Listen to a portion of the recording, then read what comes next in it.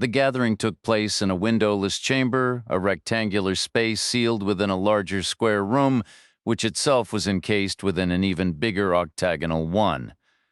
This layered design formed the secure command center for Unit S2 at the Minerva Correctional Facility in Winson, Mississippi. Alongside its counterpart, Unit S1, it represented the most fortified area in the entire complex, constructed with concentric walls reminiscent of an ancient fortress. Its purpose was to be unbreachable, whether facing an external assault or containing an internal uprising. While the security was a given, the true reason for selecting this hub was its absolute isolation, offering a guarantee of total secrecy. The rest of Unit S2 stood empty. No guards, no administrative personnel, and all 120 solitary confinement cells were unused. Under the current progressive management, such measures were deemed unnecessary, a point of considerable pride and positive publicity. 6 men were present for their third clandestine meeting there in a week. They were arranged around a slim, lengthy table with 2 extra chairs tucked against a bare white wall. The furniture, a legacy from the prior administration, was molded from a single piece of bright blue polycarbonate. This design made it nearly indestructible, and the vivid color ensured any broken piece would be instantly noticeable. It was purely functional, offering no comfort. 3 of the men wore suits. At the table's head was Bruno Hicks, Minerva's chief executive and co-founder. To his right sat Damon Brockman, the chief operating officer and other founder, with the prison's warden, Curtis Riverdale, beside him. Next to Riverdale, completing that side, was Rod Mosley, chief of the Winson Police Department in uniform.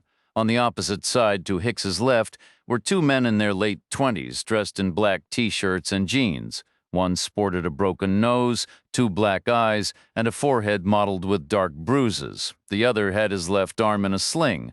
Both avoided making eye contact with the others. So, is there an issue or not? Brockman shrugged, his tone dismissive. Can anyone here definitively say there is? No, therefore we proceed as planned. There's far too much on the line to start chasing ghosts. Absolutely not, Riverdale countered, shaking his head. If there's even a possibility of a problem, then in my book we have a problem. Safety must come first. What we should do is get the facts. Mosley interjected, make a decision based on information. The crucial point is whether the guy looked inside the envelope.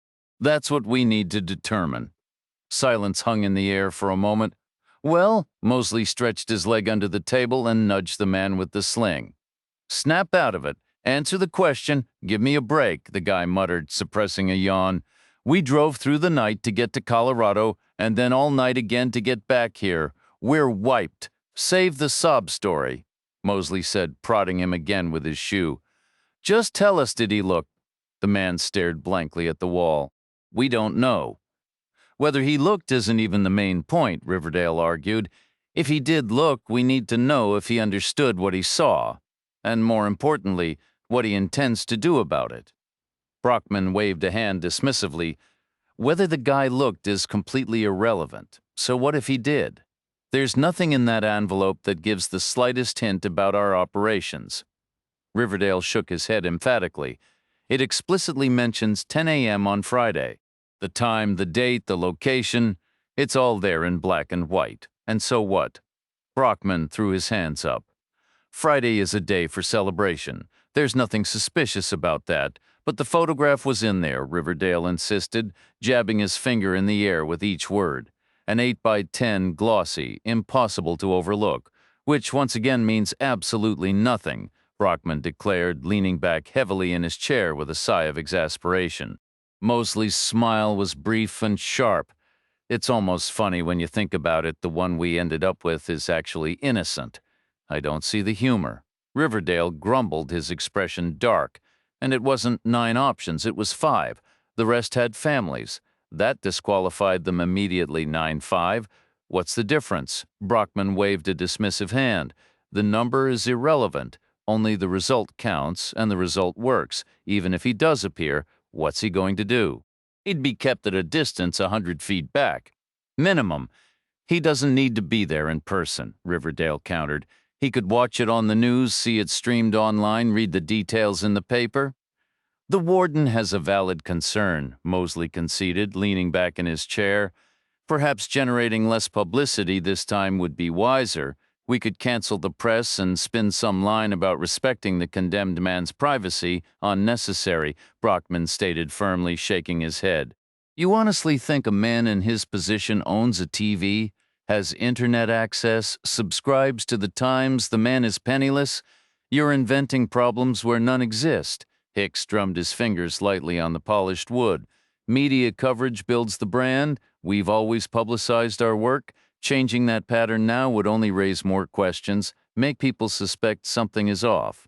He shifted his gaze to the two men in T-shirts. But we do need to know. Your best estimate, did he see it? There's no penalty here. The situation played out as it did. Just tell us what you believe. The man with the misshapen nose drew a slow breath. I believe he looked. You believe? Hicks pressed. You're not certain. Not absolutely. All right, where was the envelope? In the bag. And where was the bag on the pavement? You set it down? I needed both hands free. Where was it when the vehicle arrived? Hicks asked. The man with the arm sling answered, still on the ground. In the exact same spot? How could we know? The slinged man replied, I wasn't there when Robert placed it. Robert was unconscious when I retrieved it. Hicks considered this for a beat. So how long was the man alone with that bag? We can't be sure. It couldn't have been long. 2 minutes tops. Therefore it's possible he looked, Hicks concluded, at least a glance. Right, agreed the man with the broken nose. And don't forget the bag was torn. How did that happen? We didn't do it. Brockman leaned in, his voice dropping to a pragmatic rumble. From your description, it was a chaotic scene, debris everywhere. Total madness. The bag likely got snagged and ripped by accident. It doesn't sound like a smoking gun. And the other two haven't indicated he saw anything. We haven't heard from them at all, the man with the sling said. We don't know their status. Probably still en route, Brockman reasoned. Cell service issues most likely. If there was a real problem, they'd have found a way to contact us. Furthermore, the man said nothing about it to the authorities, Mosley added. I've spoken with the lieutenant over there twice now. That has to signify something. A stubborn set came over the broken-nosed man's face. I still think he looked. We should abort, Riverdale said flatly. That is the single most idiotic suggestion I've ever heard, Brockman snapped, his patience thinning. We didn't choose the date. We didn't set the time.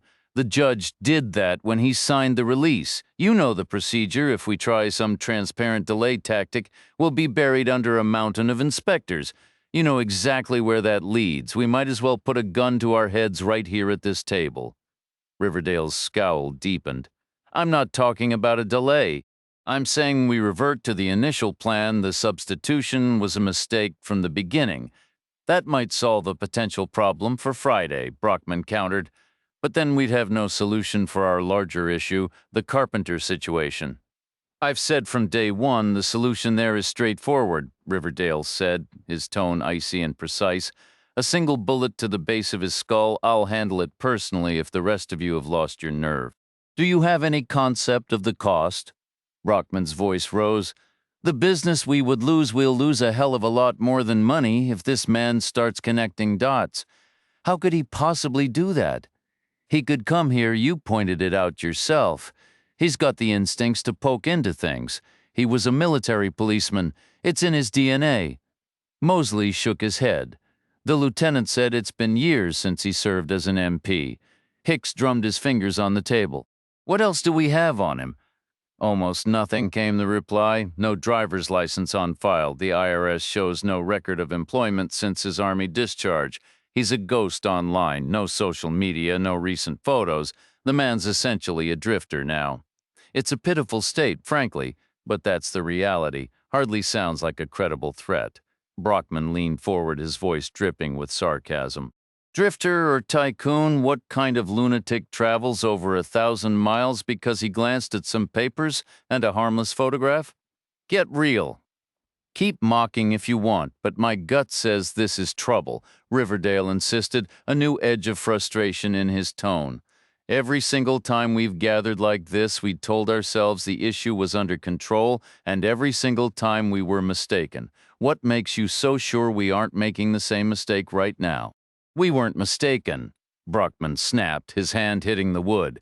We dealt with each complication as it arose with a 99% success rate. 99, not a perfect score. Nothing in life is flawless. Sometimes you have to clean up a mess, which we did. We discovered a leak and sealed it unanimously. We learned about the missing envelope and recovered it unanimously. And now this odd character has potentially seen inside that envelope. He might have. We don't know. But be reasonable. It's a long shot. He didn't go to the local police. We're certain of that. He didn't contact the FBI or the Bureau of Prisons, we'd have heard, so let's say he somehow pieced it all together from a brief moment with the envelope.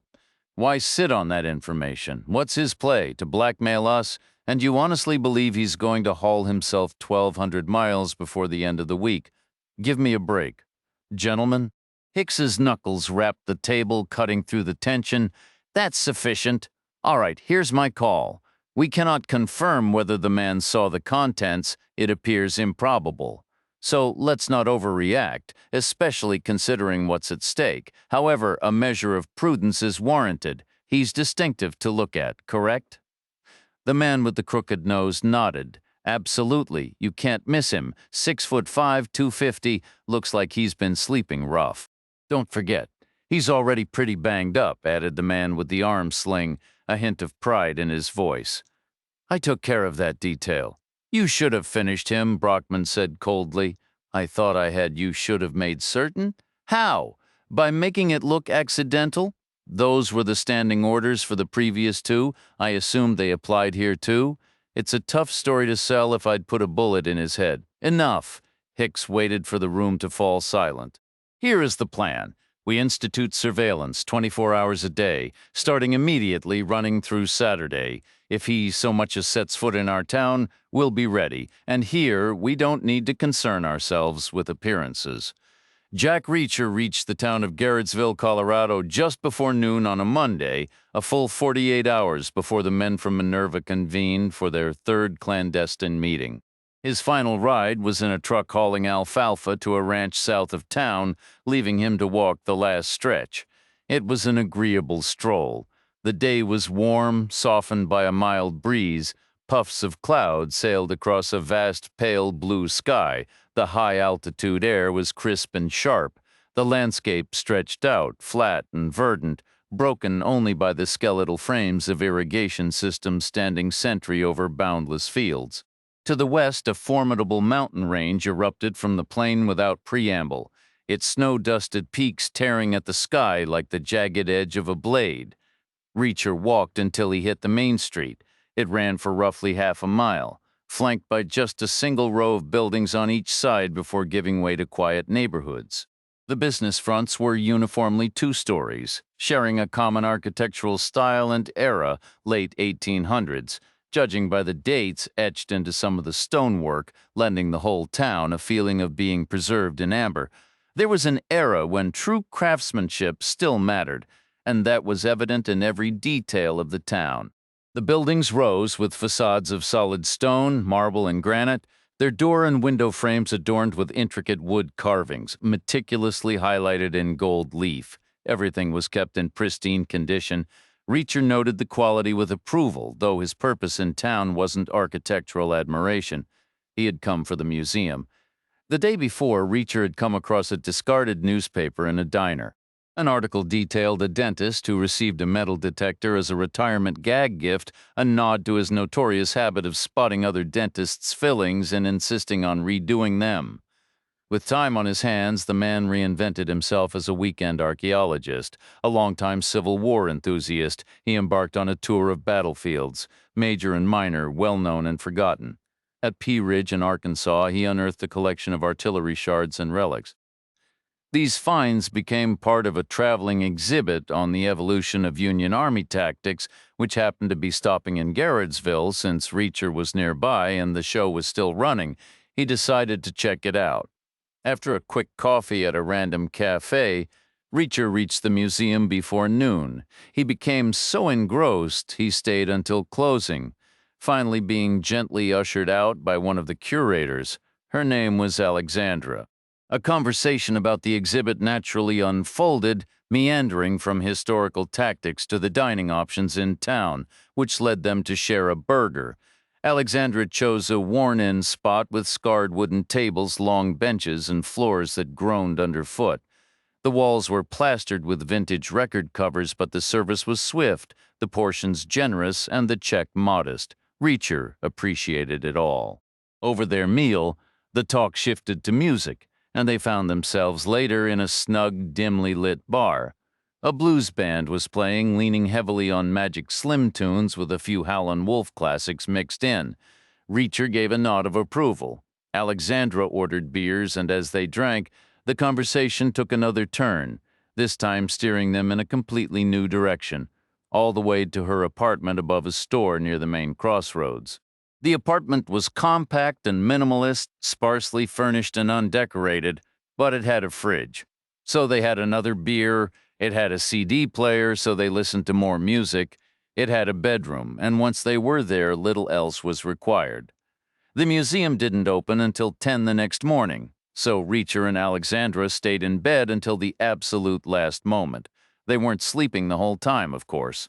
Knowing she was pushing it, Alexandra took a brisk shower, figuring it was a prudent move after their recent exertions. Reacher brewed coffee, she kissed him goodbye and hurried off to her domain of curated history.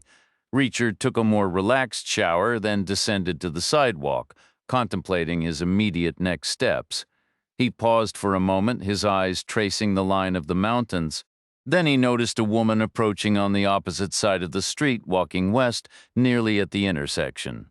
The pedestrian signal glowed a solid "Don't walk." A man waited on the far corner for the light to change.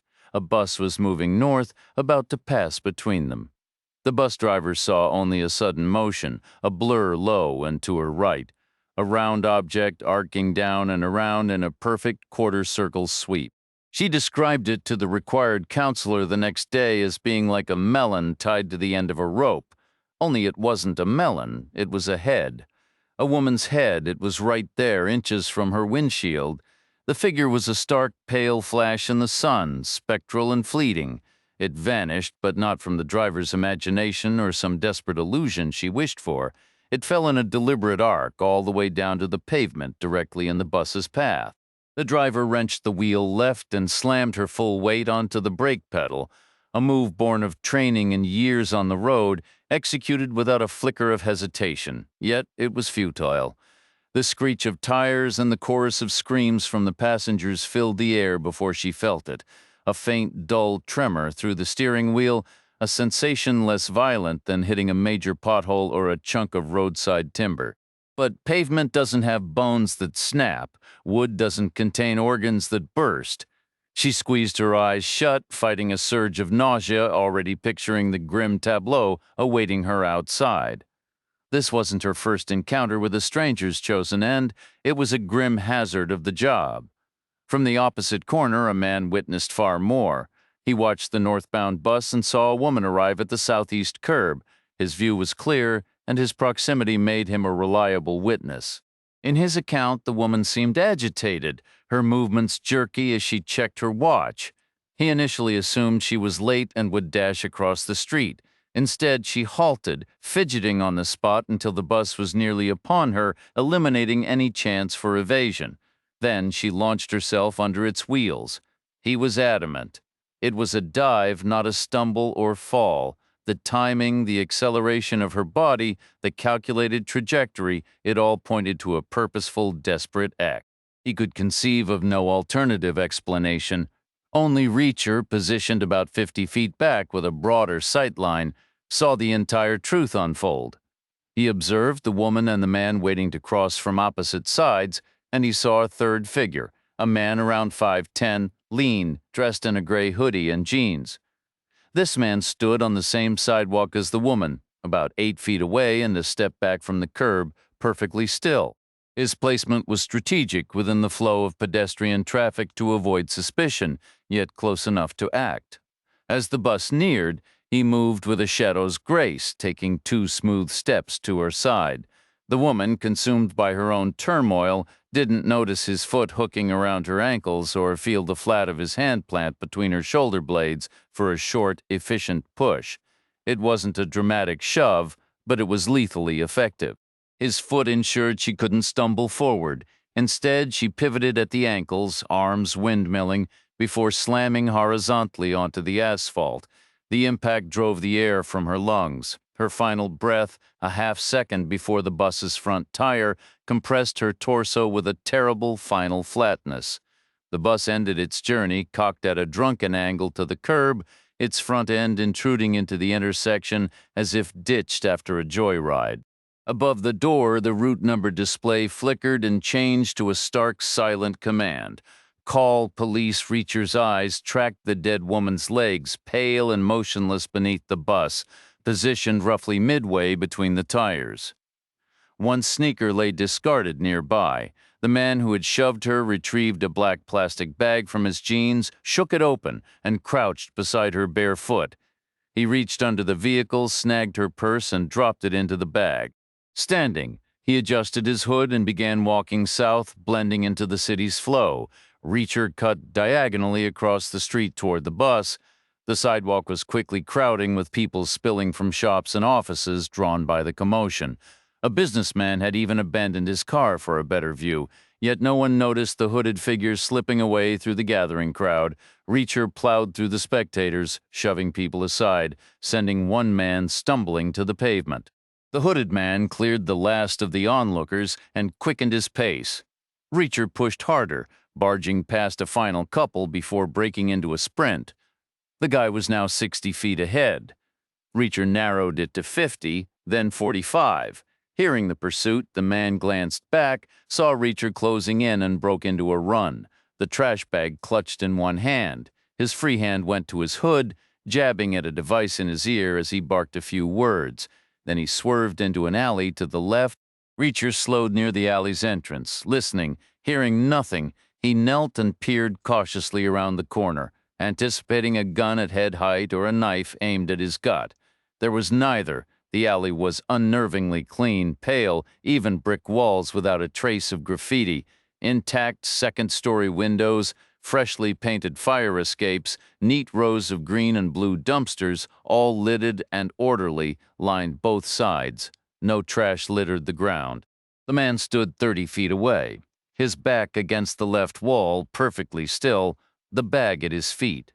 Reacher moved forward, closing to 20 feet. The man lifted his hoodie's hem, revealing a black boxy pistol tucked in his waistband. "Hold it," he said. "That's close enough." Reacher kept advancing, reducing the distance to 10 feet. The man's hand hovered over the pistol grip. "Stop. Keep your hands where I can see them. There's no need for anyone to get hurt. We just need to talk." Reacher closed to 4 feet. "Anyone else?" he said.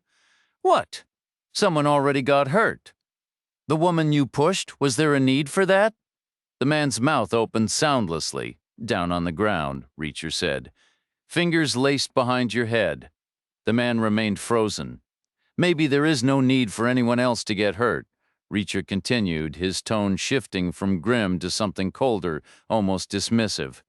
"And by anyone I mean you. It all depends on what you do next." The man went for his gun. He was quick, but Reacher was quicker, seizing his wrist and whipping it to the side, spinning him face first toward the brick wall. "Stop!" The man's voice turned shrill. "Wait! What are you doing?" "I'm going to see how you like it," Reacher said. "There's no bus, but there are bricks. They'll have to do." Releasing the wrist, Reacher moved his hand up, planted it firmly between the man's shoulder blades, and shoved. The motion was immense, brutal, and utterly final. The man attempted to fight back, but the impact was too powerful. He was thrown against the wall, his face taking the brunt of the collision before he crumpled to the pavement, his legs giving way beneath him. Blood streamed from deep cuts on his forehead, and his nose was clearly shattered. There was a real risk he might choke or drown right there on the ground. Reacher wasn't particularly troubled by either possibility. Chapter 5. His initial idea had been to haul the guy up and drag him back toward the bus, having him ready for the authorities. But after grabbing the discarded trash bag, he hesitated. Inside was the woman's handbag, and whatever that bag held was clearly worth murdering over. 13 years as an Army investigator had ingrained certain instincts in Reacher, and they weren't easy to ignore. With no sirens in the distance, he figured he had a few minutes.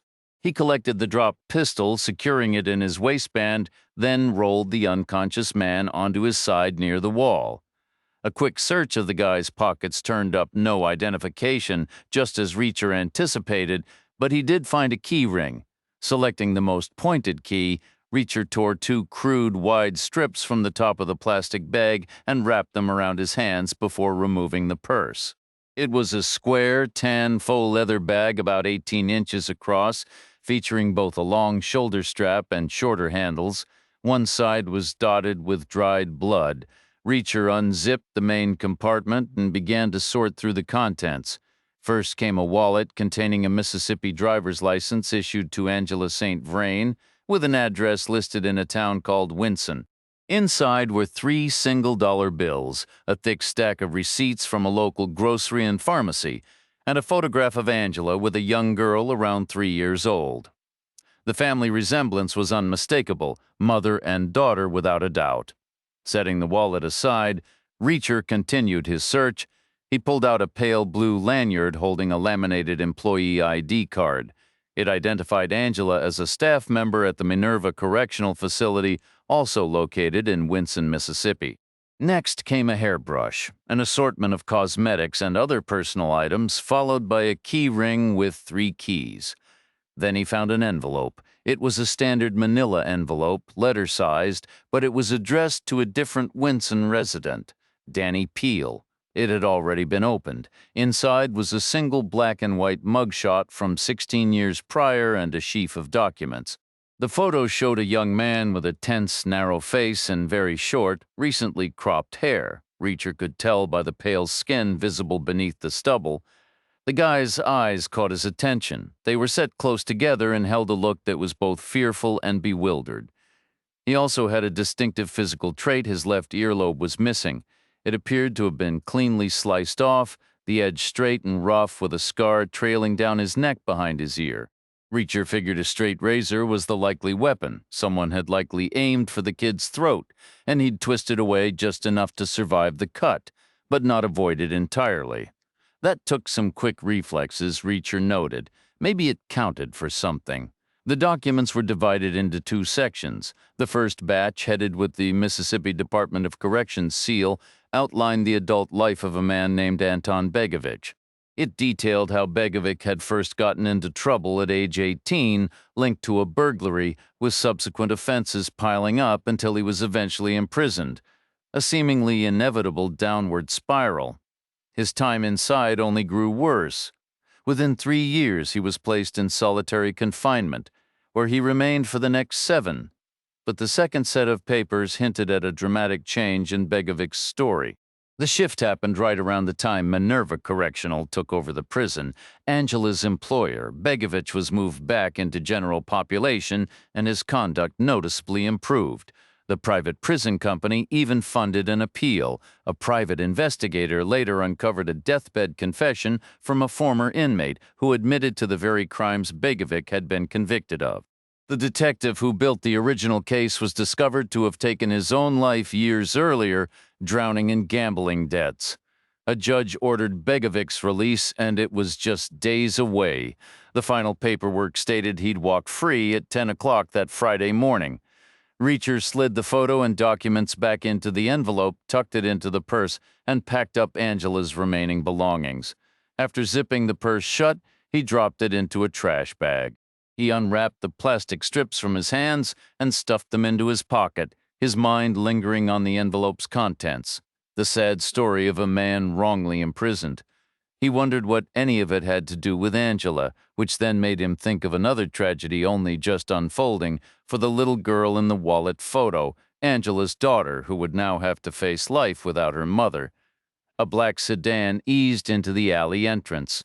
It was sleek and polished, a BMW, recognizable from the blue and white emblem on the hood, meant to symbolize sky and clouds, or so Reacher had once read in some article about the company's origins in aircraft engines. He couldn't have told you the model, though cars weren't his thing. The BMW crept forward, its driver also in a gray hoodie. It slowed to a stop, the window came down, and the driver said, "Hands where I can see them," then stepped back. Reacher didn't budge. The driver shifted to neutral and revved the engine, punching the gas 2-3 times, letting the aggressive roar hang in the air before repeating, "I said step back." Reacher held his ground. The car was about 10 feet from him and 8 from the wall, with the unconscious man lying just behind Reacher's heels, clearly the driver's partner, which explained why he wanted Reacher to move. The BMW inched forward, the driver tugging the wheel, closing the gap until only 4 feet remained between Reacher and the front fender. Then the driver straightened up and hit the accelerator. The car lunged ahead. With his right hand on the wheel, the driver used his left to work the door handle, swinging it wide open and holding it out like a medieval knight using a shield to batter an opponent, aiming to knock Reacher down or at least force him from his spot. Reacher didn't retreat. Instead, he stepped toward the vehicle, raised his knee, and drove the ball of his foot straight into the center of the door. Putting his full weight behind the kick, he connected with a metallic shriek as the panel warped and crumpled inward. The door slammed shut and the car fishtailed past him before swerving right. The driver fought the wheel, braking hard, but a second too late, the front right corner smashed into a dumpster across the alley, shattering the headlight. Without pause, the driver threw it in reverse and hit the gas again, wrenching the wheel. The car slewed around, its rear left corner now aimed at Reacher's legs. The guy on the ground would be fine, tucked safely under the rear overhang, but Reacher would be pinned against the wall if he stayed. He dove toward the alley's mouth, rolled once, and scrambled back to his feet just as the car crunched into the brick. More glass exploded, raining shards over the unconscious man's torso, though none sharp enough to cut through his clothing. The impact wasn't enough to disable the car, and the driver, who'd stayed put through it all, was already preparing for another move. Dodging a brawl was the smart play. But the fact the guy hadn't fired a single shot told Reacher something. This wasn't about a quick kill, it had to look like an accident. A little convenient, maybe, considering they were just blocks from where Angela St. Vrain's bus incident happened, but still far better than leaving a corpse with a bullet hole. Reacher, however, had no such restrictions. He pulled the pistol he'd taken from the man on the pavement and moved around the sedan, aiming for a clean shot through the passenger side glass. The driver saw him and stomped on the gas, surging straight down the alley's center. Reacher adjusted, firing 3 rounds at the rear window instead. The first turned the glass into a frosted crystalline web. The second blasted the entire shattered pane into the back seat. The third definitely hit something inside the car, metal, plastic, maybe flesh, but Reacher couldn't tell if it was the driver, the headrest, or just part of the interior. The vehicle jerked to a halt, paused for a heartbeat, then its single working reverse light flared. Tires squealed as it shot backward directly at him. Reacher emptied 3 more rounds into the driver's seatback, but the car kept coming. A ton of steel aimed right at his chest with no hint of slowing or swerving. The driver had to be ducked down low, maybe curled into the footwell if he was small enough, probably steering by the backup camera. Reacher's mind flashed to finding the lens, but he shoved the thought aside. No time. He faked left, then darted right, going for another angle at the passenger window. A couple more seconds, and he'd have a clear shot to finish this. That was a guarantee. The driver wrenched the wheel hard to the right. Suddenly, Reacher was trapped. A brick wall on one side, the speeding car blocking every other direction. The rear fender was inches away. His only way out was up, and the timing had to be perfect. He jammed the gun into his waistband, waited a sliver of a second, then launched himself onto the trunk, kicking down hard with both legs. He threw his arms up, fingers scraping against cold, rough iron, a rung from the lowest section of a fire escape, folded flat like gymnasium monkey bars. He grabbed on, gripped tight, and swung his legs up to clear the car's roof. He almost made it. The empty top frame of the rear window clipped his toes. A violent shockwave shot up through his ankles, knees, spine, and into his arms and hands. His fingers slackened for an instant, but he refused to let go, clamping down harder. He watched the car's hood pass beneath him, already straightening his legs to drop, spin, and take his shot, this time through the windshield, right into the cabin where the driver would have nowhere to hide. Then he heard a sound above him, metal groaning, grating, tearing, a sharp, loud bang like another gunshot.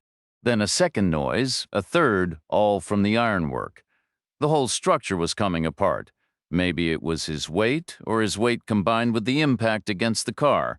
Or maybe, for all its shiny paint, the fire escape was just poorly maintained, its flaws hidden until now. Whatever the reason, the struts connecting the ladder and gangway to the upper framework were failing.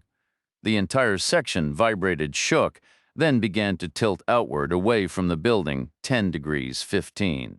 It stabilized briefly in this new, precarious angle, a slant the anchor points were never meant to handle. They began to pull free, screeching and juddering, ripping their sockets right out of the crumbling mortar.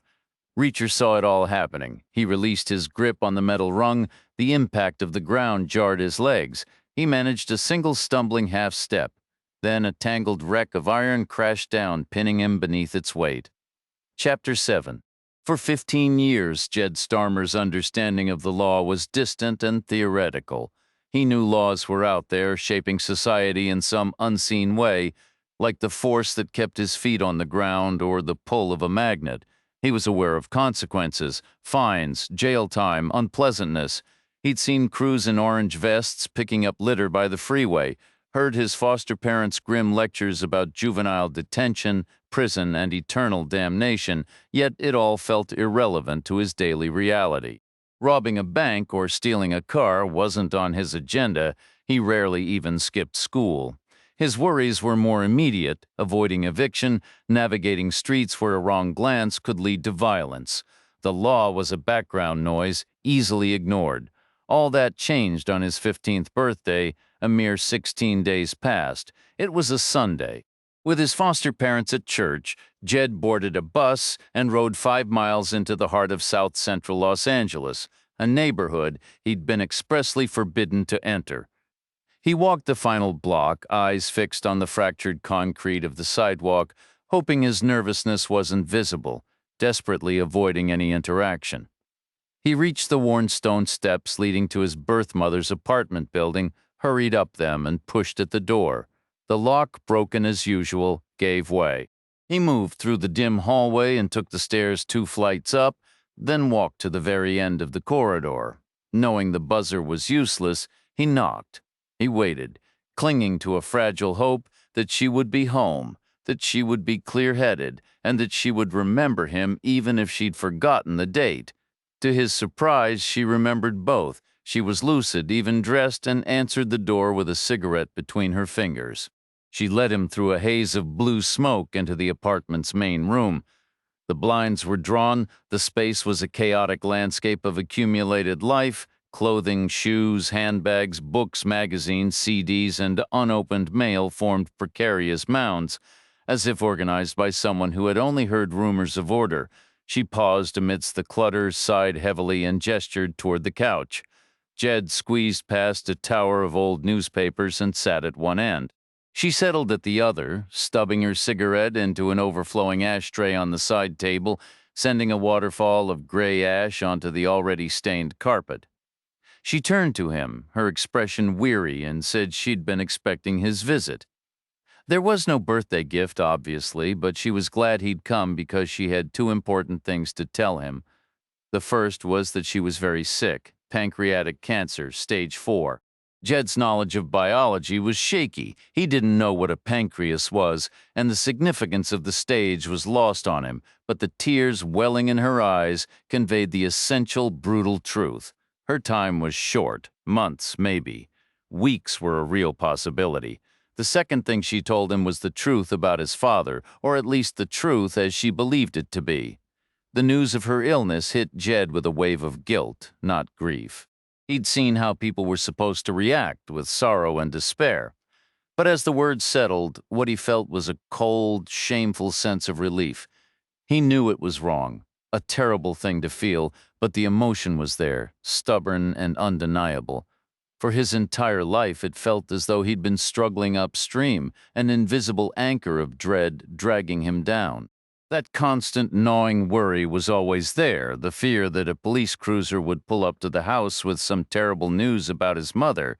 Maybe she'd finally overdosed or been killed or was discovered decaying in some derelict drug den.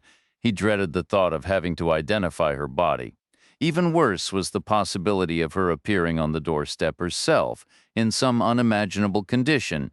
His foster parents made their intense disapproval of her abundantly clear at every turn. The last thing he needed was to be stained by that association. But now a strange calm settled over him. He knew exactly how his mother's story would conclude and when the rope was finally being severed. He could at last swim toward open water. The second revelation Jed encountered struck a completely different chord. His mother's confession acted like a flashlight beam, sweeping into a shadowy corner of his history he'd never properly examined. It illuminated points that connected his own life to the legal system, revealing a deeply personal link that had quietly molded his entire world. This sparked within him a newfound respect and a fierce determination. He would not follow that path. He would break the cycle. That resolve held firm for a grand total of 14 days before it was utterly transformed. The shift happened one Sunday while his foster parents were at church. Browsing online, Jed typed his father's name into a search engine, the story from his birthday fresh in his mind. The results led him to a sprawling, intricate news article detailing events spanning years. Jed pored over every word, noting each detail and contradiction. When he finished, it was as if a stadium light had ignited in his mind, a blinding million-watt revelation. His mother's version now seemed feeble and incomplete, like trying to map a vast landscape with the faint glow of a candle. She had missed the brutal central truth entirely. Jed no longer just saw the law's power, he saw its peril. This new understanding didn't just cast light backward, it also shone a path forward, showing him precisely what he had to do and where he needed to go. First, he had to leave this foster home, then he had to get out of California altogether. He spent 2 days planning, researching routes and bus schedules, and steeling his nerves. This is why, at the very moment Jack Reacher entered an alley in Jarrettsville, Colorado, Jed was standing in his foster parents' bedroom staring into an open dresser drawer. His foster mother's worn undergarments were pushed aside, revealing a thick stack of $20 bills. Jed was torn. He desperately needed that money, but he was equally desperate not to become a thief. He wrestled with the justification that maybe it wasn't really stealing if the money was already, in a sense, stolen. State funds meant for his food and shelter, and that of the 3 other kids in the house. Yet here it sat, unused, while they wore threadbare clothes and went to bed with hollow stomachs. The brutal calculus was simple. Jed did not want to commit a crime, but he also didn't want to starve or have to hitchhike across most of a continent. Regardless of his moral wrestling, 3 facts were undeniable. He had a very long journey ahead, very little time to make it, and he absolutely could not be late. Chapter 8. A high-pitched ringing filled Reacher's ears as consciousness returned. A sharp, throbbing pain pulsed in his skull, and a crushing weight on his chest made each breath a struggle. It took him a moment to understand he was pinned beneath twisted metal. Another 5 minutes of furious shoving, heaving, and scrambling finally allowed him to squirm free. A small crowd had gathered at the alley's entrance. Reacher recognized a few faces, the same people who had stood gawking at the bus after it struck Angela St. Vrain. The commotion outside had finally settled. The crowd had clearly decided the real drama was unfolding in the alley, preferring the safety of observation over involvement. It wasn't until Reacher was nearly free of the wreckage that a few younger men finally approached, tentatively reaching for his arms. He brushed them aside with a weary shove. "You all right, man?" one of them asked. Reacher remained silent. "We thought we heard gunfire." The man shrugged, offering a weak explanation. "Probably just the sound of tearing metal." Reacher drew in several long, steadying breaths, waiting for the onlookers to drift away before turning his attention to the scene. The pavement bore fresh skid marks. Scuffs of paint were smeared across the brick walls in two places. A massive dent was punched into the side of the nearest dumpster. Shards of glass glittered here and there under the dim light, but the critical pieces were missing. No firearm, no figures in hooded sweatshirts, no getaway car, no discarded trash bag, no stolen purse, and most importantly, no envelope. By the time Reacher emerged back onto the main street, emergency vehicles had swarmed the area. Traffic was at a complete standstill, blocked by patrol cars arranged in sharp V formations, their light bars pulsating with urgent color. A white canopy had been erected beside the bus, shielding the spot where Angela St. Vrain had fallen. Reacher figured it was less about the elements and more about keeping prying eyes, news helicopters circling above, journalists with telephoto lenses from getting a clean shot. The cause of death wasn't exactly a puzzle. The who and the why, however, were entirely different stories. He watched four uniformed officers working the thinning crowd, taking statements. His gaze traveled until it landed on a man in a suit stepping from behind the bus. The detective wore nitrile gloves and clutched a small black notebook. Reacher mused that it said something about this town's crime rate if they dispatched a detective to what most places would write off as a tragic accident. He wasn't complaining. It saved him a trip to the precinct. The detective looked to be in his early 30s, standing an even 6 feet tall with the build of someone who didn't skip the gym. His hair was cropped close to his scalp. His suit trousers had knife-edge creases, his shirt was impeccably pressed, his tie perfectly centered, and his shoes shone with a military-grade polish. Sensing Reacher's scrutiny, the man walked over and extended a hand. "Detective Harewood, what can I do for you?" Reacher laid out everything, the incident at the intersection and the violent chase that followed in the alley. He paced the story deliberately, breaking it into clear, digestible segments. Harewood transcribed it all into his notebook without skipping a beat, offering no summary and asking no superfluous questions about Reacher's personal life. After the formalities, Reacher accepted the detective's card, promising to call if any other details surfaced. He walked away feeling the case was in competent hands. He considered finding a ride out of town, but decided against it. His head throbbed and his body ached with a deep, pervasive stiffness. A proper night's sleep seemed the better prescription for healing, and there was another factor. The hooded men would likely return. They'd need a new vehicle, of course, and they'd probably want to move that envelope to a safer location. But then they might also be concerned about the witness they'd left breathing. They might feel the need to tidy up that loose end. The thought almost brought a grim smile to Reacher's face. He certainly hoped they'd be foolish enough to try. The town was compact. Reacher spent the remainder of the afternoon making himself conspicuously visible. He adopted a rhythm of patrolling the streets, pausing to peer into shop windows, crossing mid-block against the light, and settling at outdoor cafe tables to sip bitter coffee. What began as a simple way to pass the time became a quiet study of the local rhythm. The downtown core was laced with pedestrian walkways dotted with young trees and benches. The populace was a blend of university students, new parents navigating with elaborate strollers, artists with carefully curated appearances, and young professionals wearing their expensive casual wear like a uniform. It was all so terribly earnest, he thought with a flicker of internal sarcasm. A perfect little postcard town, right up until someone decided to commit murder in broad daylight.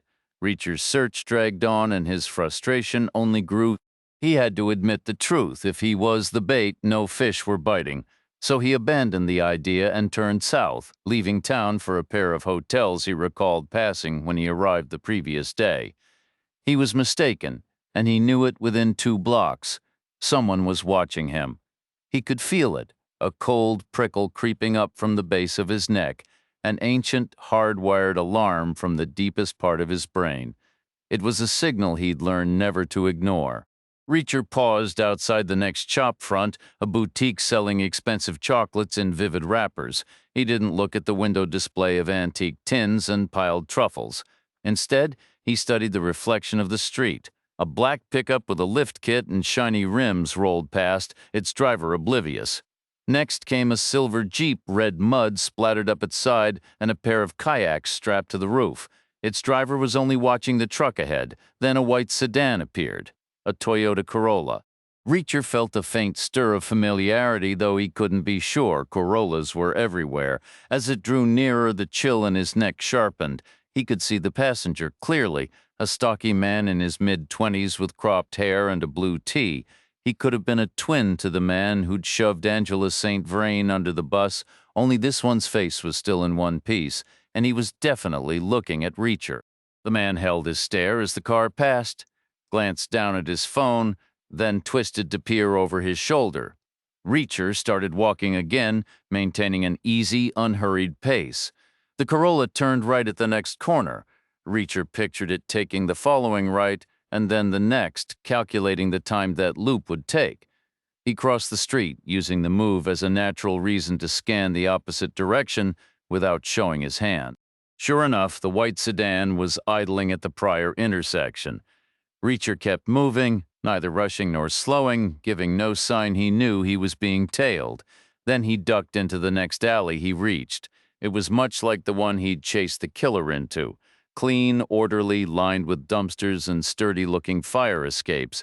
But there was one major difference. A scaffolding tower stood against the left-hand building where a section of gutter had been removed. The Corolla hadn't driven past. Reacher pressed his back to the wall and edged toward the sidewalk. He spotted the nose of a white car parked farther down the street, positioned just far enough from the alley's entrance to avoid drawing attention. He shifted the other way toward the scaffolding. The metal framework was bolted tight. Pulling a pole free quickly was impossible without tools, so he tested the wooden planks on the lower platform. The center one was loose. He worked it up, pulled it out, and hefted it toward the street. The car was still waiting almost directly across the way. Reacher hoped the guys inside were the impatient type. He hoped they'd grow tired of waiting for him to emerge and decide to force the issue, to sweep into the alley just like the BMW driver had earlier, because if they did, he'd step forward and drive the plank straight through the windshield. It would hit the driver in the chest, crush his ribs, or maybe catch him in the head and take it clean off his shoulders. Then Reacher and the passenger would have some quality time alone. But the Corolla didn't move. 10 minutes passed, then 20, then 30. Reacher was a patient man. He could outwait anyone, a skill perfected in the Army and refined in the years since. Yet he was also a realist. He knew some things just never happen, no matter how long you wait. The guy in the Corolla had checked his phone after all. Maybe he was just reading the news, or maybe he was waiting for instructions, for a signal that never came. A small, mundane delay that in Reacher's world could stretch from minutes into a lifetime. He had a description then, or maybe even a photo, that intel likely came from the men Reacher had crossed paths with earlier. They could have relayed the story. Perhaps all four had even compared notes afterward. This new pair might have witnessed the aftermath firsthand. They could be playing it cautious, smart enough to wait for a spot they considered more secure before making a play, or what they imagined was more secure. That suited Reacher just fine. Patience was a virtue he possessed in spades. He returned the plank to the scaffolding, slotting it back into position, then stepped onto the sidewalk and resumed his walk. On the town's outskirts, one hotel appeared relatively new, part of a familiar chain. Its anonymity typically held an appeal for him. The alternative was across the main street, a structure that seemed to hail from the 1930s.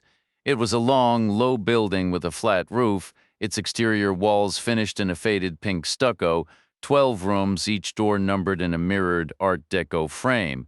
The office sat at the end farthest from town, crowned by a pole.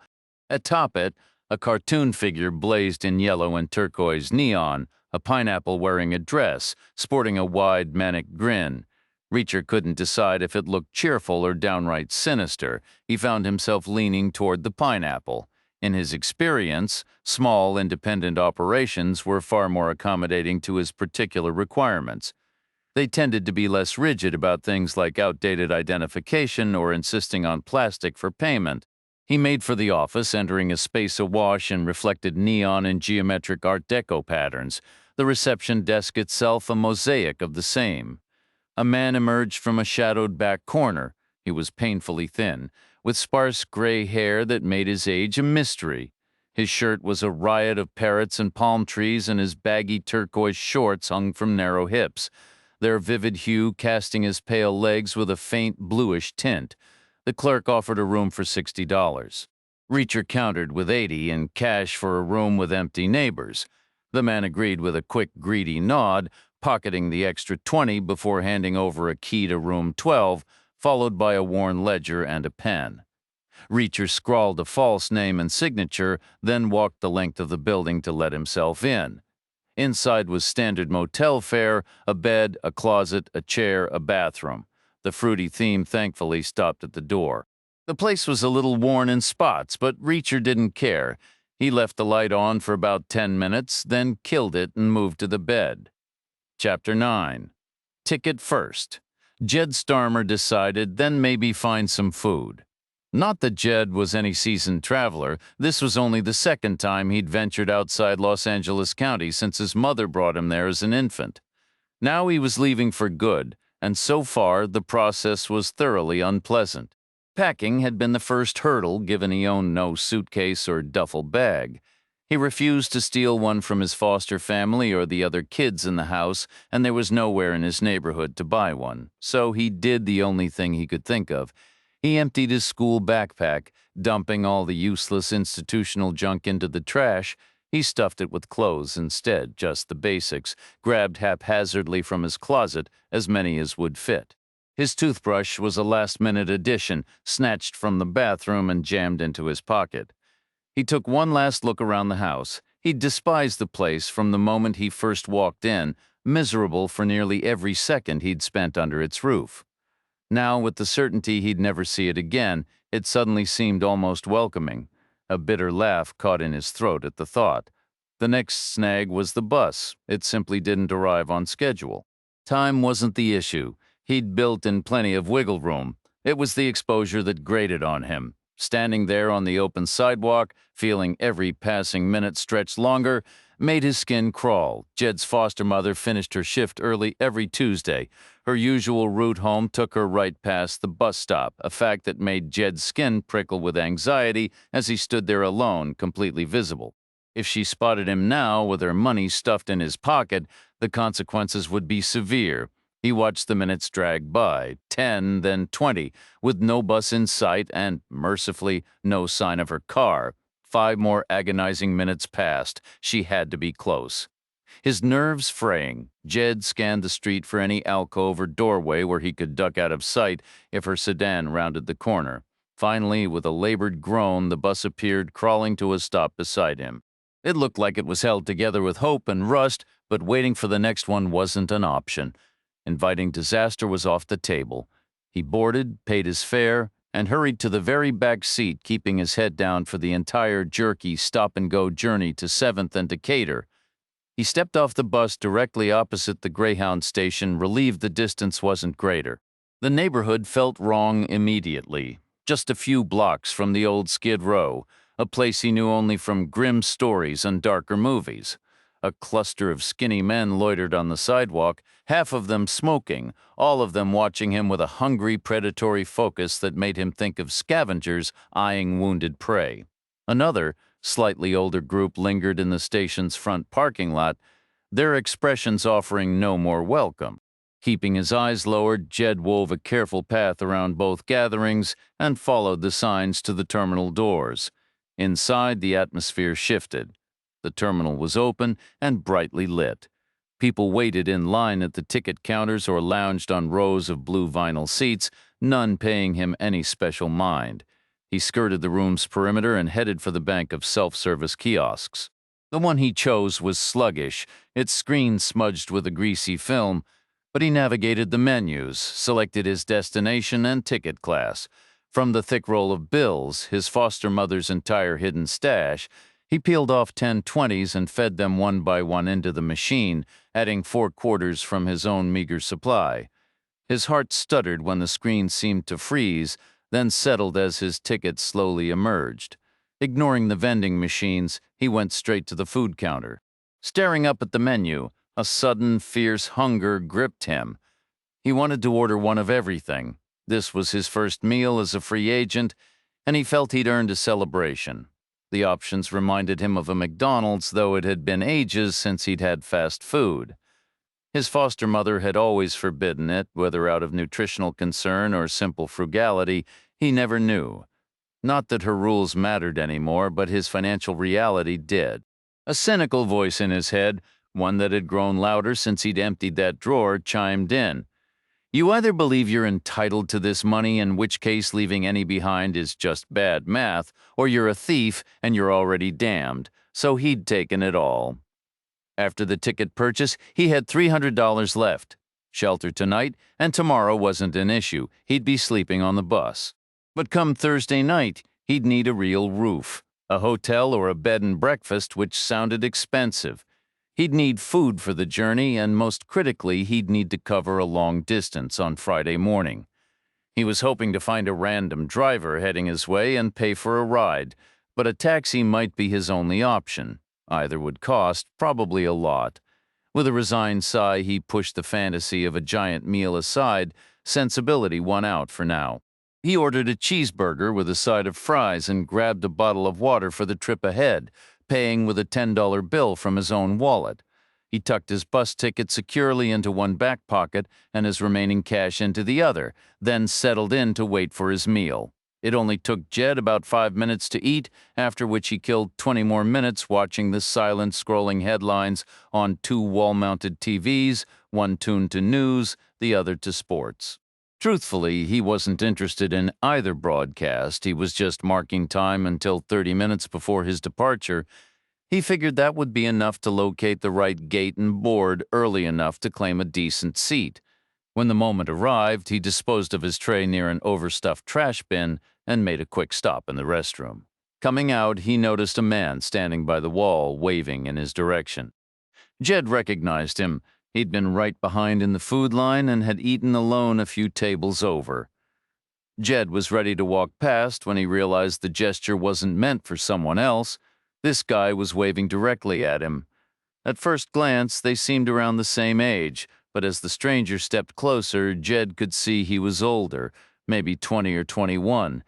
He was lean and suntanned, with a tousled mop of blonde hair that looked stiff with dried salt, like he'd just come from the beach. "Hey there," the guy said, extending his hand. In it was a bus ticket. "This is yours. You dropped it back there. That couldn't be right."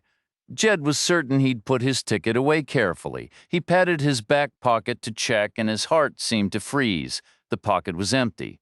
The ticket was gone. He quickly checked the other side for his money. Thankfully, all his cash was still there.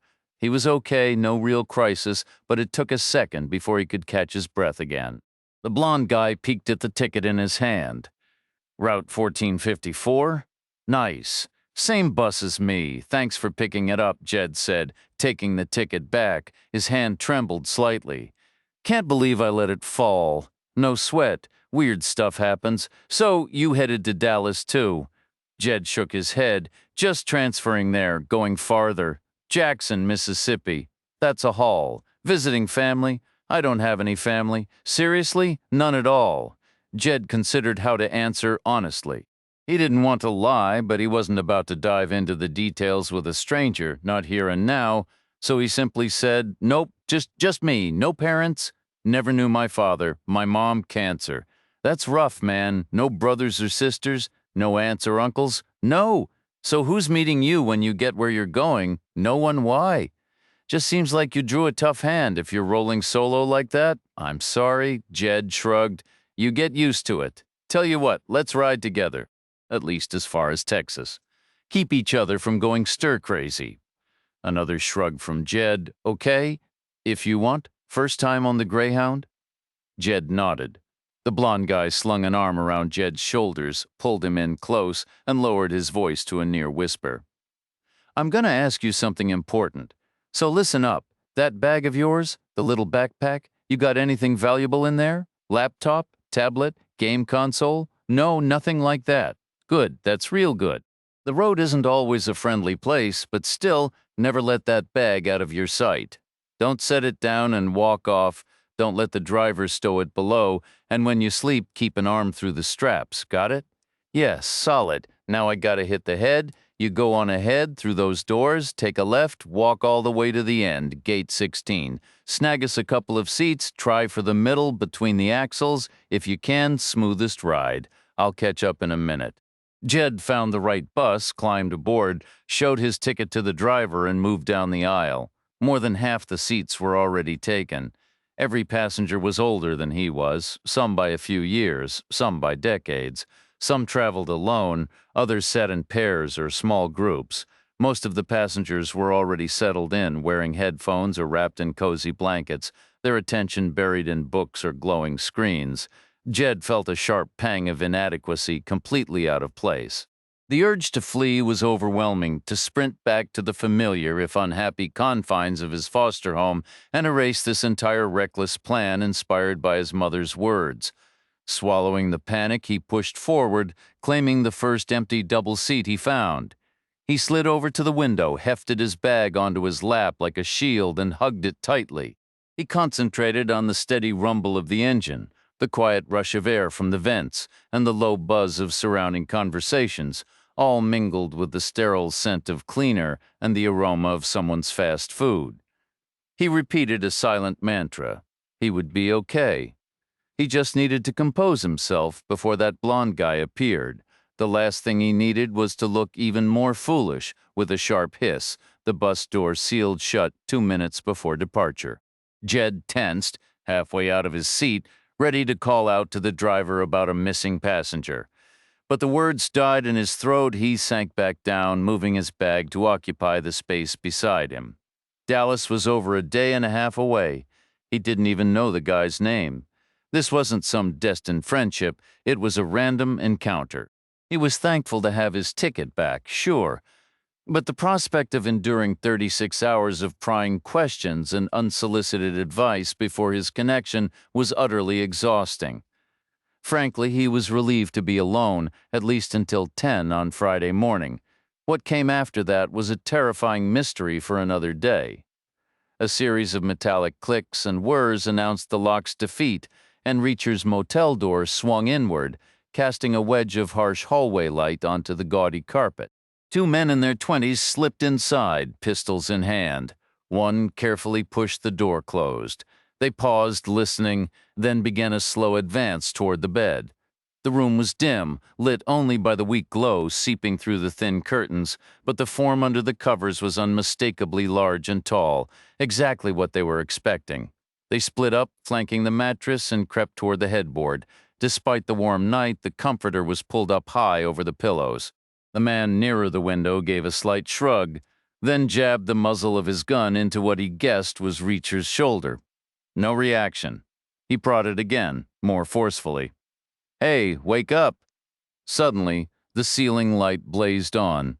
The 2 men whirled around to find Reacher standing by the room's interior door near the bathroom. He pulled it open, stepped through into the short hallway outside the room, and immediately flattened himself against the exterior wall. The men charged after him. The instant the first one's foot hit the concrete walkway, Reacher's forearm smashed into his face. There was a sickening crunch of cartilage. The man's head snapped back, and he crumpled, crashing into his partner and sending them both sprawling. Reacher snatched the fallen gun and followed them back into the room. The first intruder lay motionless. The second had rolled onto his side, desperately clawing for his own weapon where it had skittered across the floor. Reacher's boot came down on his hand. A scream tore through the room as the man curled into a fetal position. Reacher dragged the unconscious man fully inside by his arm, kicked the door shut, and locked it. A heavy thump sounded from the adjoining wall, followed by an angry shout, "Hey, room 12, keep it down in there!" Reacher waited for the second man's cries to subside into whimpers. "Get up," he said, his voice flat. "You can sit in the chair if you like. We can do this the easy way." The man scrambled backward on his heels in one good hand until his back hit the wall. Reacher loomed over him. "I ran into a couple of your associates today, in an alley in town." "Where are they now?" Silence. "Why did one of them kill a woman this morning?" Reacher's tone grew colder, edged with a simmering contempt for their whole operation. "Shove her under a bus?" Again, no answer. Reacher stepped closer and brought his foot down on the man's other hand. Another louder scream erupted, followed by another furious bang from the neighboring room. A man's voice shouted from the hallway, "Room 12, keep it down. Final warning." Reacher waited until the guy on the floor had relaxed his defensive curl just a fraction. "Who's paying you?" he asked. The man shook his head. Reacher brought his heel down hard on the guy's right knee. The resulting scream was long and piercing. "I can keep this up all night," Reacher said calmly. "Can you?" "Your friends? Where are they?" "They're gone," the guy gasped. "Left town. Heading where? Home? Winson, Mississippi." "Why are you still here? We got orders to locate you." "For what purpose?" "To see what you know." "About what?" The dim gray light seeping past the curtains suddenly strobed with red and blue. Reacher looked outside. 2 police cruisers were in the lot, one parked right outside his door, another farther down. An officer was already walking toward the office, presumably to speak with the clerk, check the register, and get a key.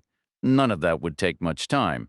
Reacher estimated he had a minute, tops. He hauled the first man to his feet, spun him so his back was to the door, and delivered a sharp punch to the side of his head. The man crumpled. Reacher then grabbed the second guy, yanked him away from the wall, and slammed the back of his skull against the floor. A quick pinch to the earlobe confirmed he was out. Reacher dragged him forward until his feet nearly touched the first man's. They lay like clock hands frozen near 3 o'clock. He wiped his prints from the first man's pistol, dropped it on the floor, and moved to the bathroom. The window opened to a less than ideal view, a small murky pool surrounded by cheap white plastic loungers, all enclosed by a weathered wooden fence that stood 8 feet tall. It looked decades old and wouldn't hold his weight. The only exit was through the office, and a pair of cops would be coming from that direction any second. Standard procedure would be 2 officers approaching from the front, 2 covering the rear. He was boxed in with nowhere to hide, at least not on ground level. Reacher stepped back to the bathroom window, placed 1 foot on the sill, and pushed upward. His fingers caught the roof's edge. He pulled hard, scrambled over the lip, and rolled to the center, lying perfectly still. Footsteps approached from both sides of the building. The ones in front halted. Someone hammered on the door. "Garrettsville Police, open up." Out back, the officers rustled through the pool furniture. One placed a chair against the fence, climbed up, and scanned the area beyond with his flashlight before jumping down. "Clear!" he called. Reacher heard the electronic whir of the lock disengaging, followed by a solid thump as the door hit one of the unconscious men's heels. There was a pause, the door closed, and then a cop's voice carried up through the bathroom window, talking on his radio. "We've got 2 male suspects, non-responsive, 2 firearms secured at the scene." A second voice chimed in. "Looks like they went at each other over something, went at it pretty hard. No ID, no sign of alcohol. Better get a bus here now." The first voice returned, lower now. "They can cool their heels in the hospital overnight. If the detective's interested, he can question them in the morning. We should tape this room off just to be safe." Reacher remained on the roof, watching as an ambulance arrived. 2 paramedics wheeled the men out on gurneys, loaded them up, and drove away. The police departed a few minutes later. He stayed put for another hour until he was certain no officers were lying in wait and no curious guests were prowling about. Finally, he climbed down and walked to the office. A young couple was leaving as he entered. They looked flushed, happy, and slightly secretive. The same clerk stood behind the counter wearing the same absurd outfit and appearing just as pale and underfed. He spotted Reacher and blinked. "You're okay?" "I'm fine," Reacher said. "Why? The cops already let you go?" "They never took me. I went out for a walk. I returned to find my door blocked off with yellow police tape." "What's going on here?" I asked. The manager looked nervous. "It wasn't my doing. 2 men showed up and forced me to hand over a key. Did you call the police?" "I think the tenant in room 11 made that call. He's a difficult person. I specifically requested no neighbors." The manager fished a 20 from his pocket and offered it to me. "That guy comes here regularly with his girlfriend. They're both unpleasant. That room is their usual choice. He demanded it." My apologies. I pushed the 20 back toward him. "Get me a different room. I want empty rooms on both sides, and this time make it happen. Chapter 11. They say if you find work you're passionate about, you'll never feel like you're working a day in your life. Lev Emerson's father shared that wisdom with him back in high school. It wasn't a groundbreaking idea, but the advice was solid. The elder Emerson had lived by it, passing away content at 74 at his workbench in a small Brooklyn hat shop. Lev embraced that philosophy with equal zeal, though it guided him toward a future his father could never have imagined.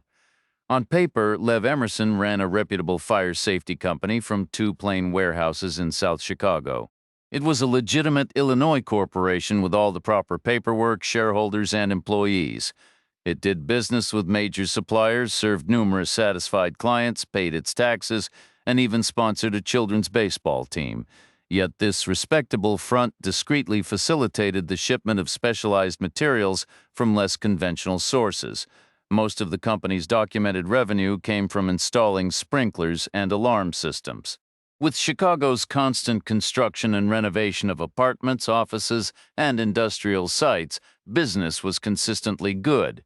Ever-changing safety codes didn't hurt either. What was legal one year could be deemed hazardous the next, creating recurring demand. It was the Chicago way.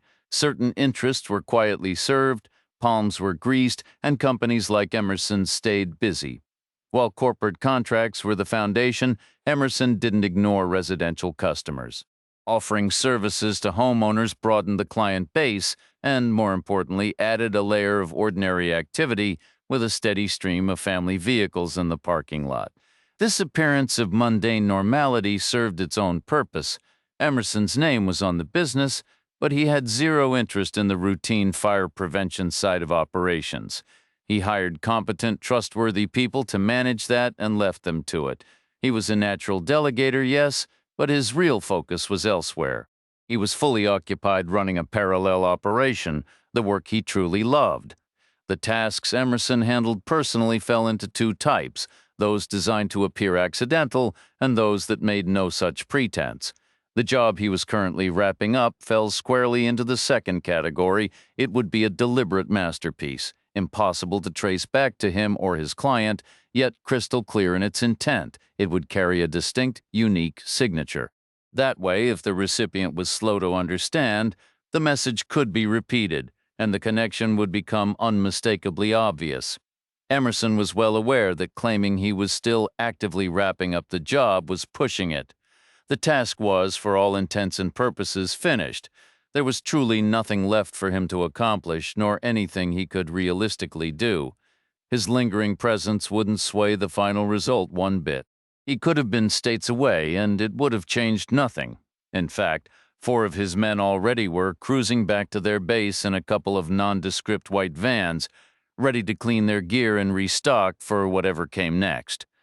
Joining them would have been the smart, cautious move. Yet, he remained. He felt a compulsion to see it through. Caution could take a hike. This was the part he lived for.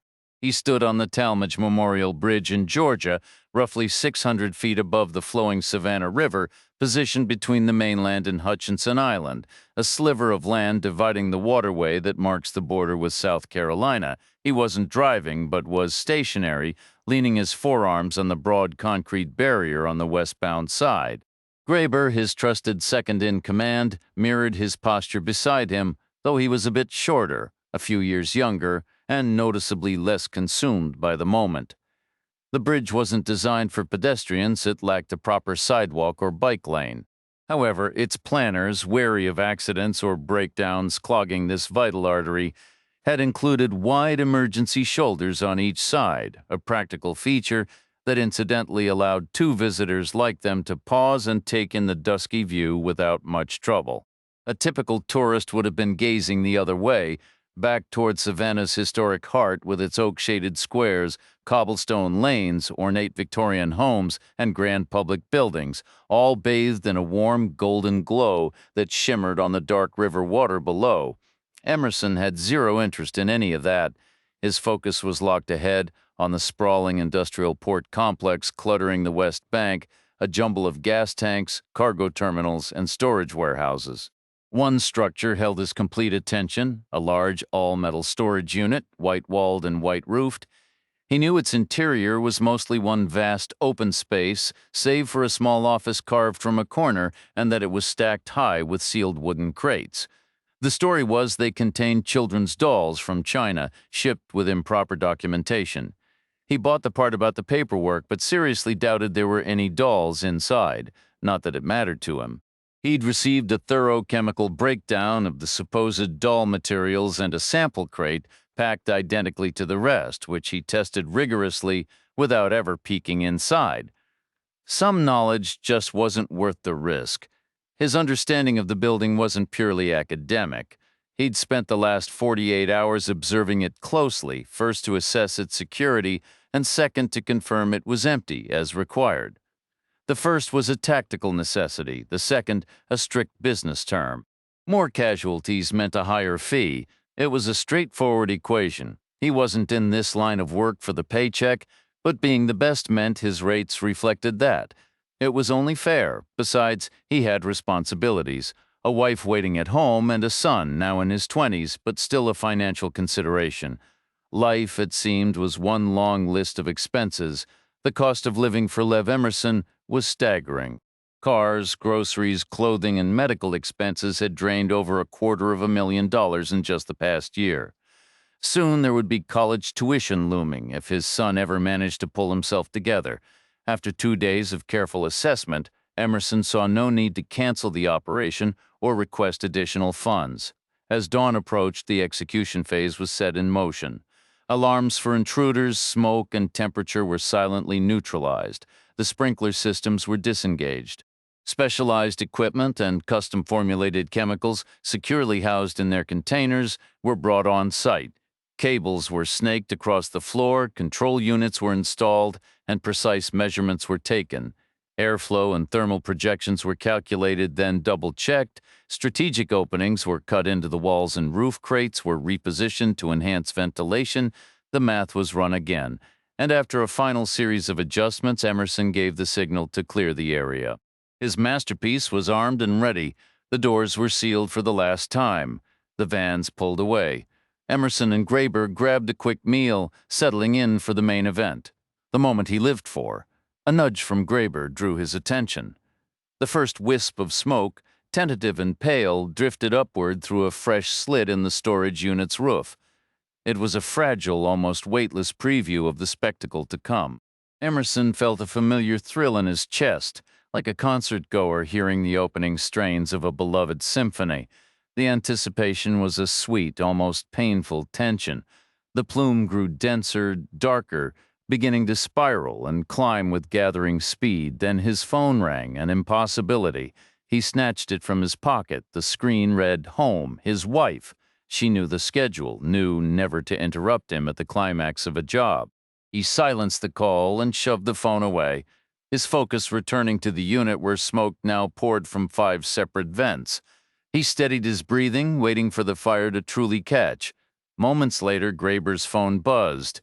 He stepped aside, spoke in low tones for several minutes, and returned looking ashen, his hands unsteady. Emerson, however, was transfixed. The roof of the unit had collapsed, its walls twisting in the heat. Flames lashed at the sky, transforming the darkness into a vivid living tapestry of color. The distant wail of sirens grew louder, a convoy of fire trucks, lights flashing, racing toward a futile mission. Emerson smiled. They had as much chance of extinguishing his work as they did of blowing out the sun. Graeber reached out, grasping Emerson's sleeve with a hesitant pull. Emerson brushed him off.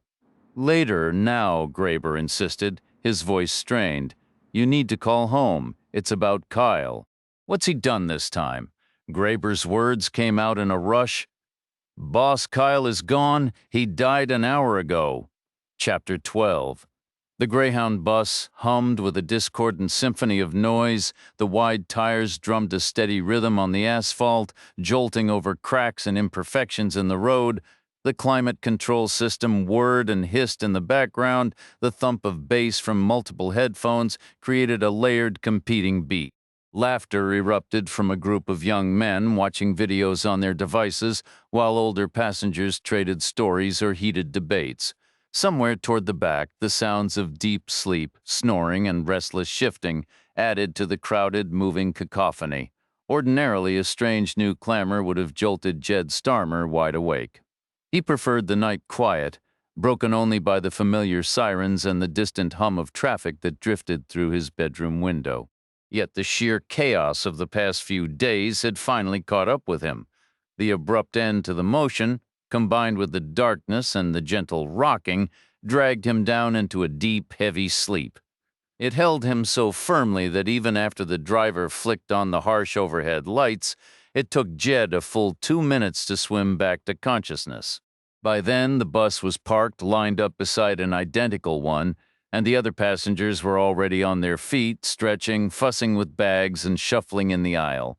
Sometime after leaving the last stop in Blythe, California, Jed had pulled his backpack onto his lap.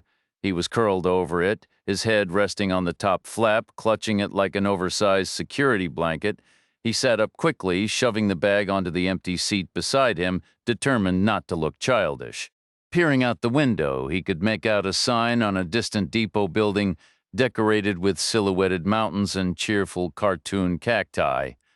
"Welcome to Phoenix, Arizona," it declared in both English and Spanish.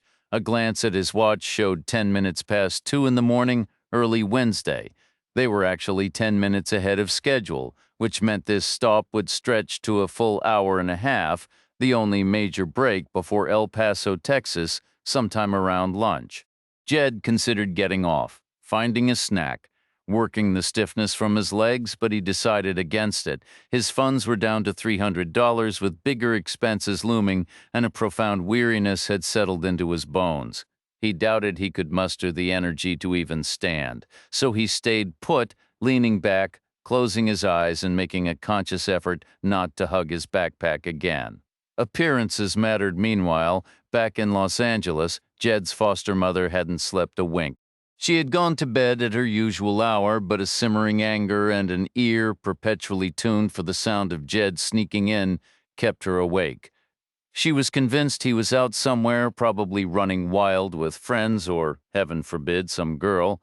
He must have believed he could ignore his curfew, engage in all sorts of unsavory behavior, and simply slink home as if nothing happened. He was in for a very rude awakening. She spent hours lying rigid in the dark, composing entire sermons in her mind, rehearsing the scolding lectures, the stern admonishments, the severe punishments. She had practically talked herself to exhaustion by the time her morning alarm blared.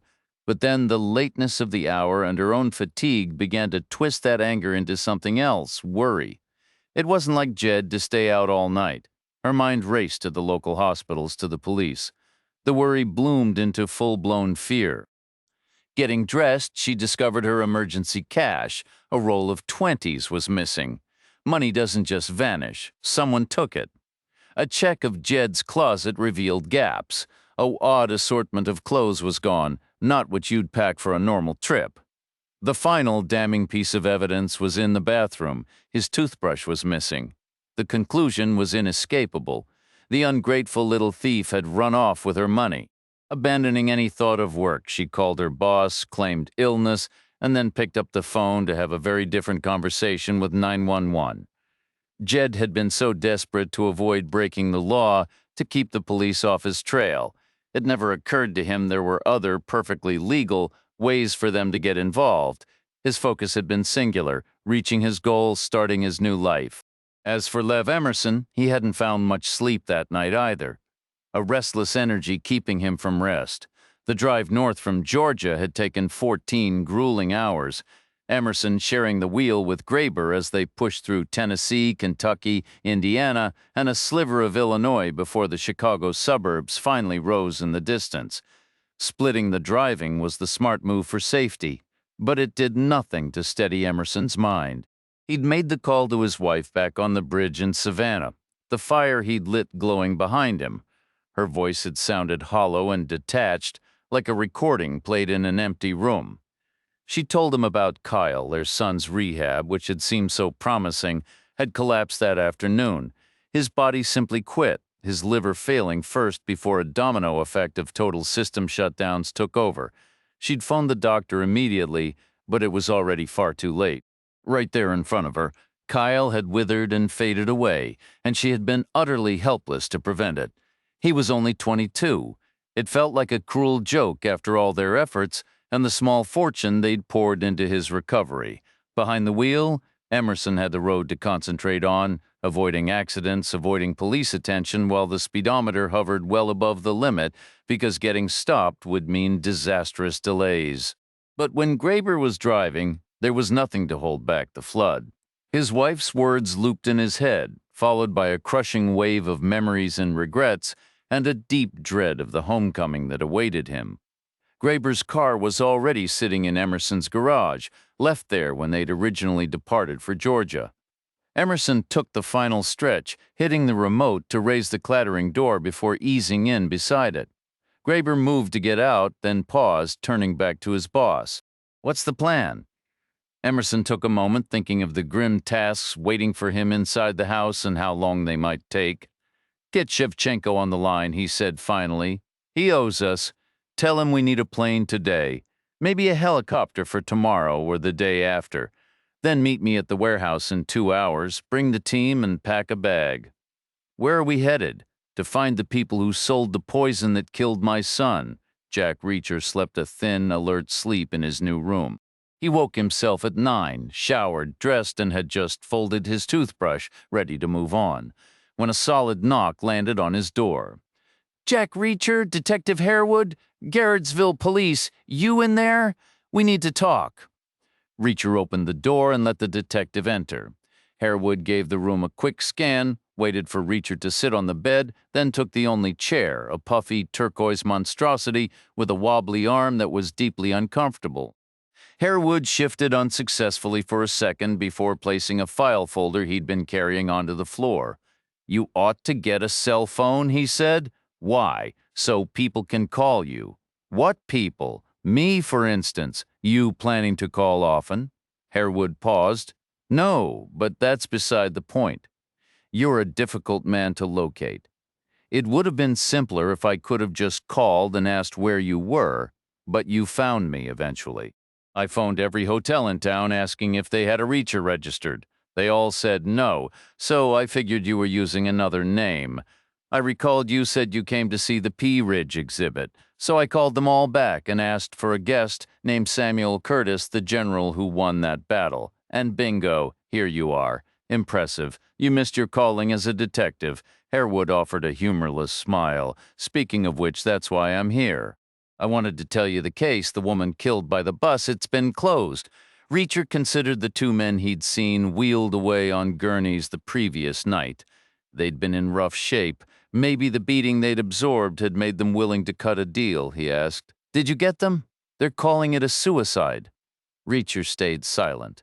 Harewood shut his eyes and gave a slow, weary shake of his head. "Listen, I remember what you described. The man in the hooded sweatshirt shoving that woman. I believe you. The issue is another person has come forward. He insists he saw her deliberately leap in front of that bus. A purposeful dive. He's mistaken. I believe you, but this other individual, he's upstanding. And I'm not.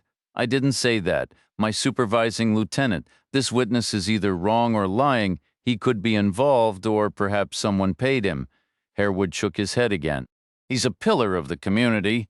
Lived in this town his entire life. Owns a home, married, steady job, no gambling, no substance issues, no debts. He's never even received a parking violation." "What about other witnesses? People on the bus? Someone had to have seen something. One passenger believes she saw the woman jump, but she admits she wasn't wearing her prescription glasses, so her account is unreliable. Another passenger saw you, leaving the area quickly, which is part of why my lieutenant—" "Was there a suicide note?" Harewood hesitated. "One was found at her residence in Mississippi, on her kitchen table. After the medical examiner provided prints and we identified her, we requested a welfare check from the local police department. They located it immediately. Was it typed?" "No, handwritten and signed. Nothing outwardly suspicious about it." What makes you so sure it's authentic? Harewood opened his file folder, extracted 2 pages, and passed them to Reacher. The first is her most recent employment application. The company she worked for requires all candidates to complete these forms by hand. The theory is it reveals personality traits, helps filter out problematic hires. The second page is the note she left.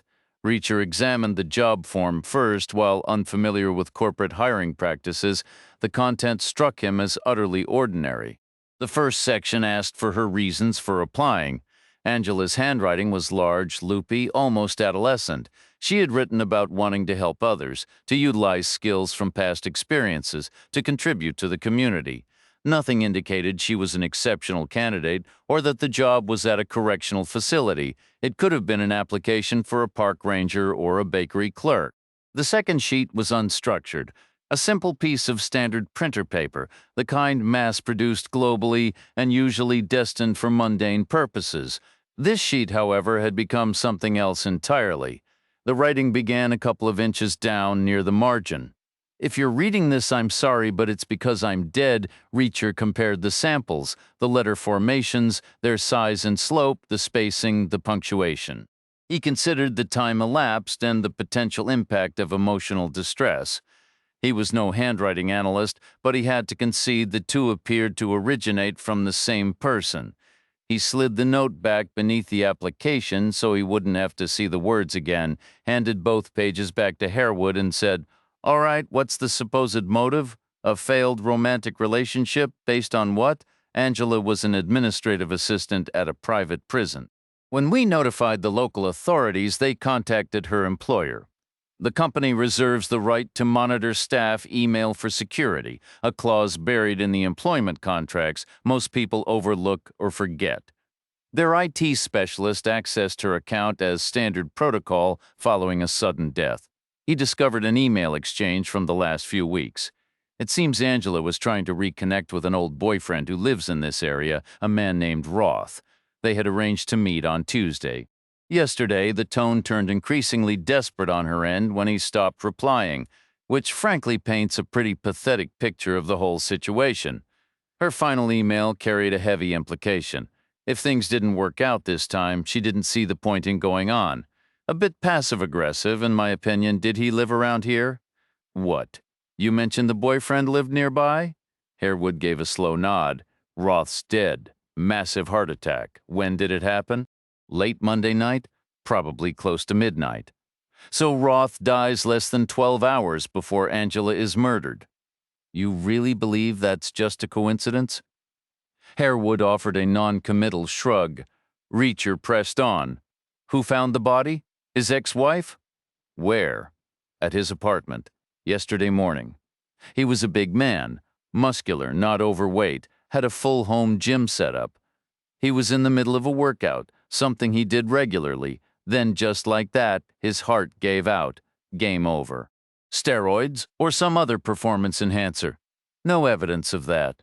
Why was his ex-wife at his place? They had breakfast plans. Is that a normal thing for them? Apparently, for them, it was. They kept in touch. How did she get inside? She still had a key. Sounds pretty cozy, I suppose. Maybe the ex was trying to rekindle something, found out about this reunion, and got jealous. Harewood shook his head firmly. I doubt it. They've been divorced for a decade. When they split, she moved right next door. Neighbors said they got along like siblings. Any romantic spark died out years ago. No bad blood between them. Had Roth been in other relationships since? Harewood shrugged again. Reacher asked, did the ex know about his history with Angela? We didn't ask her. We had no reason to at the time. Roth's body was discovered before Angela was killed. We didn't even know Angela existed until we pulled her from under that bus. So the ex couldn't confirm the planned meeting. No, that doesn't mean she was unaware of it, but we verified the rendezvous another way. Harewood flipped through his folder, extracted another sheet, and laid it on the edge of the bed. Reacher wasn't familiar with the layout, but he guessed it was a transcript of the emails the IT team at Minerva had recovered. It showed a back-and-forth exchange between two people, presumably Angela and Roth, Though their names were obscured by strings of letters, numbers, and email domains, each message was indented progressively, with the oldest crammed into a narrow column on the left. That initial message from Angela was tentative, full of nervous hope about reconnecting. You could almost feel her anxious excitement. The most recent email sent Sunday morning was also from Angela. The tone had shifted, completely flat, drained. All that earlier hope evaporated into a hollow despair. Between the lines was a clear message. She couldn't face going on alone, just as Harewood had summarized. Reacher set the paper down. If Angela came here to meet Roth, where's her purse, her car? Harewood retrieved the transcript and slid it back into his file. Her purse was in her car. Her car was parked in the first lot you reach coming from the east, which would have been her route. I saw the man take her purse. They must have planted it back in her vehicle. Was there an envelope inside? Harewood scanned his notes. No envelope. Just a wallet, keys, some personal items, no letters. Why, forget it.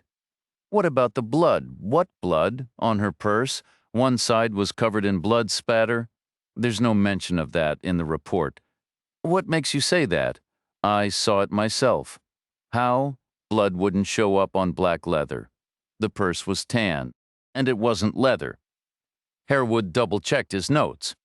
It was listed as black leather. Then they switched it. They replaced the real one with a clean version. Can you prove that? What about her child? How did you know she had a kid? Lucky guess. Harewood shook his head slowly.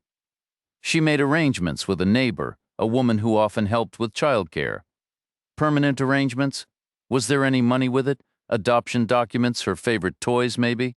Harewood gave a shrug. All I've got is what the Mississippi officers forwarded. They seemed convinced it was everything. And the BMW? Harewood shook his head.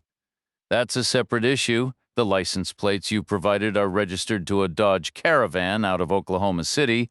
The owner has a solid alibi for yesterday, complete with a time-stamped receipt from a parking garage and security footage of his vehicle coming and going. All right, what about the shell casings? I fired 6 rounds into that vehicle. The crime scene unit went over that alley twice. It was clean, not a single piece of brass. Then test my hands for gunshot residue. And what would that prove that you discharged a firearm? It wouldn't prove it was the gun that fired rounds at a car that seems to have vanished. The fire escape, then, you can't explain that away. It collapsed. That's a fact, but there's no evidence as to the cause. What about? Listen, Reacher. I've already asked every one of these questions, and I've been told in no uncertain terms to stop. The case is closed. I'm only here to inform you of the situation. Consider it a professional courtesy. Then I suppose we're finished. You know where the door is. Harewood didn't budge. Reacher waited a half minute, then stood and tossed his room key onto the bed. Do me a favor? Drop that at the front desk on your way out? Harewood said. Hold on. I came to... Well, I wasn't just being courteous. Reacher sat back down. To be perfectly honest, my lieutenant wants you out of his jurisdiction. He thinks you're a magnet for trouble. So you're here to escort me over the county line? No, officially, I'm not even here.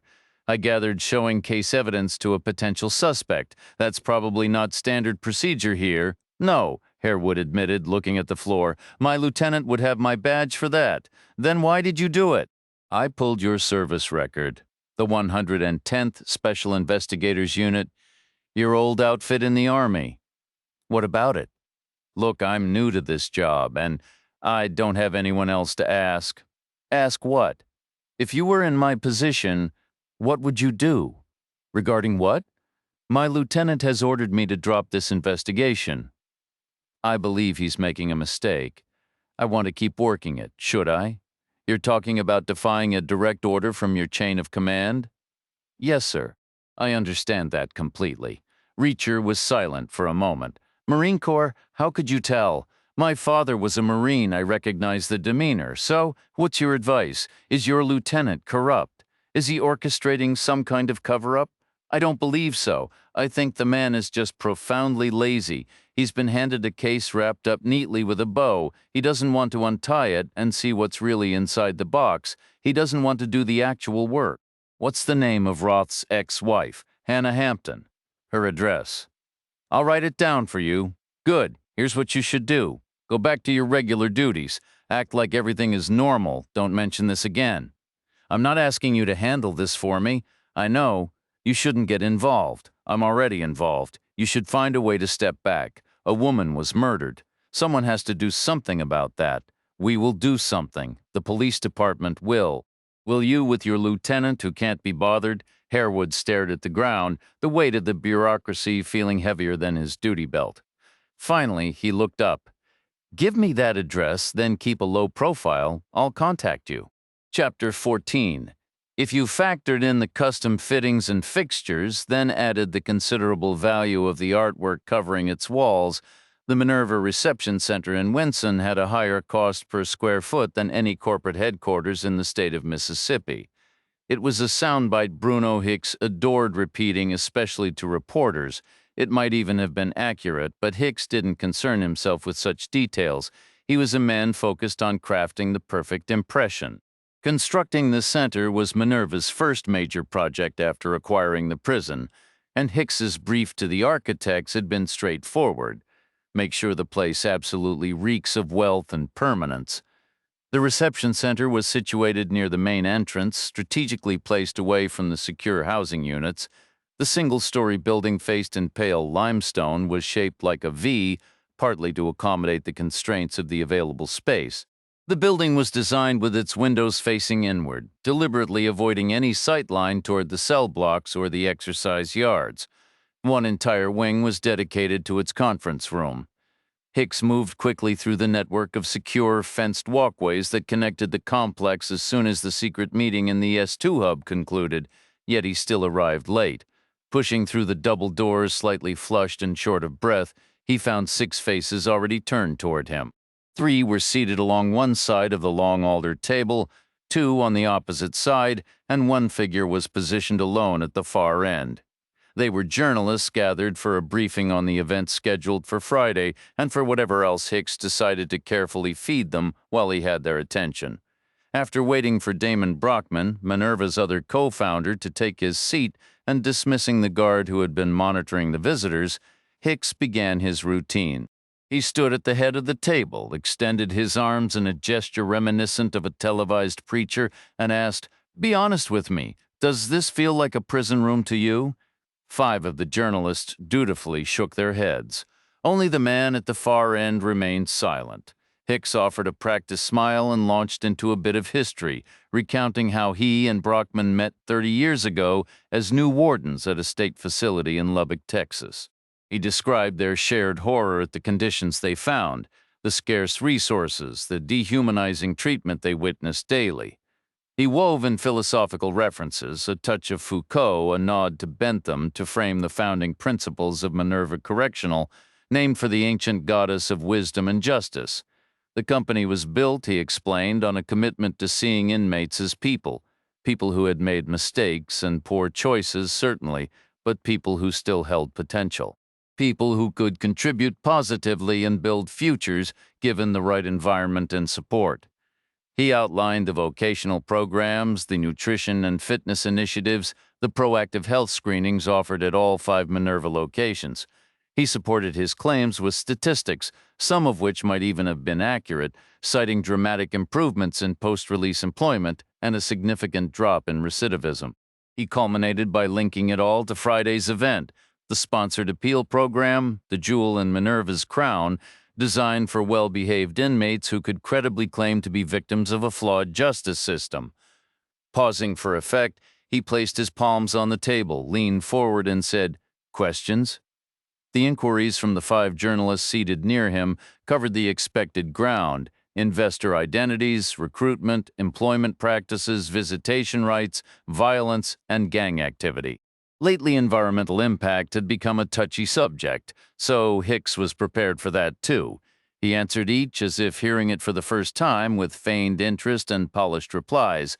Just as he was about to conclude the session, the 6th journalist, the one at the far end, stirred to life. He was the youngest of the group, with a round face, untidy blonde hair, and faded clothes that looked like they came from an army surplus store. To Hicks, he resembled a would-be revolutionary who'd forgotten his hat and a sense of purpose. Until that moment, the young man had shown almost no interest in the proceedings. Brockman had been sitting quietly, giving little indication he was even listening. The man pressed on. The fatality numbers inside Minerva's prisons are alarming. What's driving them? Hicks looked down at Brockman, hesitated briefly, and moistened his lips before responding. The mortality rate within our facilities is not elevated. I'm curious what gave you that impression? Brockman subtly retrieved his phone, keeping it low by his thigh as he typed a message with his thumb, hidden from view. The journalist, Guevara, replied coolly, I have my own channels of information. Which you cannot disclose, I assume? Hicks asked. Correct. A thin smile appeared on Hicks's face. You're casting a line without any bait, my friend? You're fishing in entirely the wrong lake. The well-being and lifespan of those in our custody are demonstrably superior to any comparable institution. That isn't accidental. It's the direct result of our distinctive, forward-thinking, and humane operational philosophy. Should anyone find themselves facing incarceration, a Minerva facility is unequivocally where they would hope to be. There's no debate on that point. So you're claiming your death rate isn't through the roof. Precisely. And you have the statistics to support that claim? Naturally. Then why not make them public? To what purpose? There's no scandal to uncover. You should release them regardless in the interest of transparency. We disclose every piece of information mandated by state and federal statutes, which amounts to a fraction of what public institutions are forced to publish. Hicks offered a casual shrug. We don't write the legislation. We simply adhere to it meticulously. You're using it as a curtain. You have a severe narcotics issue in your jails, and you're attempting to conceal it. Every time an inmate overdoses and requires hospitalization, you frame it as some preemptive action stemming from your supposed humanitarianism.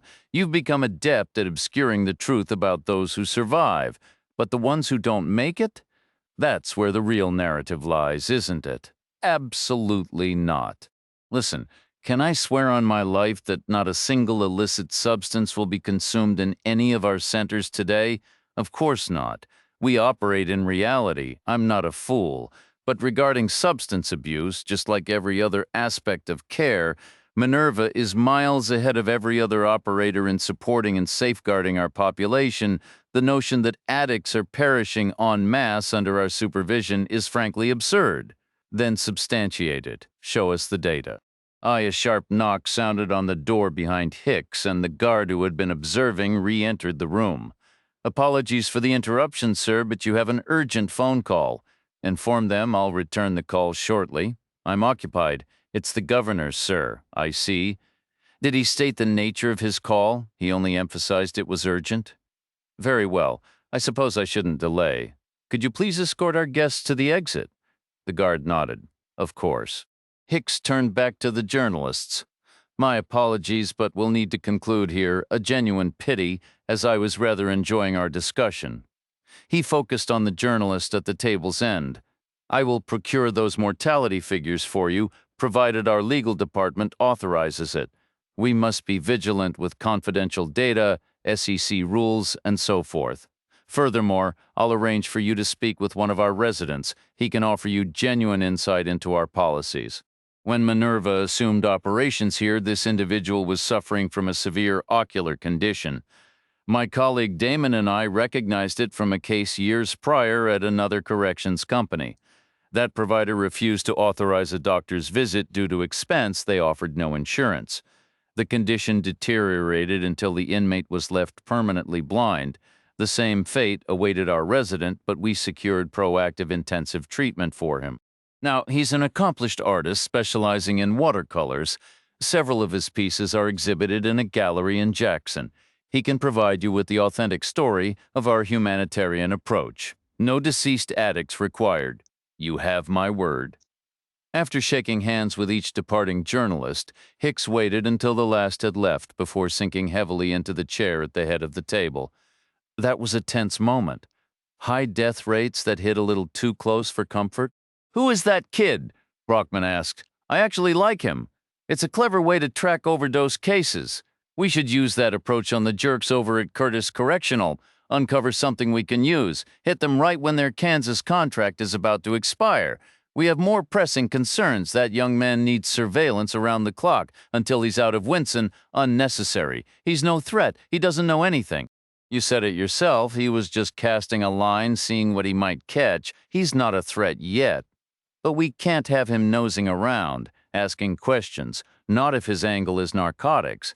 So what if it is? He won't find anything. Nothing he can link back to us, at any rate. You're not seeing the bigger picture. Drugs don't materialize from nothing. They have to be moved, and we absolutely cannot have anyone watching for parcels going into the facility or, more critically, coming out. Brockman was silent for a beat. Fair point. I'll handle it. I'll have him watched and gently persuaded to leave town if it comes to that. Good. But this ties into another issue. A man from Colorado, the one who might have seen inside that envelope, I initially thought it was safe to wait to see if he'd even show his face here. He won't. He might, and if he does, I want zero chance of him bumping into that reporter. Or us having to deal with the Colorado situation and that kid catching a whiff of it. You're worrying about ghosts. I'm managing risk and protecting our interests, so we're adjusting the plan. We are not canceling the public ceremony or moving it behind some closed door.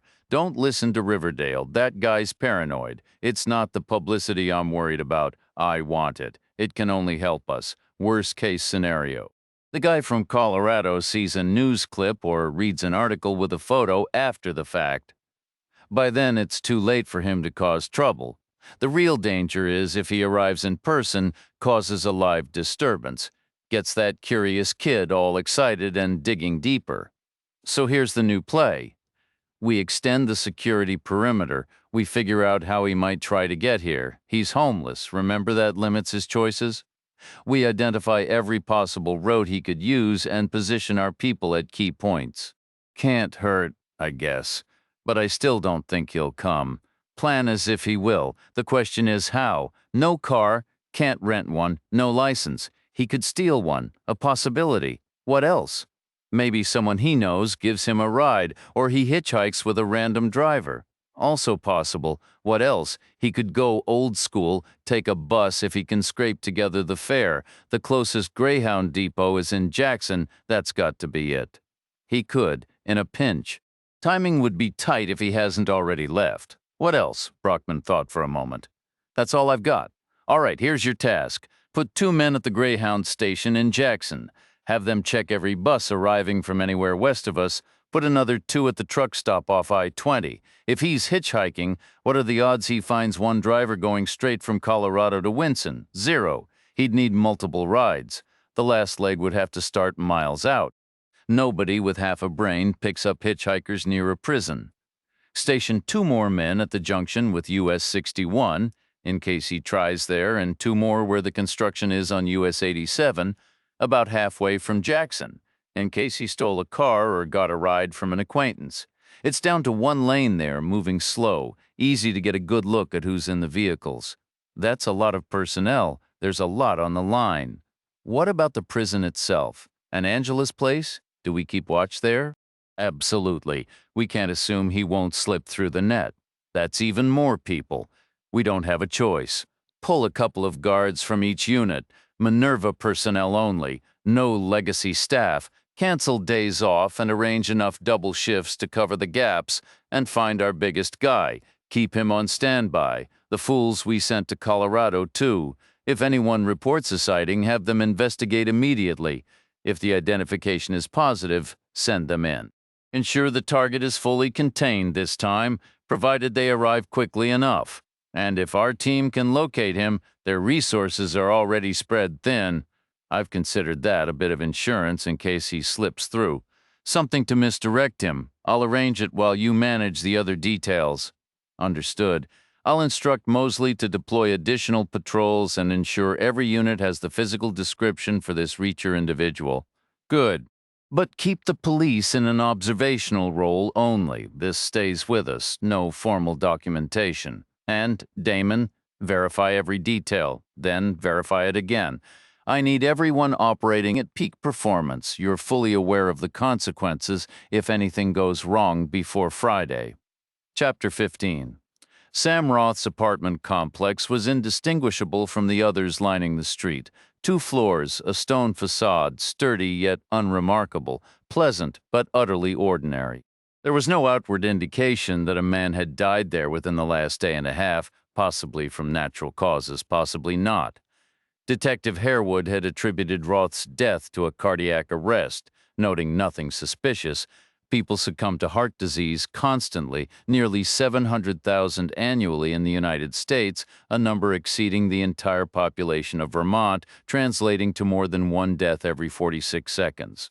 Had heart disease been the sole factor, Reacher might have accepted it.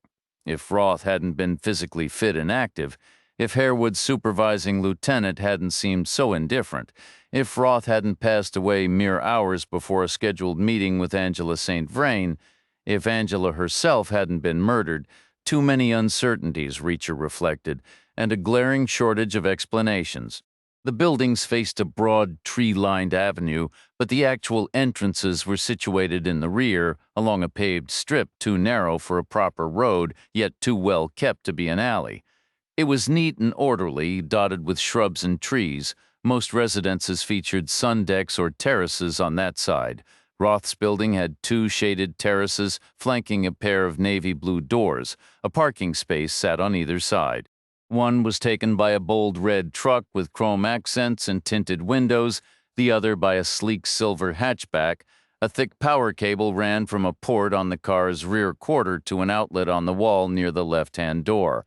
According to Harewood's information, Roth's apartment was on the right. Reacher knocked on the left door, half hoping no one would answer. Informing someone of a loved one's death was grim duty, something Reacher knew from experience. Suggesting that death might be murder was scarcely better. The door swung open after 2 long minutes. A woman stood in the doorway wearing white capri pants and a simple blue tee, barefoot. Her blonde hair, streaked with hints of gray, was pulled into a ponytail. Her face was pale, marked by pronounced dark circles under her eyes. Reacher placed her in her mid-40s, though her distressed state made it hard to be sure. She studied him briefly before saying, "Sam isn't here?" "I know," Reacher said. "I'm not here for Sam. I need to speak with you." The woman looked confused. "About Sam? You see, something occurred. And Sam, it's all right. I'm aware of what happened to Sam. Are you Hannah Hampton?" She blinked, then nodded. "Who are you?" "My name is Reacher. What do you want?" "Are you acquainted with a woman named Angela St. Vrain? Angela?" "Oh no, I should let her know about Sam. You do know her?" "Knew her? Yes. I haven't seen her in years. She relocated to Mississippi. Oh, and Danny, I should tell him too. Danny Peel. He moved out there as well. He actually helped Angela get her job." Was Sam familiar with Angela? Naturally. They worked together several years back. Sam was her supervisor, more of a mentor, really? Did Sam know Danny? Hannah gave a slow nod. Reacher asked, "Did they stay in contact?" Danny: "Not really. Angela, on and off, she'd occasionally ask Sam for guidance, mostly about her job." Why all the interest? Had Sam and Angela been communicating lately? Hannah hesitated. Over the weekend, she emailed him some things related to work or something personal work. Did Sam mention what it was about? Some confusing accounting issue? Angela was panicked over it. She often got worked up. I told Sam he shouldn't get involved this time. He had his own problems to deal with, but that was Sam. He always helped a friend. What was the accounting problem? I'm not sure, something about a discrepancy in the numbers. Sam didn't explain it. Hannah went quiet for a beat. Hold on. What is this? You're making me nervous. What's happened to Angela, and why do you care? Tell me, or I'm done talking. Reacher paused. Hannah, I have some news about Angela. It's bad. Is there a place we can sit down? Hannah stepped back. Who did you say you are? My name is Reacher. Remember Detective Harewood? You spoke with him yesterday after finding Sam? He likely gave you his card. Call him. He'll confirm who I am. The door shut, then opened again a couple of minutes later. Hannah motioned for Reacher to enter. He followed her into the apartment's living area. The space held a lounge with light wood furniture and muted upholstery, a pair of low bookshelves, and a small TV in one corner. An oval glass dining table was ringed by white leather chairs. At the far end, a kitchen was set behind a breakfast bar with two tall stools. Hannah walked over and settled on one. Reacher took the other. Hannah leaned an elbow on the counter.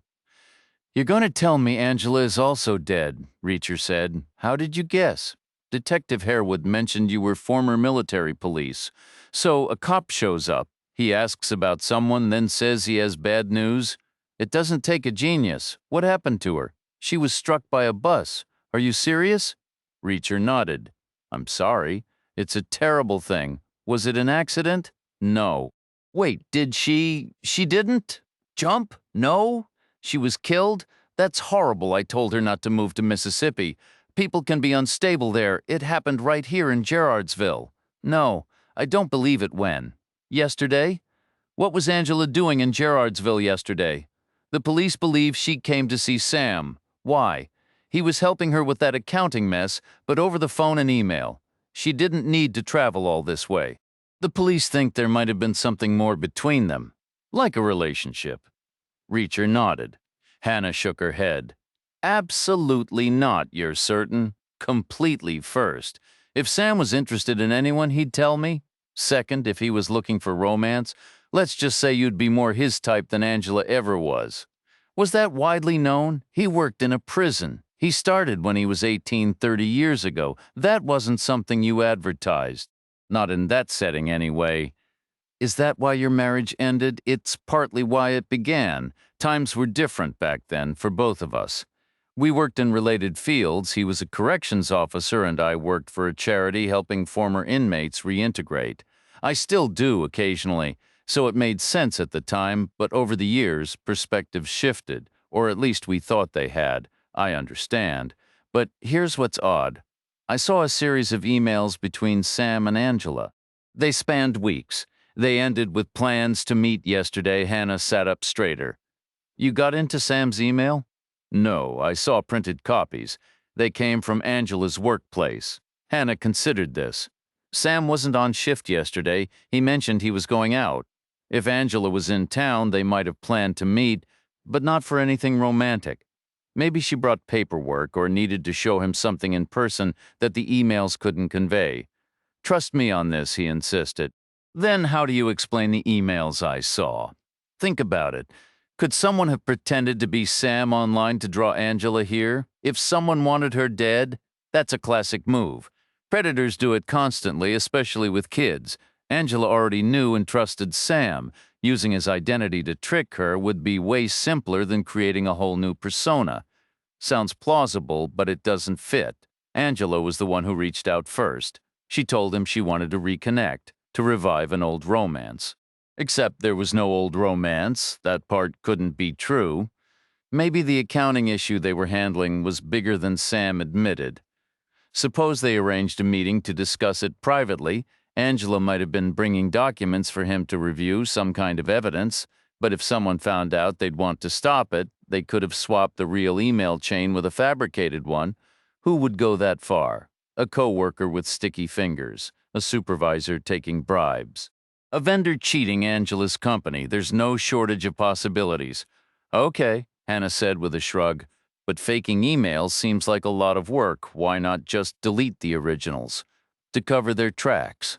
The last fake message from Angela suggested that if Sam rejected her, she'd take her own life. Her killer made it look like she jumped in front of that bus. Put those pieces together, and the police have no reason to look further. If Sam hadn't had his heart attack, he would have gone to meet Angela. He'd have waited, and when she never showed and then heard she'd killed herself, what would he have thought? Maybe that the pressure of it all became too much for her, possibly. "Hannah, have you noticed anyone unfamiliar hanging around lately? On Sunday, or maybe Monday, someone in a car, perhaps." "Hold on, I'm still working through your theory. It could have worked, I suppose?" "Worth considering as long as Sam believed Angela's death was a suicide, That's the crucial part, because then he wouldn't have seen whatever evidence she was bringing, and he wouldn't have known about the fake emails. They couldn't have been on his computer, or he'd have been completely confused. The fake ones wouldn't show up, but what about the real emails? Where would they be? Probably still on his computer, I'd guess. Do you have a key to his place, of course? Why? Reacher got to his feet. I need to see that computer now. Hannah's hand trembled as she tried to slide the key into the lock on Roth's door. I'm sorry, she said. This is the first time I've been back since. It's all right, Reacher told her. You don't have to come in? No. Hannah closed her eyes briefly, drawing a steadying breath. I'm doing this for Sam. If his friend was murdered, he wouldn't want everyone thinking it was suicide. Angela has had a child. And Sam worked as a prison guard. He wouldn't want a killer walking free. The layout of Roth's main room mirrored Hannah's apartment, furnished with similar but older pieces, more worn and less colorful. There was no TV, and a row of framed photos lined the top of a bookcase. The scent of incense lingered in the air, and right away Reacher felt that familiar unease that came with intruding into a dead person's space. Hannah moved toward an archway near the kitchen, but stopped beside the bookcase. She looked down at the pictures, all of her. In each one she wore the same gi. The first showed her with a white belt. By the last, it had turned brown. Hannah reached out and turned each frame face down. I can't believe he kept these, she said, her voice thick. He knew I hated them. She sniffed and brushed a tear from her cheek. Reacher asked, Do you still train? Hannah shook her head. Not really. I haven't tested for a new belt since I moved next door. I only started so Sam and I could go to the gym together. Working out is so boring. He kept pushing me to get back into it, to really push myself again. A tear threatened to spill from Hannah's eye, but she quickly blinked it back and moved forward. She passed through the archway into a narrow turning staircase that emptied into a hallway lined with 3 doors. The first stood slightly ajar. Hannah gave it a gentle push and entered Roth's bedroom. The room was compact and unnervingly neat, almost sterile. The bed was crisply made, not a single item of clothing or pair of shoes out of place. The walls were bare, devoid of any photographs or art. Only a book and a half-full glass of water sat on the nightstand. The blinds were shut tight, and the mirrored closet doors reflected the sparse space. In the opposite corner sat a small utilitarian desk of metal and wood designed to fold up. There was no chair. Not exactly a home office, Hannah remarked dryly. She retrieved a silver laptop from the desk and settled on the edge of the bed. The other room is packed with his weights and gym equipment. That was always his real priority. She opened the computer, her fingers dancing across the keyboard and gliding over the trackpad. After a few minutes, she swiveled the screen toward Reacher. This is strange, she said, her brow furrowed. There's not a single email from Angela. Plenty from other people, even old spam he never bothered to delete. But from her, nothing. Not in his inbox, not in any folders, not even lurking in the trash, and that's especially odd because Sam had his settings configured to hold deleted messages for a full week. I just verified it. Any emails from Danny Peel, Reacher asked? Hannah clicked and scrolled for another minute before nodding. A handful, mostly from before Danny relocated. So where did Angela's messages go? Sam must have found a way to purge them completely right away. I just can't fathom why he would. Could a specialist retrieve them? Possibly. I'm not sure. Can you tell if it was definitely Sam who deleted them? No one else had access to this machine. He never took it anywhere. He bought it for its size, not for portability. Could they have been deleted remotely? I'm no expert, Hannah admitted, a note of frustration in her voice. They could probably be wiped from a central server from afar, I suppose. But after he'd already downloaded them, that would take a serious level of skill, not your average person. Have you seen any unfamiliar faces around the building lately? Any strange vehicles? Why are you asking me that again? Hannah's eyes narrowed. Do you think someone broke in here after Sam died and scrubbed his computer? Reacher remained silent. Oh, Hannah whispered, the realization dawning slowly. She carefully closed the laptop.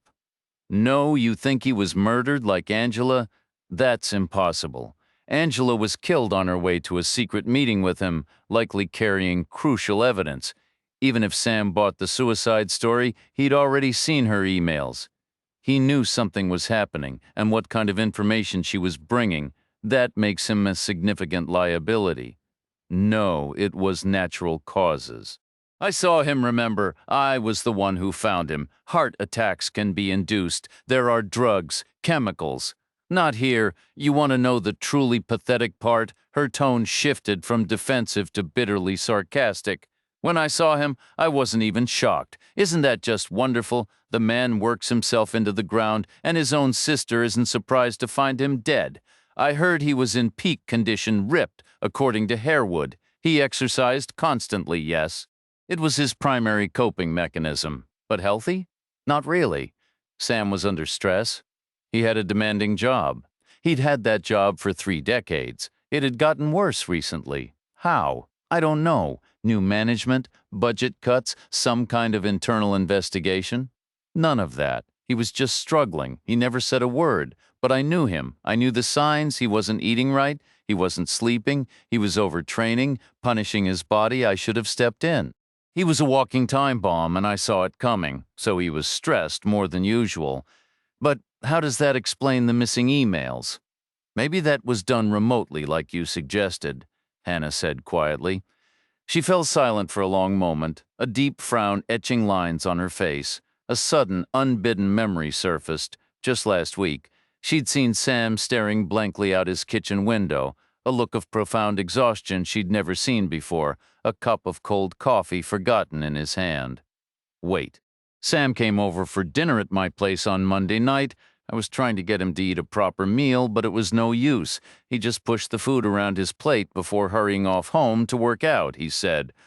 What else does he ever do lately? I wasn't thrilled, but I still gave him a kiss goodnight at the door, like I always do. And while I was standing there, I think I noticed a car parked across the way. It stuck in my mind because its lights were off, which seemed odd for an Uber or a regular waiting car. What color was it? Something dark, black maybe? Do you remember the make or model? I'm not sure. Sam's truck was blocking most of my view. Reacher paused. It hadn't rained that morning, and the day before had been dry too, but Monday night was a blank. The weather had been clear earlier when he walked into town, but he'd spent the evening with Alexandra at her apartment, hardly the time to be tracking the forecast. Still, if a vehicle had been parked there for a while, it might have left some kind of mark. It was worth checking out. All right, Reacher said. Show me where you saw it outside. The sun was high and bright, warming the air that carried the scent of plants from pots and urns lining the buildings. Shadows were thin and the ground was parched and dusty. No chance of footprints or tire tracks here. Hannah led the way to the opposite wall and stopped beneath a spot where a plastic pipe, about 3 inches wide, ran down from the brickwork before disappearing into the dirt. A drain, Reacher figured, probably from a laundry room or a kitchen. The car was right here, Hannah said, pointing near the pipe on this side, facing away from Sam's door. If someone was inside, they wouldn't have had a direct line of sight to his place. Reacher joined her. He was thinking that cars have mirrors, and the man who pushed Angela, along with his driver and the 2 guys from the Pineapple, were all professionals. They'd know how to stay discreet. He was about to say so when he noticed a patch of ground near Hannah's feet that looked slightly darker than the rest. It was subtle, just a shade different, spreading out from the base of the pipe in a semicircle about 3 feet across. A slow leak, probably not enough to make mud or smell bad, just enough to dampen the dirt. Reacher crouched for a closer look. The surface was mostly flat but roughed up by wind-blown grit. Among the natural marks he could make out a strip of more regular shapes, faint but unmistakable, a tread pattern wide, like from a performance sedan. Can you get a picture of this? Reacher pointed. Hannah pulled out her phone and snapped several shots. Do you really think someone was watching us? Too soon to tell. Hannah shivered despite the warmth. My God, I saw them, or their car anyway. And if they were there, then poor Sam. You should stay somewhere else for a few nights? Any family or friends nearby? No, it's just me. I'll get a hotel room, pick one in another town. This is all so overwhelming. Hannah sighed, then straightened up. No, I'll be okay. I should pack a few things. What are you going to do? Talk to Harewood. Have him send some text down here? Hannah started toward her apartment, but stopped short. Damn, look at that. What? Sam's mailbox. She pointed to a red corrugated steel mailbox on a post beside Sam's parking space, painted to match his truck. It stood there, ordinary and quiet, a stark reminder of the life that had been interrupted. Is something wrong with it? Hannah asked. It's not fully closed. She was right. The mailbox door was slightly ajar. Sam couldn't stand that, Hannah said, striding over. He wanted it shut tight. He'd give the mail carrier an earful if it wasn't done properly. She gave the metal front a firm slap with her hand and the lid snapped shut. Then, almost immediately, she yanked it open again. We should probably check what's inside. Could be important. Her hand emerged, holding a single sheet of paper, folded into thirds with no envelope. Hannah shot a look at Reacher before unfolding it. She smoothed the page, her eyes scanning the text, then her jaw went slack. The note slipped from her fingers, drifting to the ground. Reacher bent and retrieved it. There was no address, no signature, just two stark lines of printed text. Wiles Park. Wednesday, 1:00 p.m., the bench under the tree, bring the evidence. Disobey and your neighbor will be in the hospital by nightfall. Reacher passed the paper back. Where is Wiles Park downtown? Hannah replied, her voice thin and distant. About 15 minutes from here if you push it. The note said 1 o'clock. Reacher's internal clock calculated they had barely 10 minutes to spare. Harewood and his team would have to wait. The Greyhound bus thumped its way east as the sky lightened, chewing through Arizona, clipping New Mexico, and descending into Texas. With each passing mile, Jed Starmer grew more used to its rhythms, sleeping more soundly. Yet he was also less exhausted from all that rest. So when the bus hissed to a stop in El Paso, he woke just as groggily as he had in Phoenix. Blinking, he spotted the depot sign and checked his watch right on time. They had an hour and 5 minutes here. It was lunchtime, and his next real chance for food wouldn't come until Dallas in the dead of night. He was ravenous, but felt a jolt of energy he hadn't had before. Sliding into the aisle seat, he watched other passengers disembark. After letting an elderly couple shuffle past, he stood to follow. Then he froze. His backpack was gone. It wasn't on his lap, nor clutched to his chest. He hadn't wanted to look like a scared kid, so he'd left it on the seat beside him before dozing off. Now the seat was empty, not on the floor, not in the overhead rack. Panic surged as he remembered the laid-back, surfer-looking guy at the LA station who'd handed back his dropped ticket. The guy's warning echoed in his head. Keep a grip on your bag, loop the strap around your arm when you sleep. He should have listened. Then he saw it outside through the grimy window. A man was hurrying across the concourse, Jed's backpack in hand, nearly at the depot exit. Jed bolted down the aisle, but immediately had to slam on the brakes. The same elderly couple was blocking the way, inching forward at a pace that felt like a personal insult. It was as if they were conducting a scientific study on minimum human locomotion. Trapped behind them, Jed seethed until they finally descended the steps. He leaped out onto the pavement and sprinted for the exit. The man was gone. Then a flash of color caught his eye through the window of a taxi already pulling away. There he was, lounging in the back seat. The backpack hugged to his chest, its top pressed against the glass. The cab was 20 yards ahead and accelerating. Jed ran, waving his arms, shouting hoarsely. The taxi didn't slow with a final desperate burst. Jed charged after it, his screams lost in the depot's diesel roar. The cab accelerated, a blur of yellow that vanished down the street, leaving Jed gasping for air on the unfamiliar sidewalk. He was utterly alone, stranded hundreds of miles from the only home he'd ever known, with nothing but the clothes on his back. His entire future, that fragile dream of starting over, lay in pieces at his feet. A hot wave of tears stung his eyes as he frantically patted his pockets, his fingers scrambling for any loose change. A single quarter, that's all he needed. He could call his foster mother, swallow his pride, and beg her to come rescue him. He could make the call.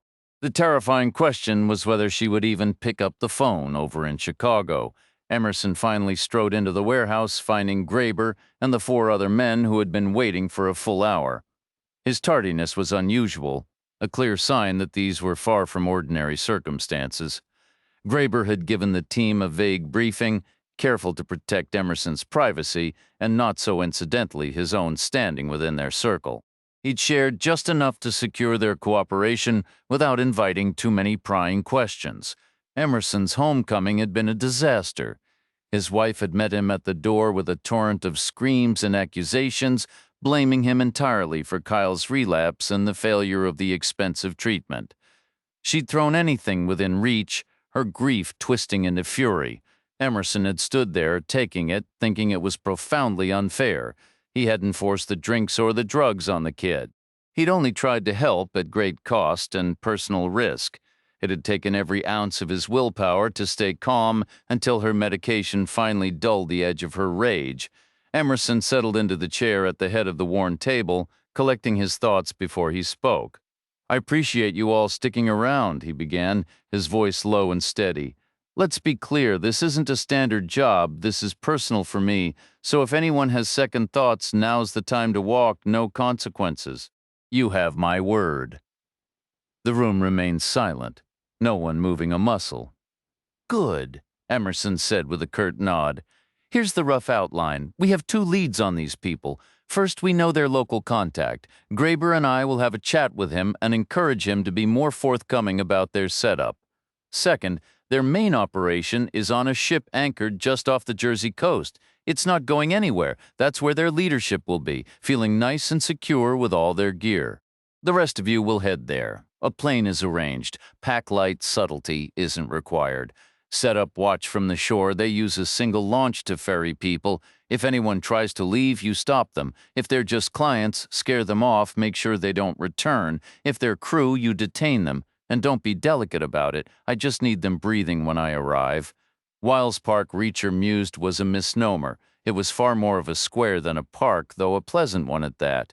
Someone had clearly invested effort to make it an attractive destination, ringed by quaint shops and eateries with their tidy outdoor tables. A fountain, likely a scaled-down copy of some European original, burbled weakly in the center, its reduced flow hinting at plumbing issues. The flower beds were a riot of color, framed by small, meticulously trimmed hedges shaped into precise patterns. The plaza was dotted with benches, 12 in total, each one a slab of polished concrete arranged in a wide circle like the hours on a clock. Only a single bench was positioned near a tree, just as the note in Roth's mailbox had described. Reacher grabbed the coffee in a paper cup from the simplest-looking cafe on the edge of the square and ambled over to that particular bench. He arrived at 10 minutes to 1, settling himself squarely in the center to wait. Right at 5 minutes to the hour, a man stepped out from behind the central fountain. He was broad-shouldered, around 6'2", dressed in jeans and a faded white Rolling Stones t-shirt. His hair was buzzed short, and a pair of black sport sunglasses hid his eyes. He closed half the distance to Reacher's bench, stopped, frowned, and then strode right up close. "Move," the man said. Reacher held up his left hand and wiggled his fingers. "You mean like this?" The guy's scowl deepened. "Get off the bench, jackass." "Why?" "You have a reservation?" "I need it now. There are 11 other perfectly good benches. Pick one." "I need this specific one. I won't tell you again. Move." Reacher didn't budge. He stayed silent. The man leaned in, his voice dropping. "You deaf? I heard you perfectly," Reacher said. "You said you weren't going to ask me again. I assumed you'd reconsidered. Assuming you're capable of it? You better watch your mouth. You're starting to really annoy me. And if I don't, what's your next brilliant move?" The guy turned away, his hands clenching and then unclenching. He took a long, audible breath before turning back.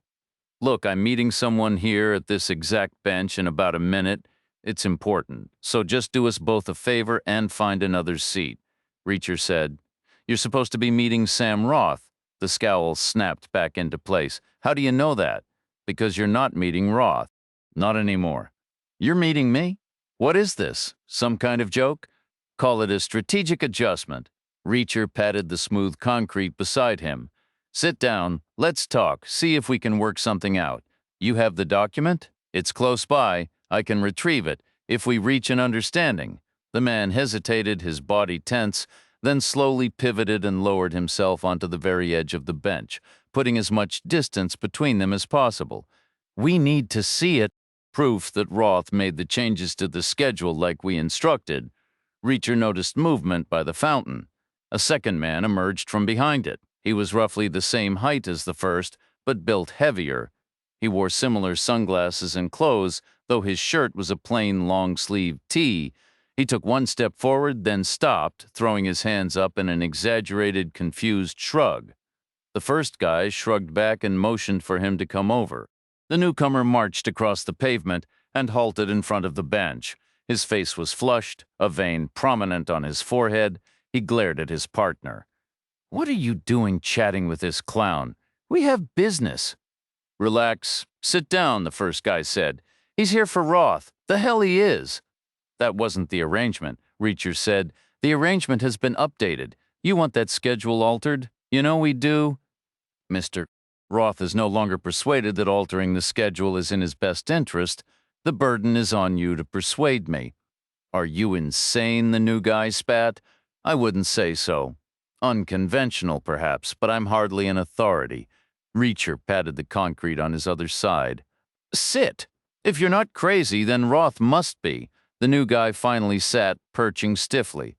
"If what we have goes public, he's finished. His career is over. He knows that. What you have is fabricated. So what? It's believable. There's no way he avoids an investigation, and it doesn't matter what they find. Something, nothing, whatever. The stink will stick. His career will be flushed. Maybe he doesn't care about that anymore. Maybe he's looking forward to a career change." Reacher's tone shifted, becoming dry and almost amused. Or maybe he's just tired of dealing with amateur hour. "He cares, does he? You're bluffing, am I? Anyway." The first guy cut in, leaning forward. "We have insurance. This isn't our only play," Reacher said. "The threat you made about his ex-wife?" The man gave a slow nod. "Accidents have a way of happening. Houses can go up in flames, electric cars too, sometimes with the driver still inside. I have zero tolerance for cowards who threaten innocent people," Reacher replied, his voice flat. "For that, I ought to break both your legs." The guy squared his shoulders, puffing out his chest. "Or maybe we break yours." "You think you could manage that?" To any onlooker, it would have seemed the man simply toppled sideways off the bench. He landed on the ground and didn't move, his legs still bent, arms at his sides, as if he'd been tipped over like a statue. They'd swear Reacher never budged. If he moved at all, it was just an involuntary twitch, a brief tremor in his left arm, nothing more. Reacher turned his attention to the second man. "We're done negotiating. You won't be changing the work schedule. You won't be spreading those lies about Roth, and you will stay far away from Hannah Hampton. Is that understood?" A vein pulsed visibly on the man's forehead. "I don't know what game you're playing, pal, but you need to call it off. Get out of this town and make it quick." "I was already planning to leave," Reacher said, "but I've got a friend who lives here. Works for the police. We serve together. If any of those lies surface about Roth, he'll let me know. If anything happens to Ms.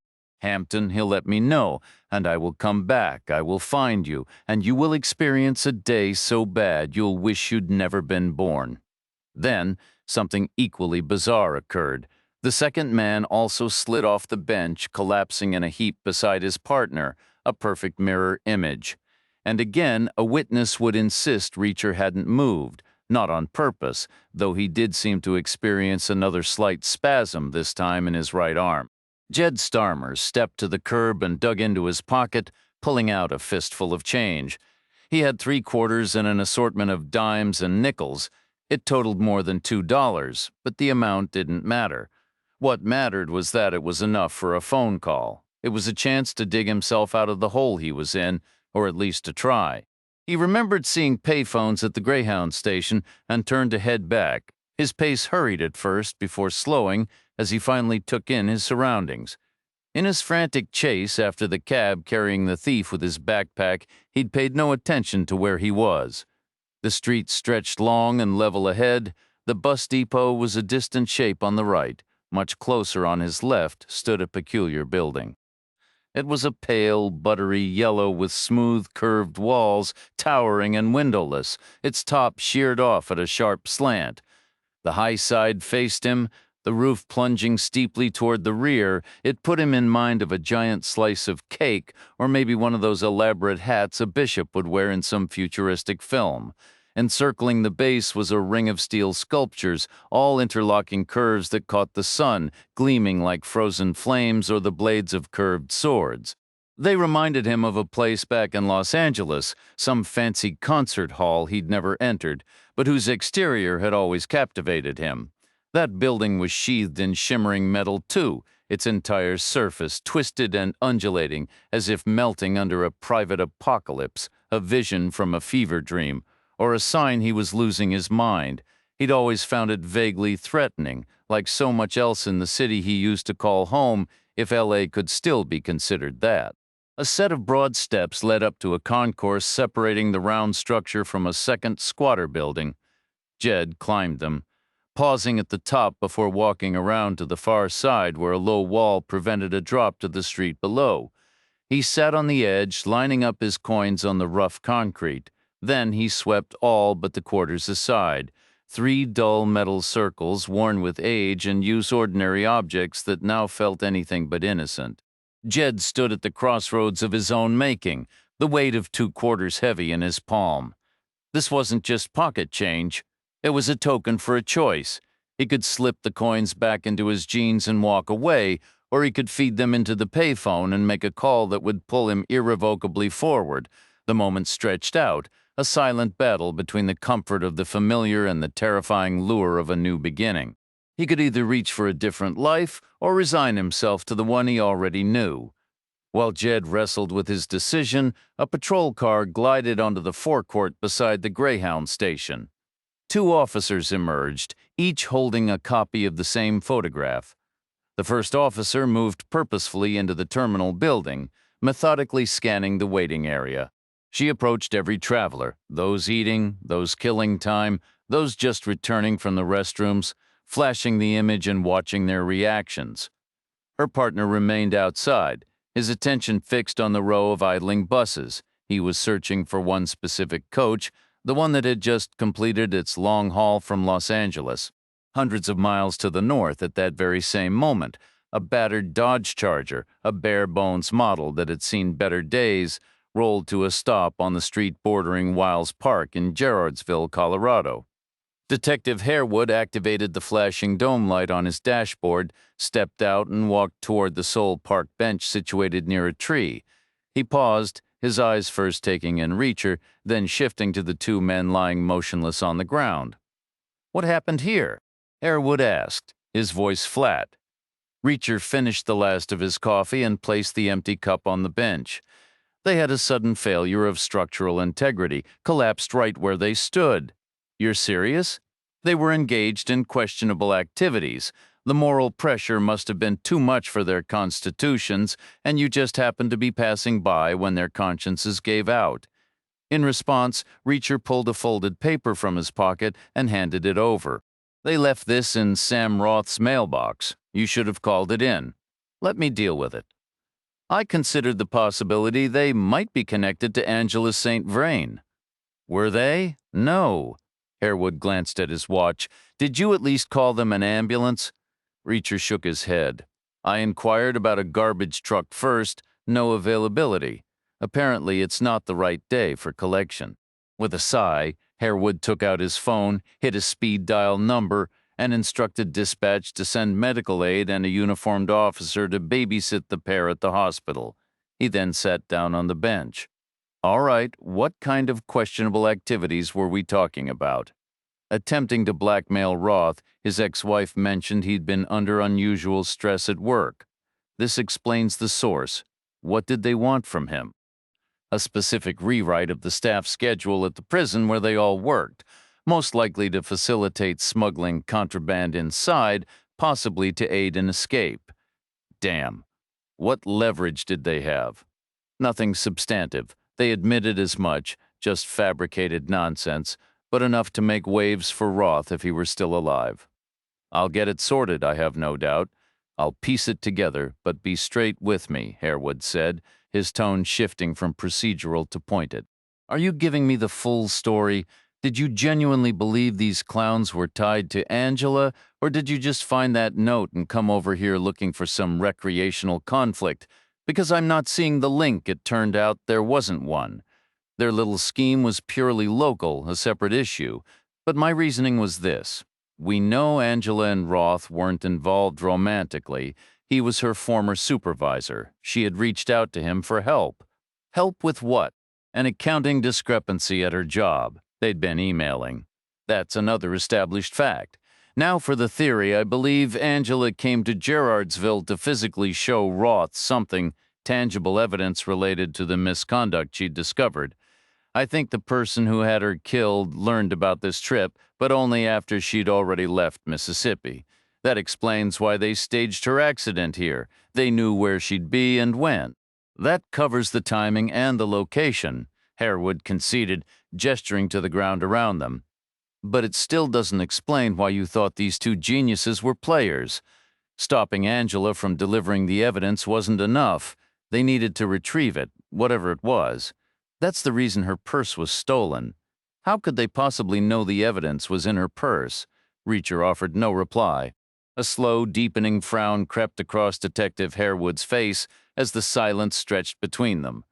They might have assumed Angela sent the package to Roth before she ever left her house. That would have been the clever play. A parcel is far more secure in the U.S. Postal Service than tucked inside a handbag, particularly when you have a pair of assassins tracking your every move, and you believe that was the evidence specified in the demand note. I was certainly hoping so. If that were the case, we could have apprehended a few low-level operatives and started climbing the organizational ladder. It also would have suggested Roth's death was merely a tragic mishap. Harewood was quiet for a beat. You only attempt to extort someone you believe is still breathing, not a person you already know you've eliminated. I suppose even without the proof Angela was carrying, Roth simply knew too much. That's my read on it. I'll contact the medical examiner. Have her run every test under the sun for substances that can trigger cardiac arrest. Also dispatch a tech team to Roth's apartment. Someone scrubbed all the genuine emails between him and Angela from his laptop.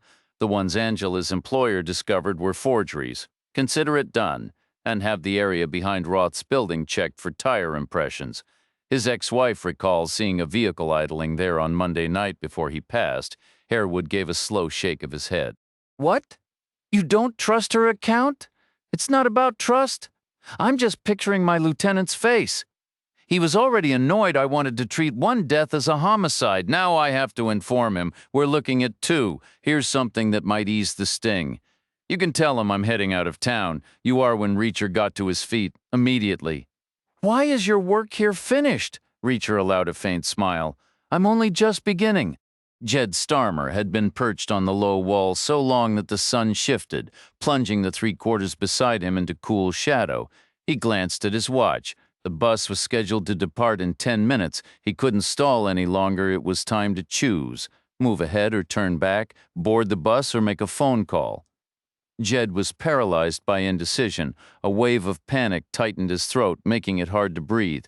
But the sensation lasted only a second. He forced the fear down. He'd already traveled a great distance on his own, without any of his belongings. If he pressed on, he'd only be alone for another 2 days. Less than 48 hours. He could handle that long without a fresh set of clothes. Losing his backpack was a hiccup, not a disaster. It wasn't a reason to quit. He still had his toothbrush and $300. Jed stood, scooped up the coins from the wall, and shoved them into his pocket. The one thing he truly lacked was time. He'd intended to buy food. His stomach was growling, but that meal would have to wait. In a strange way, he could see that as a plus. It meant conserving his cash a little longer, until Dallas. He was accustomed to hunger, something he could ironically thank his foster mother for. Jed hurried down the steps and broke into a run back toward the Greyhound station. He weaved through the terminal, dodging clusters of slow-moving travelers, but skidded to a halt before reaching the concourse exit. A vending machine stood against the far wall next to the row of payphones. The day was fiercely hot, hotter than he was used to, and he'd been rushing around under the blazing sun. The machine was stocked with all sorts of drinks. Skipping a meal was one thing, but going without water was different. He'd read that dehydration could wreck your health, damage your organs, cause permanent problems. He didn't want to start his new life already weakened or ill. But he also couldn't afford to miss the bus. He'd seen the doors seal shut early back in L.A., what felt like a century ago, though it was just yesterday. He checked his watch again, decided it was worth the gamble, pulled the jumble of change from his pocket, and fed coins into the slot one after another, watching the digital total climb to the required price. He snatched the water bottle from the chute and sprinted for the bus, dashing up the steps just as the door hissed shut behind him, the driver giving him a curt nod as he stumbled down the aisle. He settled back into the same window seat, the familiar spot offering little comfort now. Leaning against the cool glass, he felt strangely naked without his pack on his lap, that familiar weight missing. In that moment, he would have given anything just to wrap his arms around it. A childish gesture maybe, but a solid one. A voice cut through his thoughts. "Hey there, Jed," startled. A young man, maybe 18, with a scruffy look about him, had dropped into the adjacent seat. Jed recognized him from the long haul out of Los Angeles, usually hanging with a group toward the rear. Now he was alone. "So," the guy said, leaning in, "what's the story?" "Nothing much," Jed replied, his guard instinctively rising. The stranger lowered his voice. "You in some kind of bind? Me? No. Why would you think that? Running from the cops?" A cold, tight band seemed to clamp around Jed's ribs, his pulse quickening. "The police? Absolutely not. What gave you that idea? It's cool, you can level with me. Is that why you waited until the last second to board, letting them clear out first? Police were here on this bus?" Jed asked, the words feeling thick. The guy gave a slow nod. "I didn't know that. I was just taking my time." "Right. Taking your time, I hear you," the guy said with a knowing wink. "Okay, maybe they were around, but they aren't looking for me." "You sure about that? Because one officer had a picture.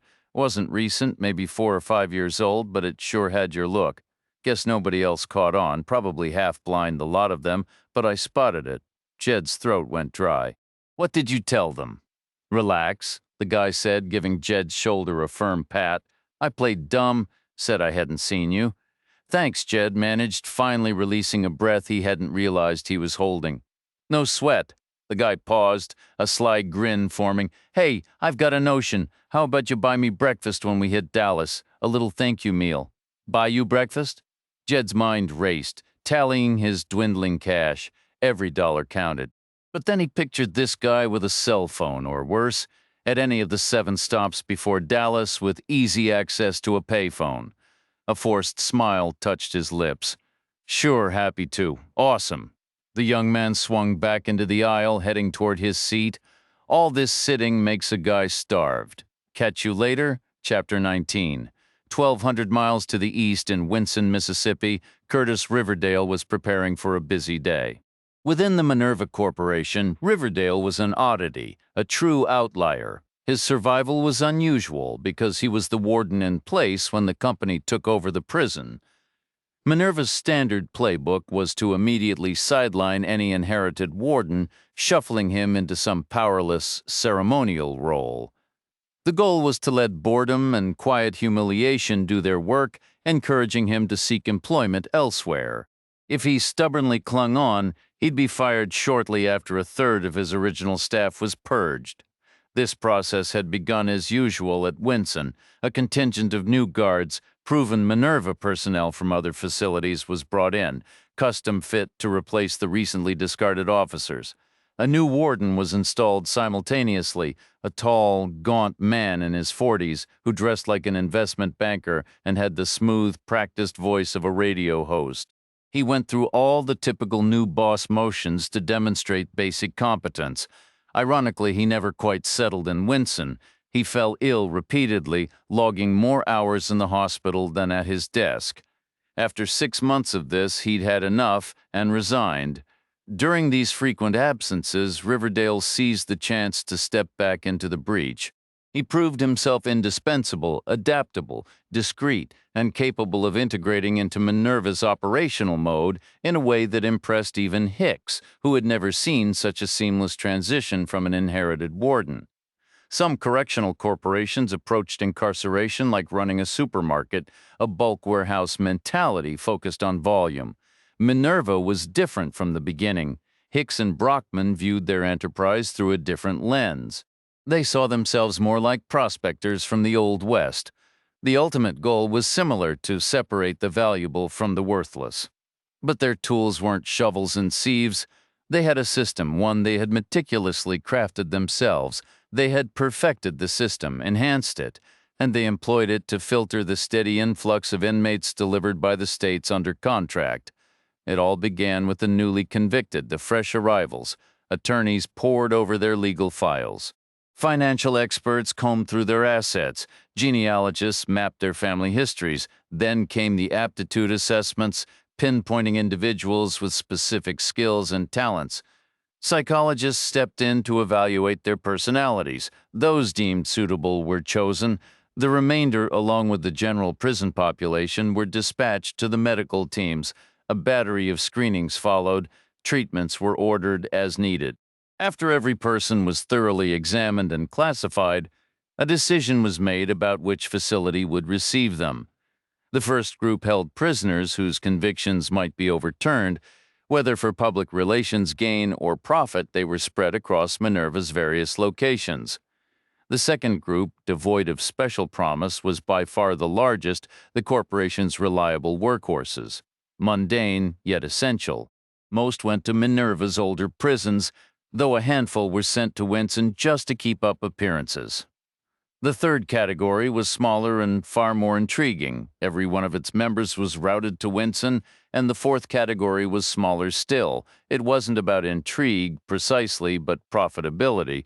Often only a single prisoner occupied this slot on any given day, occasionally two, sometimes none. That afternoon, there was exactly one inmate in the fourth category.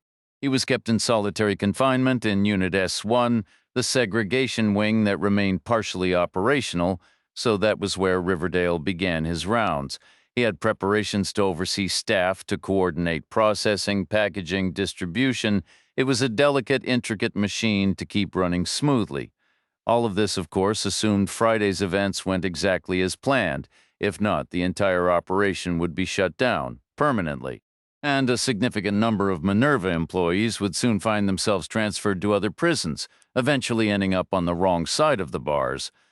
Jack Reacher departed Gerardsville, Colorado on foot, just as he had arrived 2 days prior. Walking away, he considered the most efficient route to his target, Winson, Mississippi. He'd never heard of the town until he spotted it on Angela St. Vrain's driver's license. He'd intended to stop by the Gerardsville Library to research it, but while still sitting on the bench in Wiles Park, Detective Harewood had whipped out his phone. He called up a map of a sort, a blurry, multicolored snarl of roads and landmarks on a small, scuffed screen. Still, it was enough to show Reacher the town's general whereabouts. It sat on the very fringe of the state, little more than a speck, tucked into a C-shaped bend on the eastern bank of the Mississippi River. Figuring out how to get to Winson wouldn't be the issue. Reacher was more concerned with how long it would take. He carried the weight of 2 murders. At least one killer was still out there, likely with an accomplice on a trail growing colder by the second. He had energy to spare and cash in his pocket, but time was slipping away. To his right, the mountains cut jagged lines into the clear blue sky.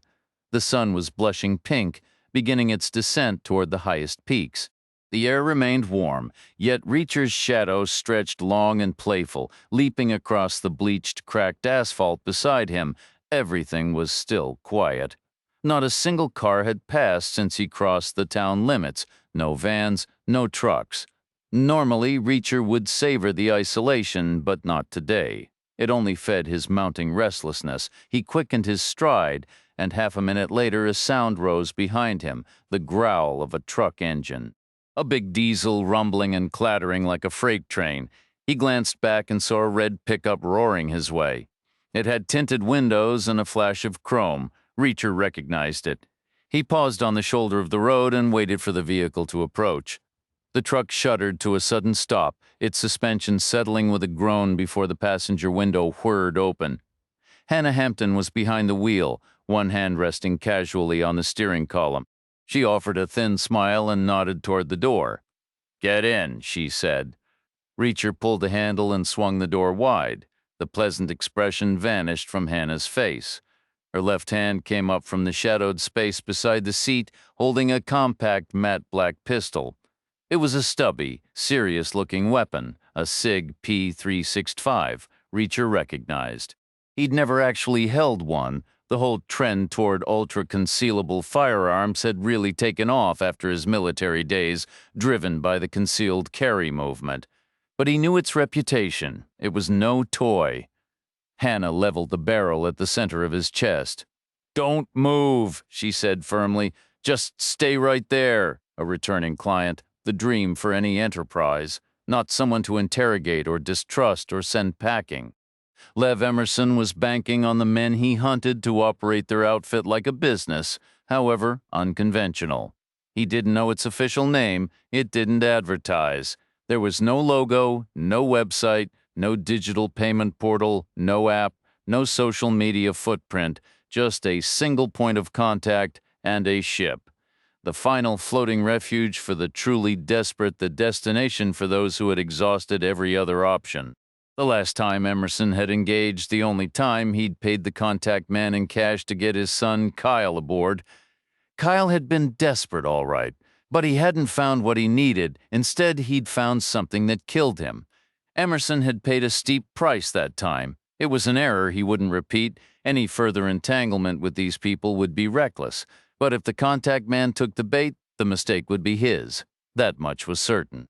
Him, the organization he represented, and most crucially, the suppliers behind them, the original source of the poison that ended Kyle's life.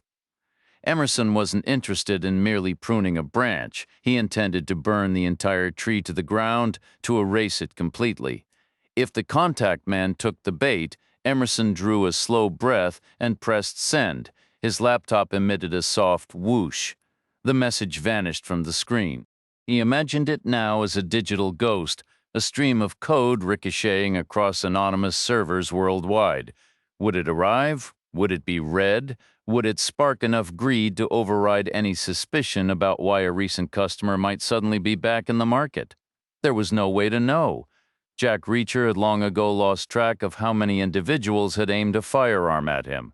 Often the person holding the gun was furious, sometimes terrified, or resolute, or even triumphant. Once in a while they were cool and clinical, but the look on Hannah Hampton's face was one he'd never encountered in such a moment. She looked almost ashamed. "I'm sorry," she said, her voice tight. "A huge part of me thinks I'm being irrational, that this is insane, but I have to be certain." "Certain of what?" Reacher asked. "Why you appeared at Sam's doorstep. I already told you. You told me a version of events. How do I know it's the truth?" "You spoke with Detective Harewood?" "He verified it." Hannah gave a quick shake of her head. "He verified what you were doing, investigating Angela's homicide. Not your reason for doing it." "I'm assisting him." "Why?" "Because Angela was murdered. So was Sam. Someone ought to address that." "Right. The detective should. It's literally his job. And he has an entire police department for support. Why would he need you? He's dealing with some internal roadblocks, such as the specifics aren't important. What matters is whether you want Sam's killer to walk away free. If you don't, you need to put the gun down." "What if it's more complicated than that?" "It isn't." Hannah hesitated, the weapon still raised. "Here's my issue. There's this persistent thought I can't silence. It keeps reminding me. You were the sole person convinced Angela was murdered. You alone insisted Sam's death wasn't natural. You were the only one talking about secret evidence Angela might have sent. You were the only one actually hunting for it. That's precisely why Detective Harewood wants my assistance, unless there's a different story." "There isn't?" "Let's say you had found that evidence at Sam's place or in his mail. What was your plan? Hand it over to Harewood. But would you have? That's what I'm asking. You believe I wanted it for myself? Is that it? It's a theory you can't dismiss. You have no official capacity here, no legal authority. So you're accusing me of killing Angela and Sam? That's what this boils down to, isn't it? Reacher's gaze remained fixed on Hannah's finger, resting against the trigger. It was tense, her knuckle pale, but it hadn't moved. Not yet, Hannah continued. You seem to know a disturbing amount about how and why they died. I don't know nearly enough, but every piece I've uncovered I've shared with Harewood. That's how I'm helping. Call him, ask if I'm lying. If you're such a big help, why are you skipping town? Did you find the evidence? Her eyes scanned him, noting the absence of any bag or case, no suspicious bulges in his pockets. Did you get rid of it? No. Then why leave? Because I didn't find it here. I have to look somewhere else. Where? Winson, Mississippi, where Angela was from, where she worked, where she first uncovered the problem that started all this. Hannah was quiet for a long beat. You're going to find who killed Sam? I'm going to try. You promise? You have my word. Does that mean anything coming from you? Reacher gave a single firm nod. Hannah asked, and if you find the man who killed Sam, what then? I'll offer him the chance to turn himself in, and if he refuses, then that becomes his mistake to live with.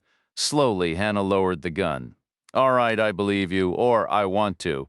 I do want Sam's killer found, so what do you need from me? I need a ride to Denver. There's a bus station there. Lev Emerson's message found its intended recipient quickly, almost instantly. It arrived when the man was in a receptive mood, whether out of trust or sheer greed. Emerson couldn't tell and didn't particularly care. The reply came without pause or hesitation. It was simple: a time, a location, and a date. Emerson sent his confirmation. The meeting was set for the next day at 10 in the morning. Emerson looked across at Graber. Go get a barrel, a large one. We have some mixing to do. Chapter 20. Curtis Riverdale spent over an hour inside Unit S1, ensuring every detail was prepared for Friday afternoon.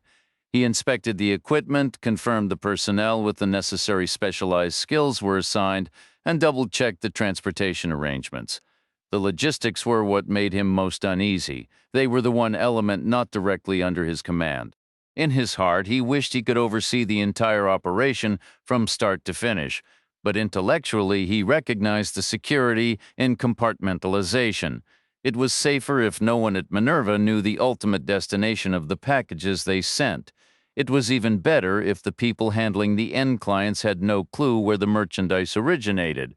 The last thing Riverdale wanted was for any fallout to trace back to Minerva's doorstep if something went wrong downstream. Satisfied at last, Riverdale left S1 and headed toward the first of the 3 general population units, the one housing the most particularly intriguing inmates. He set off at a brisk pace, but stopped halfway along the enclosed walkway connecting the buildings. A realization had struck him: if Friday proceeded as planned, it would mark the first time an inmate was transferred from one specific category to another, a quiet, uncelebrated milestone in the facility's history. This would be a first, and Riverdale sincerely hoped it would be the last. The move only heightened their exposure, offering no real advantage. In his view, any risk without a clear payoff was a liability. A few people at Minerva, Damon Brockman among them, misread Riverdale's philosophy entirely. Brockman saw it as timidity, a lack of nerve, even cowardice. What he failed to grasp was that Riverdale was simply a pragmatist who knew how to survive. He had carved out a good life at Winson, a position he'd earned through relentless effort, and he was prepared to defend it by any means necessary. Had Brockman been more perceptive, he might have gained a fuller picture. A conversation with the warden he'd installed to replace Riverdale could have been enlightening. If only that new warden had paid closer attention to the meals delivered exclusively by Riverdale's loyalists from the prison kitchen, he might have noticed that peculiar, lingering aftertaste. Hannah Hampton drove with purpose, but on I-25, she was far from the most aggressive. Other vehicles whipped past her, weaving and cutting in, tailgating relentlessly. Reacher spotted trucks stranded in the median facing the wrong direction, and cars with crumpled fenders abandoned on the shoulder. A pair of SUVs had even plowed into the adjacent fields, one rested upside down on its roof. Noticing his gaze, Hannah offered an explanation. Must have rained recently. Folks around here forget how to drive the moment the pavement gets wet. It's dry now, Reacher observed. Hannah shrugged it off. So this place you're headed, Winson, sounds tiny, middle of nowhere. You really think a greyhound goes there? Doubt it, but it'll get me close. What's the plan after that? Haven't decided. I'll improvise. Hannah flicked on her turn signal, easing toward the right lane. A sign announced the exit for central Denver was a mile ahead. She slowed, preparing for the curve, then suddenly accelerated and swung back onto the highway. Forget it, she declared. Skip the bus. I'm driving you all the way to Mississippi. Reacher studied her. You're sure? That's what, 1,200 miles? So what? It's Sam's truck. The tank is full, and he already paid for the diesel. He wouldn't want it going to waste. Using a dead man's fuel isn't the most compelling reason I've heard. It's not the only one. You said I should leave town for a while anyway. Winson is as good a destination as any. When we get there, I can visit Danny Peel and tell him about Sam face to face. That's better than a phone call. I can also check on Angela's kid, make sure he's all right. Do you know the neighbor who's watching him? No, but Danny will. Reacher recalled the envelope from Angela's purse, the one addressed to Danny Peel that vanished right after her death. He needed to speak with Peel to understand why she had it and what it contained. Having Hannah along, someone who knew the man, could smooth the way. It might encourage Danny to talk more freely, shortcutting the usual dance of establishing trust and making the whole encounter more straightforward and considerably less volatile. All right then, Reacher said. Thank you. My pleasure. Hannah glanced at him briefly, but answer me one thing, because I'm dying to know your luggage. What's the real story? There is no story. Come on, you can tell me. Nothing happened. Really? Here's my theory. You rolled into town, met a woman, stayed over maybe a few nights. You managed to annoy her, or you just wore out your welcome and ignored every hint she dropped. Finally, she lost her patience and destroyed your things. Chopped them up, or better yet, set them on fire. Please tell me she burned it. Let that be the story. Fine, a woman burned it. Seriously? No. Then where is all your stuff? Right here, in my pocket. What could you possibly keep in a pocket? Everything I need. Everything. Everything. For now. Bruno Hicks and Damon Brockman believed there were 4 distinct types of prisoners at Winson. That was the system they had designed and expected to see. What escaped their notice was a 5th category, one that was actually the oldest of them all. It existed years before Minerva ever took control of the facility. This group wasn't created by professionals. No doctors, psychologists, accountants, or lawyers had a hand in it. Its members were personally selected by Curtis Riverdale, who relied on his decades of instinct. He had a natural talent for reading people, for spotting certain traits no matter how well they were concealed. Traits like profound desperation or extraordinary greed. These were the qualities that would lead an inmate to arrange for his wife, or sometimes his sister, to visit the prison whenever Riverdale demanded. The woman would wait, confined on the secure side of the glass partition, while one of the veteran guards escorted her to his private office. There Riverdale offered his own twisted interpretation of a conjugal visit. Occasionally, if he was in the mood for an extra thrill, he would have the prisoner brought up as well. The man would be handcuffed to a steel bar Riverdale had specially installed in the corridor wall for that purpose. He'd leave his office door slightly ajar, not enough for the prisoner to see inside, but just enough to ensure no sound was muffled. Riverdale had such an appointment scheduled for that evening with the wife of a new arrival. He was eagerly looking forward to it. If she met his expectations, he was considering having her return on Friday afternoon, a little celebration for Winson getting back to normal operations, assuming, of course, everything proceeded according to plan. The more miles Hannah Hampton put behind them, the quieter she became. Initially, after deciding against leaving Reacher at the Greyhound station, she had been quite chatty. She was curious about him, trying to understand what kind of man walks away from the army to drift across the country with no job, no home, no fixed destination, and not even a bag. She asked about his childhood, his parents, his brother. She wanted to know how he felt when each family member died, and how being raised on military bases around the globe had shaped him. She was captivated by his years as an Army investigator, pressing for stories of his best case, his worst, and any that still lingered in his mind. She asked why he left the service and how it felt to be set adrift after 13 years of risking his life for others. Reacher answered readily, his responses straightforward and mostly upbeat. He had made peace with the harder parts of his past long ago. Their conversation flowed easily, accompanied by the rhythmic thump of tires over road seams. Following her phone's directions, they merged onto I-70. The highway stretched ahead, and the mountains gradually shrank in the rearview mirror before vanishing into the distant haze. Hannah drove east until they were clear of Denver, then cut diagonally across the state. They turned south, crossing the narrow panhandle that extends from Oklahoma and pushing deeper into Texas. The easy talk began to fade after Hannah brought up the topic of relationships. When Reacher turned the questions back to her, she sidestepped by speaking about her marriage to Sam Roth. He sounded like a decent man. Hannah had an endless supply of stories about him, about their life together yet. Apart, some memories were gentle, some were hilarious, and some were wild tales from their younger days. But as she reminisced, her voice softened and slowed. Eventually, a single tear traced a path down her cheek. She wiped it away and glanced at Reacher with a look that clearly said, "Your turn now." Reacher remained silent. Damon Brockman wasn't a man easily swayed. The initial report about someone possibly peeking into the envelope Angela St. Vrain took to Colorado hadn't raised any alarms for him, and it still didn't. However, he was also a man who avoided unnecessary scrutiny. In his world, the only thing worse than a failure on his watch was being held responsible for it.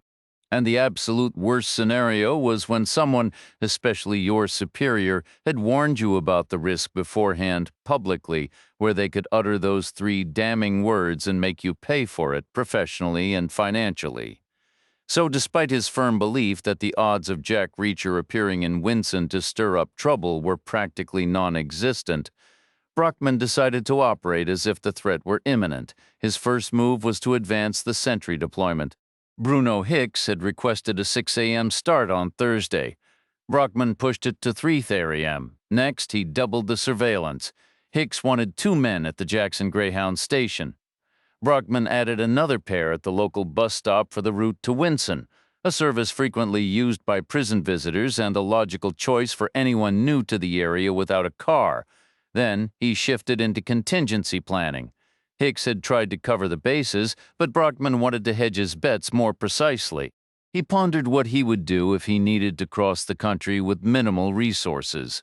The answer was simple: steal a car. It was faster and more comfortable than a bus, and far safer than hitchhiking with all the predators out there targeting the vulnerable. A fact Minerva profited from by incarcerating them.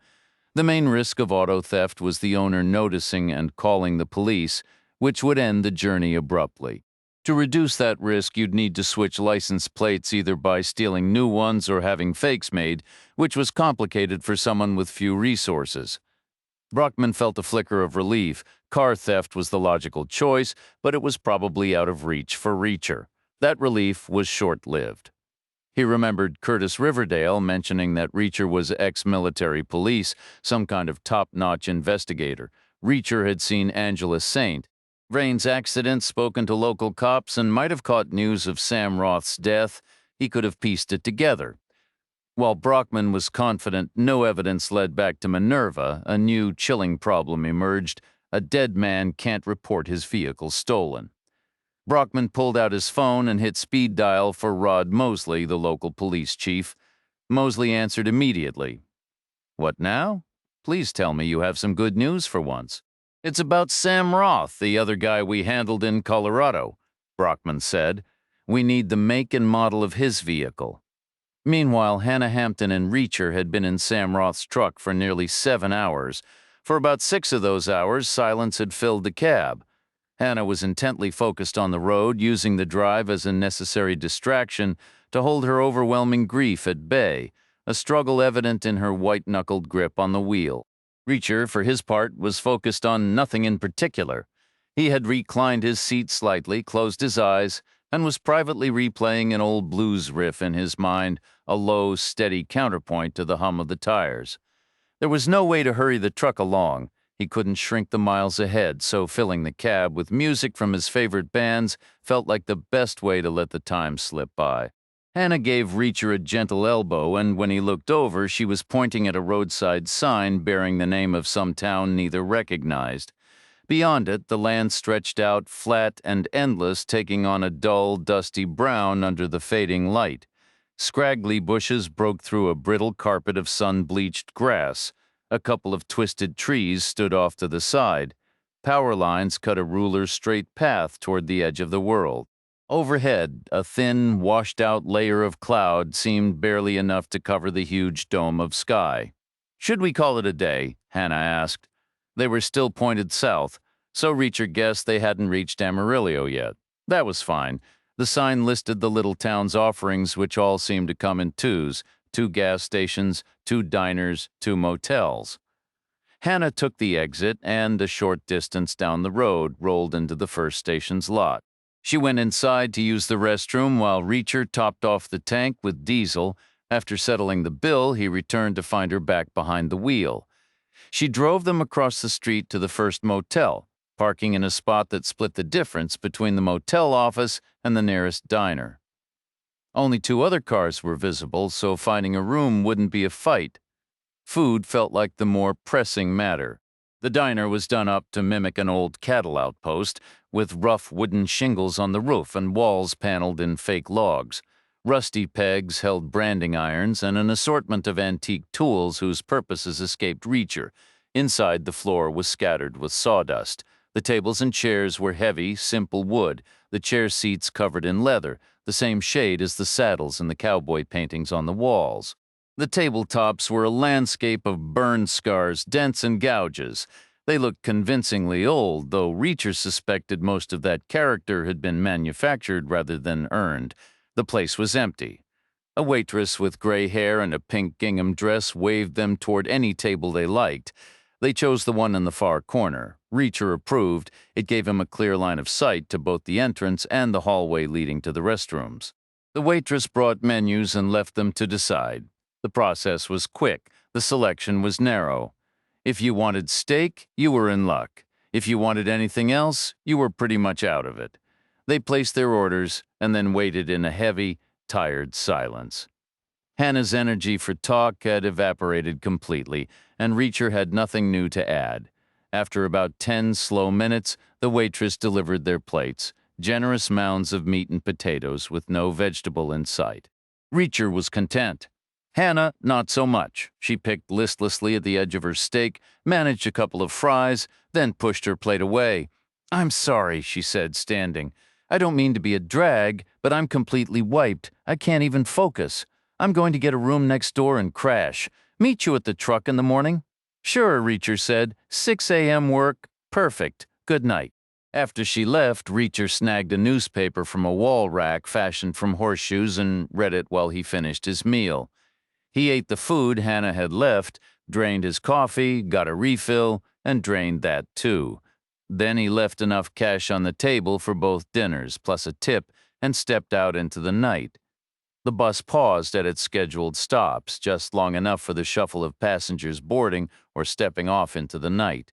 A few of these halts stretched longer, 20 minutes or more, offering a chance for stiff limbs to unwind or for a quick bite at a roadside diner.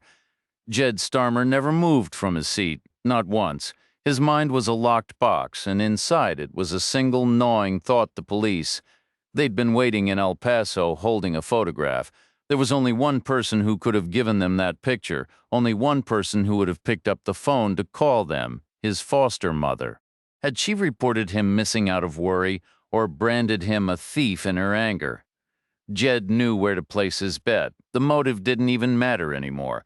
The only thing that counted was what the cops would do next.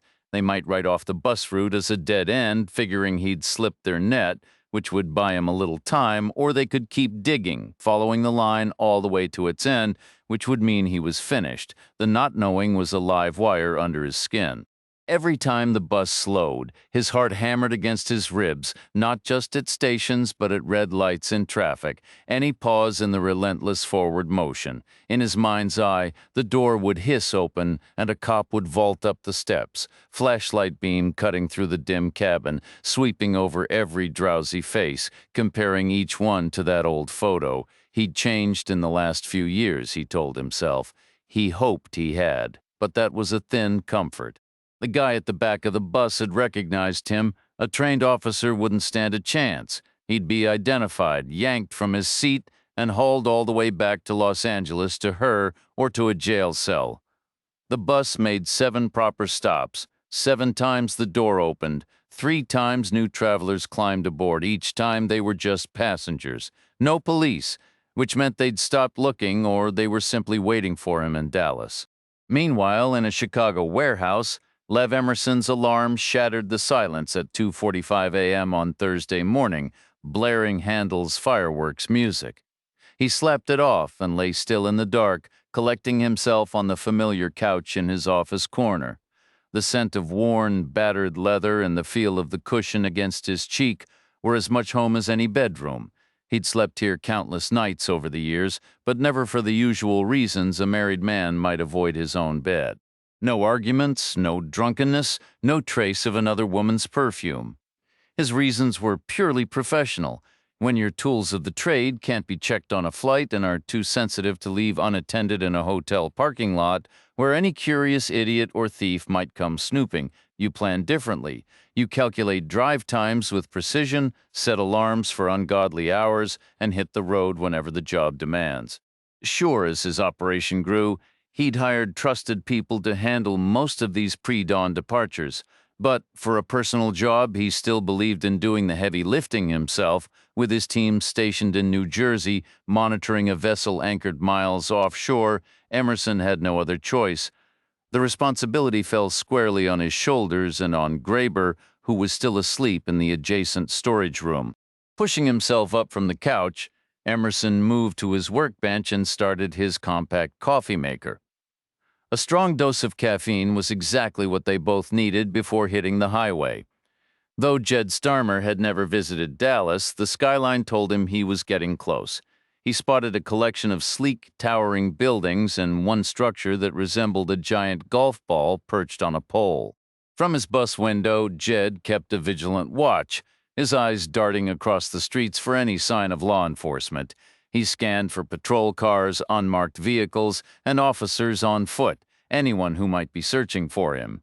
The city rolled past, storefronts, corporate offices, bars, hotels, federal buildings, a sprawling public square, and a memorial dedicated to a former president. A few homeless individuals were settled near the curb, but no police. As far as he could tell, they weren't coming for him, or they were already waiting at the Greyhound station. The bus seemed to crawl through the urban maze for an eternity. Jed flinched at every passing car and every lone pedestrian lingering in the night. Nobody glanced his way, still as the driver turned into the terminal. Jed slouched low in his seat. His last glimpse outside was a sign advertising the Texas prison shuttle, a service he'd never heard of, and one that filled him with a dull ache. Soon he might be headed to prison himself. And if that happened, he knew no visitor would ever come for him. Whether a convenient shuttle existed or not wouldn't change a thing.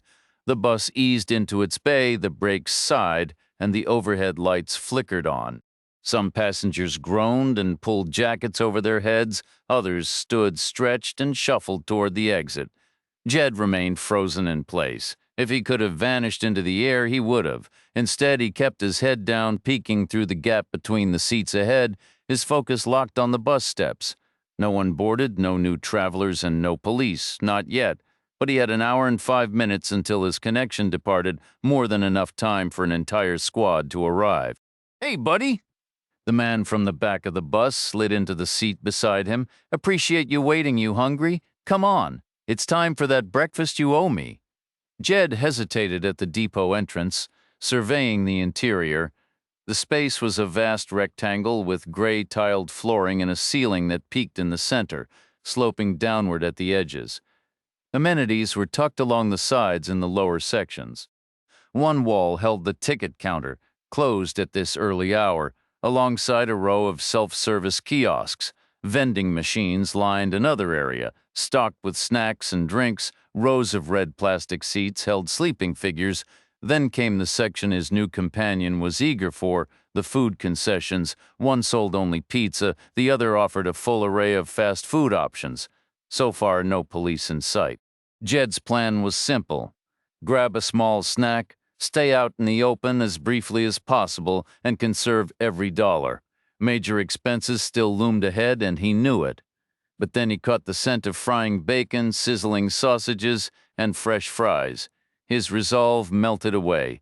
He hadn't eaten since Los Angeles, and the hunger was so intense his legs were shaking. In that moment, all his careful plans were forgotten. Jed ordered the Belly Buster Deluxe, a feast of everything friable with a side of onion rings and a Coke. The man from the back of the bus requested the identical meal. The cashier muttered to a loitering cook before trudging to the register, punching keys and announcing the total. Jed had already calculated it in his mind, subtracting tax and the barest minimum tip, leaving a sum smaller than he'd hoped but manageable. He reached into his pocket for his cash roll. His fingers found only lint and worn fabric. The pocket was empty. A frantic check of all his pockets yielded just a handful of coins and his toothbrush. His money was gone, every last dollar. He stood frozen, grappling with the reality, then his legs buckled. He fell backward, his head striking the hard floor. The overhead lights exploded into spinning, fiery stars that whirled and danced before his world plunged into darkness. Reacher roused himself at 5:15 on Thursday morning. After a shower and getting dressed, he was outside the hotel by 10 to 6 as planned. Hannah Hampton was nowhere to be seen, and Sam Roth's truck was absent, too. Reacher considered asking the front desk when Hannah had checked out, but decided against it. It was pointless. Whether she'd left minutes or hours earlier, he couldn't catch her without wheels, and he wouldn't try. This was a volunteer mission. If Hannah was having doubts, it was better she bowed out. Taking a reluctant partner would be a serious error. With no vehicles at the gas station opposite, Reacher began to walk. The highway was only a quarter-mile off. He planned to hitch a ride at the intersection, counting on the usual stream of early-morning truckers before the roads clogged. He hoped to find a driver seeking company, a little help with fuel, or just conversation to fight off the fatigue of a long night. The sun was rising, but the landscape remained as bleak as the previous evening, endlessly flat, parched, brown, and monotonous. He felt he'd covered a couple hundred yards, yet the vast uniform scenery made it seem like he hadn't moved at all. He quickened his pace, then halted at a sound behind him, a diesel engine rattling and clanking like an old train. Hannah Hampton pulled over and rolled down the passenger window. "What's going on? Why did you leave without me?" "I thought you left without me," Reacher said. Hannah checked her watch. "But it's not 6 yet. We agreed on 6. Reacher shrugged. "Old habits where I'm from, on time is late." "So where'd you go?" "Not many scenic routes for a dawn drive around here for coffee." Hannah gestured to 2 large travel mugs wedged in the console holders. "I thought you liked it. The machine at the station across the street wasn't cleaned. The morning guy was late. I had to drive to the other place about a mile away, my mistake." "Not at all," Reacher said, opening the door and climbing in. "I love coffee, and it's a far better greeting than the last time you picked me up, that's certain." Jed Starmer awoke several hours after Reacher. He was on a Greyhound bus, though not the one from Los Angeles. This was a different coach, heading east and nearing the Texas-Louisiana border. Left to his own devices, Jed might never have boarded. He had no memory of getting up from the depot floor in Dallas. Jed found himself slumped in a plastic chair leaning against a table. The man from the back of the earlier bus was sitting across from him.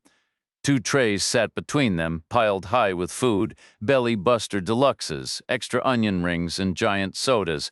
It was exactly what they'd ordered, exactly what Jed had tried to pay for before realizing his cash was gone for a second.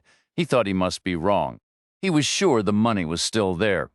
A wave of relief washed over him. He reached into his pocket, needing to feel the bills to confirm they were real, but the pocket was just as empty as before. His confusion deepened. The other man spoke up. "If you're wondering about the food, I covered it." Oh, Jed's thoughts were tangled, hard to grasp. "Thanks, I guess." The man was watching him closely, his expression far from warm. "Answer me something, and don't lie. Are you running a game on me?" "What? No? Wait, I don't get it. You offer to pay, you order all this, then I get stuck with the tab. It wasn't on purpose. That whole fainting act?" "You deserve an award. I don't know what you're talking about. You honestly believed you had the money?" "I did have the money? I did. Now it's just gone. How much was it?" $300. In what? Tens? Twenties? Twenties? The man shook his head slowly. "So a decent wad of cash." "When did you last have it for sure?" Jed paused, thinking. "In El Paso, I bought some water." "No, wait, that was from a vending machine. I used change. It must have been in L.A. on Tuesday. I bought my bus ticket and a burger." "Did you pull out the whole stack or just what you needed?" "The whole thing, I guess, and you put what was left back in your pocket, right?" "Did anyone see which pocket you used?" I don't know, probably. The station was packed. Did anyone get close to you? Bump into you? Make any kind of contact?" "No. Wait, yes, the guy who found my ticket. I dropped it and, oh, exactly. So this guy, did you talk to him? Did he ask you anything?" "We chatted a little. He said he was getting on my bus, but then he didn't. Now I see why. Did you tell him where you were headed?" "Not really. I kept it vague. Why? Doesn't matter now. Come on, eat, before this gets cold." The other man finished his meal and waited for Jed to do the same. He said, "All right, now we should get you to a hospital. Get your head checked. You hit it pretty hard when you went down." "No." Jed glanced at his watch. "No time. My next bus leaves in 10 minutes, and I'm fine, really. You should at least call the police, report the guy in L.A." Jed shook his head. "You're the one who should report him to stop him from doing this to someone else. It's pointless. Too late now. He'll be miles away by this point. You're scared to call the cops, aren't you? You're trying to avoid them. Why?" "I'm not scared. I'm just pressed for time. You're in some kind of trouble." "I told you I'm not. Then what's the issue? Are you a runaway? Is that it?" Jed shook his head again. "No, I'm not running from anything. I'm just relocating." "Really? Where to? How? Where's your luggage? What's your plan when you get there?" "I don't know." They were good questions, Jed admitted to himself, though only two things truly mattered: where he would sleep that night after stepping off the bus and how he'd continue his trip the next morning. The same two problems he'd faced from the start. They were just a bit tougher now with no money, but he'd find a way. He noticed people sleeping on benches nearby. The idea didn't thrill him, but he could do the same at the depot in Jackson. One night wouldn't kill him. Then he recalled the sign he'd seen outside for the prison shuttle. If they had those in Texas, surely Mississippi would have something similar.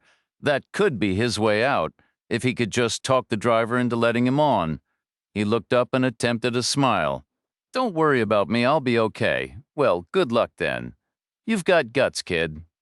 The man studied Jed for a long moment before fishing two crumpled $10 bills from his pocket. He pushed them across the table. "Take it. It's all I can manage. Just make sure it doesn't walk away from you again." Hannah's phone navigation led them south past Amarillo before the highway curved gently eastward. Reacher guessed their route would cut diagonally across Texas, aiming for Dallas before the long straight haul into Mississippi. There would be more stops for diesel and bitter gas station coffee, more hours to let old songs replay in his mind. Unless Hannah felt like talking, he was good with either option. He reclined his seat another notch, shut his eyes, and let the road hum beneath him. For now, his role was passenger. But once they arrived, he had a strong feeling things would get interesting, and he was perfectly okay with that. Lev Emerson's contact had chosen a coffee shop in St. Louis for their meet, the same city as before, but a new location. The logic was identical: a public, bustling spot where eavesdropping was difficult and any violence would be witnessed. The guy was clearly cautious. He'd just forgotten one crucial update.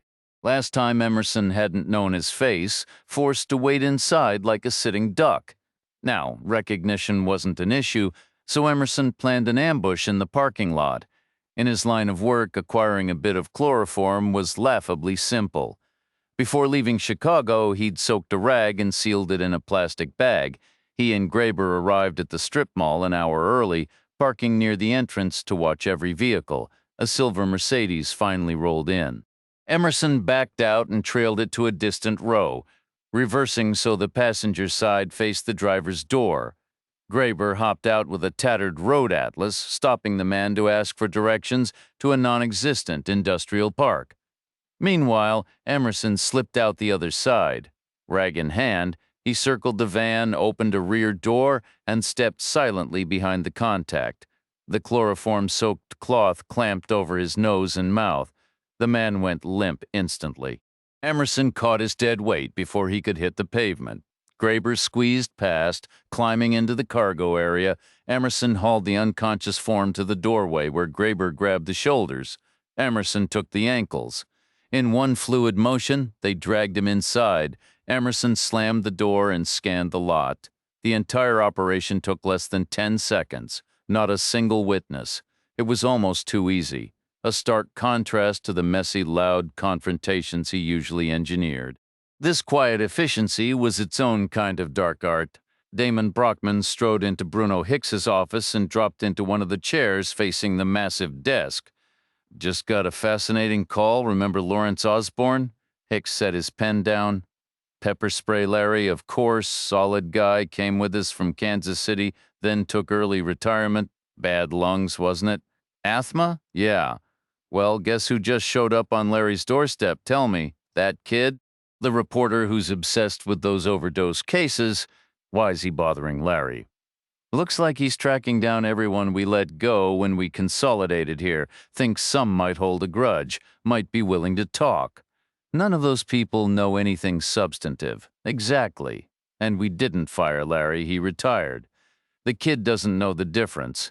Hicks drummed his fingers on the polished wood, his expression hardening. "This irritates me.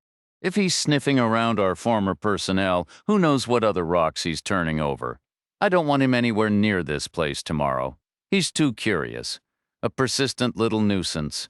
It's time to make him disappear," Brockman stated with a thin smile. "I've got a simple plan for that. Go on."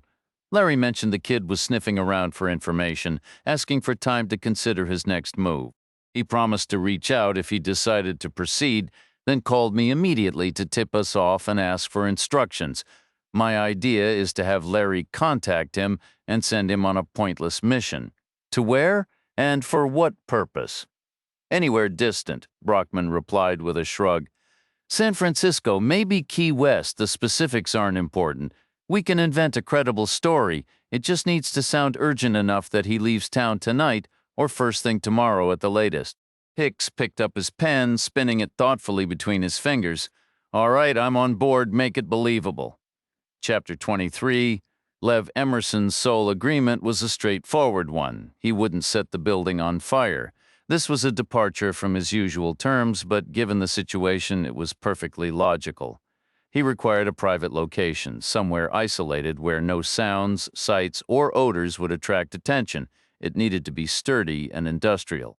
Being in an unfamiliar city and pressed for time, he reached out to a recent client from Savannah. That individual owned an old warehouse in St. Louis, vacant and situated near the river, with no operating businesses nearby. Emerson was already familiar with the spot. He recalled it because the same client had once hired him to deal with a neighboring property. When the man began to regain consciousness from the chloroform, he found himself lying on his back, completely exposed on a cold concrete floor. The faint scent of gasoline hung in the air. In the dim light, he could make out distant brick walls, aged and crumbling with a pale, flaking coating. High above, the ceiling was marred by water stains and supported by rusted metal beams. His arms and legs were stretched out and secured with cable ties to short steel stubs protruding from the ground, remnants of the massive shelving units that had been removed and scrapped when the storage business formerly housed there was abandoned.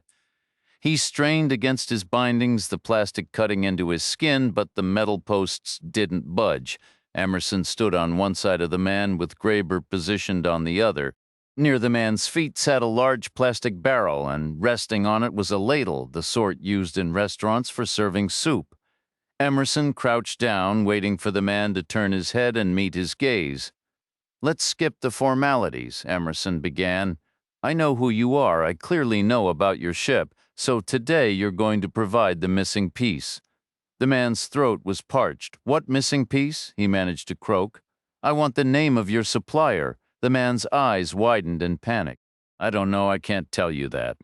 Emerson stood up and walked over to the barrel. He took the ladle in one hand, removed the lid with the other, and scooped out a generous portion of a thick, cream-colored gel. He returned and poured it over the man's groin.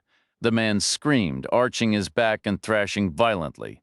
"Stop! What are you doing? What is that?" "I could give you the chemical name, but it wouldn't mean anything to you," Emerson said calmly. "Have you ever seen Apocalypse Now?" "What? Why?" "Because you might recognize it by its common name, napalm." "No, you're joking." "What the? It's my own improved formula, better than the military grade. The secret is not cutting corners on the benzene. The original burns out in seconds. Mine keeps going for a solid 10 minutes. Think about that. Can you feel how it's clinging to your skin?" The man writhed and jerked, trying to shake the gel off. It was dense and adhesive like heavy glue. A small amount flicked away, but most of it remained stubbornly in place. Emerson pulled a matchbox from his pocket. "All right, talk. Where does your group source its merchandise?" The man went still, his breathing labored. "We have multiple suppliers. Different items come from different channels. Begin with what you sent to my son. What was the origin point?" "I don't know, I swear. I only deal with a single contact. I relay our needs if he can fulfill them. He does. I have no idea who he answers to. That's how the system is designed for security. He doesn't know who I am either. His name? He goes by Carpenter. Might be an alias. How do you reach him? It's all in my phone. I'll give it to you. But here's the honest truth. Carpenter vanished about a month back. He might have walked away. The feds could have grabbed him. I don't know. If you can't find him, don't come back blaming me." Graber lifted the man's trousers from the floor and fished out a cell phone. "What's the code?" The man rattled off a string of digits. Graber tapped the screen, then paused. "Carpenter, you've got a photo of him. Is this some kind of prank?" "He never knew I took it," the man said, a faint grim smile touching his lips.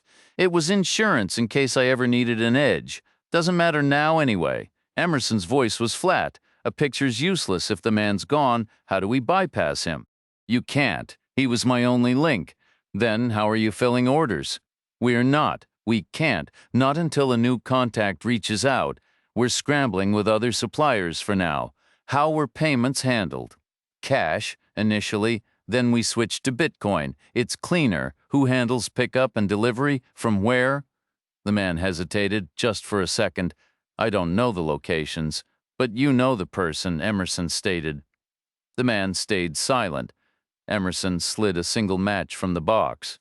"Fine. We use a transporter. Operates out of Vicksburg. Name's Lafferty. He's a solo act, a specialist. Address in the phone, good. Anything else you feel like sharing?" "No, nothing. I've told you everything, more than I should have. So please, just let me go. Not so fast. The shipment that went to my boy, you were involved? You were a part of that chain?" The man shut his eyes and gave a faint, almost imperceptible nod. Emerson leaned closer. "Say it?" The man opened his eyes. "Yes, I handled it. Can I leave now? If it's money you want, I can arrange compensation. I'm the only one who can." Emerson dipped the ladle into the gel and poured a thick stream onto the man's abdomen. He took another scoop and doused his chest.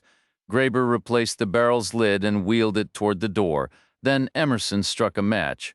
"Compensation?" Emerson said, the flame dancing in his eyes. "No, but you can go just like my son had to go when you finished with him. Only you'll get there faster, and with considerably more to remember on the way." The Greyhound bus carrying Jed Starmer pulled into the Jackson, Mississippi depot a little past 1:15 on Thursday afternoon. He'd been traveling for over 40 hours since leaving Los Angeles. 4 individuals observed its arrival. 2 were there specifically for that bus. The other 2 were tasked with monitoring all incoming traffic from the western routes. This second pair usually worked security at the Minerva facility in Winson. They'd been stationed at the depot since 3 a.m. on a special detail. They were bored, weary, and deeply wary, especially of the other two men. Their attention had locked onto them the moment they stepped under the concourse roof. They were young, maybe late teens or early 20s. They wore garish, unbuttoned, short-sleeved shirts over grimy white tank tops paired with shorts. No socks. One wore sandals. The other had battered, laceless sneakers. Both had long, unkempt, greasy hair. One blonde, one dark. Neither had seen a razor recently. They were, without question, a disreputable sight, but it was their body language that screamed trouble, the constant nervous fidgeting, the taut energy in their limbs and necks they couldn't fully conceal. For corrections officers, survival often hinges on trusting such instincts. Their knack for sensing danger before it erupts is non-negotiable. When you're potentially outnumbered 200 to 1, there's no room for error. Situations can deteriorate in a heartbeat, and once that spiral begins, halting it without violence becomes nearly impossible. Had these Minerva operatives been stationed inside a prison and those disheveled teenagers been inmates, the response would have been swift and uncompromising. They'd have been secured in their cells immediately, held in isolation for as long as it took to unravel their intentions, but here in the open their hands were tied. All they could do was observe. Every few minutes, the blond kid withdrew his phone, his focus locked on the screen. One guard nudged his partner. "Catch that?" "He's fixated on a picture," the other replied. "Can't make out the subject. You get a look." The first man shook his head. Bad angle, just a shadowy outline. But think about it. They're not waiting for someone they know. They're hunting for a stranger. A brief silence hung between them. "We're here. They're here. What are the chances? If they're after the same target we are, they're not here to intercept him. Look at them. You remember what he did to Robert and Dave back in Colorado? So they're here to assist. He'll need transportation, assuming it's the same guy. Which works out perfectly for us. How's that? Brockman dispatches us for one individual. We deliver 3. There's got to be extra compensation in that. And if these kids are involved in something entirely different?" The first operative gave a dismissive shrug.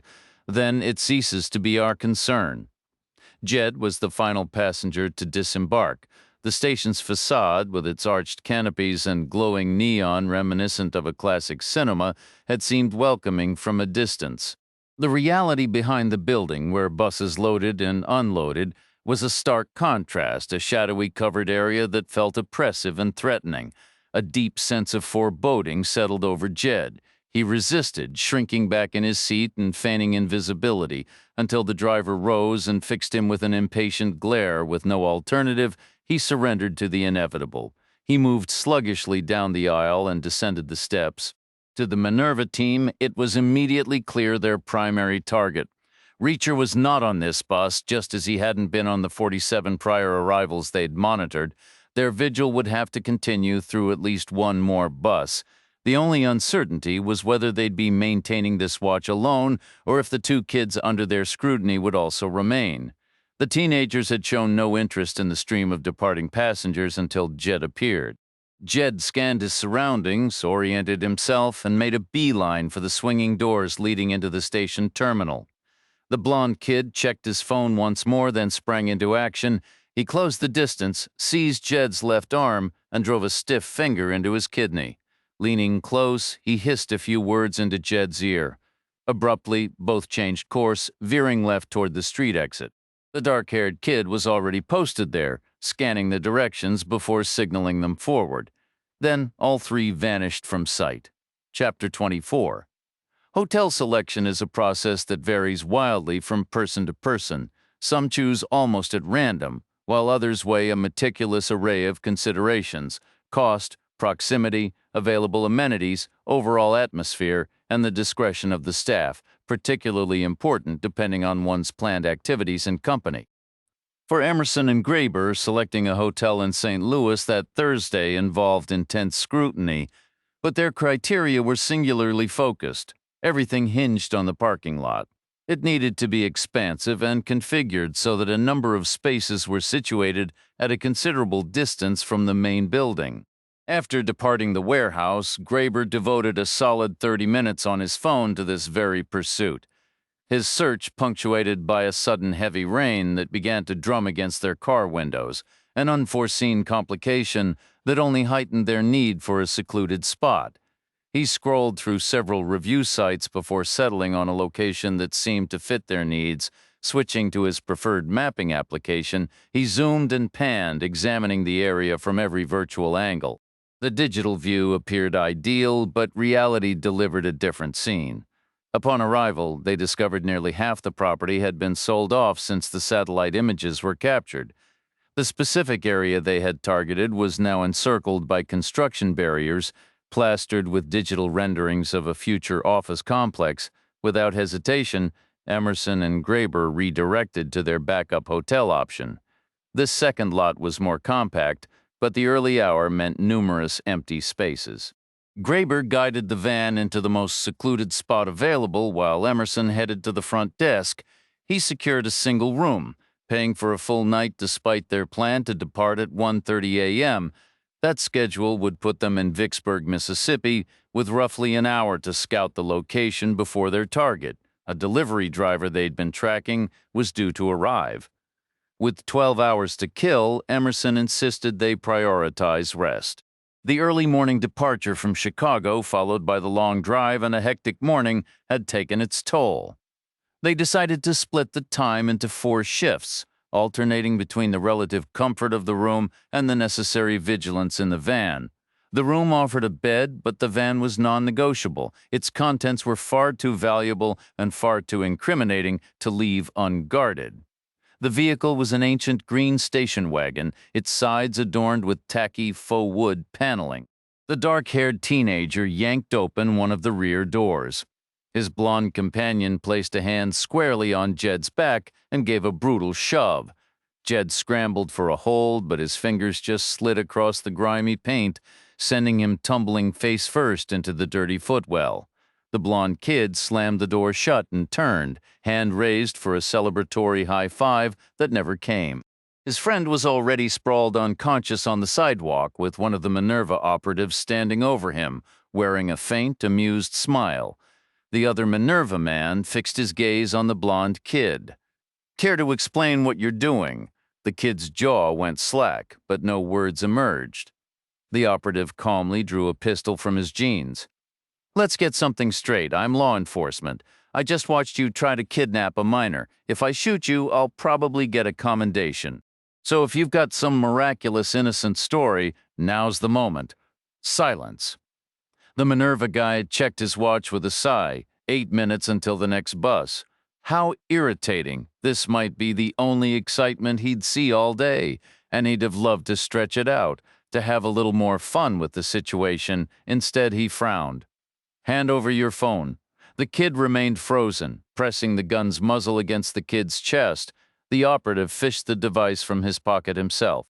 A quick glance. "What's the passcode?" More silence. "All right," the man said, his tone shifting to a bored, almost sarcastic drawl. "This model's ancient. A fingerprint will unlock it. Give me your hand." No movement. "Let's review," the operative continued, his voice dripping with mock patience. "Passcode? Or should I start collecting fingerprints? You do know the finger doesn't actually need to be attached to your body to work, right? I might have to snap off all 10 one by one, just to be sure I get the right one." The kid's eyes widened in terror, and a 6-digit code spilled from his lips. The man entered it, bypassing the photo gallery full of beach parties and juvenile humor, and went straight to the messages. Instantly, a photograph of Jed Starmer filled the screen at the Greyhound station in Los Angeles, captured on a Tuesday afternoon. The man tapped and scrolled on the phone, confirming the image had been sent from a California number. A note was attached, a bus route, and an arrival time. He passed the device to his partner, then turned to the kid. "What's your price?" The kid's eyes grew impossibly wide. "I don't have cash, but I can get it. I'll pay anything you ask." The Minerva agent slapped him across the face.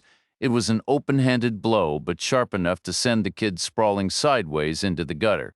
Then the man leaned down, seized him by the grimy undershirt, and yanked him upright.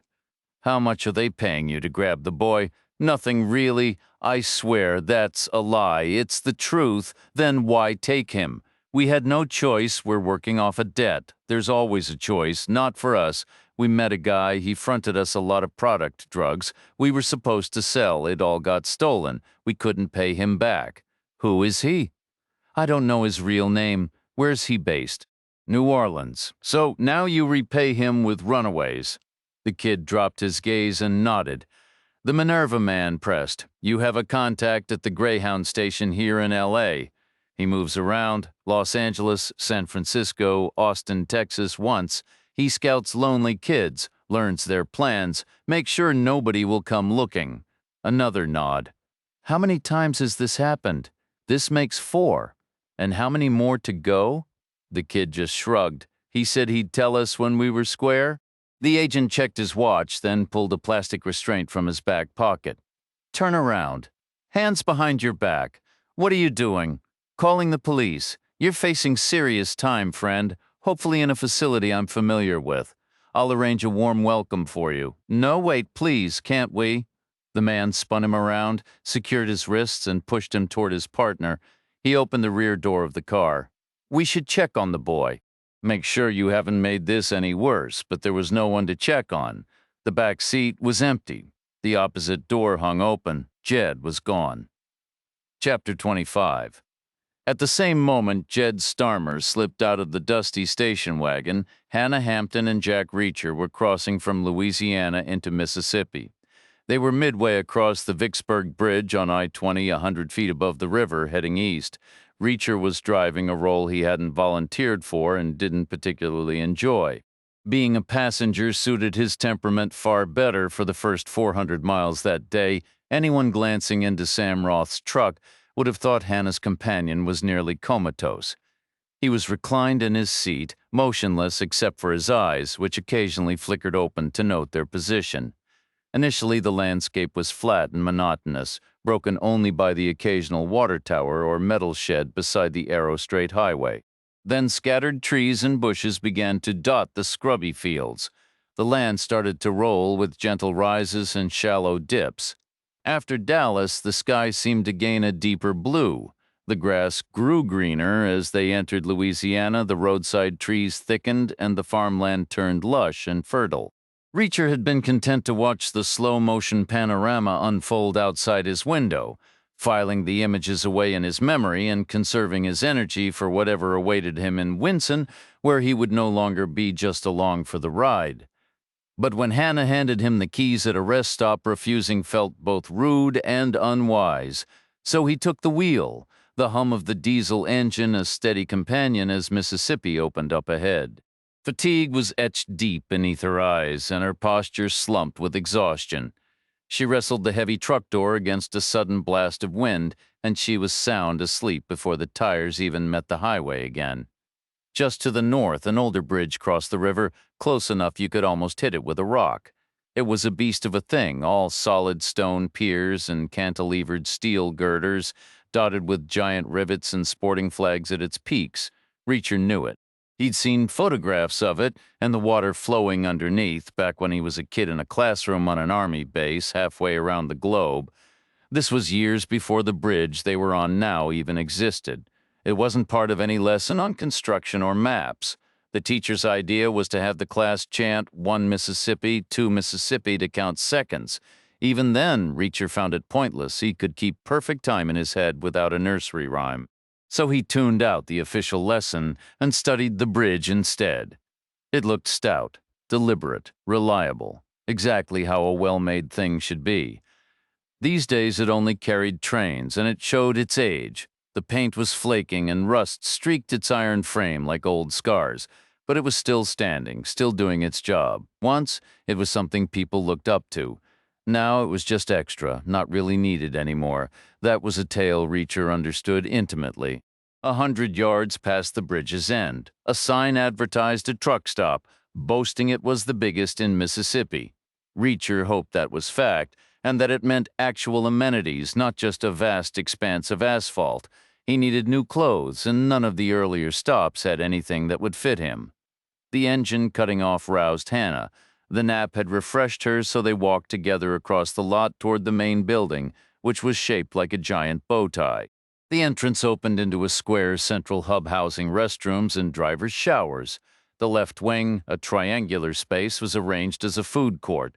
Chairs and tables filled the middle, flanked by 3 eateries, a pizza spot on one slanted side, a fried chicken place on the other, and a burger joint occupying the entire back wall. The right side was one big store, a chaotic maze of shelves, racks, and display cases. Hannah moved for the bathrooms first, but Reacher caught her elbow and gently guided her into the retail area instead. "What?" she said, a hint of amusement in her voice. "You need a fashion consultant to pick out some jeans?" Reacher glanced behind them. "You have your phone on you. Obviously need to make a call. Does it have a camera? They all do now. Why? Do you hold it up to your face like an old camera?" Hannah chuckled. "You hold it out in front of you. The whole screen is the viewfinder." "It's way better. What's this about?" "There's a guy near the chicken counter. He's loitering like he's waiting for food, but he was eyeing the entrance. Then he did something with his phone, held it out and moved it, like he was following me with it when we walked in. Shift your arm a little." Hannah peered through the gap between Reacher's arm and his side. "White guy, buzz cut, t-shirt and jeans." Reacher gave a slight nod. "He's still there. Got a friend with him now.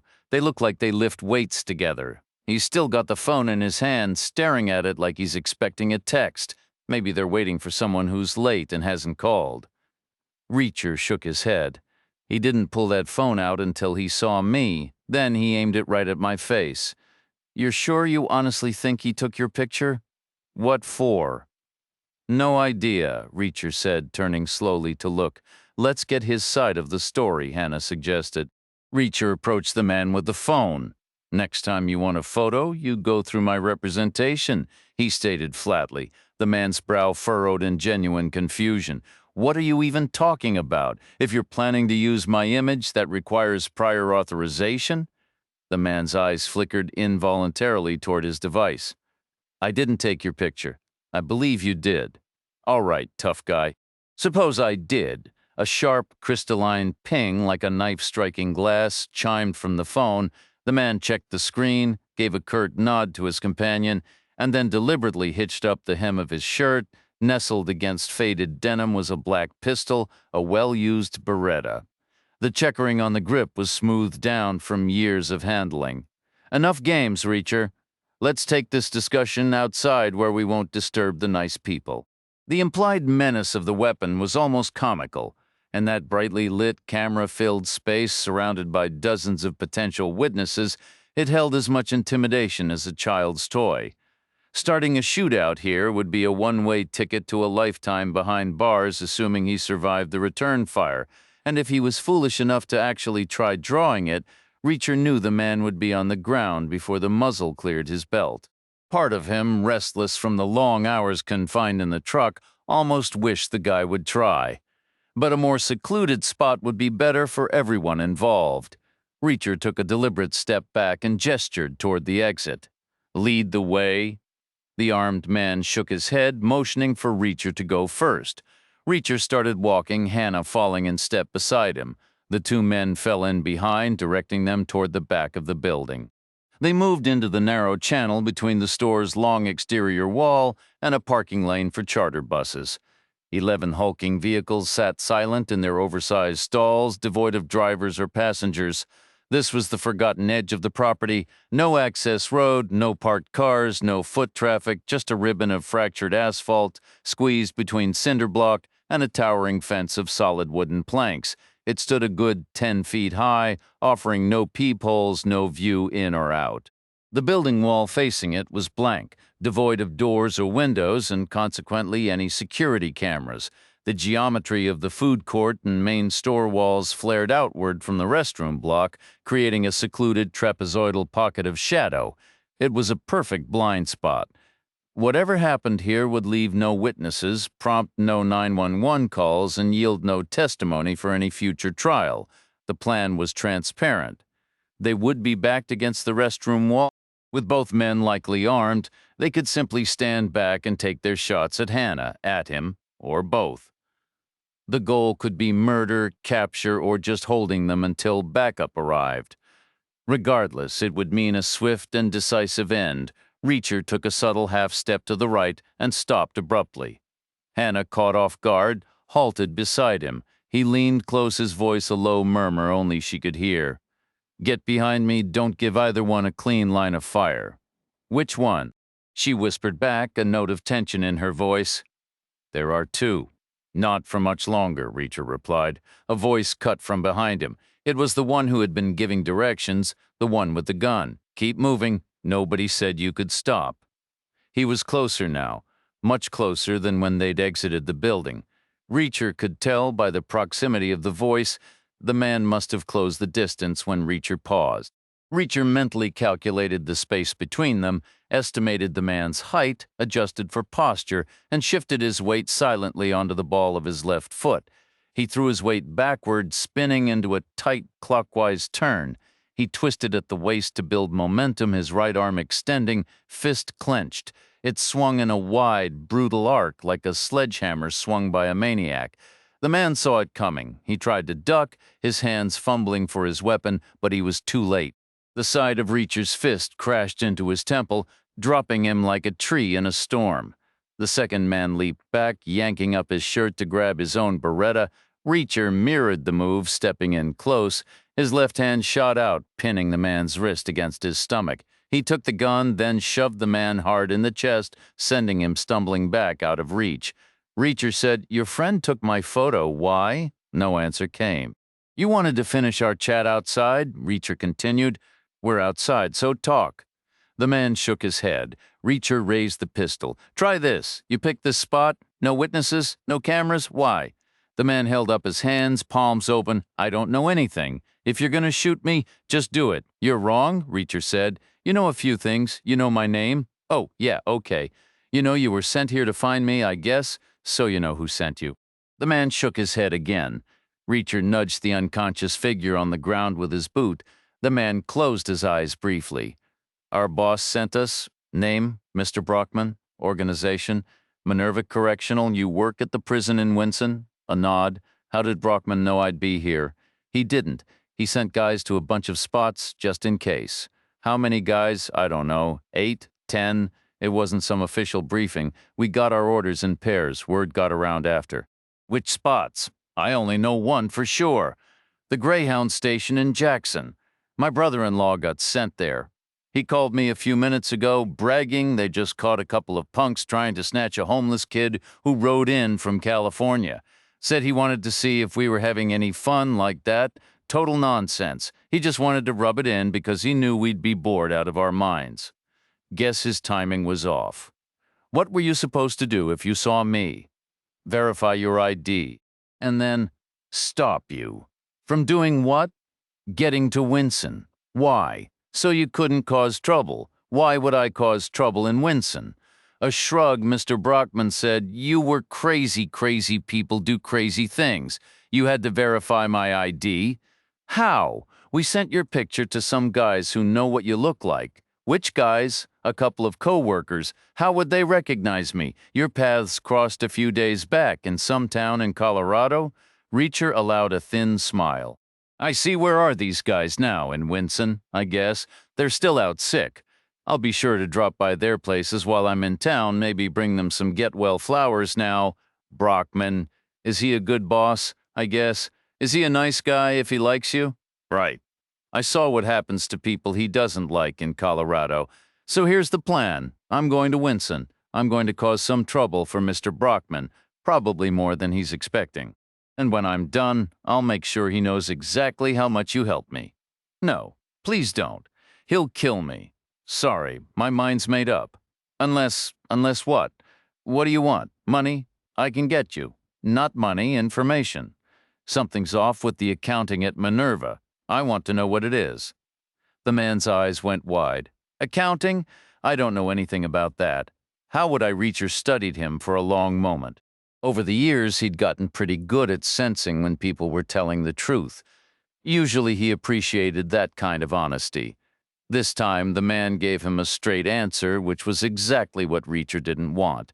It meant the guy had outlived his usefulness. Without another word, Reacher's fist connected with his jaw, sending him sprawling to the dirt in a heap. Was that really called for? Hannah stood with her hands planted on her hips. He was already disarmed. You had his gun. Reacher's gaze was flat. What about the backup piece in his ankle holster, or the blade tucked in his sock? He had a second gun and a knife? He might have. You wait around to find out, you'll be the one on the ground. Permanently, these men work for the people who killed Sam, who killed Angela. They didn't invite us out here for a picnic. Hannah fell silent for a long moment, then walked over to the first man Reacher had taken down. Is this one dead? Reacher gave a slight shrug. Neck could be broken. It happens. Does that not bother you? Does it bother you when you step on a bug?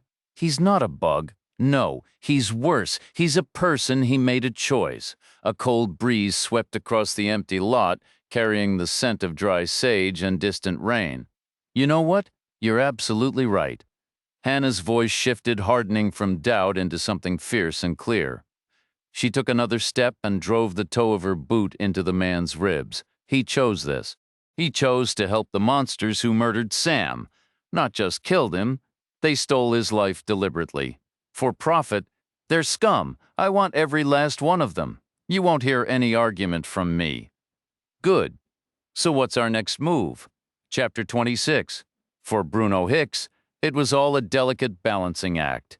The challenge stemmed from his audience being split in two, those physically present at the next day's ceremony and the far larger crowd watching remotely on screens.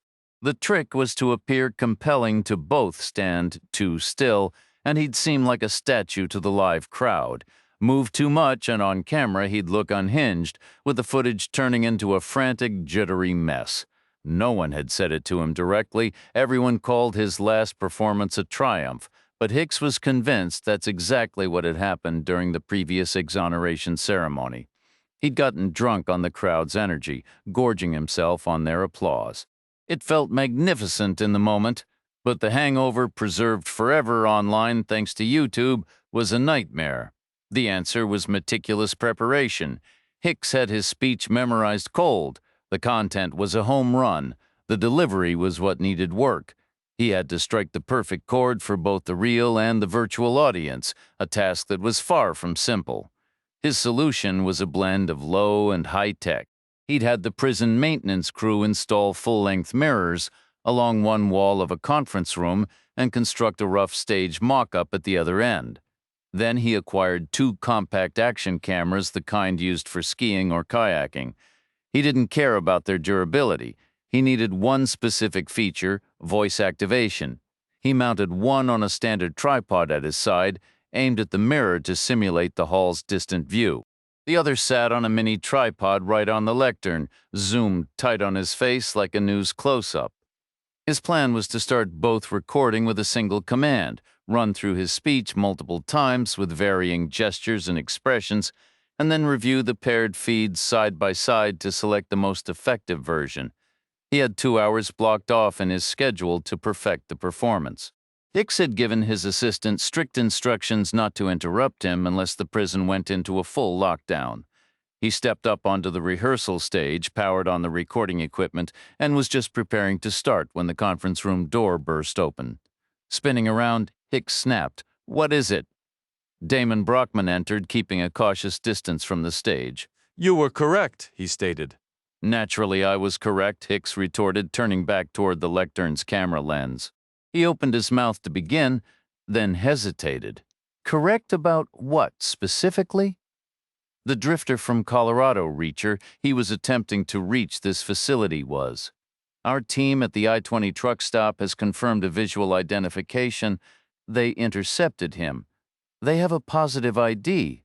I heard that. Did they physically detain him? They've maintained radio silence since transmitting his photograph. They're likely occupied with containing him. I've dispatched Harold to assist. Harold Keene. The men refer to him as Tiny. You'd know him on sight, transferred from Atlanta a decade ago. stands 6'6", 300 pounds of solid muscle, won silver in America's Strongest Man 2 consecutive years, while with the Georgia State system, only silver. Bruno, as a personal favor, never say that within his earshot. Short temper, excellent, but he'll need time to travel. Send the team from the Megamart as well. The junction with US 61 is significantly closer. Consider it done, and recall the unit from the Greyhound station in Jackson. No reason to keep them there now. I'll notify them immediately. What about the crew stationed at the US 87 construction site? Leave them in place for now, a precaution, until we have absolute confirmation Reacher is secured. Understood. Good. Send those orders. Then, why not return and observe my rehearsal for tomorrow? You know, I genuinely enjoy that, but I'm buried with other crises, total chaos unfolding elsewhere. So, regretfully, I'll have to decline that incredibly appealing invitation. Reacher's immediate priority was to verify the status of the first man he'd struck. The man was alive, his pulse rapid and thready but present. Reacher felt no particular sentiment about it. This was a tactical assessment. He needed to know if he was dealing with a body to conceal or a subdued threat to manage. He gathered the unconscious men's Beretta pistols. Locating their phones, he crushed them under his heel and tossed the fragments over the perimeter fence. With Hannah's help, he went through their pockets. The contents were unsurprising. Each held a wallet containing a driver's license, a Minerva Correctional ID, and a single ATM card. One carried $40 in 20s, the other 60. Reacher pocketed the cash. He still needed funds for new clothing, and took a car key with a Mercury logo on its bulky plastic head, a remote fob attached. Next, he removed the men's boots and hurled them over the fence. He stripped off their jeans and T-shirts and discarded those as well. Their socks were thick, heavy-duty hiking types, slightly damp. Suppressing a grimace, Reacher tested one for durability, stretching it to see if it would tear. It proved resilient. They would at least hinder movement, so he used the socks to bind the men's ankles and wrists behind their backs. He then dragged them to the base of the wall for better concealment. As he prepared to leave them, a new idea occurred to him. "Hannah," he said, "come with me for a moment." Reacher moved toward the side parking area. One bus had departed, leaving 10 others lined up neatly. No passengers, drivers, or bystanders were in view. Asking Hannah to keep watch, Reacher tested the handles on the luggage compartments of the nearest bus. 3 on each side, positioned low beneath the windows. Every door was sealed tight. He moved to the next bus, testing each cargo hatch, but they were all firmly locked. The third vehicle yielded the same frustrating result. The fourth bus, however, was an older model, its license plates indicating a long journey from British Columbia, Canada. Its first hatch wasn't secured. It swung open upward with surprising ease. Reacher left it gaping and hurried back to the area behind the building. He hoisted the first unconscious man onto his shoulder, carried him to the bus, and posted him through the open hatch into the cargo hold. He repeated the process with the second man, dumping him beside his partner. After closing the hatch, he pressed his knee against it, seized the handle, and worked it back and forth until the mechanism gave way and the handle came off in his grip. He performed the same operation on the remaining 5 hatches, tossing the broken handles over a nearby fence before leading the way back to the building's entrance. Reacher stepped into the restroom to clean up. Afterwards, he headed to the store section catering to truckers, selecting a pair of pants that looked long enough, a simple T-shirt, some underwear, and remembering the humidity from a prior visit, a lightweight rain jacket. He also picked up a road atlas for the state and 2 large coffees, paying for everything with the cash taken from the Minerva operatives. Outside, he rejoined Hannah at the truck. She accepted her coffee gratefully, but raised an eyebrow when Reacher settled into the passenger seat and placed a paper map on the console between them. "Why spend money on that?" she asked. "My phone can give us turn-by-turn directions to any address." "This isn't for navigation," Reacher replied. He opened the atlas to the page showing their current truck stop, located near the state's western border along the river, roughly midway between the Gulf Coast and Tennessee. Jackson lay to the east, about a third of the distance to Alabama, while Winson was situated to the southwest, tucked into a deep bend along the riverbank. That Minerva guy mentioned 10 people were sent to look for me deployed in pairs. That means 5 possible ambush points. We already know 2 here and the Greyhound station in Jackson. We need to deduce the other 3. All right, Hannah said. They obviously expected us on I-20, but they couldn't have been certain we'd stop here unless they knew about your unique clothing situation. Without that, we would have kept driving and turned south here onto US 61. She pointed to the line on the map. Somewhere farther along that road would be the next logical spot to try and intercept us. Actually, they'd focus on the intersection itself, Reacher countered. They can't assume you're driving me all the way to Winson. If I'm on the road, they'll figure I either stole a car or I'm hitchhiking. If I stole a car, that's where I'd make the turn. If someone picked me up farther west and was heading to Jackson, Meridian, or even farther to Tuscaloosa or Birmingham, that's likely where they'd drop me off, so I'd be lingering there looking for my next ride. Sounds logical, Hannah conceded, taking a pen from her purse to circle the junction where US 61 met I-20. That's potential ambush site number 3. Now, if we had taken a more central route from Colorado through Kansas and Missouri, we'd have come down I-55 into Jackson. From there, we'd head west again. And there's really only one road into Winson no matter where you start. They'll position their final checkpoint somewhere along that route. Reacher lifted the map, studying it intently before setting it back down and indicating a spot near the town's boundary. Right there, look at the elevation lines. It only climbs about 100 feet, but it's the steepest incline for miles around, enough to slow any trucks and the traffic following them. Slow-moving vehicles are much easier to look into. Hannah traced a slow circle around the spot Reacher had pointed to on the map. That's number 4 checked off. So where does that leave number 5, Jackson? Reacher said. Jackson, you really think they'd station another team there? They've already got the Greyhound depot covered. Exactly. But consider this. What if I arrived by train or caught a ride into Jackson?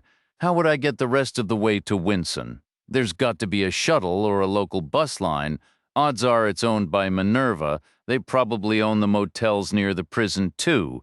Why limit their profits to inmates when they can cash in on everyone who comes to visit? You have such a bleak view of everything, Hannah said, her pen hovering. But you're probably not wrong. So where in Jackson would this bus be waiting? The location doesn't matter. I'm not going to Jackson. It's too far out of the way. For now, I'll handle the intersection and the hilltop observation post. Handle them? Don't you mean avoid them? Reacher shook his head. Basic tactics. If you have a chance to weaken the enemy's position, you take it. Oh, so we're weakening their position? Fantastic. I'm all for that. Just tell me what you need. Find us a motel for tonight. All right. In Winson, for after we're done weakening things? No, Reacher said, his tone shifting. Here's what I need you to consider. I want you to think about going somewhere else, on your own for a few days. Like hell I will. I'm going where you go. You can't have me drive you all this way and then just ditch me. That's a seriously lousy move. I didn't make you drive, and I'm not ditching you, but we have new information now. We need to be smart. We have to adjust. What new information?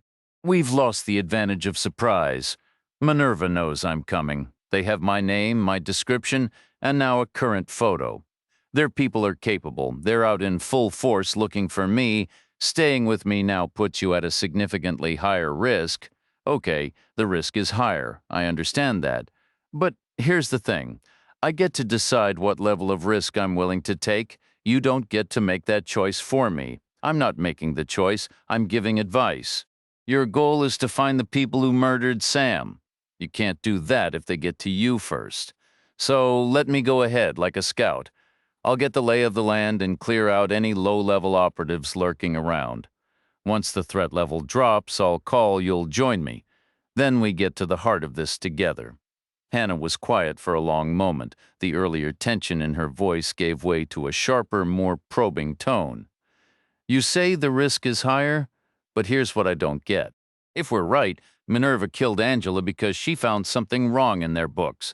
They killed Sam because Angela told him. So why are they coming after you? What's the connection? What haven't you told me? Reacher paused, then laid it out.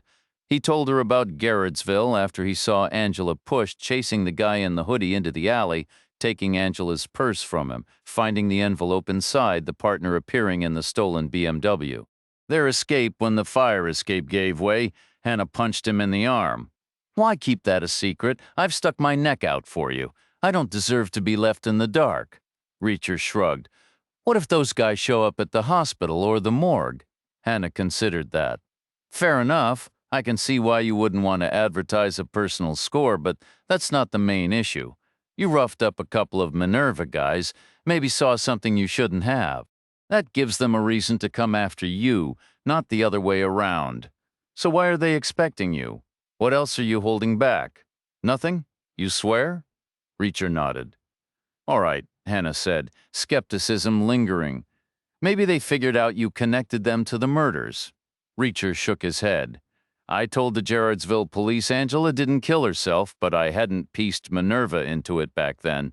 The police ignored me anyway. Angela's case is closed. Sam's is too, she said. That means it has to be about Angela's purse. The Minerva men took it, so there must have been something valuable inside. Possibly, or possibly not. They could have believed something important was in there. They might have just hoped. That doesn't mean it actually was. What was in her purse again? He recounted every item he remembered. Could something have been hidden in the lining? I was an MP. I know all the usual hiding spots. Then we're back to the envelope. Tell me about that once more. It contained a file on a man named Anton Begovic, wrongfully convicted, scheduled for release tomorrow. Minerva funded his appeal. Those clowns, is there something wrong with freeing an innocent man? No, absolutely not. It's just Minerva. With them, everything is a publicity stunt. Their CEO is a guy named Bruno Hicks. He's infamous.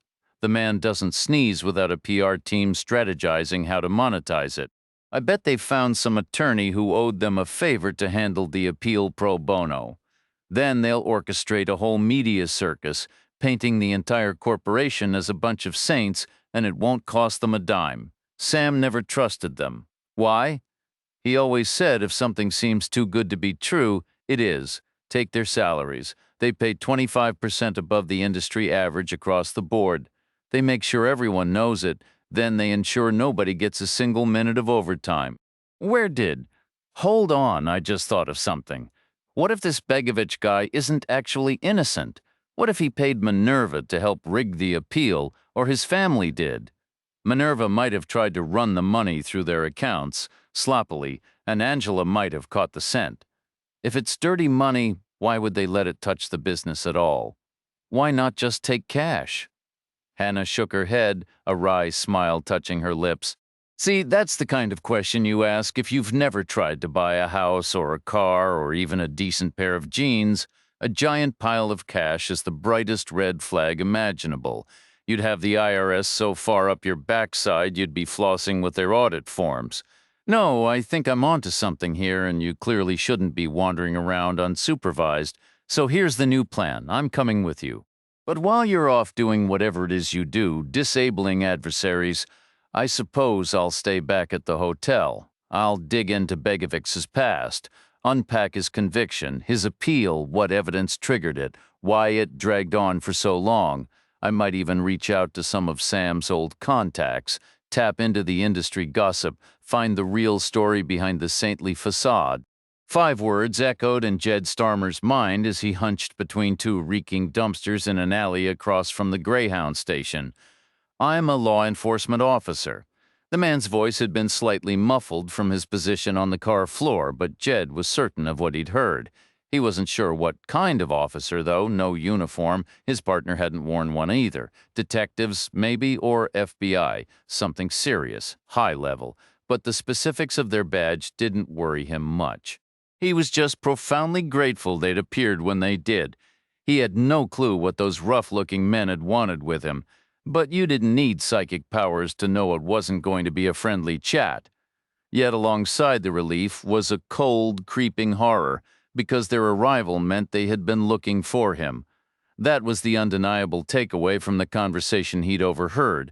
The talkative guy from his first bus must have called him after their diner breakfast in Dallas. He'd kept pestering Jed about going to the police. When Jed refused, the man had evidently decided to handle it himself, which meant Jed's plans were now ash. He had intended to catch some sleep on the hard plastic seats of the bus station that night and head for Winson in the morning. That was impossible now. Staying in town in any public exposed place was an unthinkable risk. The choice was made for him. He had to leave right now. Reacher left the Atlas, the captured Beretta, and the last of his coffee with Hannah in the truck and headed back to the main building to get changed. His strategy was straightforward. He intended to locate the next pair of Minerva operatives at the nearby interchange and give them precisely what they were after for a short while anyway. He reasoned they'd be searching for him either in a vehicle or along the roadside trying to hitch. Spotting him in a car would complicate matters. They couldn't just pull him over immediately. They'd have to go through the whole identification routine, snap his picture, send it to the team that had seen him in Colorado, and wait for confirmation. That left them two choices: tail his car and intercept if the ID was verified, or stay put and relay the intel to the units stationed near Winson. Neither option sat well with Reacher. Forcing a car off a busy highway at speed was a messy, dangerous business with too much potential for collateral damage. And if they just passed the information along, it wouldn't help him now. He'd be long gone, and it would only stack the odds higher against him once he reached town.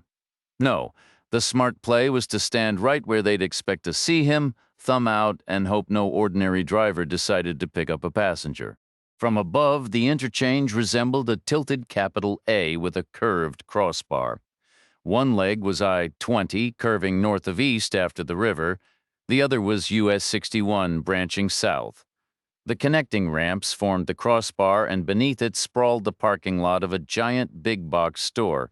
Reacher didn't bother to note which chain it was. The plan was simple. Hannah would pull onto the shoulder just before the eastbound ramp to US 61 south. Reacher would get out. Hannah would continue on I-20 toward Jackson as a precaution, exit at the next interchange, and circle back to wait at the store's lot. The Minerva guys would spot Reacher, attempt to photograph and detain him, and end up just as unsuccessful as their buddies at the truck stop. Afterward, Reacher would make his way down the embankment, cross to the store, and meet Hannah. Simple, but of course nothing ever stays simple for long. After ditching his old clothes, Reacher walked back to the truck. He opened the passenger door and froze. Someone was in his seat, a man in his late 20s wearing a European soccer jersey, jeans, and scuffed motorcycle boots. His hair was buzzed on the sides, longer on top, and he sported a thin goatee. In his left hand, held steady, was a desert tan SIG P320 aimed squarely at Reacher's chest. Without hesitation, Reacher seized the man's wrist, yanked his arm clear of the door frame, and slammed it back against the window pillar. He twisted hard, forcing the muzzle toward the pavement, then threw his weight into shutting the door. A scream tore from the man's throat as the gun clattered against the running board and skidded under a nearby car. Reacher felt the wrist go limp, the bones giving way with a sickening crunch. When he jerked the door open again, the man's head was lolling back against the seat, eyes glazed over, so much for a quiet change of clothes. Sweat glistened across the man's face, his complexion taking on a sickly, pale hue. Reacher drew his right arm back, his hand tightening into a solid fist. The driver's throat was wide open. One clean strike would end it. Then a single word cut through the tension: "Stop!" The voice came from the back seat. Another man was there, similar in age and build to the one now cradling a broken arm. He wore a simple black tee, his head shaved smooth.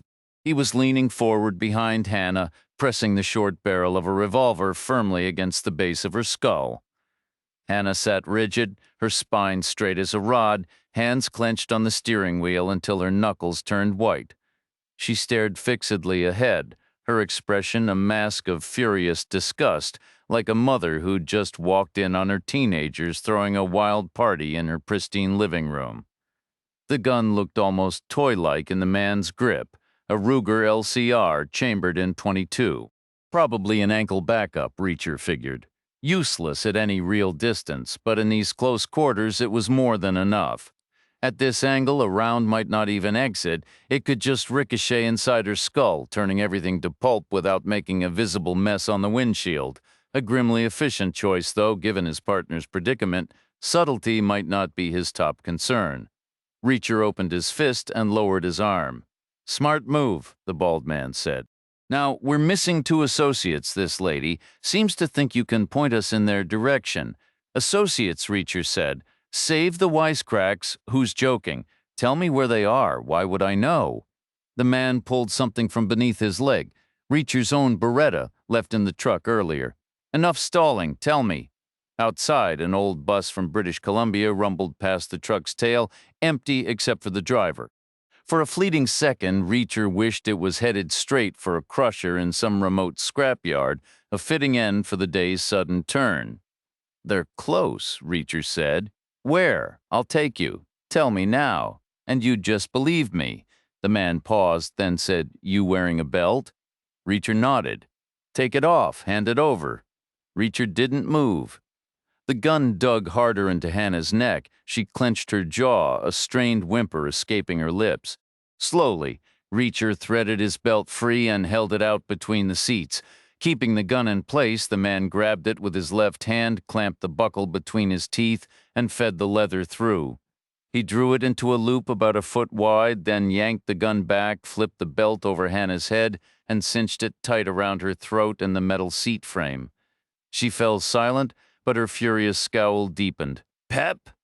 the bald man called to his partner in the passenger seat. "Can you move?" Pep gave a weak nod. "I think so. Get over here. My side." Clutching his injured arm, Pep slid out and shuffled around the back of the truck, moving like a man battling a brutal hangover. He reached the opposite door, the bald man shifted across, and Pep climbed in behind Hannah, slumping back with a nauseated groan. "Lean forward," the man with the belt instructed.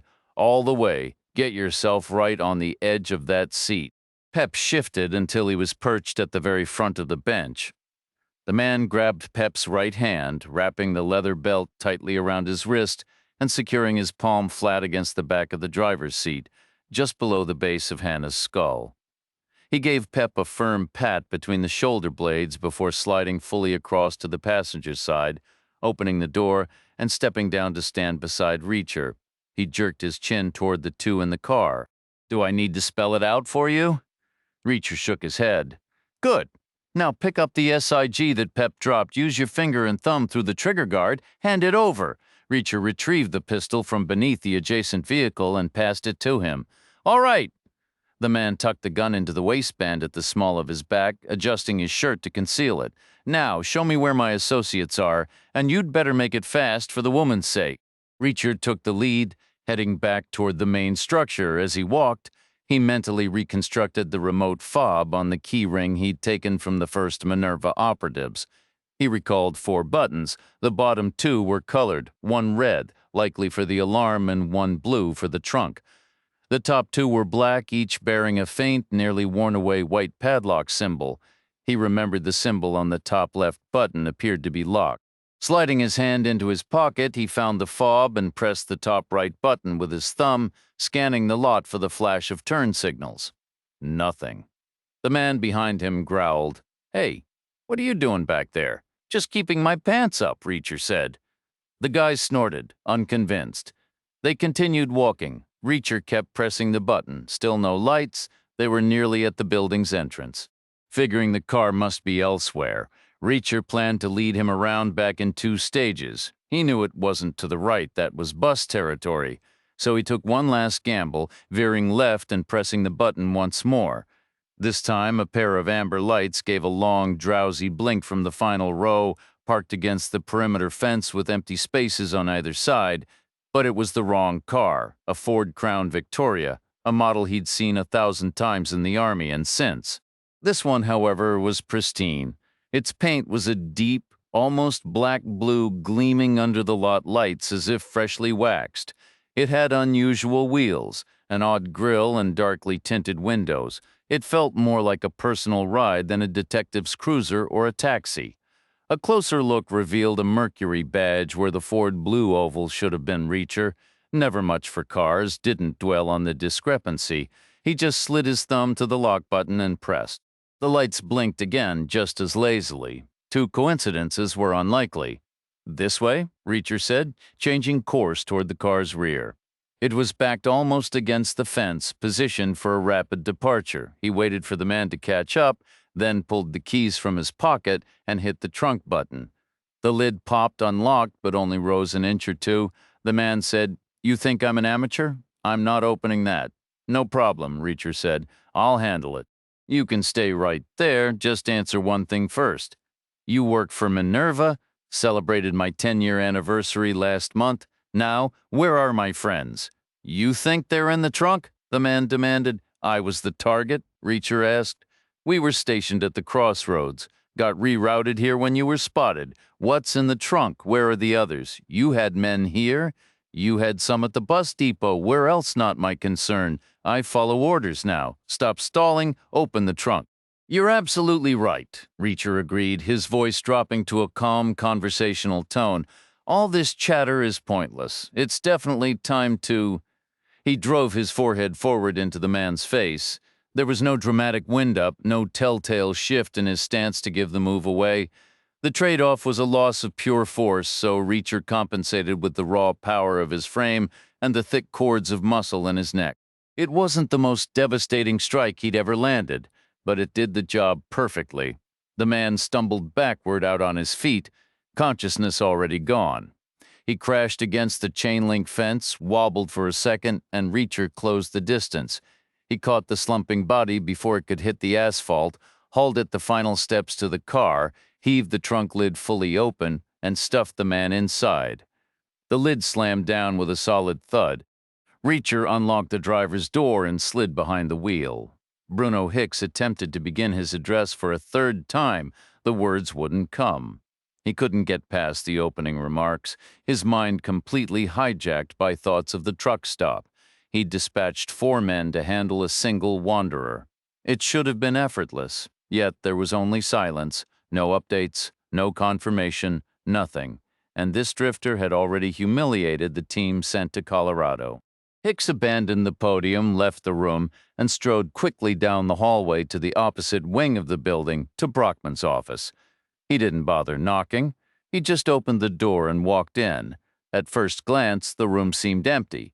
The desk chair was vacant. The armchair was, too. Then he spotted Brockman stretched out on the sofa by the window, an empty coffee cup discarded on the floor beside him. Hicks crossed his arms. "Hard at work, I see." Brockman opened his eyes and sat up. "Extremely. I'm in a strategic planning phase." "Any word?" "As a matter of fact, yes. Excellent news. A prior strategy has paid off, significantly. We've solved the mystery of Reacher's rapid arrival in Mississippi. He took a pickup truck belonging to Sam Roth, the man Angela St. Vrain was traveling to meet. Roth is deceased, so no theft was reported. The team we relocated from the intersection found the vehicle in the truck stop parking lot." "They found a truck?" Hicks said, his voice flat. "Correct. Who gives a damn about a truck? Where is Reacher? He must still be there. Must be? You don't know?" "The truck is still there?" Brockman said, a note of strained patience in his voice. "Therefore, Reacher is too. Is he going to walk the rest of the way? So relax, Bruno. Our men are on site. They're watching it. We'll hear the second they have him. Call them. Now, put it on speaker. You need to seriously calm down." Brockman retrieved his phone and dialed. It rang. And rang and rang, eventually switching to voicemail.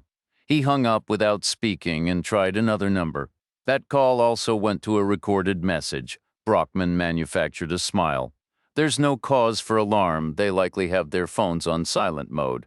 Operational security, it's a professional precaution. Try the other two." Brockman dialed again. This time there was no ring at all, just an immediate jump to voicemail. The same happened with the 4th number. "Their batteries are probably dead. They've been out there since 3 in the morning, remember. Something is wrong. Everything is under control. Be patient."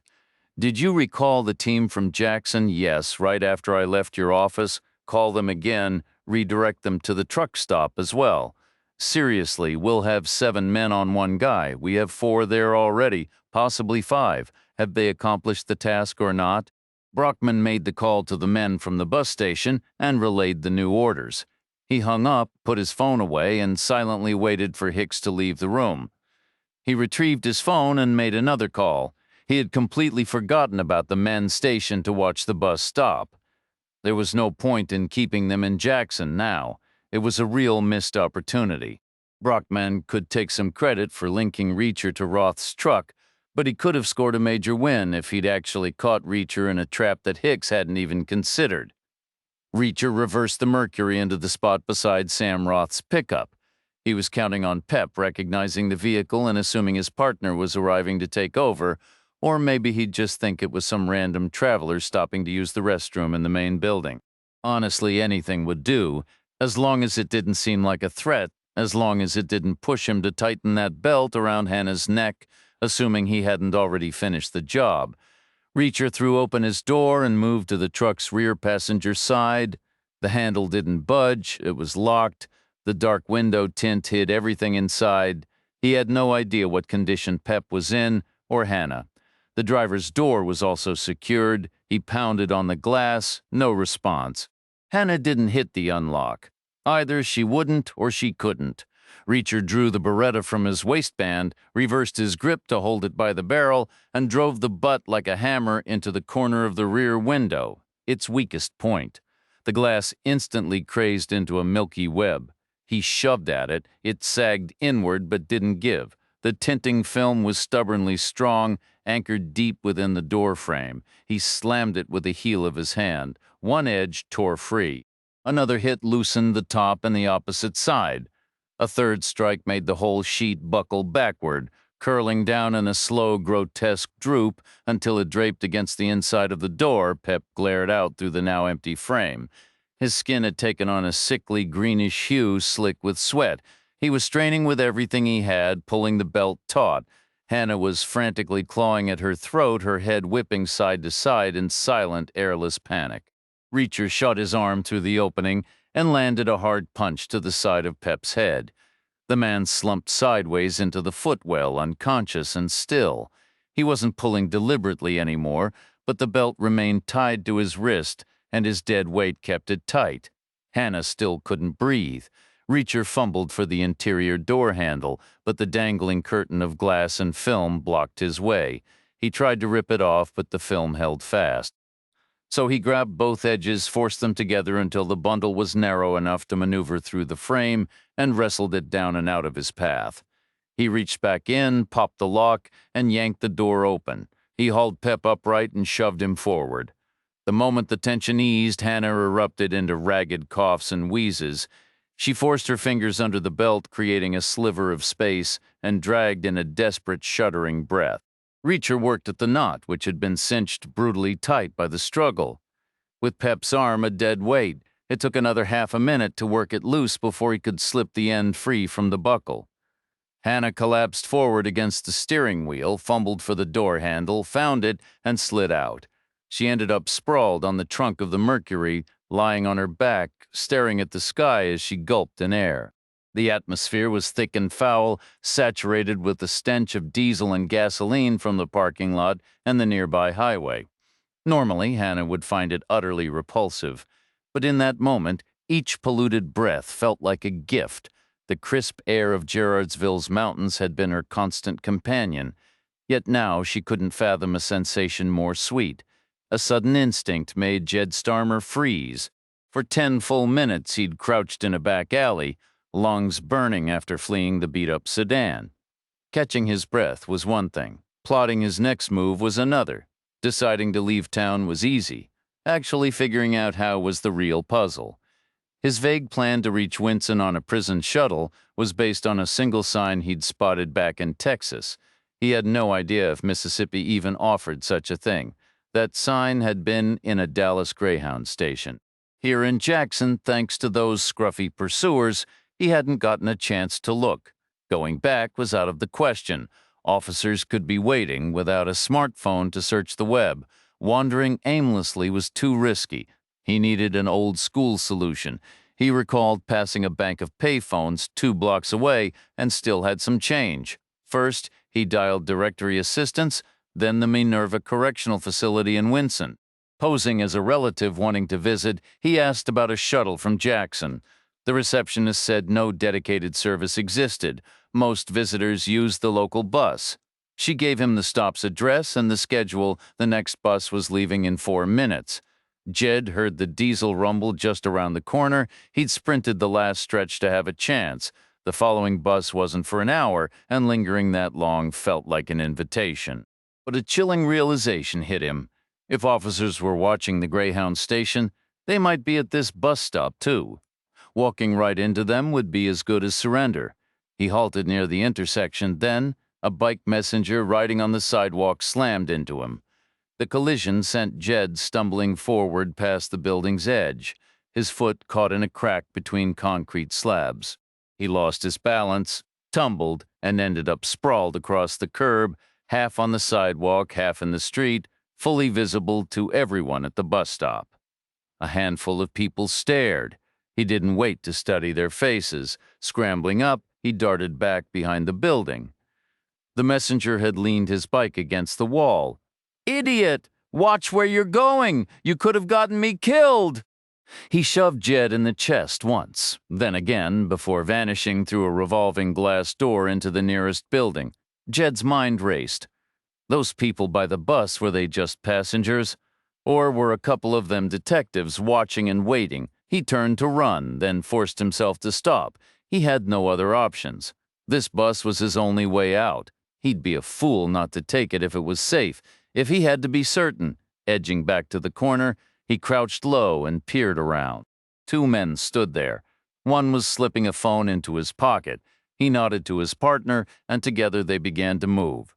The 2 men moved directly for Jed. Each stood about 6 feet with broad shoulders and a powerful build. Their hair was cut military short, and they wore jeans and T-shirts under suit jackets, an unsettling echo of the officers back at the bus station. They carried the same intimidating presence, the same purposeful stride, and they were closing the distance fast. Jed felt a cold certainty settle in his gut. He was finished. He'd witnessed what those other officers could do. One man knocked out in an instant, another with a pistol shoved against his ribs. Jed wanted no part of that, but running was hopeless. They'd be faster, better trained, and they could call in reinforcements, maybe even dogs or a helicopter. His shoulders slumped against the rough brick wall after coming so far. It was all about to end right here. Then his fingers brushed against something cold and metallic, the front wheel of a messenger's bicycle, leaning unlocked beside him. It felt like a sign, a desperate opportunity. Jed wasn't a thief, but the messenger had been a complete jerk earlier, and getting caught by those men was unthinkable. Borrowing the bike suddenly seemed justified, a temporary loan just long enough to get clear. He'd find a way to return it later.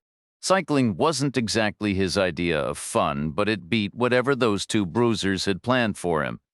Reacher half expected the pickup to be gone when he returned from ditching the Mercury. He'd left the sedan tucked beside a charity donation bin in a remote corner of the lot, a bin that looked like it hadn't seen a donation in years, and took a slow walk back.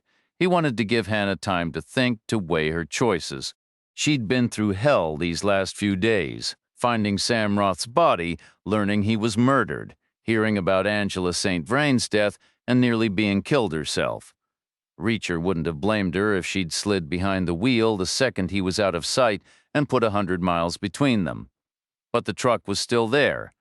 Hannah stood beside it, a small red suitcase at her feet, a striped tote bag hooked over its handle, her purse slung across her shoulder. "We need to talk," she said. Reacher nodded. No explanation necessary.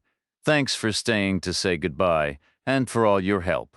"What, you think those jerks scared me off? Forget them. I was already committed. Now that they've put their hands on me, I'm in twice as deep."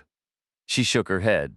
"No, we need to talk about Sam's truck. We can't use it anymore." "Is it damaged? Besides the window?" "No, that's not the issue. Those guys who jumped me, they recognized it. They were hustling past toward the building, then they just stopped. I saw them checking the license plate. Next thing I knew, the doors were open and they were shoving guns in my face. The point is, they've connected you to Sam. If they knew to look for his truck, their friends will be watching for it too. At the next roadblock, we'd never make it through. We need a different vehicle. You're right, Reacher said, but our options here aren't great. The men who attacked you must have arrived in something. We could find it and take it, but their buddies would likely recognize that vehicle too, no real advantage. Or we could steal a car from the lot, but it'd be reported stolen in minutes. Then we'd have the police after us before we even reach the next ambush. Hannah almost laughed. Stealing cars? I was thinking of something a little less dramatic and a lot more legal. We should rent a car. There have to be rental agencies in Jackson. Or, if we don't want to haul all the way into town, maybe we can have one delivered here. That would cost more, but it'd be a whole lot easier, Hannah said. How long would that take? Hannah fished her phone from her purse. Let me check who has a vehicle ready, then we can decide the fastest way. The screen glowed to life, unlocking automatically. There's something else too. While I was waiting for you to get changed before those men appeared, I pulled up the map to look at the rest of the drive to Winson. Take a look. She turned the phone toward Reacher. See that crimson line? That means stop traffic. I looked it up, and it's because of a roadwork area. They've got it down to one lane, so this is where they'll hit us. Not that hill you spotted on the paper map. This spot is perfect. We'll be sitting still. We'll be an easy target. In a vehicle that stands out, there's no chance they'd miss, and there's no alternate route we can take. Reacher was quiet for a beat. Does the map say what kind of traffic control they're using there? Signal lights, a person with a stop-and-go paddle? The app didn't say, but I also checked a few online forums for families of prisoners. People talk a lot about the hassles when they go visit. One woman mentioned they're using a pilot car. You know the type? Usually a pickup with a big lit-up sign in the bed. It goes back and forth. Drivers have to wait for it and then follow it through. This woman said the driver was a real jerk. She claimed he crawled along extra slow and let the lines build up so much she missed half her visiting window. Reacher asked, "Can that phone show a satellite view?" "Of course." Hannah tapped a button on the screen and flipped it back for Reacher to see. "It's not live, you know. You won't see the pilot car moving around. Don't need to." Reacher studied the display for a moment. "I just need to see the lay of the land," he gave a slow nod. "We can turn this to our advantage. We could get a rental, but it's smarter to keep using the truck. We can have a different vehicle brought to the hotel later if you prefer. Sticking with this truck is really the best move, you're certain?" 100%. "This isn't about money, is it? Because I don't mind paying." "It's not the money. Trust me on this." Hannah gestured toward the truck's back door. "What about the window? We can't drive with it like that. Duct tape will handle it." "Duct tape? You can fix just about anything with duct tape. You're being serious completely. Look, the tint film is holding all the glass together. We just need something to fasten it to the frame. Duct tape. And do you happen to have any in your impressive array of luggage, perhaps? Because, funny enough, it's not something I keep in my purse. They sell it in the store here. I noticed it earlier." "Oh, good, I suppose. I'll go get a roll and some roadside flares. We're going to need those, too."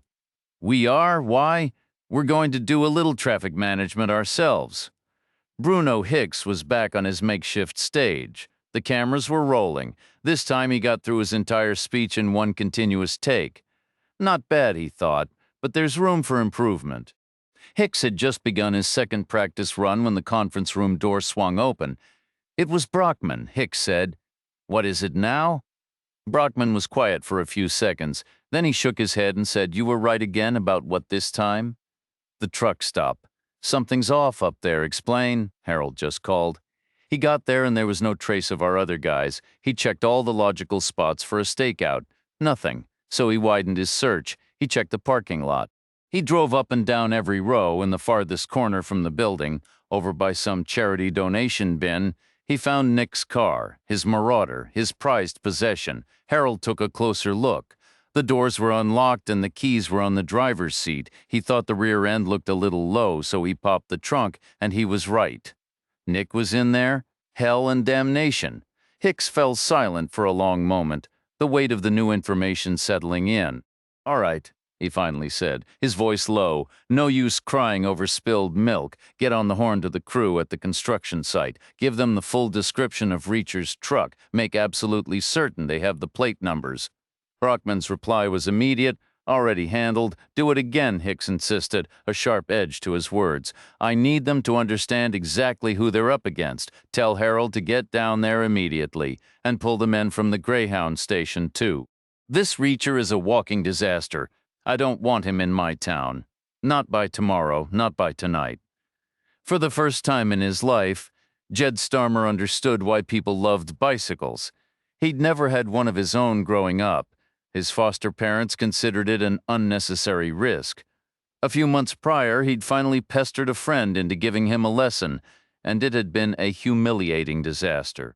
He couldn't steer straight to save his life, wobbling wildly, hitting every pavement crack and pothole, even clipping a parked car. 4 painful falls later, with a bruised knee, a scraped elbow, and a sore chin, he'd limped home to the soundtrack of other kids' laughter, grateful to return the borrowed bike. But that afternoon in Jackson, atop the messenger's bike, was a completely different story. Panic was his only fuel. With officers closing in, thoughts of balance or injury or looking foolish vanished. He just raced down the sidewalk, launched off the curb, and weaved through the sluggish crawl of downtown traffic. He kept pushing for 10 minutes, then 15 until a sudden giddy realization hit him. He was free. Jed pulled over to catch his breath. He needed to ditch the bike somewhere safe.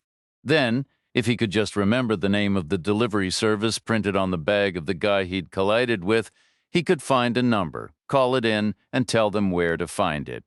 He'd never meant to keep the bike long, but he hadn't counted on it being so incredibly useful. Or, he admitted with a slight grin, so much fun. His immediate problem, however, remained getting to Winson. The bus was out, he was broke for a cab, and hitchhiking was far too visible a risk. The bike was the obvious, the only solution. His notes were gone, stolen with his backpack, but he figured the distance was about 50 miles, maybe 60, tops. The bike was fast and smooth. It would only take a few hours. He'd call the service from Winson. Sure, the owner would have a longer trip to get it back, but that was his own fault for being such a jerk. Honestly, the guy was lucky. It was Jed. After having his own pack and money stolen, Jed knew anyone else would have kept the bike or sold it without a second thought. Hannah guided the truck onto the gravel shoulder, stopping when her phone's GPS indicated they were half a mile from the start of the construction zone. Reacher pushed the passenger door open and stepped out. On her lap, Hannah had the pack of emergency flares ready. She reached into the back seat for her purse, pulling out her gun, the compact SIG Reacher first saw outside Garrardsville.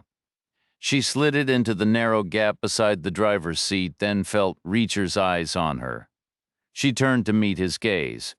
If any other idiots decide to start something, she said, her tone shifting from serious to one of dry, ready defiance, I'll be more than prepared. No one's getting the drop on me, not a second time. Reacher asked, You've had a lot of practice with that, you bet. Been handling firearms since I could walk. It was the only thing about me my old man didn't despise. You two didn't see eye to eye. We did when I was small. Things changed. What about your mother? Passed when I was 8.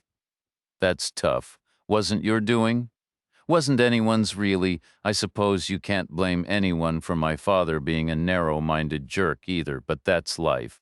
You work with what you're given. He did drill me on the range, and that's actually how I connected with Sam. He had a job at the correctional facility. I worked with folks on parole. On our days off, we'd spend hours at the shooting range.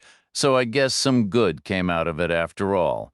Normally, Reacher could walk half a mile in under 5 minutes that afternoon. He and Hannah agreed he should take 20. The road was edged with trees, but her phone's map didn't show how thick they grew. The only sure thing was the land beyond was wide and flat, with no other concealment. Reacher needed to move with deliberate, fluid slowness, pausing when required. He wanted to be settled in position with time to spare. He made the distance in 15. The earth was damp in spots, and brushing through shin-high grass and weeds left his pant cuffs soaked and heavy. A deep, earthy scent lifted wherever his steps broke the ground. The trees were sparse and irregular, forcing him to halt over a dozen times to avoid being spotted from the road. Single vehicles passed heading west toward Winson at uneven intervals. Small clusters, bunched tight, rolled east. Reacher kept to the tree line until he was opposite the point where the road narrowed to a single lane. He found a shallow dip, perhaps an old creek bed or a forgotten irrigation trench, and lowered himself into it, pressing close to the soil, ready to observe. A dozen cars idled behind a stripe painted on the asphalt near a sign instructing drivers not to advance without a pilot vehicle escort. A man in jeans, a gray tee, and black boots was walking along the shoulder toward the back of the line. He carried a clipboard and wore a yellow hard hat. He bent to peer into each vehicle, inspecting any passengers. Another man, similar in build but with a white helmet, mirrored his movements on the opposite side, checking the drivers. The act wasn't convincing anyone, Reacher figured. These two were clearly the next Minerva team. The real mystery was whether they were just being meticulous, or if they hadn't been briefed about Roth's truck. A faint smile touched Reacher's lips. Maybe they did know, but if they didn't, they were about to find out. The stretch between Reacher and the road had been cleared, and the square of grass was now a gravel patch crisscrossed with tire marks. Multiple sets overlapped, all entering at nearly the same point, the top right corner from Reacher's view. They traced a similar arc near the perimeter and led back onto the pavement to his left, still grouped together. Parked in the rough center of that tire-formed circle was an SUV, a Ford Explorer, positioned sideways to the road with its rear-facing Reacher. It was a deep burgundy with gold pinstripes and bulky tires featuring white lettering on the sidewalls. The vehicle looked aged but polished, clearly well-maintained. Across the road on the far shoulder stood a faded blue and white portable toilet. Beside it was a gray metal storage box the size of a shipping container, which Reacher assumed held equipment. Next to that sat a dump trailer heaped with tree branches, a net secured over the top to keep the load from spilling. The rental company's name, phone number, and website were stenciled on the trailer's side. The scene was almost complete, but one element was conspicuously absent. The construction site was deserted, a long line of orange cones marking a boundary where no one worked. From the right, Reacher caught the low hum of engines growing louder, and soon the pilot car emerged, leading a string of vehicles like a mother duck with her brood. It swung onto the gravel clearing, tracing a fresh arc around the parked Explorer before halting near the roadside. The following cars merged back into the eastbound lane and disappeared. After a brief pause, the pilot car itself pulled out westward, and the waiting traffic began to trail after it. The two men in jeans and T-shirts ambled back to the painted line on the pavement, waited a moment, then shrugged at the empty road and crossed to their SUV. Tossing their hard hats and clipboards into the back, they settled into the front seats, clearly figuring they'd earned a little downtime. That notion was about to be cut short. Reacher heard the deep grumble of a diesel approaching from the left. The men in the Explorer heard it too, a beat later. They scrambled back out, opened the rear doors, and were reaching for their gear when they identified the source of the noise, a red pickup with dark-tinted windows and gleaming chrome trim. It slowed to a stop just short of the warning sign. The two men checked its license plate, then began to advance, splitting to approach from either side. They halted about 10 feet away, each having drawn a pistol from his waistband. Reacher rose silently from his concealed position and began to inch forward. The man on the driver's side of the truck barked, "All right, you made it this far, good for you, but your luck just expired.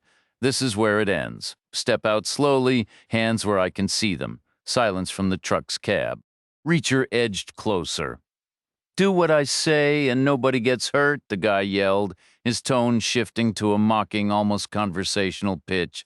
"We just want a little chat, so come on out." The truck doors remained shut, the man's patience visibly frayed. "Last chance," he shouted. "Get out or get shot." Then a sound erupted from the rear of the truck, a sharp electronic screech that lasted 2 full seconds, followed by a mechanical whir and a solid clunk the tailgate was lowering. The two men raised their pistols and began a cautious, silent advance along the sides of the truck bed. They made it halfway, then 3/4, finally reaching the back. They exchanged a glance. The driver's side man held up 3 fingers, folding them down one by one in a silent count. On 3, both men took a large diagonal step, guns thrust forward, aimed directly into the empty cargo space. In that instant, the truck's engine roared.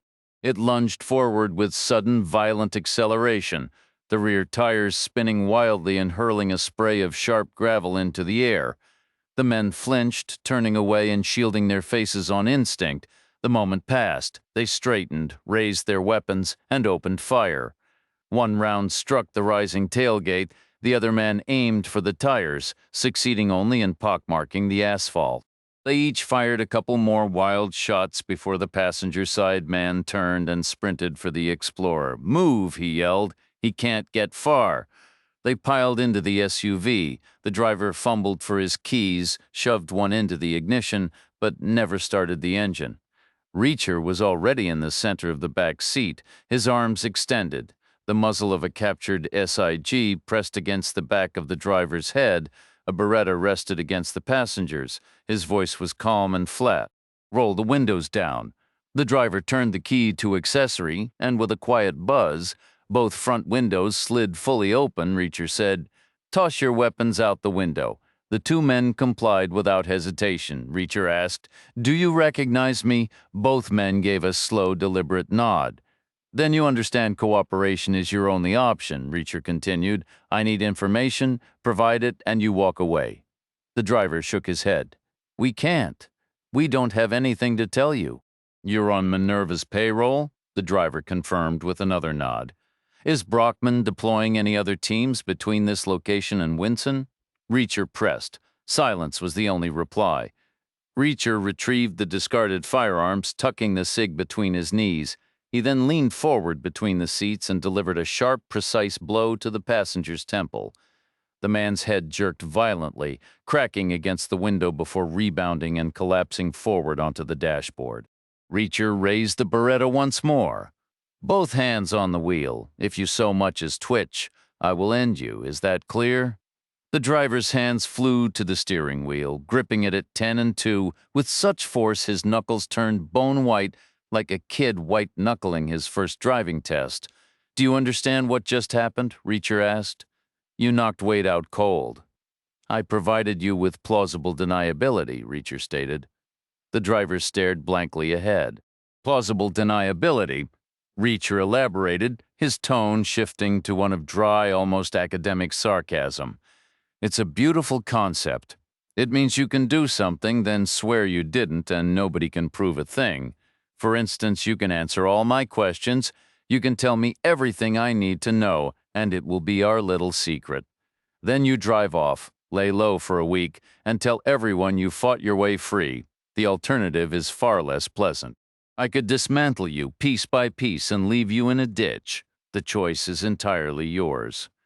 The driver's eyes flicked to his unconscious partner, but he remained silent. "No one is coming to rescue you," Reacher said. "Use your head. How many lanes are currently passable?" "Just one. And what just went down that single lane, the semi you took?" "Exactly. It's on a collision course with the pilot car. The person behind that wheel has a stubborn streak you wouldn't believe. She is not backing up. That logistical nightmare will tie up this road for hours." The driver glanced nervously to his left. "That direction is also sealed off," Reacher added. "Your team covered the angles. It's just us now. So what's it going to be?" The driver was quiet for a long moment, the only sound the faint tick of the cooling engine. Finally, he whispered, "What do you need to know?" "Does Brockman have additional assets searching for me between here and Winson?" "How would I know? Brockman doesn't consult me on his operational plans. Brockman's a reasonably intelligent man, I suppose, in a limited sort of way. So what did he tell you?"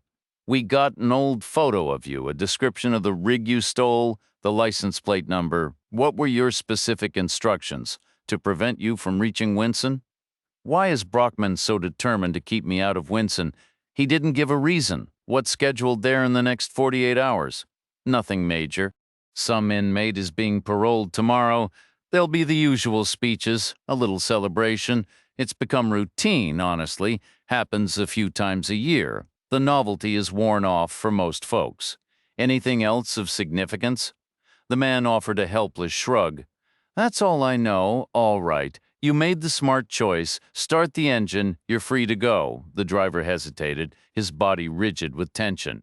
Then, in a sudden burst of motion, he grabbed the key, twisted it, and the truck's aged engine coughed and rumbled to life. One final thing before you depart, Reacher said. You see that flatbed trailer parked on the far shoulder? The driver nodded. Reacher instructed, pull up alongside it.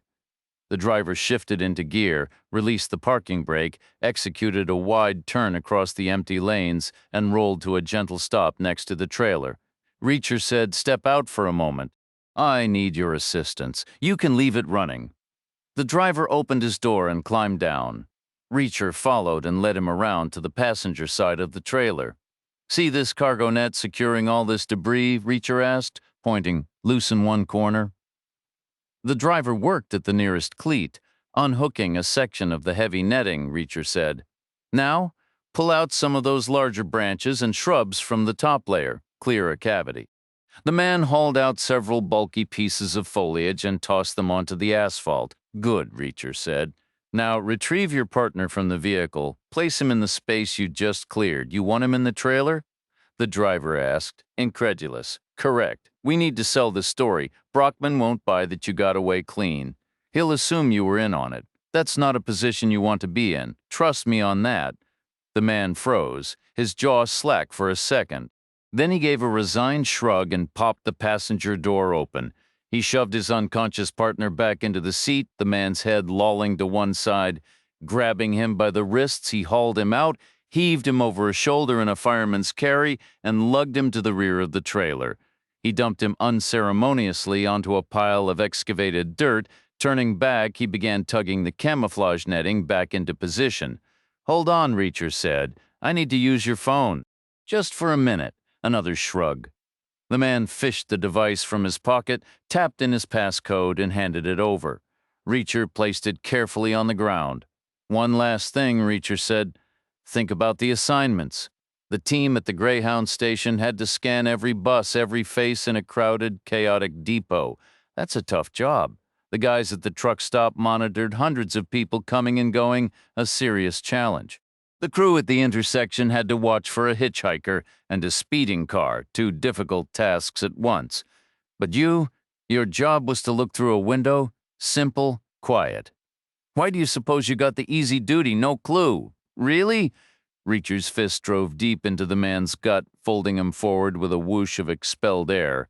A rising knee smashed into his face, snapping his head back and leaving him stunned, arms dangling.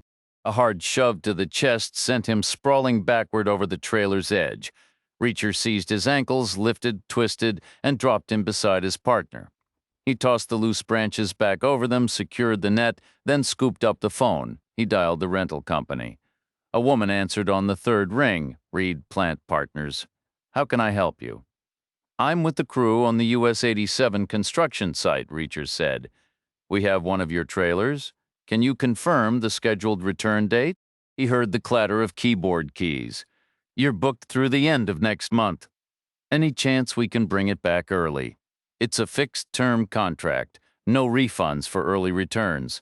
Not looking for a refund. We just need it off the site. Understood. You can return it any time, but you'll be charged through the original term. Can you send someone to pick it up? That would incur an additional fee. Fine by me. I could schedule a pickup for Monday. What about this afternoon? All our drivers are booked today. Reacher lowered his voice. I'm in a real bind here. My boss wants this trailer gone yesterday. If there's any way you could make an exception, I'd be extremely grateful. Silence on the line, Reacher added.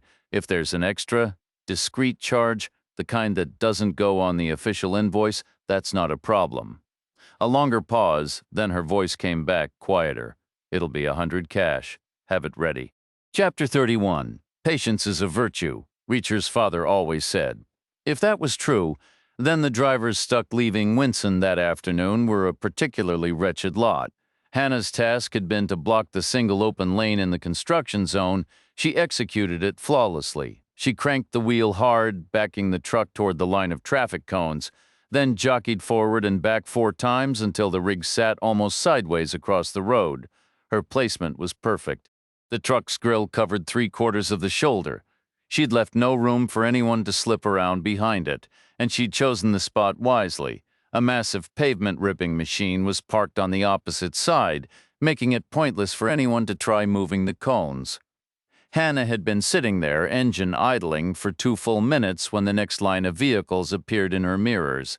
The lead pilot car crept closer and closer still. Hannah felt a spike of pure panic as the lead vehicle refused to slow. For a terrifying second, she was certain it would plow right into her. Her mind raced with horrific images, a chain reaction crash, metal crumpling, the truck flipping, and her trapped inside. The driver, a man who'd traveled this construction route countless times without incident, had grown complacent. He spotted her rig far too late, but at the very last moment he slammed on the brakes. The wheels locked, skidding on loose gravel, and he came to a shuddering halt a mere 3 feet from her bumper. The line of trucks behind him screeched to a stop in a chaotic chorus of horns. One impatient driver, thinking he'd found a way around, veered onto the rough scrubland beside the road. He shot Hannah a furious middle finger, only for his front wheel to slam into a deep rut. His truck lurched violently, listed to one side with a sickening groan, and settled, its axle clearly broken. That old beater wasn't going anywhere but the junkyard. The stranded driver erupted from his cab, stormed to Hannah's door, and yanked on the locked handle. Flecks of angry spit hit her window as he screamed. Other drivers, emboldened, climbed down to join him, forming a restless crowd. Only the lead driver stayed put, having already called 911 from the quiet of his cab. His civic duty done, he was now just a spectator. By the time Reacher arrived, the scene had devolved. 4 men were fruitlessly trying to shove Hannah's truck aside, while others shouted from the flanks. "Enough," Reacher said, his voice cutting through the noise. He stopped a few paces back. "Quiet down. Everyone get back in your vehicles." The owner of the wrecked truck stepped forward. "The hell we will. This jerk is blocking the road. My rig is totaled because of him. He owes me." "Is that so?" Reacher replied, his tone deceptively mild. "This is my truck. I ordered it parked right here. If you've got an issue with that, your issue is with me." He made deliberate, calm eye contact with each man. Most began to retreat a step. The stranded driver, however, held his ground. "You know what? I do have an issue. My truck is finished. If this is your doing, you better be ready to pay for it." A tense silence fell. Reacher glanced at the crippled vehicle, which now looked like it was trying to sink into the earth. "That thing?" he asked. The man nodded aggressively. "Sorry, friend," Reacher said. "I'm fresh out of sympathy and spare change. You're out of luck." The driver swung a wild telegraphed right hook at Reacher's head. Reacher simply leaned back, letting the fist whistle pass thrown off balance. The man teetered on his left leg. Reacher swept it out from under him. The driver fell forward, hitting the dirt face first. As he tried to push himself up, Reacher placed a foot firmly between his shoulder blades, pinning him down. "Listen up," Reacher said to the onlookers. "Use your brains. You want to leave? I want to leave. But none of us are going anywhere while you're standing around here like a bunch of angry sheep." For a long moment, nobody moved or spoke. Then a driver at the back of the group turned and trudged toward his truck. Another followed. Soon they were all shuffling away, muttering complaints and shaking their heads in defeat. Reacher leaned down, rolled the pinned man over, hauled him up by his shirt front, and shoved him out of sight behind the truck. The man's scowl was venomous, but he wisely kept his mouth shut. Reacher asked, "Is your truck actually totaled?" The man frowned. "Pretty sure. I heard the suspension give way. What's its value? 5,000? Let's talk real numbers in US dollars. 1,000, maybe?" Reacher took out his money, counted off 500, and passed it over. "That's half." You cover the rest. Think of it as a lesson. Next time, use your head. If you just waited on the road like a normal person, you'd still have a truck. Jed Starmer was forced to concede his initial instinct had been correct. Riding a bicycle was a special kind of misery. It was agony for his calves, his thighs, his back, his shoulders, his neck, pretty much every inch of him.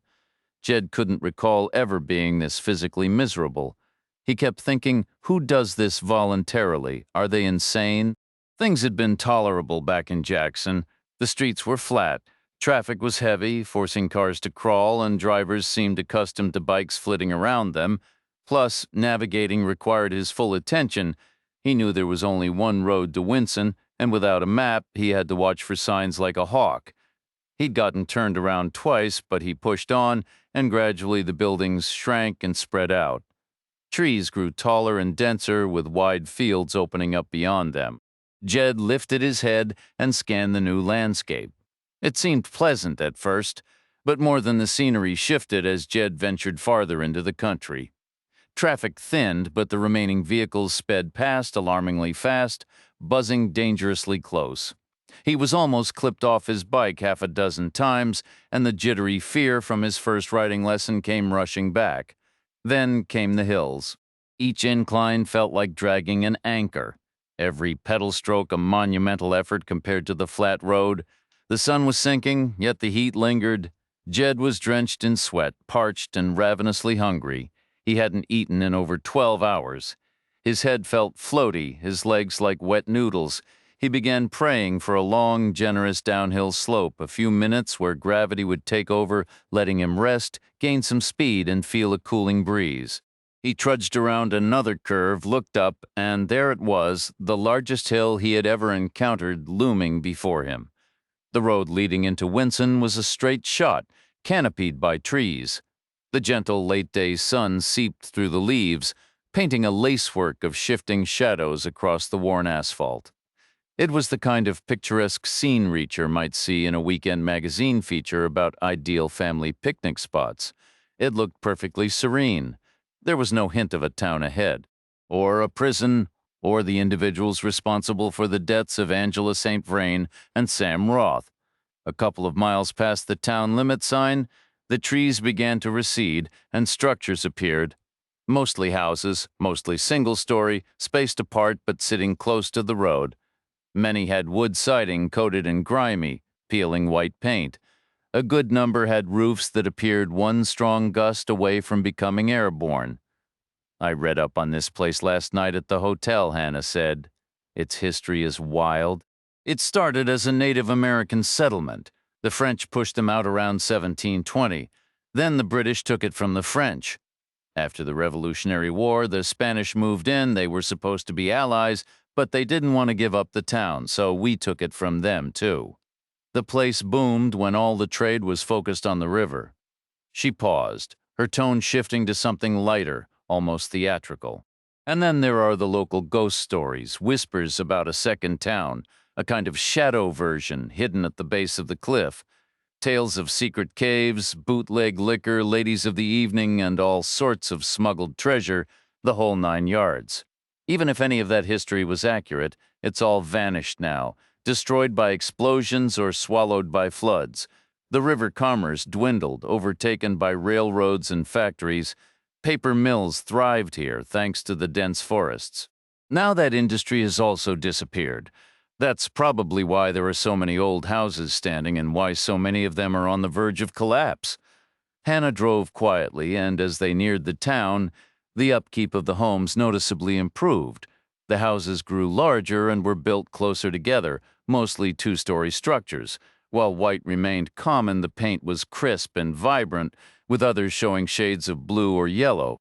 Many featured shutters and broad porches stretched across their fronts. Some boasted verandas with sturdy columns and detailed wooden railings. Wide sidewalks lined the road, edged by tall, established trees. In the town center, brick began to replace wood. Balconies and verandas persisted, but with slender supports and glossy black iron railings. To reach her, it felt like a miniature budget-friendly imitation of New Orleans. The roofs were largely flat. The windows expansive, some square, some arched, numerous alleyways cut between buildings. Street parking lined both sides of every road with about half the spots vacant. Reacher noted a couple of cafes, a few bars, and a small brick church with amateurish stained glass that appeared recently and cheaply restored. Various businesses dotted the area, a pawnshop window crammed with guitars and firearms, an insurance office, a tire shop, several small bed and breakfasts, a fish market, a cell phone store, and an auto body shop. Hannah and Reacher spent a half-hour driving around, starting on Main Street, and methodically exploring the surrounding blocks to get a feel for the place. They eventually parked outside a coffee shop. Hannah went in and returned with 2 large to-go cups. She got back in the truck, handed one to Reacher, and asked, "The hotel?" Reacher shook his head. "The prison first, then we eat, then the hotel." Jed Starmer was slumped by the roadside. The messenger bike lay on the shoulder to his left, where it had landed after his dismount. Jed looked at it and let out a weary breath. Jumped off wasn't quite right. He had meant to, he had tried, but his legs refused to cooperate as they normally would. If he was being honest, he had mostly just fallen off, staggered or stumbled if he wanted to phrase it kindly. The thing he couldn't put a positive spin on lay to his right, the mountain or really just a hill, a slope. He had spent the minutes sitting there trying to curb his dramatic imagination.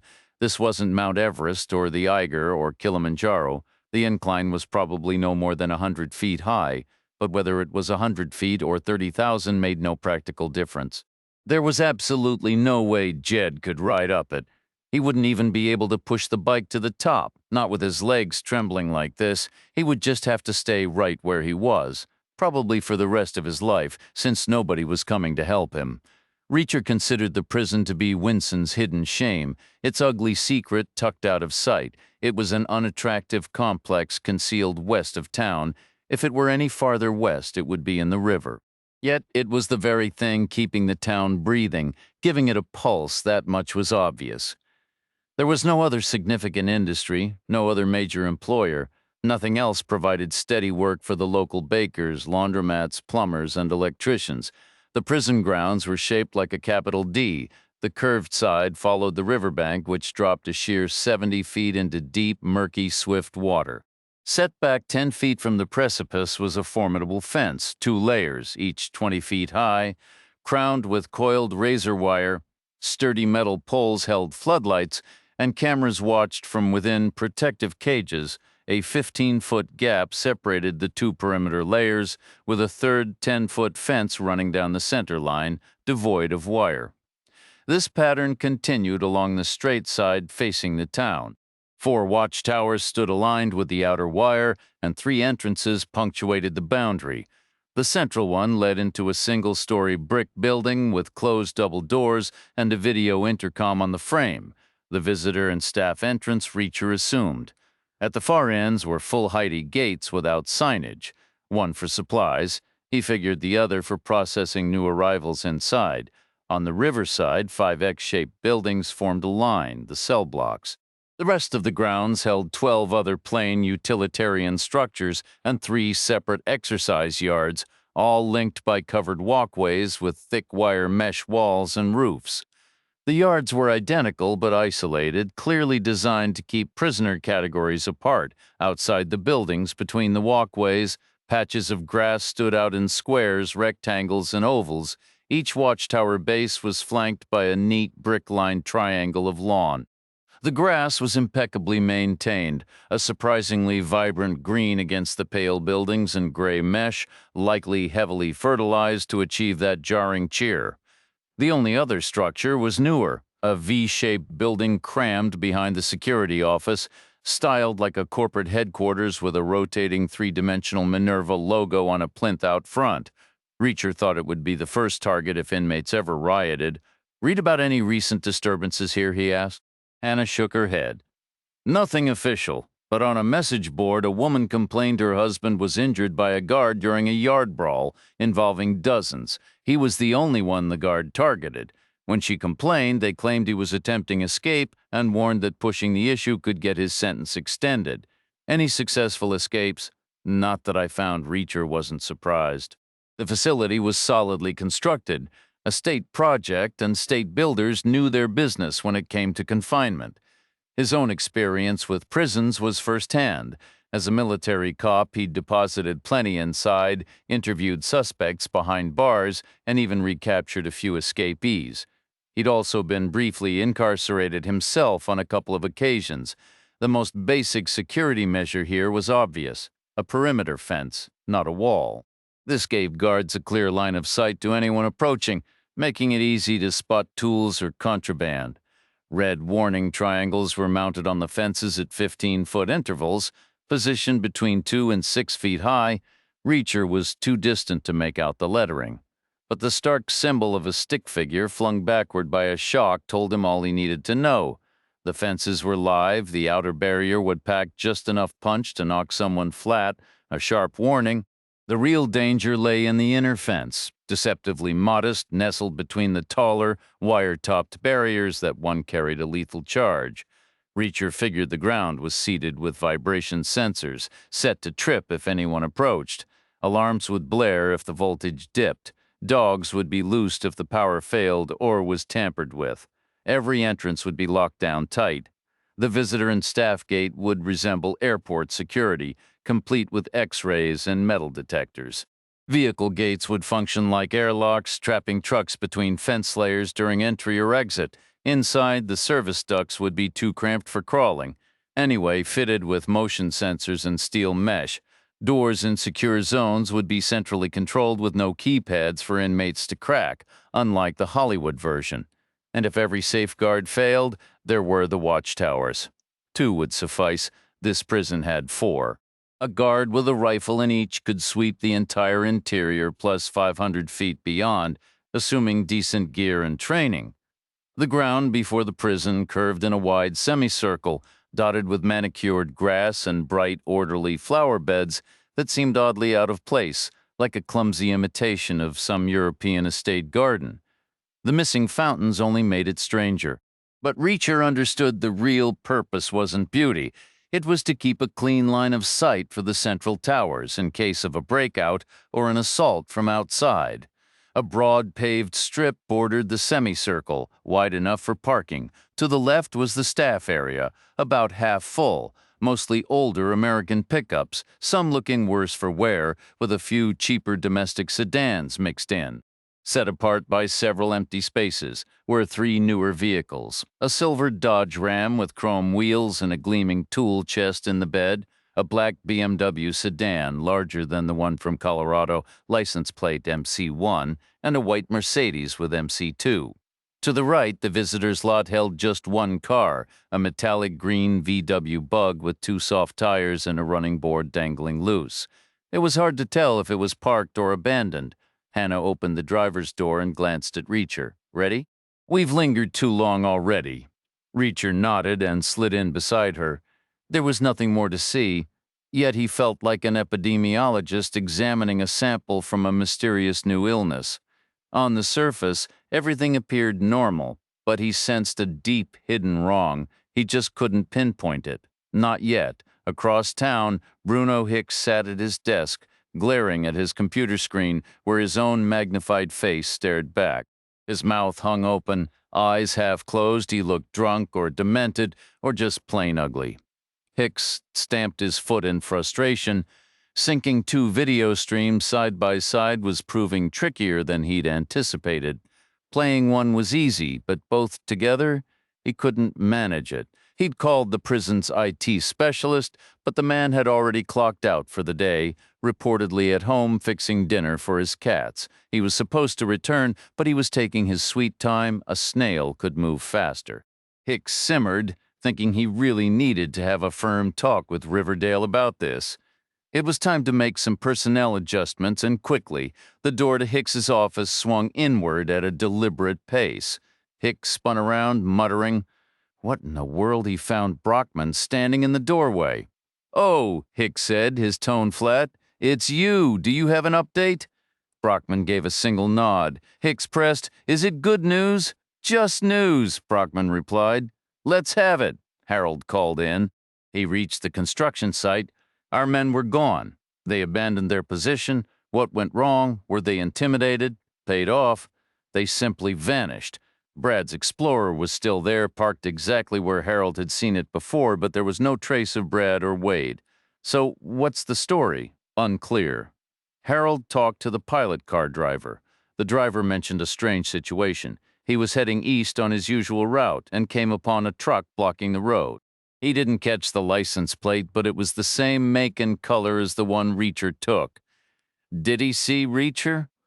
Sounds like it. According to Harold's report, the pilot vehicle stopped, thinking the truck was just trying to turn around. He assumed it would move eventually, but the other drivers got impatient. They swarmed the truck, trying to shove it aside, which got them exactly nowhere, just a bunch of pointless frenzy. While they were still at it, a massive guy appeared from the opposite direction. Reacher? Well, he scattered those other drivers, all 10 of them, and from what we hear, he handed one guy a thorough beating. You can connect the dots. Then he climbed into the truck and drove off. What did Harold do?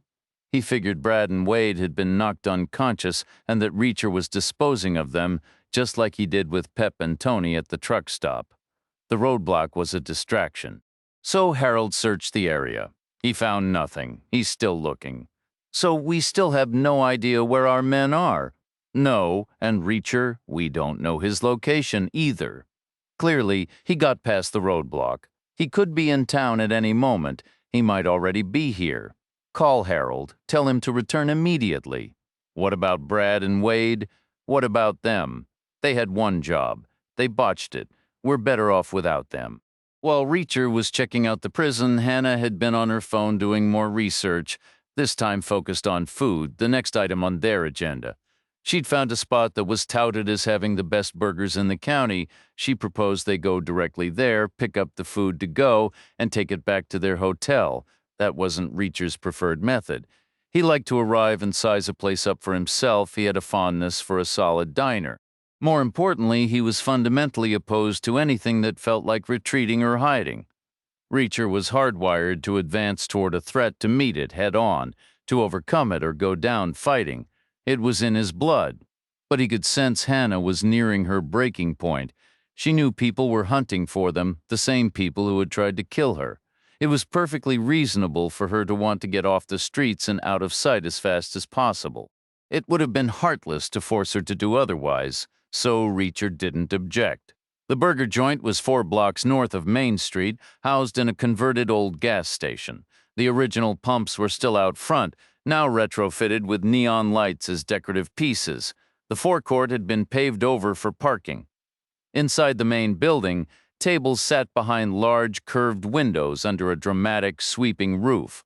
The drive-through window was where the old night service hatch had been. Hannah pulled up beside it. She placed her order, paid, and had a paper bag full of food in her hand within 3 minutes. For herself, she'd gotten a single patty burger with mushrooms and truffle aioli. For Reacher, 2 double cheeseburgers with American cheese and absolutely no vegetables. She waited another minute for their 2 large coffees, then started for the exit. She punched the hotel's address into her phone's map, and a robotic voice instructed her to proceed to the route.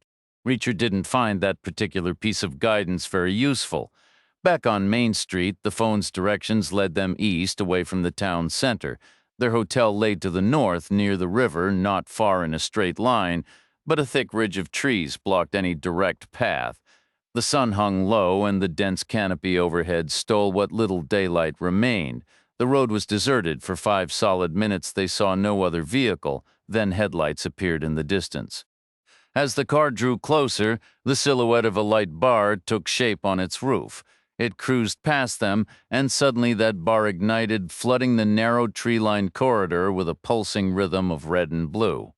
The car executed a sharp U-turn and accelerated back toward their truck. Hannah's hands tightened on the wheel. "You have got to be kidding me. Now what? What are we supposed to do?" Reacher's voice was calm. "Relax. We haven't broken any laws. Really? Those 6 guys you left in a heap might have a different opinion. They aren't here, and they're in no shape to dial 911. Take my word for it, this is just routine nonsense. It'll be fine." And if it isn't, Reacher stayed silent. Hannah guided the truck onto the shoulder. The police car slotted in behind, lights still strobing. The officer remained inside for what felt like an eternity. Reacher wondered if he was running their plates, calling for backup, or simply trying to rattle them. Honestly, he didn't care which. As long as it didn't drag on too long, he was already thinking about the burgers cooling in the bag beside him. Finally, the cop's door swung open. He approached the driver's side, lifting a hand to knock, but Hannah hit the window switch before his knuckles touched the glass. The officer leaned in. "Afternoon, ma'am. Any idea why I stopped you today?" Hannah shook her head. "None at all. I wasn't speeding." She shot a quick glance at Reacher. "We haven't done anything wrong. You're operating a vehicle registered to an individual listed in official records as deceased."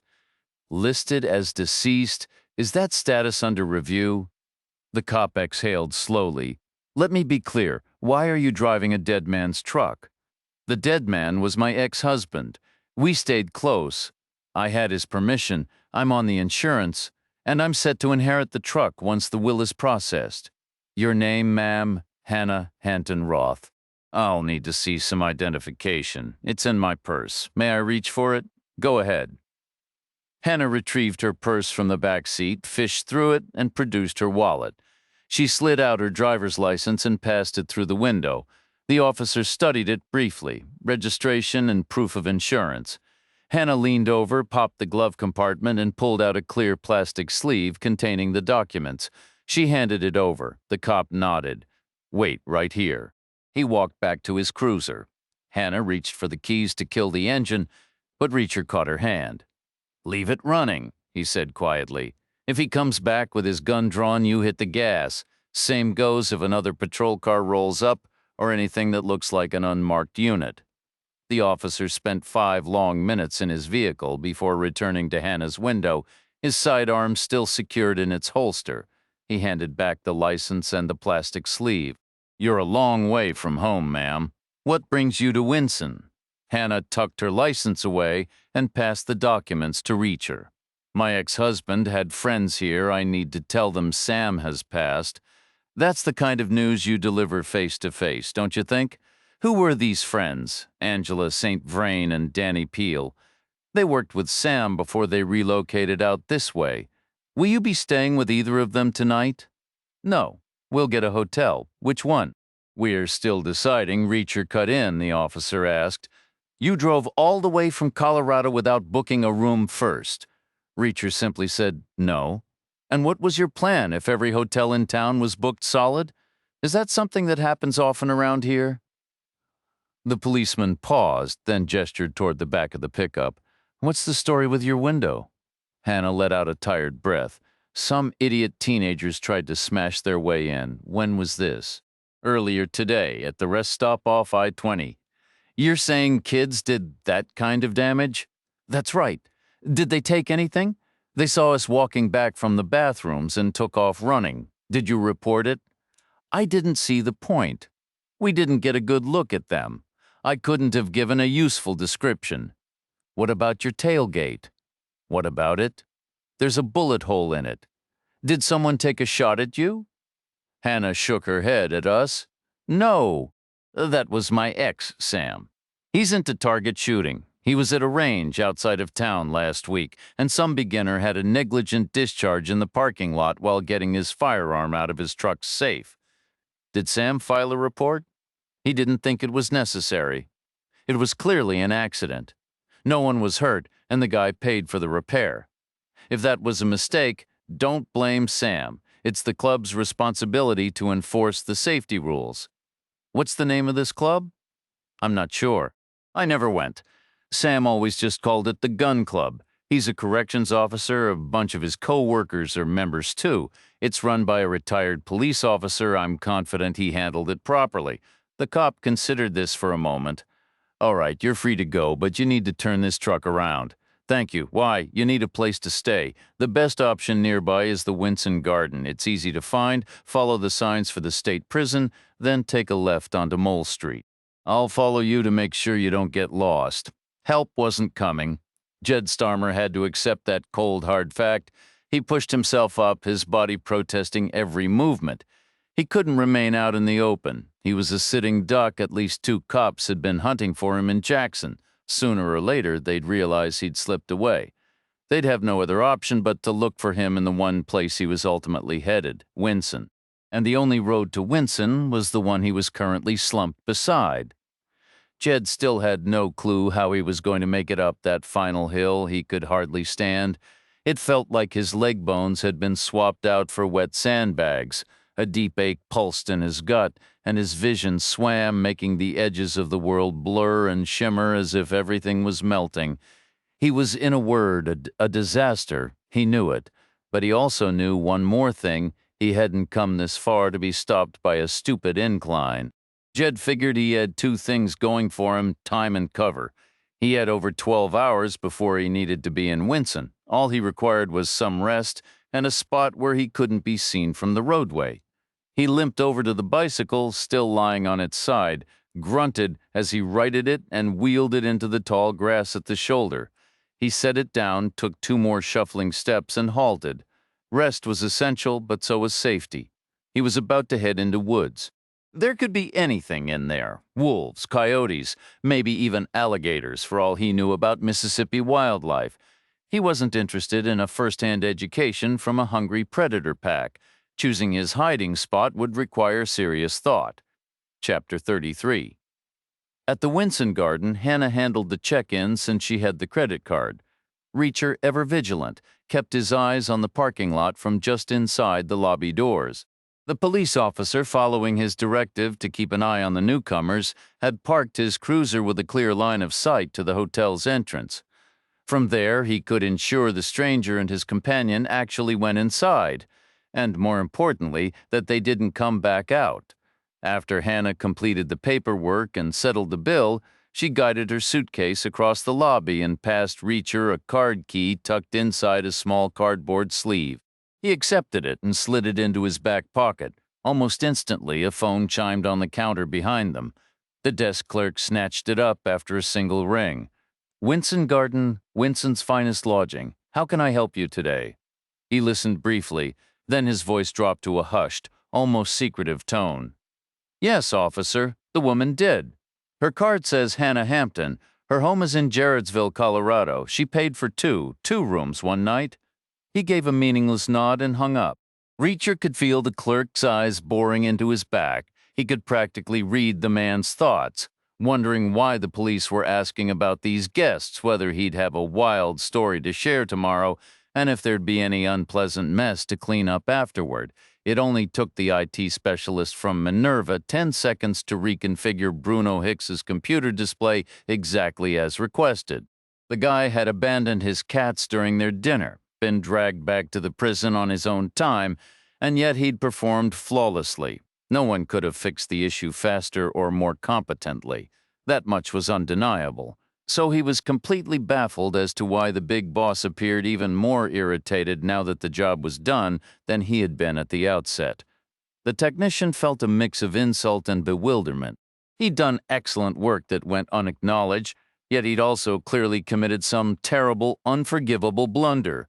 Hicks's simmering anger made that perfectly clear. The real kicker was, he had no clue what he'd done wrong. He was just gathering the nerve to ask Hicks about the problem when one of his mother's favorite sayings echoed in his mind. When you're in a hole, stop digging.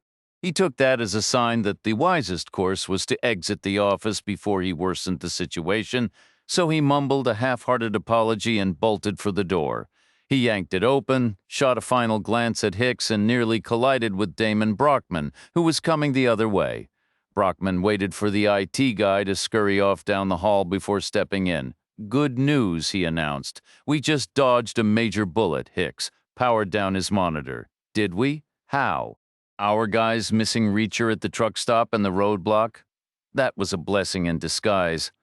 Turns out Reacher isn't flying solo. He's got a partner. A woman.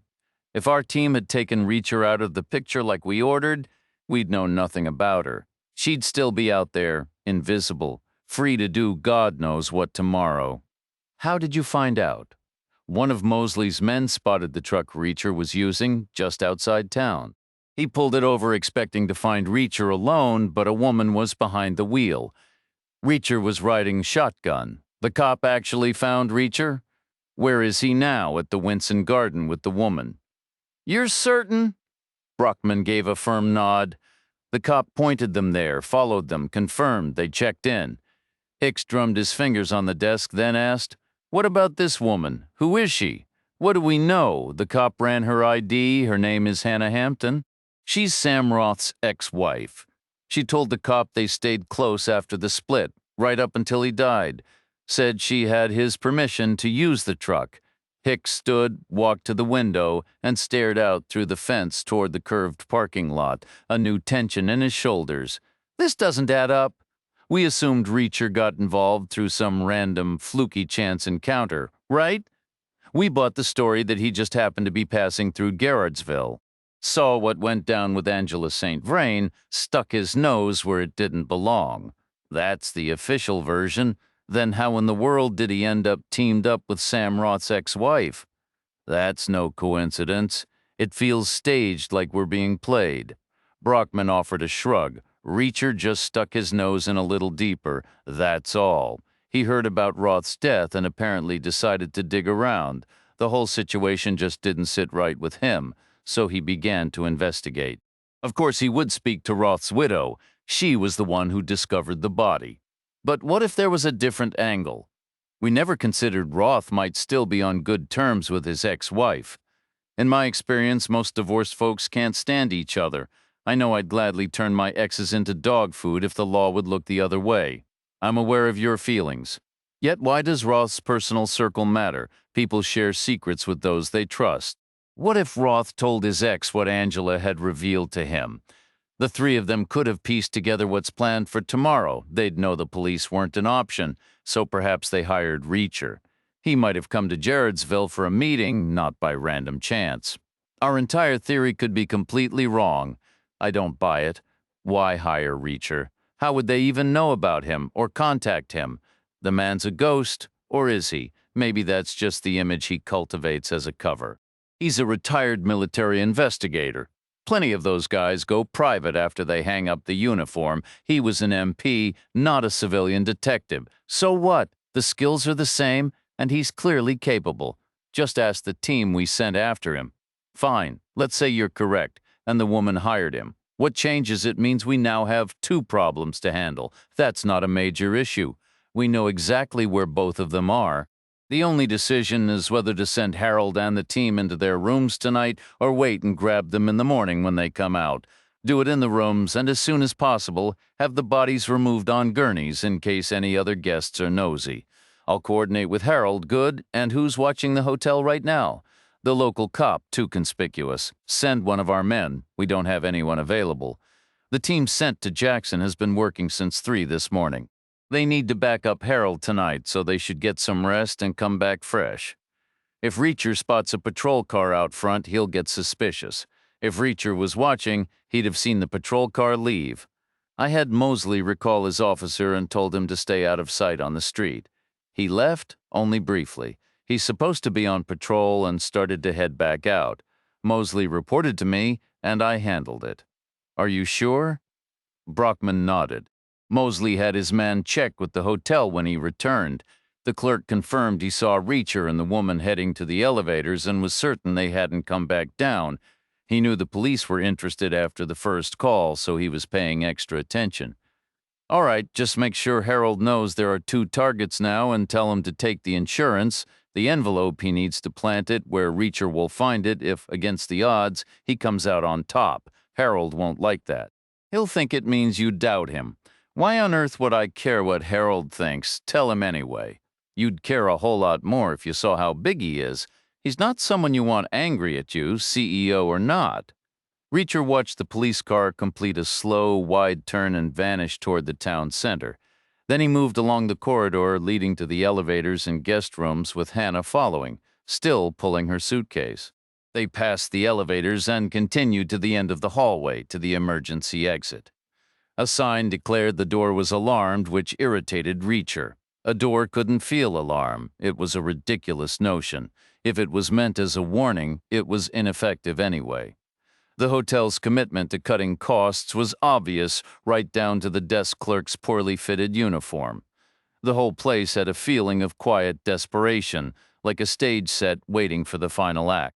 The cheap prints on the walls, the coarse carpet underfoot, the flimsy handles on the bedroom doors, it all spoke of a place where people accepted low-level junk. Folks satisfied with that wouldn't risk a fine for a false alarm. Too much chance a drunk guest would stumble into the latch, or a smoker would sneak out for a crafty cigarette, or someone would want to slip outside unseen. Someone like Reacher or Hannah. Reacher pressed the release bar. The door swung open silently. No lights flashed. No klaxons blared. If you don't want a thing to come back and bite you, do it yourself. That was a creed Curtis Riverdale had lived by his entire career. It meant longer hours, sure, but it had always paid off until now. That afternoon, for the first time, a cold doubt crept in. Would it be enough? As usual, Riverdale had personally handled every detail for the next day's ceremony. He'd arranged the outdoor seating, the temporary fencing, the podium for the TV cameras. He'd ordered refreshments for the journalists, a stage for Bruno Hicks to strut on, and a security tent to shroud the prison entrance. He'd even made sure fierce-looking guards were posted in the watchtowers, and the protesters he hadn't forgotten them. Riverdale had covered every base, double-checked everything himself, but a new worry gnawed at him. Word had just come from his old buddy, Police Chief Rod Mosley. Reacher was in town. Reacher was a wild card, a factor Riverdale couldn't control, and a lack of control was pure kryptonite to a man whose world was built on rules, procedures, and timetables, not to mention fences, cell blocks, and steel bars. Almost without thinking, Riverdale's fingers moved to his chest, tracing the outline of an object beneath his undershirt. A key, it hung from a fine chain around his neck, high-tensile steel, discreet but unbreakable. It wasn't jewelry, neither was the key. It was for a padlock, the strongest, most secure, most weatherproof model money could buy. Riverdale still hoped the ceremony would be a success, that it would bring more prestige and business for the company. He even allowed himself to anticipate another special visit from the new inmate's pretty wife that same afternoon. But if it all went sideways, he was ready. He would vanish. No one would ever find him. And Hicks and Brockman and all the others who sneered at his caution they could burn. Jed Starmer wasn't sure what he was looking for, only that he needed shelter. He was in the countryside, so maybe a farm was nearby. A barn, a stable, a shed, he didn't care what was inside. Horses, cows, sacks of gross animal feed, strange spiky machinery, it made no difference as long as it had walls, a roof, and a door he could close. Somewhere he could be safe, just until he got his strength back. Each step was a struggle. The trees were scattered randomly, forcing him to weave a clumsy path. Thick, tangled undergrowth constantly snagged his feet and ankles, making him stumble. The damp earth gave off a heavy, musty, rotten smell that seemed to cling to him. For a terrifying moment, he pictured himself collapsing, the soil closing over him, holding his body forever as he slowly decomposed. He tried to move faster, and some multi-legged insect with pincers and creepy antennae scuttled from under a decaying leaf. Maybe he'd been worrying about the wrong size of animal. Then he heard a noise behind him, a low, guttural growl. He forced himself onward. He hadn't come this far just to be eaten by some weird creature in a miserable, stinking wood. Jed squeezed between two final trees and stumbled out onto a rough dirt track. The path was wide enough for a truck, its surface scarred by deep, heavy tire tracks. Jed stopped to orient himself. He estimated he'd been moving at an angle since abandoning the motorcycle, and this new track intersected the road at a perfect right angle. Turning left would lead him back toward familiar, but dangerously exposed, territory. Turning right meant plunging deeper into the forest, better concealment, but unknown risks. Tracks, he reasoned, exist for a purpose. They don't get carved through wilderness on a whim, and vehicles don't use them without a destination. That destination might offer shelter, which had to be an improvement over his current predicament. He chose right. He walked for what felt like miles, though it was probably only a few hundred yards. There was no sign of any structure, not a cabin, not even a kid's treehouse. At least the path was clear. Keeping to the left side, he fell into a rhythmic step count, a mindless cadence to pass the time. Then a new sound reached him, distinct from the earlier forest noises. It wasn't an animal. Relief washed over him, quickly replaced by curiosity. It wasn't wind through leaves either. The air was utterly still. He recognized it then, the sound of water. Ahead, the track terminated at the edge of a large pond, almost a small lake. It was fed by some unseen creek, making its last stand before being swallowed by the mighty Mississippi downstream. A wave of bitter disappointment hit him. Of course, the track was just for recreation, swimming, kayaking, fishing. The thought of food made his stomach clench painfully. Even a minnow would be a feast, but he had no gear. Maybe he could drink if the water was clean. Visions of survival shows and waterborne parasites flashed in his mind, a terrifying prospect, yet his thirst was a raw, desperate ache. He took a cautious step toward the bank, then another. Through a gap in the foliage, he spotted something artificial, a sharp manufactured right angle. It was the corner of a metal box, roughly 3 feet by 3 feet by 6, painted a dull olive green army green. Stenciled on the side in white military lettering were the words, Winson County Volunteer Fire Department, below in smaller print, authorized users only. The lid was secured by a simple hasp and eye, no padlock. Jed unhooked it and lifted. The lid folded back, staying open on its own. Inside, mounted in a scuffed red frame, was a machine with a pull cord starter like a lawnmower. Beside it lay a coiled 3-inch diameter hose with a mesh cage and a styrofoam float at one end. There were 2 gas cans, 2 plastic containers of pink liquid for making firefighting foam, a box of batteries, and his breath caught 2 shrink-wrapped packs of bottled water, 36 bottles each. He was not authorized, he was not a thief, but the dehydration was real and dangerous. The whole point of a fire department was to aid people in distress, wasn't it? His throat felt like sandpaper. Reasoning with his desperation, he reached for the nearest bottle on the top pack, pulling and twisting until the plastic seal gave way. He tipped the water bottle back and drained it in a single, desperate gulp. He grabbed a second, drinking more slowly this time, but still finishing every drop. The empty bottles clattered as he tossed them into the corner of the container. Next came the pack of batteries, the foam canisters, the fuel cans, and the hose. He gave the heavy machine a shove, but it wouldn't budge, so he left it. Then he climbed in, pulling the lid down so that the empty bottles were wedged against the edge, leaving a narrow gap for air.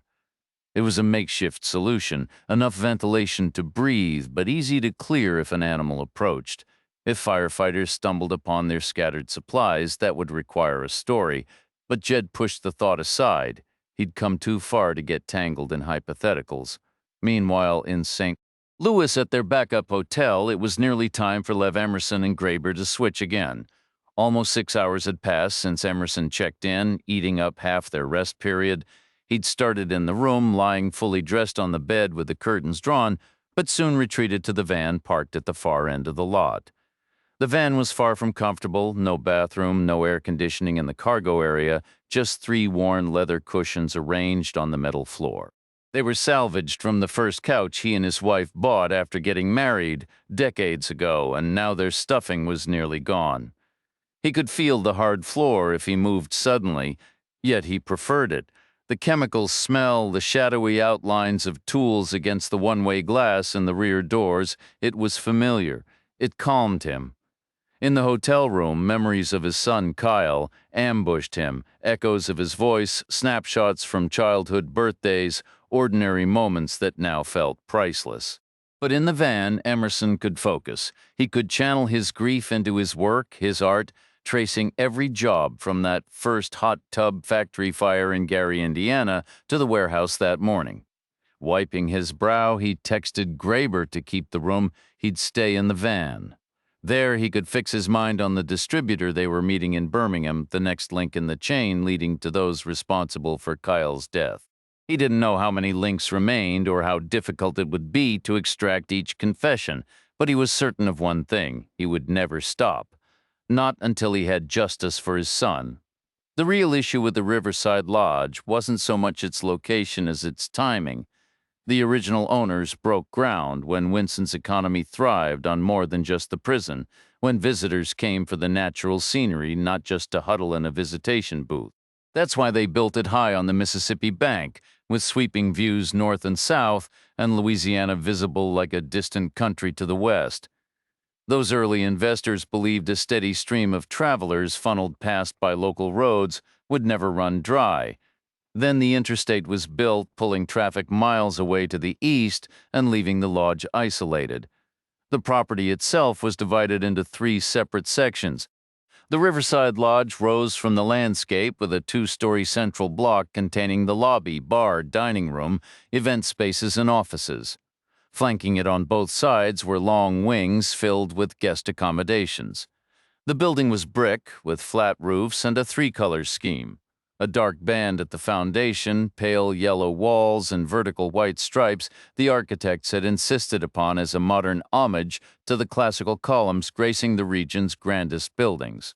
A porte cochere projected over the main entrance, originally meant to shelter arriving guests from sun or rain, but now it sagged ominously. It looked less like a welcome and more like a hazard, as if it might drop chunks of masonry or give way entirely. Hannah brought the truck to a stop in the middle of the lodge's parking area and wiped her mouth with a napkin. She'd eaten her burger on the drive from the Winston Garden, a futile attempt to beat the chill that had long since settled into the meat. It had been a grim, rubbery affair, congealed and unpleasant, but she'd finished it anyway, just as Reacher had demolished both of his without complaint. "This is a far cry from the photos online," Hannah said, surveying the scene. "They're taking some serious creative license with their marketing. Should I look for somewhere else?" "Not necessary," Reacher said. "It'll do." Hannah scanned the lot. Three nondescript sedans, likely rentals, were clustered near the entrance. Off to the right, near a blue storage container identical to the one at the construction site, sat an ancient Volkswagen microbus that looked like it hadn't moved in years. "Can't be many people staying here," she observed. "That's a positive." "You think empty hotels usually spell trouble today isn't usual?" Reacher's tone was flat, factual. "Suppose not." Hannah released the brakes, circled around, and parked their truck on the far side of the storage container. "This won't throw off a dedicated search, but no sense in broadcasting our location, right?" She unbuckled her seatbelt and reached for the door, then hesitated. "Here's what's bugging me. That cop was dirty, obviously. He expected you alone in this truck. He was thrown to see me, fumbled over my ID, and never even asked your name. And that line about the DMV updating Sam's records already, please? So if he was crooked, why are we still free? Why no arrest, or worse? Ever hear the saying that a fish rots from the head down? No, I can't stand fish. What's that got to do with a corrupt officer? My take is this. There's constant interaction between the local police and the prison. Emergency drills, visitor incidents, family disturbances in town, plenty of chances for Minerva to corrupt someone. They'd aim high, someone with rank and sway. The patrol officers just get the order, be on the lookout for me and this truck report any sighting. "So you think our friend reported us heading to the Winston Garden? I'm banking on it." Inside the lodge, the reception area soared under a double-height dome painted like a perfect sky with wispy, drifting clouds. A chandelier hung from the apex, its light falling directly onto a compass rose inlaid in the floor with black and white tiles and gold dividers. The front desk was crafted from rich mahogany, its surface gleaming from years of polish and the countless hands of guests checking in and out. Reacher knew computers were involved somewhere. Hannah had booked their room online, but none were in sight. The only technology on display was a thick green leather-bound ledger sitting squarely on the counter. An old-fashioned telephone sat on the counter, its bakelite body connected by a coiled brown cord with a brass bell ready to ring out when the front desk was unattended. Reacher gave the bell's plunger a tap, and within moments a young man hurried from a back room. He appeared to be in his mid-20s. With neatly styled blonde hair swept back from his forehead, he wore a crisp gray suit, the trousers holding a sharp crease, his shirt perfectly pressed, and his tie knotted with precision. "Good evening," the clerk said. "How may I help you?" I'd like 2 rooms, Reacher replied. Do you have a reservation with us? No, this is a last-minute decision. Let me check our availability. The clerk opened a large ledger and retrieved a fountain pen from his jacket. How many nights will you be staying? We'll begin with 1 night and extend if necessary. Certainly, our standard rate is $85 per room per night. How about $100 cash for rooms positioned away from any other guests? The clerk glanced briefly down the empty hallways. We currently have only 3 other guests, all situated at the near end of the south wing. I could offer you the 2 rooms at the far end of that wing. You'd hardly know anyone else was here. What about the north wing? Is it vacant? It is, but I wouldn't advise it. The refurbishment program there hasn't been finished. That's not a problem for me. To be perfectly honest, the refurbishment hasn't actually started. Those rooms are rather untidy. Any infestations? Health hazards? No, nothing like that. They're fully functional, just a bit worn around the edges. You could say the same about me. Reacher's eyes moved to a wall sign directing guests to the wings, indicating rooms 101 through 124 were to the north. I'll take 112, my friend will take 114, I assume they're adjoining. The clerk nodded. They are. May I have your names for the register? Ambrose Burnside and Nat Kimball? As the clerk uncapped his pen, Reacher leaned forward and closed the ledger. Make it 110 per night. You keep the extra and save yourself the paperwork. I'm sorry, I can't do that. There's no such thing as can't. You have a simple choice. Pocket $50 for doing absolutely nothing. Or you really don't want to know the alternative. Trust me, be sensible. The clerk hesitated, then recapped his pen. It's 110 every night, per room. If you stay longer, cash to me directly. None of my colleagues hear a word about this. Reacher counted out $220 and laid the bills on the counter. The clerk swiftly gathered the cash and slipped it into his back pocket. He retrieved 2 white plastic key cards from a drawer. 1 key each? Reacher shook his head. 2 with a shrug. The clerk produced another pair. He tapped buttons on a small encoding machine tucked almost out of sight on a low shelf, sliding each card through a slot. Then he placed the cards into 2 cardboard sleeves and handed them over. Breakfast is served from 6 to 8. Enjoy your stay. Reacher led the way down the north corridor. Hannah, following with her suitcase in tow, even-numbered rooms lined the left, odd numbers on the right. They passed room 112 and stopped outside 114. Reacher handed 1 sleeve to Hannah, opened his own, and removed both keys. He tucked them into 1 back pocket where the keys to their previous room still rested and slid the empty sleeve into the other. Hannah worked her key into the lock. I'm going to call Danny Peel, she said. See if he can meet us early tomorrow before he heads to work. Good idea, Reacher said. And Hannah, do me a favor. Don't start unpacking yet. Why not? Having second thoughts about the decor after all that brave talk? I'll be right back. I'll explain then. Reacher returned to the front desk, tapped the brass bell, and waited for the sharp-dressed clerk to reappear. He placed one of the key cards on the counter. This one isn't working. Can you reprogram it? The clerk picked it up, examining it. Did you happen to store it next to your cell phone? The clerk behind the desk looked at the plastic key card in his hand. This one didn't work for you? No, Reacher said. Oh, well, the other one? That one was fine. I got into my room, set my stuff down, and stepped out to talk to my friend. I assumed this spare would get me back in, but it was a no-go. That's odd. The clerk took the card. No big deal, though. I can reset it right now. Reacher said, Room 121.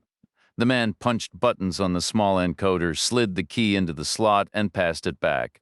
Reacher pocketed it. Then the clerk frowned. Hold on, you're in 112, I remember, because your friend is in 114 next door. Reacher nodded. That's right, room 112. But you just said 1421. I'm very clear with numbers. I know exactly what I said. Well, whatever you said, I just programmed it for 121. My bad, I suppose. You'd better give it back. Let me fix it. Reacher shrugged, produced the card again, and handed it over. The clerk ran it through the machine once more and returned it. I'm really sorry about that. Totally my fault, Reacher said. Don't worry about it. Same digits, just flipped. Easy mistake. Consider it forgotten. The glowing numbers on the bedside clock shifted to 1:30 a.m. on Friday. Bruno Hicks was in bed where he'd been for hours, but sleep had been impossible. He'd just lain there, eyes fixed on the ceiling, his mind churning over the stranger who had rolled into his town. First, he'd thought about the planned operation to handle the man and his female companion. Harold and the team were supposed to hit their rooms at the hotel at 1 a.m. A full 30 minutes had slipped by. It should have been a straightforward job. He should have heard something by now. Confirmation that the problem was erased unless his phone rang. He grabbed it from the nightstand. Brockman's number glowed on the screen. Hicks answered. "Tell me, we got them." Brockman's voice came through. "It's even better. Getting pulled over by that cop must have rattled them. They're gone."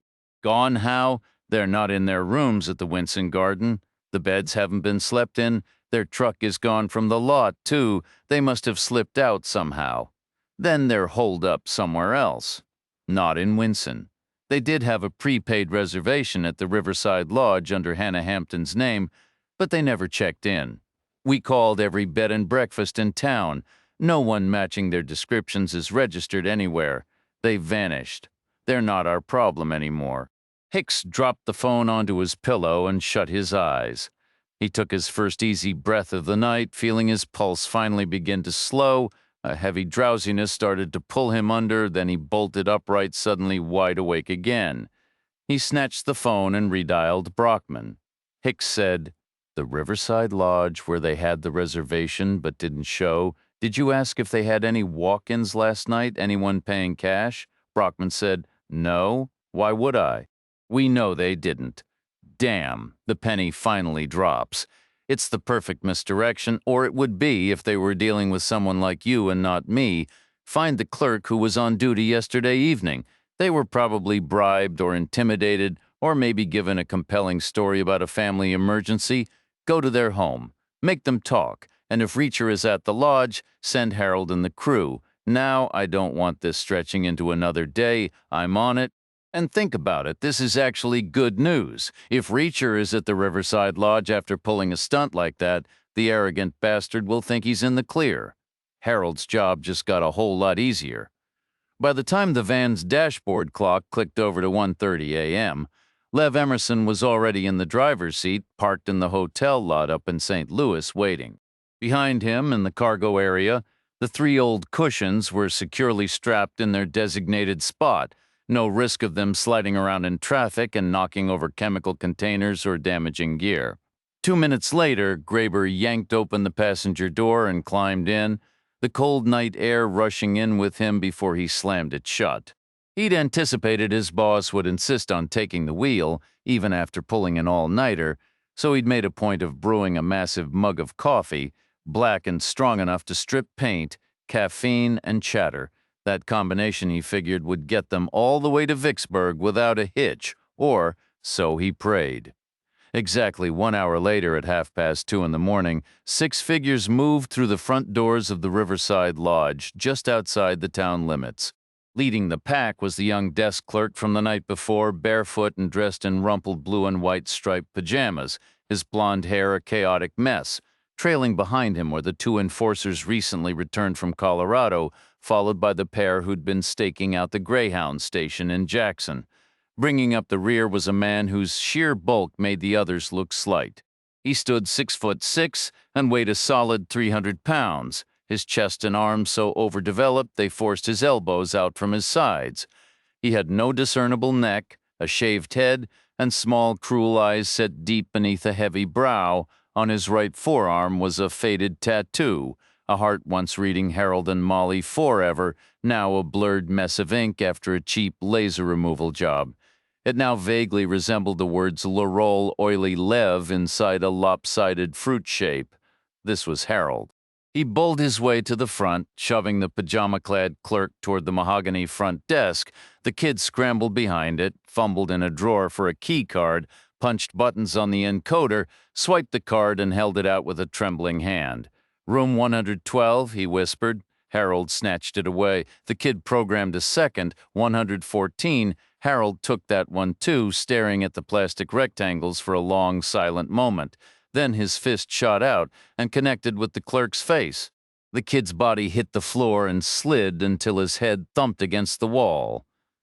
Harold and his four companions didn't spare him a glance. They moved as one, crossing the empty lobby and heading down the north hallway. One man peeled off toward room 114, Hannah's room. The rest formed up behind Harold outside 112, Reacher's room. Harold raised a hand, counting down with 3 thick fingers, then 2, then 1. Meanwhile, at that same dark hour, Jed Starmer was dead to the world, curled up in the equipment locker belonging to the Winson Volunteer Fire Department parked beside the pond in the woods. The combination of fresh air, physical exhaustion, and sheer stress had knocked him out cold. He slept right through the bobcat that had padded past 30 minutes prior, and he was utterly unaware of the black bear that had nosed around just before that. The bear had been intrigued by the smell of gasoline and firefighting foam, but most of all by the human scent seeping from the gap around the locker's lid. It was powerful enough to lift that lid with ease, latch or no latch. It was hungry, it was curious, and it was inches away. Then a shift in the wind carried a new scent, the greasy, tantalizing aroma of discarded fast food wrappers left in the undergrowth by some teenagers who'd partied there the previous evening. The bear turned and ambled off toward that easier meal, leaving Jed to sleep on, blissfully ignorant of the fright he'd narrowly avoided. Harold swiped the key card against the reader for room 112. A soft click sounded, and a tiny light switched from red to green. He slammed the handle down, threw his weight against the door, and burst into the room as if escaping a blaze, 3 men piling in behind him. Across the hall, the 5th man was slower with his key for room 114, more deliberate and cautious as he eased the door open. Room 112 was laid out in standard budget hotel fashion, a basic open closet to the left with a hanging rail and a shelf above, a bathroom door directly opposite, and then the room opening up to reveal a bed and an armchair to the right, both buried under a ridiculous mountain of decorative pillows. A cheap painting of a riverboat hung above the headboard, and the window ahead was shrouded by gaudy, heavy curtains. To the left, a desk also served as a vanity, with a mirror hanging on the wall above it. The carpet was worn thin in the spots that got the most foot traffic. Harold moved heavily toward the bed and halted. It was unoccupied. He tapped the man trailing him on the shoulder and gestured toward the floor. The guy crouched, lifted the bed skirt, and peered underneath before straightening up and shaking his head. Harold then pointed toward the bathroom. The nearest man pulled his right fist back and used his left hand to push the door open. He reached inside, flicked the light switch, took a cautious half step, then another, before entering fully to check behind the shower curtain hanging in front of the tub. Emerging, he announced, "Empty Reacher's not here? Maybe he never was." Room 114 was a mirror image of 112, furnished with the same gaudy, worn-out decor. The air, however, was different. Instead of stale and moldy, it felt fresh and slightly damp. The drapes were drawn back and the window stood open. The Minerva man, one of the pair from the Greyhound station, noticed this immediately. He paused just inside the doorway, his mind racing. Was it a sign the woman had fled, part of a trap, or was she simply someone who craved fresh air? He recalled an old girlfriend who insisted she couldn't sleep with the windows closed. Shaking off the memory, he crept forward, reaching the bathroom door just as Reacher stepped out and delivered a punch to the side of his head.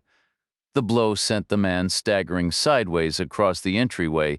He hit the far wall, his skull leaving a fresh dent in the plaster.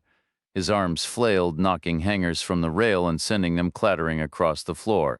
In room 112, the men heard the commotion and turned in unison to stare at the connecting wall. Harold said, "It's Reacher. He's next door with the widow. Get him." They rushed into the corridor, sprinting to the door of 114, only to find it closed and locked with no key. Meanwhile, Reacher climbed out the window, dropping onto a narrow strip of grass at the edge of the parking lot. The other Minerva man from the station began hammering on the door, getting no response. Reacher hurried to the window of room 112, which he had left unlatched earlier. Inside, Harold shoved the 3 men aside and slammed his palm against the door. The upper half flexed, but the lock held. Just then, Reacher opened the window, hauled himself up, and climbed inside. Harold stepped back, lifted his right leg, and drove his foot into the door beside the handle. The architrave shattered, and the door whipped open, bouncing off the unconscious man's feet before settling back into its damaged frame. Reacher crossed the room, cracked his own door open, and peered into the corridor.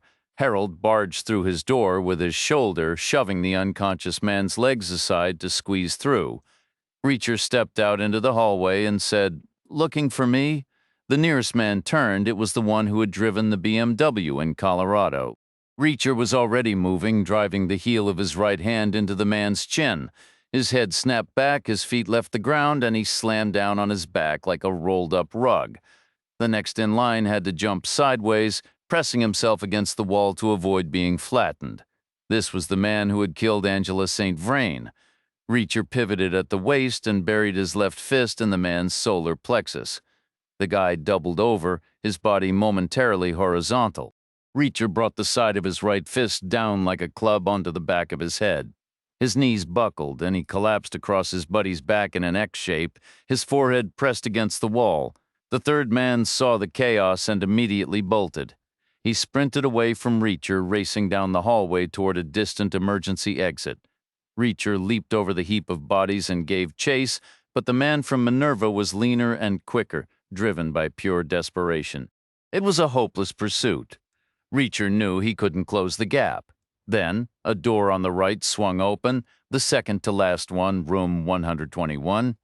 Hannah emerged, planting herself squarely in the runner's path. Her cig was held steady in a two-handed grip. "Stop!" she commanded, her voice leaving no room for debate. The man slowed, hands rising, before making a sudden lunge for the weapon. Hannah yanked the gun aside, drove her knee into his groin, and as he folded over, brought her own knee up hard into his face. He collapsed backward, writhing but still moving, until Reacher caught up and delivered a final decisive kick to the head. Hannah holstered her weapon and crouched to check for a pulse. A heavy thud echoed from down the hall. Harold had forced the door to room 114 open again and now filled the corridor, his broad frame seeming to touch both walls. Hannah straightened and stood beside Reacher in tense silence. Harold broke it with a low growl. "Drop the gun, little girl. Let's talk." Hannah raised the cig back into a two-handed stance. "No, and let's not." Harold took a long stride forward. "Stop!" Hannah warned. His lips twisted into a cruel smirk, and he took another step.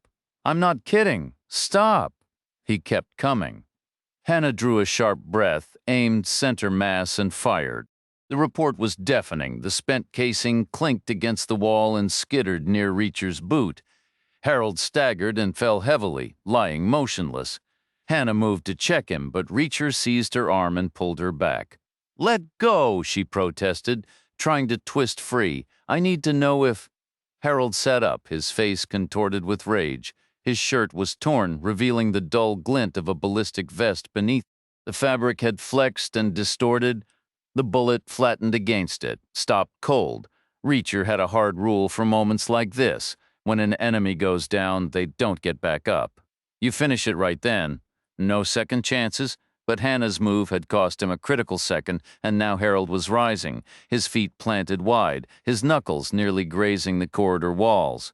His reach matched Reacher's own, maybe even exceeded it, a real problem. It erased Reacher's usual advantage of striking from a safe distance. Now, any attack came with the guarantee of a brutal counter, not an appealing trade.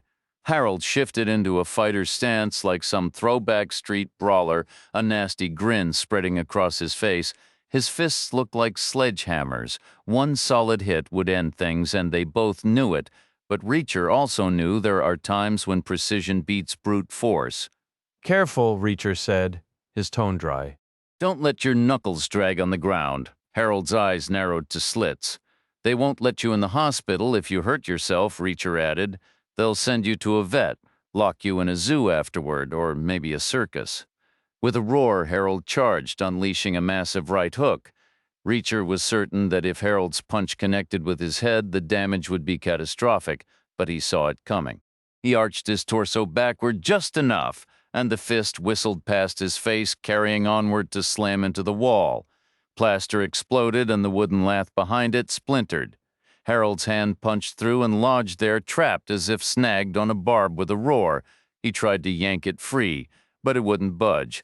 Seizing the opening, Reacher closed the distance and delivered a crushing blow beside Harold's ear. The impact snapped Harold's head sideways, a hit that would have dropped most men cold, possibly for good, but Harold only shook it off, spat a gob of blood onto the floor, and flashed a grim, defiant smile. Reacher shifted tactics instantly. He stomped hard against the side of Harold's knee, then hammered the heel of his palm into the trapped arm just above the elbow, the joint hyperextended. With a sickening pop, bone, tendon, and ligament gave way at once. Harold bellowed in rage and agony. With his free hand, he clutched his pinned forearm and wrenched with everything he had. The wooden slats tore loose, shredding his wrist and hand in the process. His arm swung wildly, spraying arcs of blood, and his fingernails grazed Reacher's cheek, drawing a thin line of red. Harold tried to step forward, but staggered howling. His knee was wrecked, unable to bear weight, his right arm now dangling uselessly. So with his left hand, he clawed a pistol from his waistband and began to bring it up. Reacher was already in motion, charging across the confined space. He had one shot and needed every ounce of momentum. Lowering his shoulder, he drove straight into Harold, aiming precisely where Hannah's bullet had struck earlier, where the ribs would be bruised and, he hoped, fractured. Harold crashed onto his back, the gun skittering away. He writhed, legs kicking, arms flailing as Reacher advanced, hunting for a clean target to strike. Harold twisted and bucked, denying him one, then suddenly sat up, fast like a gym sit-up, and lunged, wrapping his good arm around Reacher's thighs. He clamped his forearm behind Reacher's knees and heaved backward with all his strength. Reacher felt his legs buckle. Knowing he couldn't fight the fall, he didn't resist gravity. Instead, he let himself drop, aiming both knees squarely into the center of Harold's chest. Whether from the earlier gunshot, the shoulder charge, or just brittle bone, Harold's sternum gave way completely. Lungs, heart, liver organs were crushed under the force. Harold's body spasmed once, his head lolled to the side, and then he lay utterly still. Miles away, Bruno Hicks was still wide awake. He'd tried every trick he knew to drift off: herbal tea, a shot of whiskey, even a guided meditation. Nothing worked. Resentment simmered inside him. His major speech was only hours away, and he couldn't afford puffy eyes or a foggy mind. Staring at the ceiling, he forced himself to visualize a tropical beach, a relaxation technique he'd read about. He mentally debated which drink to picture in his hand, a pina colada or a frosty daiquiri, when his phone buzzed sharply, shattering the fragile calm. A text from Brockman. It read, "Friends located. H and company are on scene." Only a matter of time now. That was all he needed. Everything, it seemed, was finally going to be all right. Harold was supposed to handle Reacher. Everyone's luck eventually runs dry, and if Harold's hadn't yet, this seemed as good a moment as any. Even if Harold failed, it wasn't a catastrophe. Not anymore. Contact had been established, and Hicks had personally set up the backup plan, the insurance policy. He felt no anxiety about it. He trusted the arrangement completely. The note he'd prepared was utterly believable, crafted with meticulous care. Hicks wasn't concerned about whether Reacher would buy it. His worry was whether Reacher would ever lay eyes on it. To read it, he'd have to find it first, and that only happened if he got past Harold. Brockman had muttered something about Harold possibly refusing the envelope out of some stubborn, misplaced pride. For a moment, Hicks imagined the envelope discarded at Harold's place, left in a car, or tossed in a trash can. He shook off the thought, deliberately filling his mind with calming visions of a sunlit beach. There was no point inventing problems. His scheme was refined, clever, far too elegant for the universe to allow some sulking brute to wreck it. Reacher's mind was on the gunshot. That sound had been far too loud. Someone must have heard it, the night clerk, other guests in the south wing. A 911 call was inevitable. Maybe several had already been placed. However it played out, police would be arriving soon, and Reacher had no intention of being there when they did. The quiet approach had blown up in their faces. Now the person calling the shots would have an emergency call and a corpse to exploit, a perfect reason to send more hired muscle, armed and ready, no explanations needed. Winson wasn't New York or Chicago. It wasn't even Jackson. Reacher doubted the local police patrolled around the clock. This late, they were probably all holed up at the station. Best case scenario, one low-ranking officer, alone with bad coffee and day-old donuts, forced to call for backup and wait. Worst case, a pair of seasoned officers on duty, trusted and ready to roll immediately, willing to follow any order from above. Reacher always planned for the worst. The town wasn't far, the roads would be empty, and local cops knew the route. They'd drive fast. He estimated he and Hannah had 9 minutes to get away from the hotel. Hannah was kneeling beside Harold's body. After Reacher climbed off, she checked for a pulse in the neck and found nothing. Then her legs gave out. She couldn't stand. At the start of the week, she'd never seen a dead person. Now she'd been intimate with 2, and she felt partly to blame for this one. Blood was seeping from the crushed chest, creeping toward her knees, and she felt strangely hypnotized by its slow spread. Reacher helped her up and steered her back to room 121. He told her to gather her things fast. While she packed, he stepped into the corridor, stripped a pillowcase from a bed, and filled it with everything from the Minerva men's pockets: guns, phones, wallets, keys. They moved down the hall into the reception area. 6 minutes remained to clear out. Plenty of time. Then Reacher spotted a pair of bare feet behind the counter. He veered over to look. It was the young clerk who'd checked them in, wearing pajamas, unconscious but alive. Reacher returned to Hannah, and they hurried out to the parking lot. The 3 rental cars were still lined up on the south side of the porte cochere. The VW bus had edged closer on the north side, joined now by 2 other vehicles, a battered Dodge Neon and a Ram panel van. The Neon had clearly lived a tough life. The van's front fenders were dented, its wheel wells caked with dried mud, and a long crack spider webbed across the entire windshield. Despite the deep scrapes along the front quarter panel, the dark blue vehicle was immaculately clean. It bore no company markings, but it had the anonymous utilitarian look of a vehicle used for shuttling equipment between facilities. Their window for escape was down to 5 minutes. Reacher gestured toward the lineup. "Notice the order," he said. One man came straight here in the van. The others went to rouse the clerk at his home. They forced him to drive back in his own Volkswagen because their car was full. That oversight might work in our favor. Stay put for a moment. Reacher moved back inside, stepping behind the counter. He checked the clerk's pajamas and found a key on a rabbit's foot keychain from the pillowcase. He retrieved a wallet, removed all the cash, and tucked it into the clerk's pocket. Tearing a page from the ledger, he snatched a pen and wrote, "Will return the bus. Do not report it stolen. More money to follow. Ambrose Burnside." 3 minutes remained. Reacher hurried back out and tossed the key to Hannah. "The police will be looking for Sam's truck," he said. "Try to get the VW started. It's the better option." He then circled to the back of the van. The rear doors were unlocked. The cargo area was lined with plywood to protect the interior. 2 folded gurneys, secured with elastic straps, were stacked against the right wall. Beside them sat a black plastic trash bag stuffed with medical uniforms, nothing useful.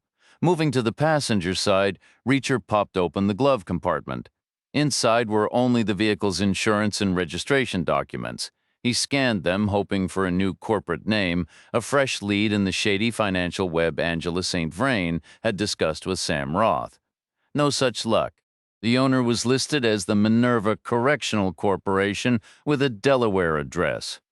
Tax haven, Reacher thought immediately, but the link to murder wasn't clear. 2 minutes left. He heard the sputtering ignition of the Volkswagen coming to life. As he prepared to slam the glove box shut, a flash of white caught his eye, the corner of an envelope peeking from under the passenger seat. It must have slid off the dash during transit. Reacher retrieved it.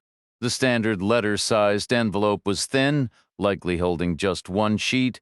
It was addressed to Danny Peel, the same name and address found on the envelope in Angela St. Vrain's purse, but the handwriting was different.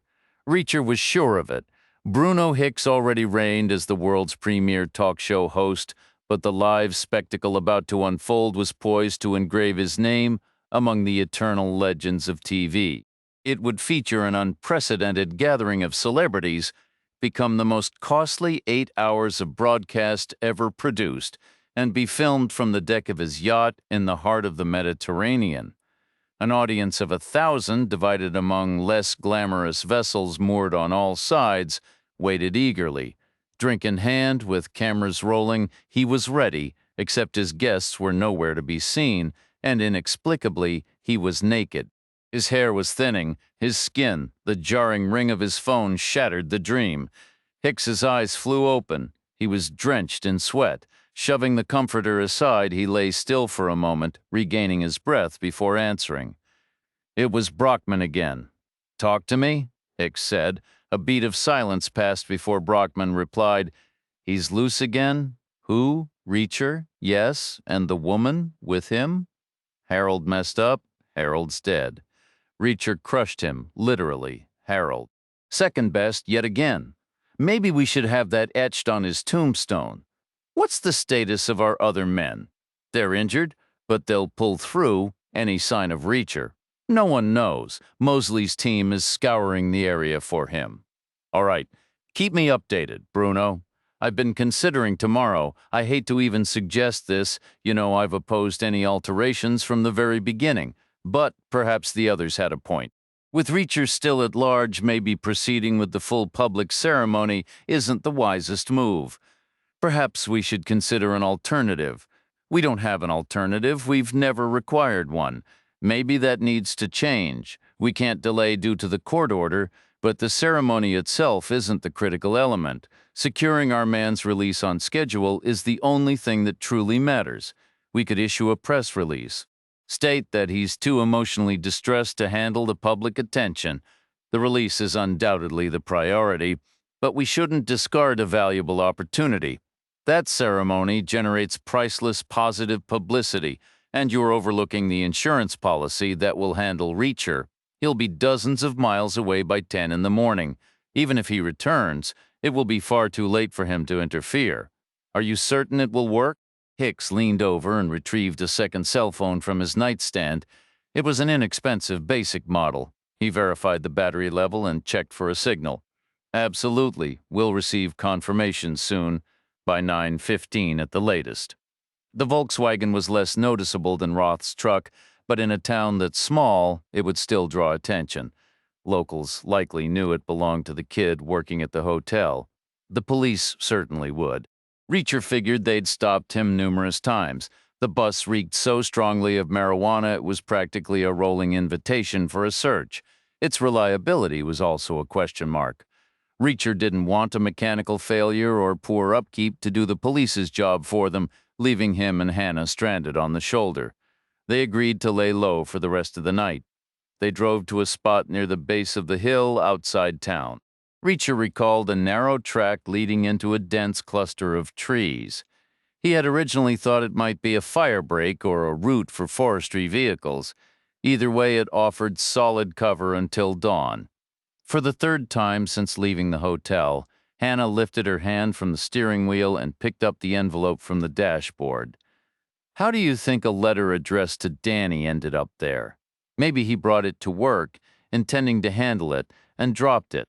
Someone found it and was planning to deliver it to his home later. Let's ask him about it tomorrow, Reacher said. When are we meeting him? Nothing's confirmed. I couldn't reach him. He's usually up early, so I'll try again first thing. If he doesn't answer, we can always just show up at his place and surprise him. The VW had been cleverly converted, outfitted with a bed, a small kitchenette, a table, and a couch. Reacher admired the ingenuity and thoroughness of the design. Every conceivable inch of space had been utilized, yet there was no denying the entire area was incredibly cramped. Thinking it would be better for Hannah to have the space to herself, Reacher rummaged through the cupboards until he found a stack of old blankets. He took one, spread it on the ground, and lay down beneath the stars. Two words occupied his mind as he tried to sleep: Brockman and lockdown. Brockman was a name he'd heard repeatedly, the man from Minerva who had dispatched all the hired muscle. Reacher wanted to find him. He imagined kicking his door in during the dead of night, giving him a taste of his own medicine and discovering what he knew about whatever Angela St. Vrain had uncovered. The complication was that Brockman might know nothing at all. If people connected to Minerva started getting attacked in their homes, it could spark widespread panic. And lockdown is the ingrained reflexive panic response for those who run prisons. It's in their bloodstream. So patience was necessary. They had two leads to pursue: Danny Peel and the release ceremony. He would see what those yielded. A grim, almost sarcastic thought crossed his mind. All this skulking around in vans and waiting felt more like a bad road trip than an investigation. But if those paths led nowhere, then he would go after Brockman directly. Hannah shook Reacher awake just after 7:30 in the morning. "Danny's still not picking up," she said, her voice tight with worry. "I think we should head over to his place now." The GPS on her phone was already set for Danny's address. Its automated voice guided them back to the main road and then directed a turn toward Winson. Maneuvering the old Volkswagen around on the narrow track was a struggle. The steering was sluggish, the clutch uncooperative. Hannah rocked the van back and forth, jolting over the uneven ground until she finally got it pointed the right way. She accelerated slightly, reaching the end of the track, and nearly collided with a teenager pushing a sleek, expensive-looking bicycle up the steep incline. The kid was moving at a snail's pace, locked in a battle of wills with the bike, which seemed determined to drag him back down the hill. Reacher figured the bike was winning. The boy froze, startled by the sudden appearance of the vintage van from the trees. He stared through the windshield for a second before stumbling backward, the bicycle toppling on top of him. Hannah was out of the van in an instant. "Oh my God, I'm so sorry. Are you all right?" The kid didn't respond. She lifted the bike off him. "Are you hurt? Did you hit your head?"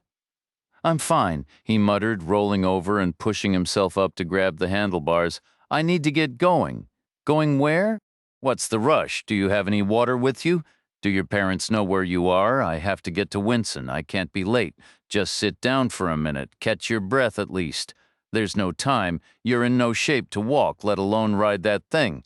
Hannah took hold of the handlebars. "We're headed that way. Come on, there's a rack on the back. Put your bike on it and we'll give you a lift."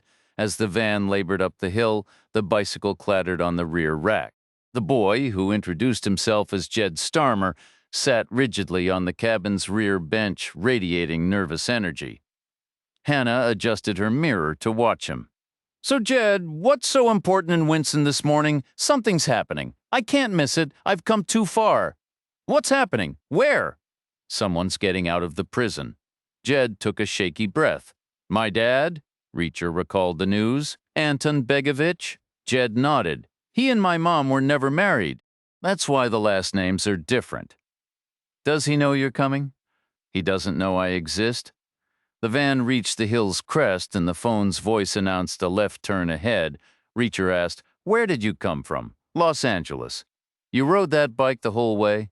"Took a Greyhound bus. I only rode the bike from Jackson." "You brought the bike with you on the bus?" "I sort of borrowed it." Hannah let out a quiet sigh. Reacher stayed silent. Jed's words tumbled out. "I didn't steal it. You don't get it. I had it all planned. I was going to stay at a hotel, get a cab, but then all my stuff got taken. My money was gone. These two creepy guys tried to grab me. The police showed up and—" "Relax," Reacher said. "Nobody's accusing you. But this is important. I'm not a thief, okay?" The guy on the bike was a jerk. He rode right into me, shoved me, started yelling, then he just left it there on the sidewalk, unlocked. What was I supposed to do? "I'll give it back when I'm done, I swear." Hannah's tone softened. "Sounds like you've had a terrible time. You lost everything?" "Pretty much. All I've got left is my toothbrush. It was in my pocket. What about your mom? Couldn't she help? Do you want me to call her?" "You can't. She died, pancreatic cancer. It happened fast. I'm so sorry." Reacher shifted the subject. "What's your plan when you get to the prison?" Jed shrugged, the gesture looking both helpless and defiant. "Meet my dad, I guess." "How? From what I read, they've got a whole production lined up. Press, TV cameras, the full circus. You can't just walk up and announce, 'Hey, I'm your son.'" Jed gave another shrug. I've made it this far, I'll think of something. They reached the crossroads and the navigation insisted on a turn. Winston lay straight ahead, so Hannah eased the bus to the shoulder. It's all flat from here, she said. You should manage fine on the bike. Let me help you get it down. Jed pushed his door open. I've got it. Thanks for the lift. Wait a second, Hannah said. We need to have a quick talk. About what? If I'm getting this straight, you're about to meet your father for the very first time. That's monumental for both of you. It has to be handled with care because it's going to shape the rest of your lives. Jed stayed silent. Hannah continued. Have you ever known anyone who's been in prison? No, I have, many times. I volunteer with an organization that helps people after their release. The next few months are going to be incredibly tough for your dad, even if he despised it there, even if he was innocent. He's become accustomed to institutional life. The outside world is a foreign land. It's like being dropped in a country where you don't speak the language or know the rules. It's daunting. It's scary. He'll be overwhelmed by all the changes, and one thing he'll struggle with most is surprises. He might react in a way he'd later regret. What are you telling me that I shouldn't meet my own father? Because, not at all. Meeting you, getting to know you, could be the best thing that ever happens to him, but learning he has a son on top of every other adjustment he's facing? That's a massive shock. It's a transition that needs to be approached gently, slowly, and today his actual release day might not be the ideal moment, but he doesn't even know I exist. He won't be looking for me. If we don't connect now, he'll vanish. I'll never find him again. That's not how it works. Hannah dug through her purse, pulled out a business card, and handed it over. Here's my suggestion. Go to the ceremony outside the prison. See your dad get his freedom back. That's a big deal, and it's clearly important to you since you came all this way, and it would mean everything to him that you were there. But give him a day or two to breathe, then get in touch. Call me when you're ready. I understand the system. I can help you find where he's staying. What am I supposed to do for a day or two in Winson? I'm broke, no food, nowhere to sleep. Reacher pulled another wallet from the pillowcase and counted out the cash inside $240. He passed it to Jed. Hannah's right. You should listen. You're at a crossroads. It's important you pick the right path. Jed wrestled the bicycle off the rear rack, climbed on, and pedaled off toward Winson. Hannah depressed the clutch, then let it out without shifting. This is a bad situation, she said. I'm worried about that kid, Reacher said. You're not wrong. He's awful on that bike. We should have made him walk. I'm not talking about road safety. It's this whole thing with Begovich getting out. Minerva will set up support for him.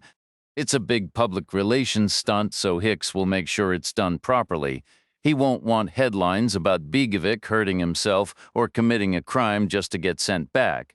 But Jed, who's looking out for him? If it's true his mother is gone, he has nobody. I've seen this story before. I know how it ends. That poor kid is setting himself up for a world of hurt. The navigation prompted them to proceed, so Hannah took the left turn. Then it directed them south, skirting the town's center. The road was lined with tall, mature trees with no buildings in sight for over half a mile. Then a house appeared. It was enormous, and it gleamed a brilliant white under the sun. The house was grand, almost like a small hotel, with a wide porch held up by 4 sturdy columns and a balcony that projected from the center of the second floor. Additional balconies stretched across the entire width on both upper levels. A decorative iron gate set within a surrounding wall marked the entrance. Inside, a driveway looped around a manicured oval of grass dotted with flowering shrubs and centered by a raised fountain.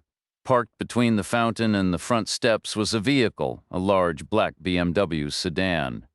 Reacher knew that car. He had seen it just the day before in the curved parking lot outside the prison. They drove on for another 3/4 of a mile before turning west.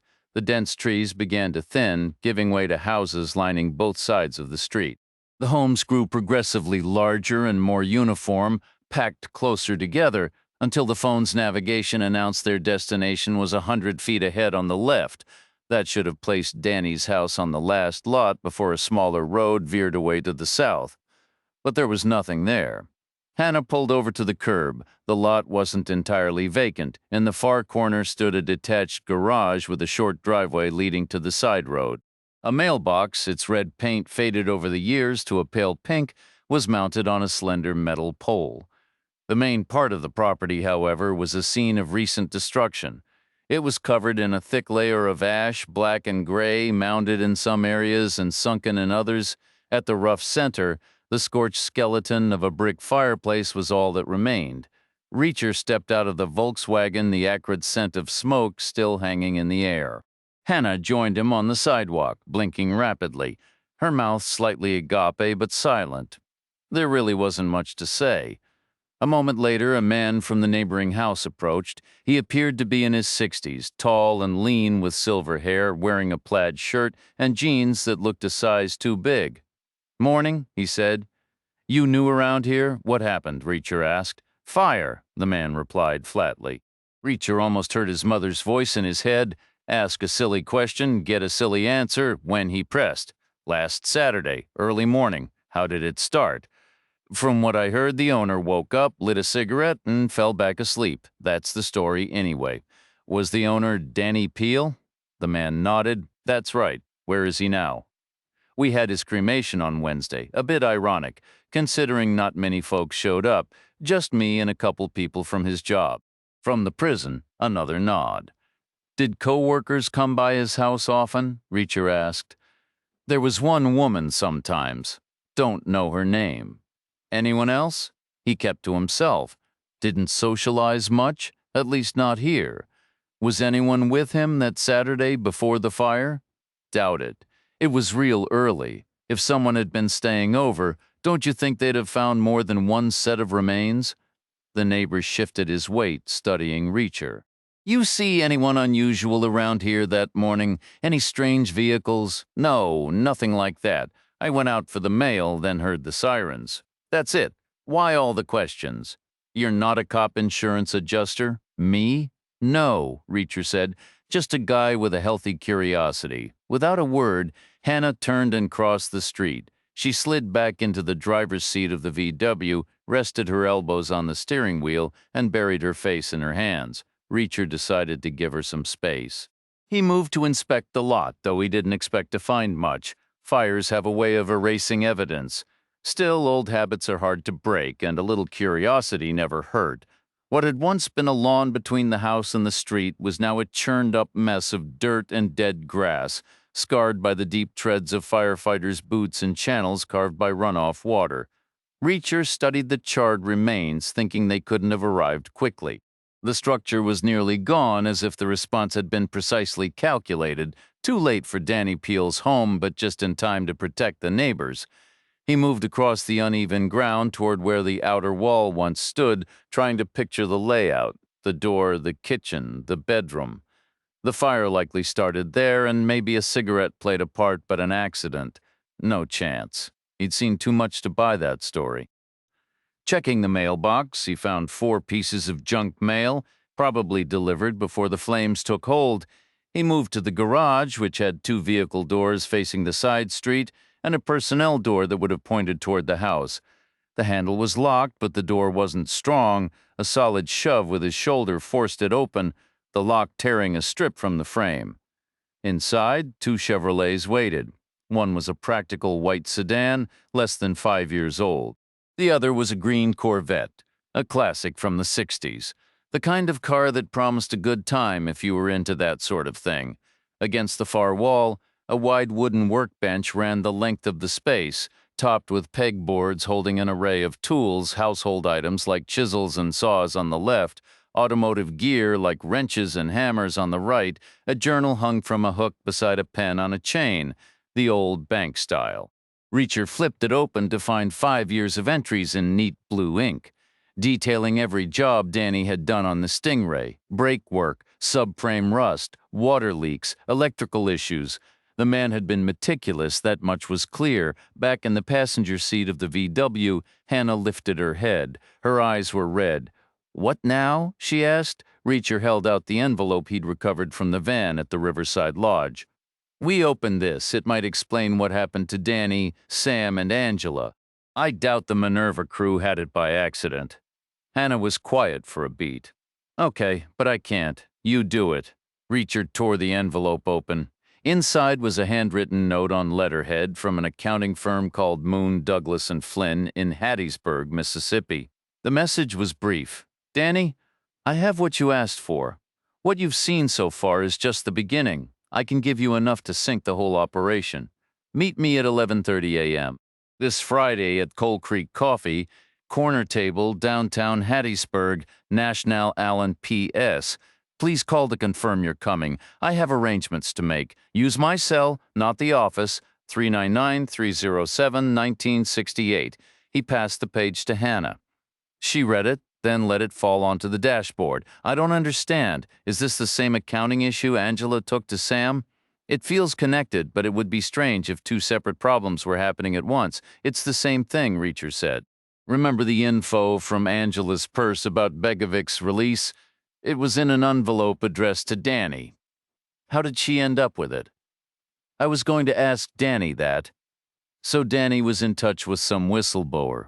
He must have pulled Angela into it, which got her killed, and indirectly, Sam. Oh man, poor Danny. He would have been wrecked by that. It wasn't Danny's fault. He uncovered a crime from the look of it. He didn't commit one. Someone did. Someone at Minerva.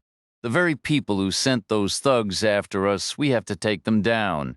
We need that explosive proof, whatever it turns out to be, provided this Allen character is legitimate. Hannah retrieved her phone, her fingers dancing across the screen. After a moment, she turned it toward Reacher. All right, the company is real. It's all here. The address, the website, social media, the logo. There's a list of partners, and one is named Alan McInnes. And listen to this. They list Minerva as a major client. What's your take? Reacher's response was immediate. Call the number. Hannah punched in the digits and put the call on speaker. A man answered on the third ring. McInnes, who is this? Danny Peel, Reacher said. Got your message. I'll meet you at Coal Creek 11:30.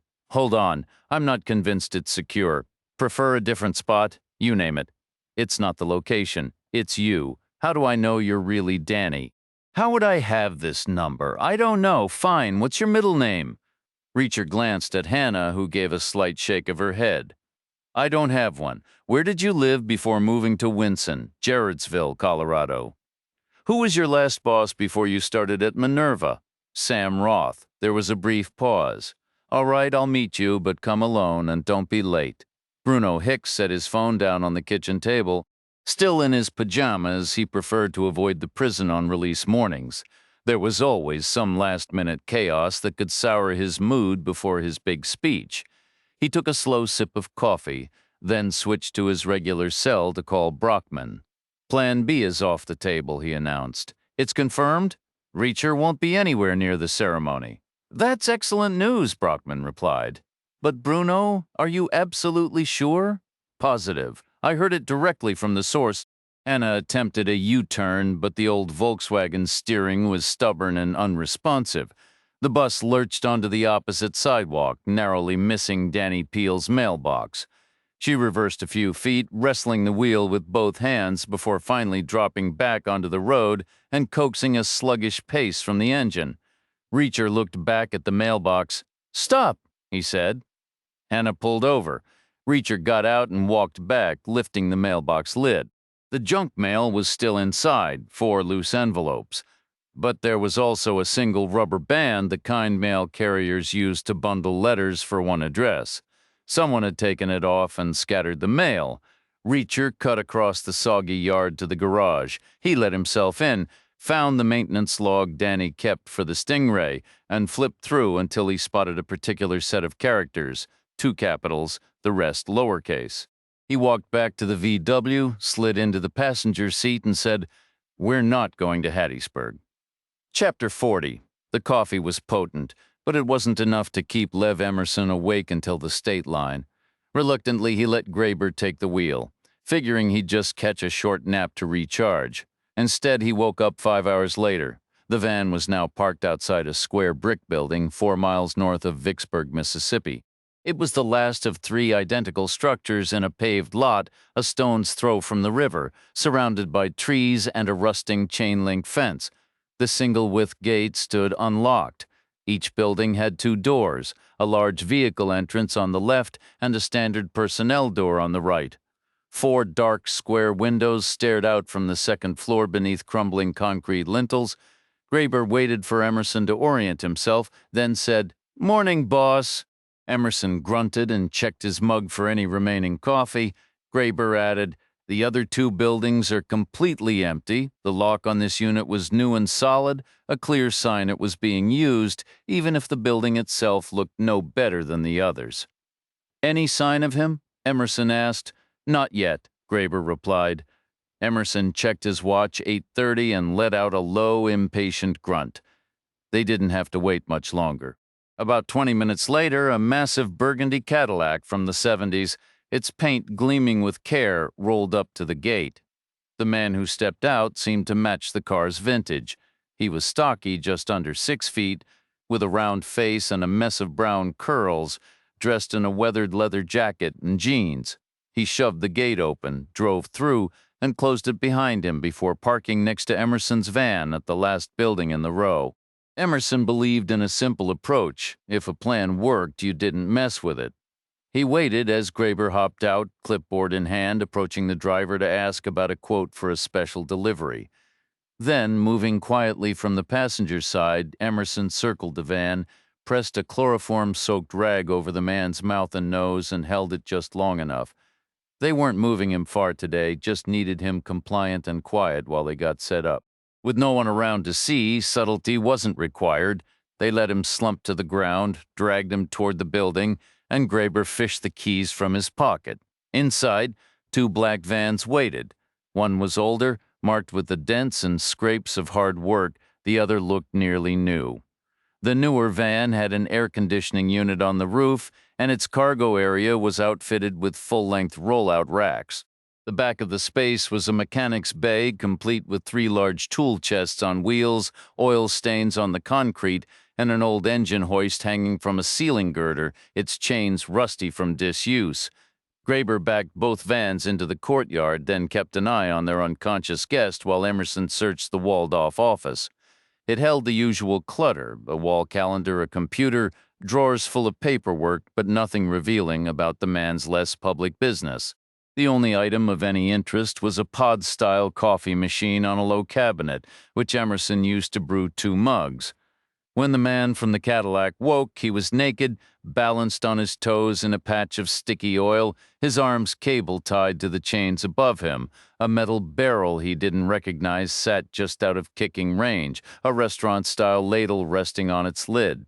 For a moment, he was still confusion, wrinkling his face. Then came the rage. He shouted, yanking violently at the chains, twisting and kicking, until his wrists were raw and the soles of his feet burned.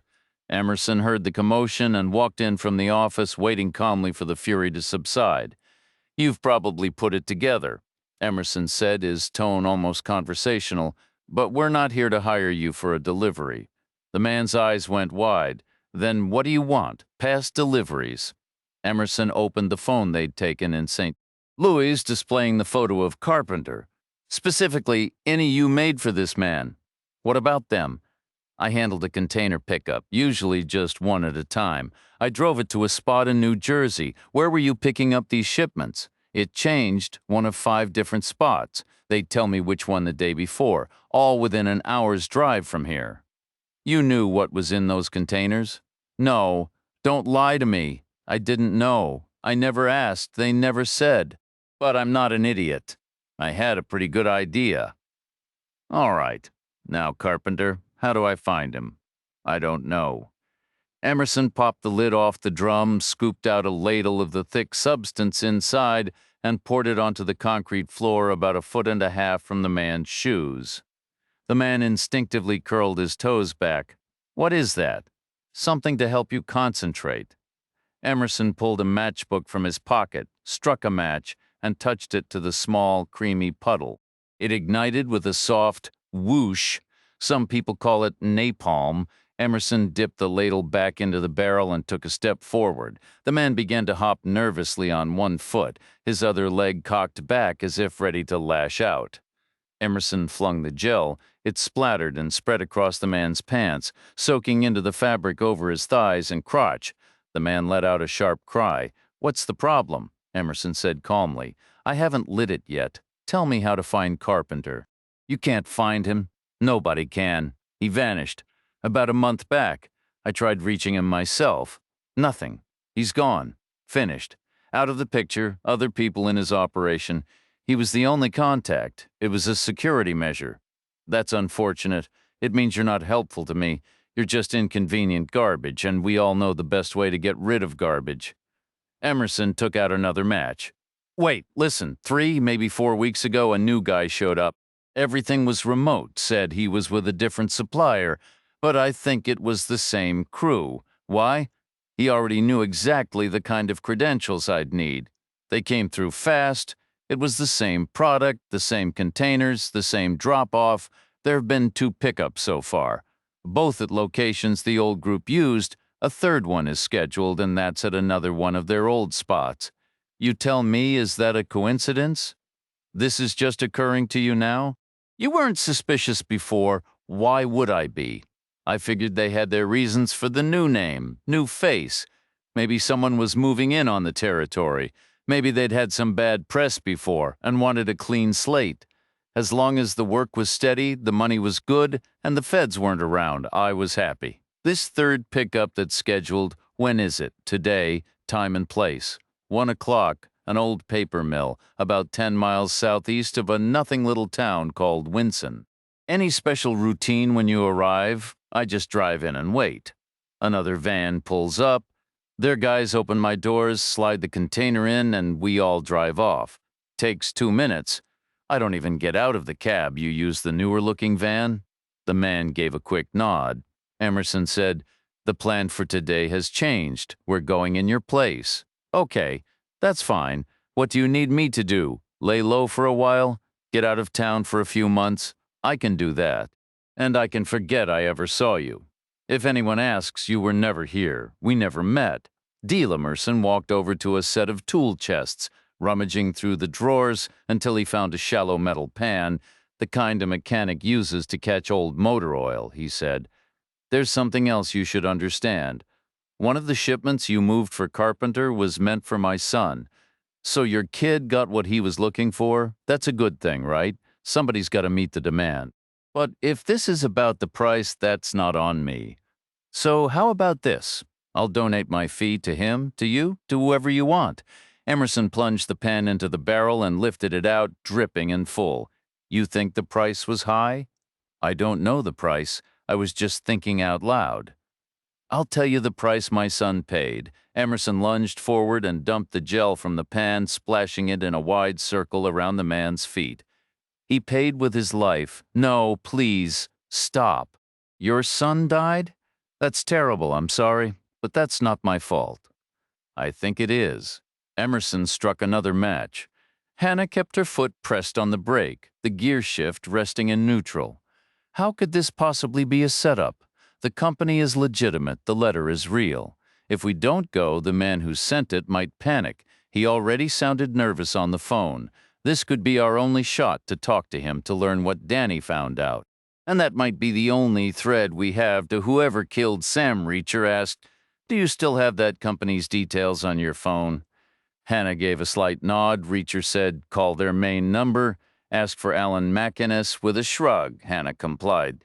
The operator's voice was polite. "I'm sorry, but Mr. McInnes is not available. Would you like his voicemail?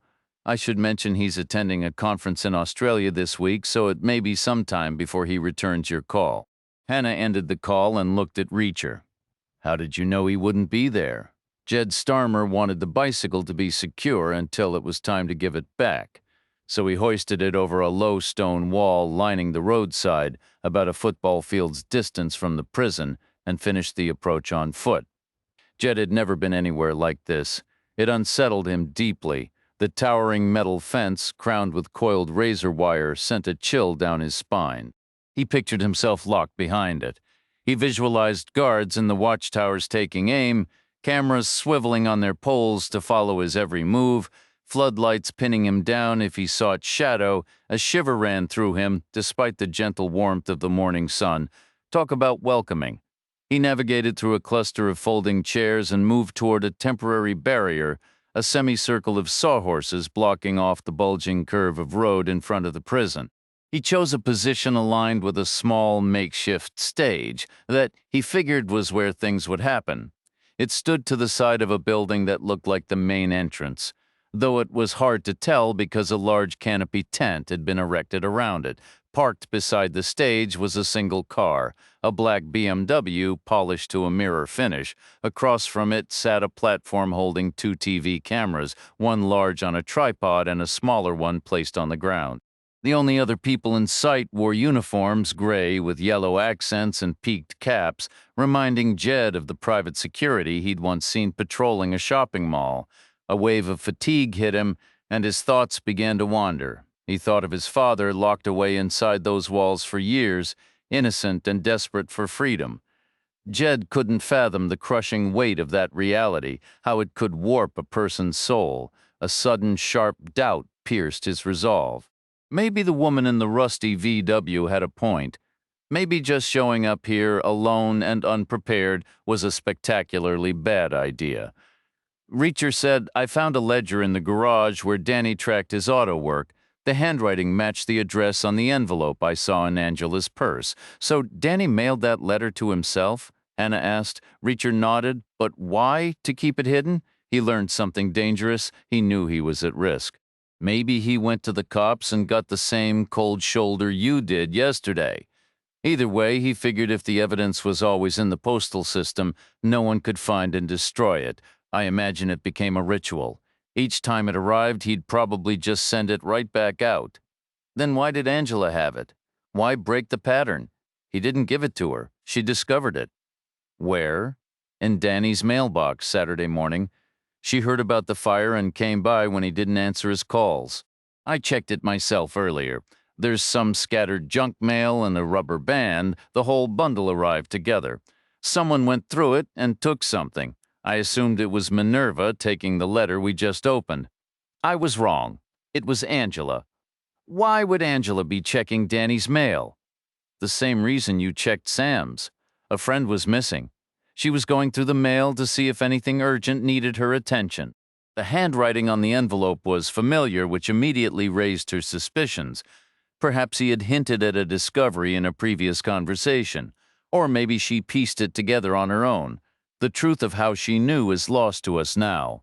Hannah fell silent for a beat. The timeline adds up, she finally said. She received the envelope Saturday morning, emailed Sam that afternoon, and left Winston on Sunday after arranging childcare. She probably got a late start, and driving solo meant she had to make an extra overnight stop. That would put her in Gerardsville Tuesday morning. Reacher gave a slow nod. It fits, and someone from Minerva realized you'd seen the contents of Angela's envelope before they retrieved it. They tried to stop you from coming here and failed. So they used another envelope addressed to Danny to lure you away. They probably assumed if you looked in one, you'd look in another. It nearly did the trick. That part makes sense. But here's what I don't understand. The first envelope was full of documents about this Begovich guy's successful appeal, which seems legitimate. Angela told Sam her discovery was related to accounting. What's the link between accounting and Begovich? I don't know, not yet. Maybe we should focus on figuring that out instead of going to this ceremony. I'm going, you don't have to. What could we possibly learn there? And it could be dangerous. Minerva people are bound to recognize us. Reacher's expression was flat. That would be dangerous for them. Here's an idea, Hannah pressed. We could watch it online. Minerva has its own YouTube channel. There's no need to go in person. There is. Why? Someone tried very hard to stop me. Outside the prison, Reacher counted 39 people besides Hannah and himself. He knew the reasons for 11 of them. Jed Starmer was there to see his father released. The 2 camera operators and 6 security guards were on the clock. Bruno Hicks, who had introduced himself as Minerva's founder and CEO, was clearly savoring the sound of his own voice, and Damon Brockman, another alleged founder, stood on the stage looking unbearably pleased with himself.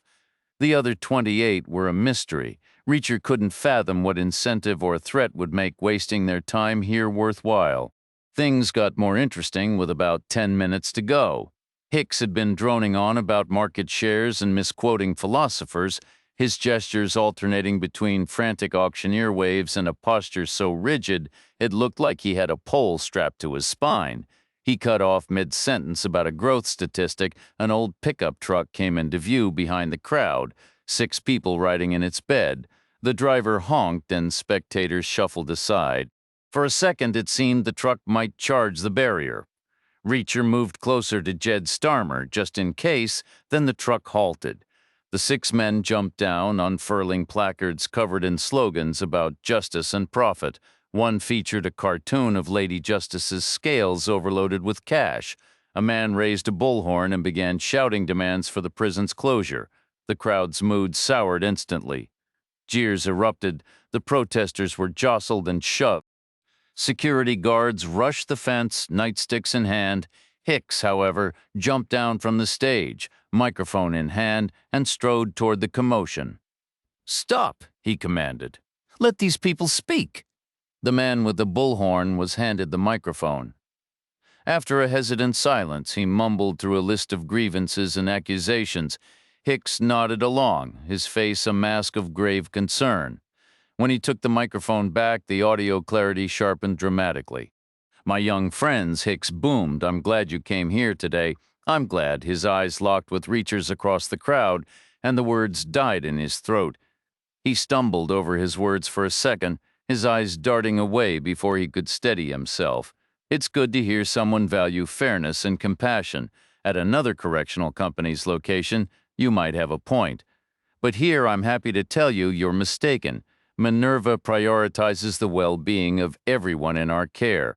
Minerva values security, it values learning, it values helping people reach what they're capable of. Hicks spun around and hurried back toward the platform, and we believe in correcting injustices whenever we see them, but you don't have to believe me, everyone. Please welcome Anton Begovic. A section of the heavy tent covering the prison's main door was pushed aside, and a man emerged. He was dressed in a crisp dark suit and tie, his hair neatly trimmed. He paused, squinting slightly in the bright sun. Then Brockman, who had been standing motionless, hopped down, took the man's elbow, and guided him up onto the stage. The man accepted the microphone and moved to the front. "I appreciate you all coming today. Thank you, Mr. Hicks. Thank you, Mr. Brockman, and my deepest thanks to the Minerva Corporation and every person connected to it. When others sought to keep me confined, they worked to secure my freedom. I am forever grateful, and I pledge to all of you here that I will not waste a single moment of this second chance I've been given." The man gave a brief wave before Hicks and Brockman quickly escorted him off the opposite side of the stage and into a waiting BMW. Jed lurched forward, trying to duck under the barricade. Reacher caught him, yanking him backward and locking an arm across his chest. Jed fought against the hold, twisting and pushing. "Let me go. I have to get to my dad. He's okay." "You've got it all wrong." "I can't do that, Jed," Reacher said, his voice firm, "because that man isn't your father." Lev Emerson had remained by the workshop entrance just north of Vicksburg, watching the flames dance and climb. He had observed the form in the fire jerk and contort. The blaze grew fierce and rapid, then faded to a softer glow, until the corner with the chains suspended from the ceiling was once again just a dark, still, ordinary space. He walked across the yard to where Graber stood waiting, having already stored the barrel and searched his navigation apps for a deserted paper mill near the town of Winson. They drove in a 2-vehicle line, Graber leading in the sleek black van meant for the mill, Emerson following in his worn white pickup. They made a brief turn east before settling onto a steady route south, not stopping until they reached the edges of Jackson. There, Graber signaled and pulled into a service station. After both had filled their tanks, Graber gestured toward a diner on the property. It was a no-frills place, a long single-story brick building with a flat roof and a buzzing neon sign advertising decent meals. "What do you say?" Graeber asked.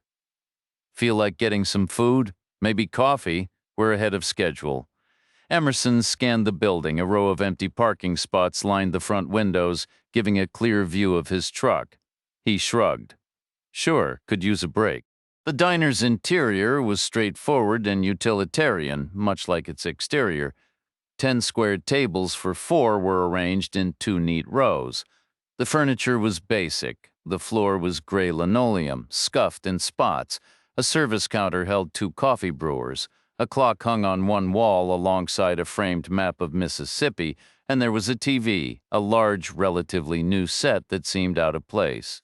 It was tuned to a local news station, the volume muted, but a text crawl along the bottom summarized the report. Emerson, facing the windows, was skimming a laminated menu when Graeber suddenly gripped his arm. Graeber said, "The TV, look." The screen showed the scene outside the prison in Winson. A man in a suit, his hair freshly cut, stood on a stage speaking into a microphone. The scrolling text read, "Ex-Canary Anton Begovic released from custody after successful appeal, thanks to Minerva Corporation." Minerva CEO Bruno Hicks stated, Begovic. Emerson pulled out the stolen phone, opened it to Carpenter's photograph, and held it up to compare. A cold, sharp realization began to cut through the earlier calm of the drive, the ordinary diner booth suddenly feeling like the center of a gathering storm. Graeber pointed at the screen. "That's Carpenter, same man, no question." The footage tracked the suited figure as 2 associates steered him into a black BMW. The sedan inched forward, hindered by the press of the crowd. Emerson leaned closer. "Check the plate, MC1. Get Fassbender on the line, he owes us. Tell him we need the registered owner of that vehicle immediately." It was an accounting issue. Angela had explained to Sam. Reacher had anticipated some complex financial puzzle, the kind requiring specialized training to decode. Instead, it was the most basic numerical error possible. An extra one inmate, 1 breakfast served, 1 lunch, 1 dinner. Jed scrambled into the rear seat of the Volkswagen. "How can you be so certain that wasn't my father? You've never even seen him." "I saw his arrest photograph." "People change," Hannah interjected, feigning a dramatic shudder.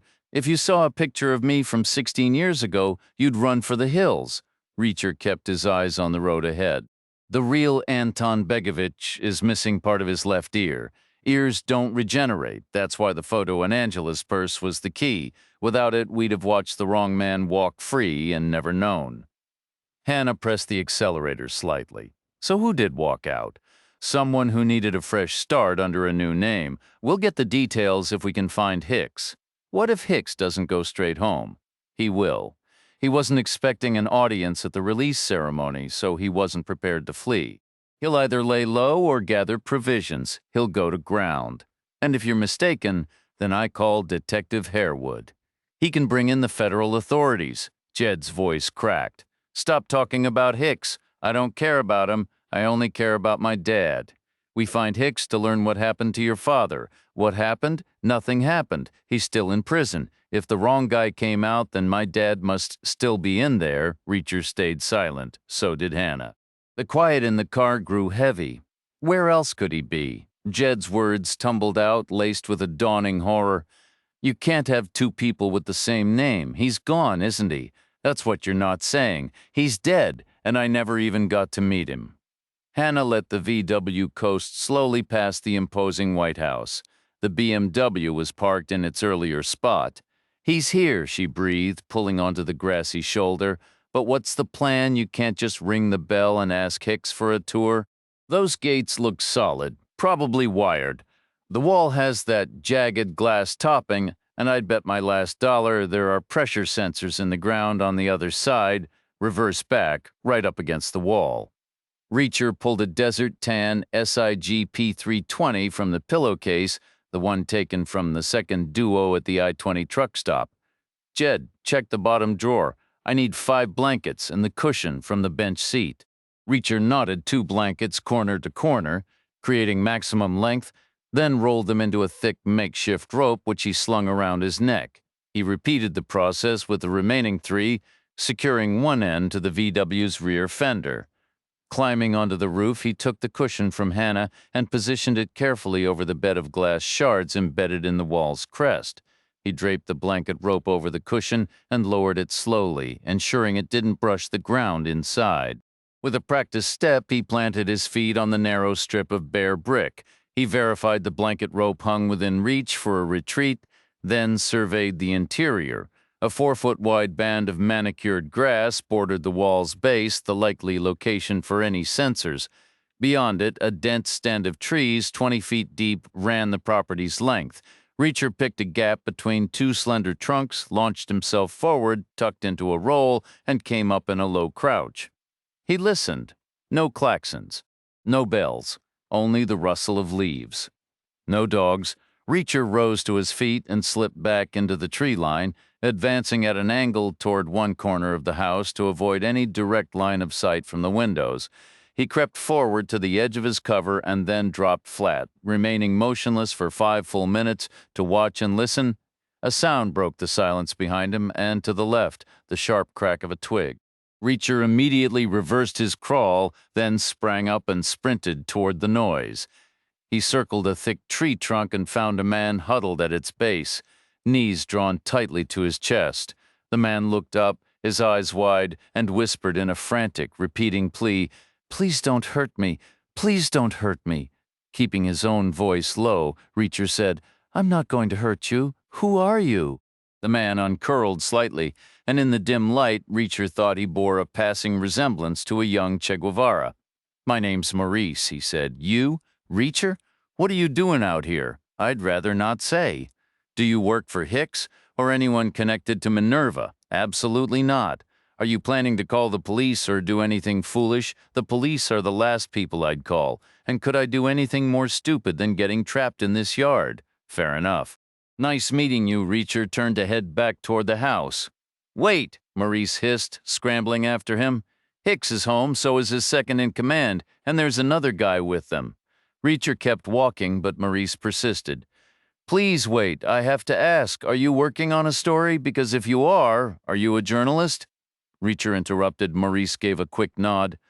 "I am, but I'm not here to steal your story, so stay put. Keep your head down and stay quiet. A life is on the line here." "A life?" Maurice's voice grew more intense. "Try lives. Lots of them? What do you mean by that? You're here because of the drugs, right? Going after Hicks. Did you lose someone, a family member, a friend in a Minerva prison?" Reacher seized Maurice's arm and pulled him deeper into the shadows of the trees. "Tell me everything you know, the short version now." "It's like this," Maurice began, his words coming in a rushed whisper. "Minerva's like an octopus, a vicious one on the surface, all progressive and reformed. But underneath, its tentacles are everywhere. They select specific inmates, put them to work in all sorts of ways, including refining narcotics. They use decommissioned segregation units for it. They supply their own prison population, which is why the death rate there is so high. They deny it, but it's true. And they've expanded. They're supplying outside markets now, too. Drugs." The pieces clicked into place for Reacher. Every prison struggles with contraband. Maybe Minerva saw it as a business opportunity, a lucrative one. "And people in that trade often find themselves needing new identities," he asked. "Where's your proof?" "I have the death rates documented. That's it. So far, nothing else yet. I'm going to have a chat with Hicks right now. The topic might come up. Anything solid I find, it's yours." Reacher left the cover of the trees and approached the house from the southeast, aiming for the rear corner. He hoisted himself onto the porch railing and wrapped his left arm around the column supporting the balcony above. With his right hand, he freed the coiled blankets from around his neck. Gripping one end, he swung the length in a wide arc, once, twice, and on the third rotation, he snapped it inward toward the house and then sharply back like a lion tamer wielding an oversized whip. The tip curled around the column and dropped down the other side. Reacher caught it with his left hand, pulled the strands together, and shifted his feet onto the face of the column. He began to climb, hand over hand, foot over foot, until he could grasp the upper rail. With a final heave, he hauled himself over and rolled onto the balcony. He rose silently and listened. Hearing nothing, he noted a row of 4 glass doors along the side of the house, all leading out to where he stood. The bedrooms were all shut, their windows veiled by white curtains. For seclusion, maybe, or to keep the afternoon sun at bay. Reacher circled to the rear of the house. The balcony floorboards were firm and silent under his weight. He gazed down into the backyard, a neat 50-foot square of lawn cleared from the surrounding trees. Hicks was clearly planning some kind of event. To the left stood a bar lined with silver ice buckets, tables holding stacks of plastic cups, and a pair of oversized trash cans painted to resemble ancient Greek urns. A section of the grass had been covered to create a makeshift dance floor, while off to the right a stage held a drum set, microphone stands, and a lighting rig that spanned its entire width.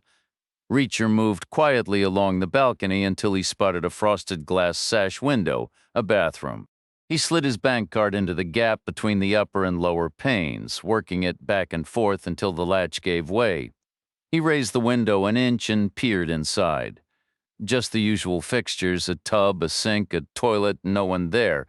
He opened it fully and climbed in, then crossed to the door and eased it open a crack. The coast was clear. He stepped out onto a wide, U-shaped landing with an ornate railing that overlooked the hallway below. Voices drifted up from the first floor. 3 men, their tones unmistakably angry and familiar. Reacher started down the stairs, keeping to the side where the steps were least likely to groan. He reached the hallway and moved to the first door on the right. The yelling from inside was even clearer now. "This is on you," Brockman's voice snapped. "If you hadn't panicked and gone to ground like some frightened child, we wouldn't. You're overreacting." Another man cut in, the one who'd pretended to be Begovic at the prison. "Sure, I was scared. I'm not a fool, but I never stopped working. Our connections are back online, shipments restart this afternoon. I even negotiated better rates with 2 of our buyers. Demand hasn't gone anywhere, and we've got more than enough supply. The only real question is how rich we want to get." "But Reacher saw you." "So what?" "And he saw the photograph?" "He knows you're not Begovic. Wasn't the photo destroyed?" "Yes, and the fingerprint record swapped out." "Yes. Then there's no problem. There's no DNA on file for Begovic, so there's no way to prove I'm not him. You should have come to me sooner. I'd have told you we're in the clear, especially since the real Begovic will be packaged up within the hour. By tomorrow, he'll be in pieces. There's nothing Reacher or anyone else can do to stop that." Reacher pushed the door open and stepped into a kitchen that looked freshly renovated, all marble counters, light wood, and stainless steel. 3 men were perched on high stools at a breakfast bar. They all whirled around. Brockman shot to his feet. "Reacher, what the hell are you doing here?" In 2 quick strides, Reacher closed the distance and drove his fist into Brockman's face. Brockman crashed back into the counter, then slid to the floor between the other 2. Reacher turned to the imposter. "You, what's your real name?" The man climbed down from his stool. "Bite me." Unusual name. Bet school was rough. Reacher buried a punch in the man's stomach, doubling him over, then brought his elbow down hard on the back of his head. The guy's legs buckled and he dropped face first to the floor. Reacher turned to Hicks, who hadn't moved from his stool. Hicks held his phone in one hand. "Don't look at me. I'm not telling you anything." He jabbed 3 times at the screen. Reacher snatched the phone. The display showed 911, but no call was actually going through. Reacher let it fall and crushed it under his heel. Reacher moved behind the counter into the kitchen's work area. He methodically opened drawers until he located the utensil drawer. From it, he selected a knife. It was a petite blade, no more than 3 inches, but honed to a fine edge, intended for precise tasks like peeling and mincing. He raised it, making sure Hicks had a clear view. "I caught your performance this morning," Reacher said, his voice low. "You seem to be enjoying yourself, basking in the spotlight and the cameras. So, let me ask you something. Do you think those cameras would find you quite as appealing if I carved off your nose and made you swallow it?" Reacher spent less than 10 minutes inside the large White House. When he emerged, he was holding a prison ID badge on a lanyard and a single car key. He crossed to Hicks's BMW, opened the driver's door, and leaned in to press a button on the ceiling near the mirror, triggering the wrought iron gates to slowly swing shut across the driveway. He called out for Maurice to come from his hiding spot among the pines, then walked to the end of the drive and signaled to Hannah. He instructed her to fetch the cushion from the wall and the blanket secured to the fender, then bring the Volkswagen around to the front. Hannah parked at the base of the steps leading to the grand entrance. Jed had shifted to the passenger seat, while Maurice stood anxiously near the VW's rear. "Listen up," Reacher began. "Jed, your father is alive. I'll do what I can to keep him that way, but I won't sugarcoat it. His time is short, and he's in deep trouble. Hannah, I need you to take Jed to the Riverside Lodge, get a room under the name J.P. Slow, and pay in cash. Call Detective Harewood. We need him to loop in the federal authorities. Tell him to start here, at this house. If I'm not at the hotel within 2 hours, you both leave town and don't look back. Maurice, you were partially correct. Something is targeting Minerva inmates and possibly others, but it's not a drug problem." Reacher collected a pillowcase and returned to the BMW. As he fumbled with the seat adjustments, trying to find a position that accommodated his frame behind the wheel, Hannah slipped into the passenger seat. "You're trying to ditch me again," she stated flatly. "It's becoming a bad habit." "I'm not ditching you," Reacher replied. "You just can't come on this trip. It's a solo mission. More importantly, I need you to watch over Jed. If this goes badly and his father doesn't make it, that kid is going to need someone solid in his corner." "Is his father truly still alive?" "I believe he is." "Where?" "In the prison." "Then who's the imposter?" "A man who uses the name Carpenter, probably an alias. He's the liaison between Minerva and their clients. He betrayed a man in Paraguay a decade ago, left him for dead in a prison. That man survived, made it back to the States, and is now looking for payback. Minerva couldn't cut Carpenter loose because they rely on his connections, so Carpenter needed a new identity. They used Begovich's pardon as a cover to make the swap. Carpenter got scared and hid inside the prison until the ceremony. Danny Peel noticed the inmate count was off. He investigated, pieced it together, told Angela, who told Sam. You know the rest? Where are the Minerva men now? Hicks, Brockman, and Carpenter. In the house, in the kitchen. We can't just leave them there unguarded. They aren't going anywhere on their own. Maybe not, but what if their associates come looking? That's why we need Harewood to bring in the FBI. And if they get rescued before the feds arrive, it's a risk we have to take. I can't stay and babysit them. I have to reach Begovich. Then I'll watch them, Hannah said, her tone shifting from concern to steely resolve. I'm not running off to hide while they sit in there with the front door unlocked. They killed Sam. I'm not leaving until they're in handcuffs. It's my call, my risk to take, and I have my SIG. I'm not afraid to use it. You saw that last night. A faint, almost sarcastic smile touched her lips. Besides, someone has to hold down the fort while you're off playing hero. Reacher remained silent. Hannah glanced toward the trees. What about that other guy lurking around? Is he some kind of revolutionary? Or does he just have terrible taste in clothes? His name is Maurice, Reacher said. He's a journalist. He seems like he's not a threat. Then he can watch Jed, I suppose. Jed was correct. They intend to kill his father. I don't see any way for you to prevent it. I have a plan. The man is in a prison cell. You understand you can't break him out, right? Sam researched escape attempts. It takes months of planning. You need to study routines, spot guard mistakes, find equipment failures, or building weaknesses. You look for staff who are vulnerable, maybe going through a divorce or struggling with debt, drinking, or gambling. You need a tremendous amount of luck. Even with all that, 99% of tries end in failure. My chances are a bit higher than that. Is that so? What makes you so confident? Harold wasn't wearing a wedding band, and I noticed 4 perfectly trimmed triangles of lawn. Reacher pulled the BMW into Harold's driveway. The house was a modest, worn-down single story with flaking paint, grimy windows, a tiny porch, and a yard overrun with weeds. He began at the mailbox, which was nearly overflowing. He didn't bother sorting through the mail. He just took a rubber band from the first stack he saw and headed to the back door. Figuring out which key from the pillowcase collection to use was simple. It was the most worn and scratched one. Reacher let himself in, moved swiftly through the kitchen, and went down the hallway to Harold's bedroom. Opening the closet, He found only one suit hanging inside. It was black. Next to it was a white dress shirt on a hanger. In a drawer rolled up was a black tie. Funeral clothes, Reacher noted. That was fine, they would work for his purpose. He changed into Harold's outfit, stashed his own clothes in the pillowcase, and proceeded to the garage. The garage could theoretically hold 3 cars, but 2 of the spaces were occupied by weightlifting gear. On the walls were photos of Harold in strange spandex outfits, straining to lift various heavy objects, tractors, giant tires, even farm animals, and an enormous wheel of cheese. Reacher had a few questions about that. The third bay was empty, marked only by oil stains on the concrete, the remnants of a paint spill, and dried patches from other leaks.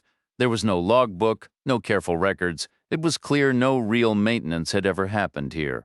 Reacher walked over to the small workbench and selected a knife, a screwdriver, a hammer, and a roll of duct tape. Back in the car, Reacher took all the remaining cash from the wallets in the pillowcase. He rolled the bills tightly, secured them with the rubber band, and slipped the bundle into his pocket. He emptied everything else from the pillowcase except for the tools and the SIG pistol. Looping the lanyard with the ID around his neck, he drove toward the prison. The small crowd outside had vanished. So had the security guards and the camera crews. The only people remaining were the contractors lazily moving about, rearranging chairs and stacking sections of dismantled fencing.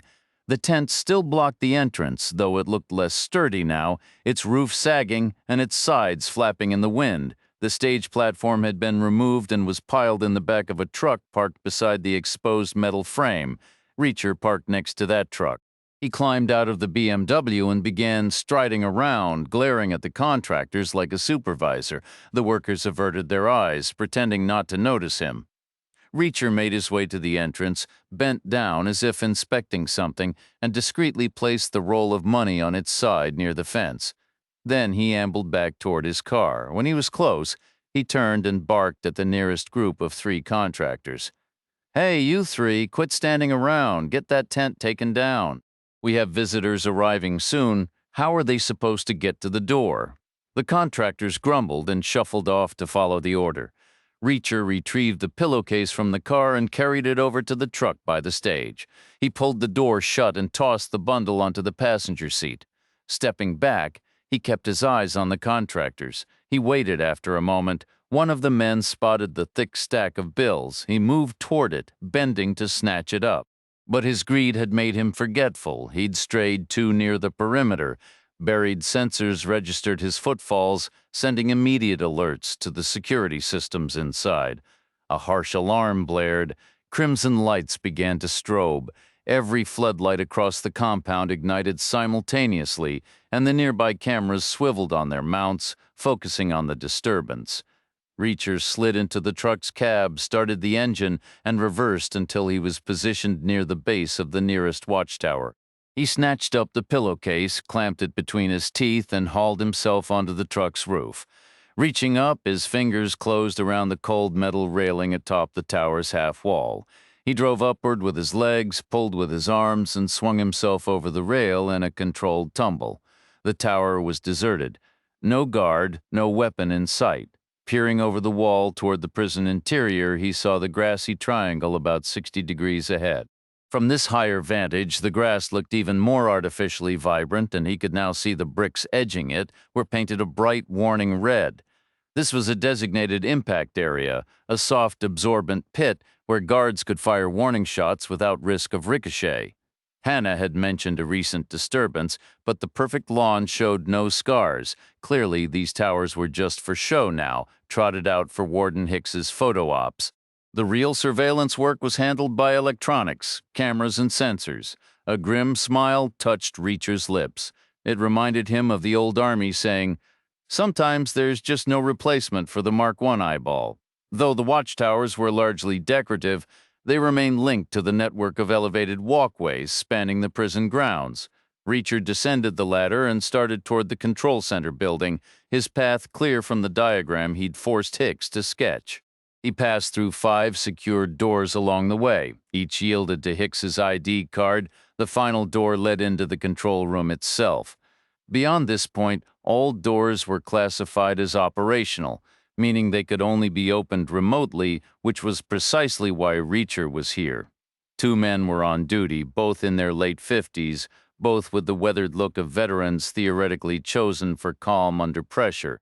Their training, however, had prepared them for inmate riots or escape attempts, not a solitary intruder capable of causing comparable chaos. The theory held, though. Reacher issued his commands and they complied without protest, not even flinching when he locked them inside a storage closet and snapped the key off in the lock. He studied the access panel display. It was basic but clear, the symbols for every door between the control center and the segregation unit. S1 glowed green. All others were red. Satisfied, Reacher pulled the hammer from the pillowcase and brought it down on the controls, shattering them. He then systematically smashed every CCTV monitor. He couldn't easily disable all the cameras on his route, but he could ensure any backup crew couldn't use them. 5 more doors stood between him and Begovic's cell. Reacher moved through the first 2 sections of the mesh walkway, feeling utterly exposed. He was deep within hostile territory, outnumbered and outgunned. If any of the doors refused to open, he'd be in serious trouble. There could be hidden security systems, backup controls, or automated protocols ready to trap him. Countless ways this could end badly. He approached the initial door with deliberate calm, reached out and pushed. It swung open easily, as did the second. The third door led from the open walkway into a covered corridor, a tighter enclosed space where he'd be trapped like a rat in a pipe if the mechanisms failed. That door opened too, followed by the fourth, which admitted him into the segregation unit proper. Now he stood at the center of the cross-shaped layout on the first floor. Above him were the 3 rooms comprising the unit's command hub. A door in the middle of each wall led to a cell wing. Reacher needed the west wing. He located the correct door, the 5th, and pushed it gave way. Pausing, he scanned the 16 cell doors lining the corridor. 15 were supposed to be unlocked, since this wing wasn't officially in use, reserved for off-the-books operations. Hicks had sworn only Begovic would be locked up here, but trusting Hicks was a gamble. He could have stashed a couple of compliant psychopaths in the cells and considered it a safe lie. Reacher listened. He detected movement. 2 people coming from the first cell on the right. W1 Hicks had called it a transport preparation area. The door was slightly ajar. Reacher pushed it fully open. Inside was an operating table, a metal trolley laden with surgical instruments, a cabinet stocked with pharmaceuticals, IV stands, a heart monitor, and a person-sized metal case with a 12-volt car battery to regulate its internal temperature, a sort of high-tech travel coffin. A defibrillator hung on the wall. 2 men in scrubs stood there. One snatched a scalpel from the trolley and lunged at Reacher, aiming for his abdomen. The move was clumsy, without force or skill. No knife fighter here. Reacher knocked the arm aside, spun with the momentum, and landed a punch just below the man's ear, sending him crashing over the table into the narrow gap against the wall. Reacher turned to the second man, who immediately raised his hands. "Don't hurt me," he pleaded. "I won't give you any trouble. I'll do whatever you say. You're here to prep Begovic?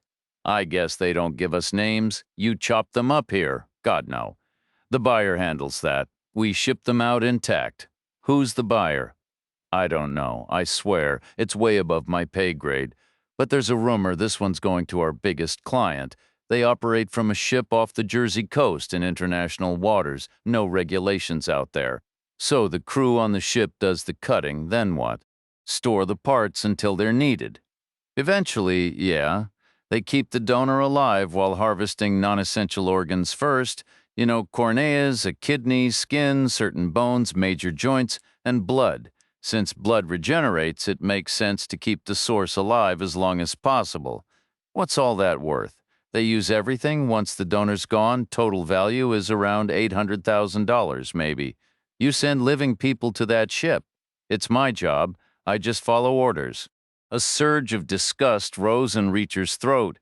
He stepped forward, head-butted the man squarely in the face, and walked back into the corridor. Cells W2, W4, and W6 were empty.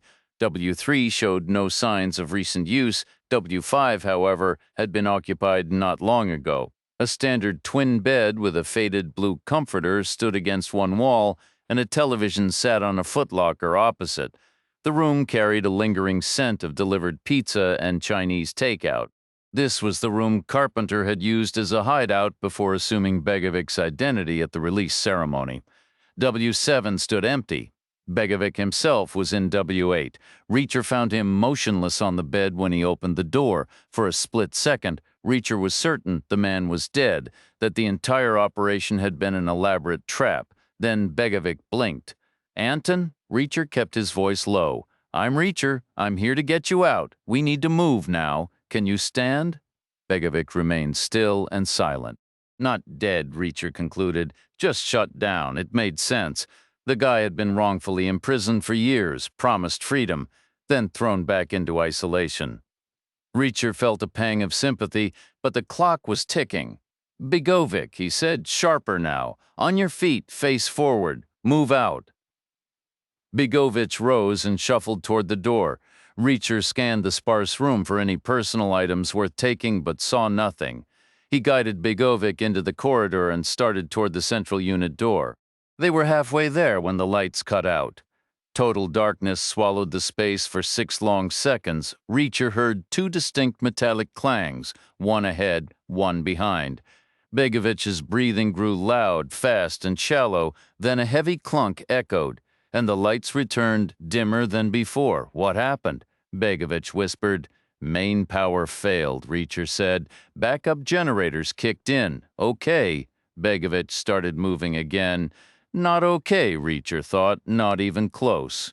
But he kept quiet until they reached the door. No sense causing panic if he was wrong, except he wasn't wrong. Just as he'd feared, the door was now firmly locked. Outside Winson, Emerson, and Graber found their target without trouble. Graber drove the expected black van. Emerson followed in the white one. They spotted the property, drove a quarter-mile past, then pulled over to plan. They were early. The area was remote. The layout seemed simple. Their only real challenge was getting inside quietly. The place wasn't a fortress, but they were used to empty buildings here. At least one person would be present, maybe more. And they had to bring their gear in, especially the barrel. That meant opening the gate without a racket. The ideal scenario, they agreed, was finding their target already on site. If he was, they could use the chloroform first, then make all the noise they wanted with the gate. Hell, they could blow the thing open if needed. After 2 more minutes of discussion, they settled on a straightforward plan, the kind Emerson preferred. They'd leave the vans for now, take a lightweight steep ladder, a tarp and a rope from the white van, scale the wall, scout all the buildings inside, bring the chloroform, and hope for a lucky break. "What happened?" Begovic repeated, his voice thin with anxiety. Reacher knew the answer, but didn't want to dive into the mechanics. He remembered a tech-savvy corporal he'd met years ago at Leavenworth during a prisoner transfer. The guy had explained that prison doors aren't designed to be open and then locked. It's the opposite. Their default state is locked. They open only when power allows. The system uses 2 opposing magnets, one permanent, one electromagnetic. The permanent magnet is fixed in the wall, naturally drawing a steel bar through a channel in the door into a socket in the frame, locking it. When the electromagnet gets power, it activates. Being stronger, it pulls the bar back out of the socket, releasing the lock. No power meant no release. They were stuck. The system offered 2 key benefits. Doors could be locked or unlocked from a distance with a simple electrical command to the electromagnet. More importantly, if the power was ever interrupted, even briefly, the system defaulted to a fail-safe mode, automatically locking every door. Someone had realized Reacher had left all the doors along his path open. They couldn't use the standard controls to lock them because Reacher had smashed those panels with a hammer, so they shut off the power. The backup systems were intentionally disconnected from the locks. Reacher had to appreciate the elegant, straightforward fix. He also couldn't ignore the severity of his predicament. He was stuck in a facility specifically engineered by professionals to be inescapable. The sole potential exit strategy was to get electricity flowing back to the door's electromagnet. From his current position, that was utterly out of the question. Unless the prison architects hadn't planned for one of the cells to be stocked with medical gear, Reacher mentally cataloged everything he'd seen in cell W1. He thought there might be a slim possibility if the physics he'd learned back in high school still held up. He turned to Begovic and told him to keep up. Reacher snatched the roll of toilet paper from the strange, indestructible stainless steel fixture in the corner that combined a toilet, sink, and mirror. He passed it to Begovic. "I need you to remove all the paper from this. Just give me the cardboard tube from the center. Got it?" "Got it," Begovic said. He took the roll, stuck a finger into the middle, and started peeling. Reacher said, "Stay put for a minute. I'll be right back." He rushed into cell W3, pulled the hammer from the pillowcase, reached up, and used the claw to yank the metal conduit housing the light wiring from the ceiling. He freed the wires and did the same in cells W5 and W7. Returning to W1, he found Begovic holding the bare cardboard tube. Reacher took the knife from the pillowcase and carefully cut a slit in the insulation at the end of the first piece of wire he'd collected. He pinched the plastic coating with one hand and the copper strand with the other, pulling them apart until the shiny metal emerged like a snake slipping out of its skin. He repeated this with the other wires, ending up with 3 6-foot strands, which he joined into one long piece by twisting the ends together with his teeth. "All right," Reacher said. "Hold out the tube. Keep a firm grip. Don't let it turn." Reacher wound the copper wire around the cardboard tube repeatedly, moving up and down, back and forth until he had a dense, tight coil with a 6-inch length of wire free at each end. He removed the defibrillator from the wall. Using duct tape, he secured one copper tail to each of the defibrillator's paddles. He led the way out into the hallway and up to the sealed door.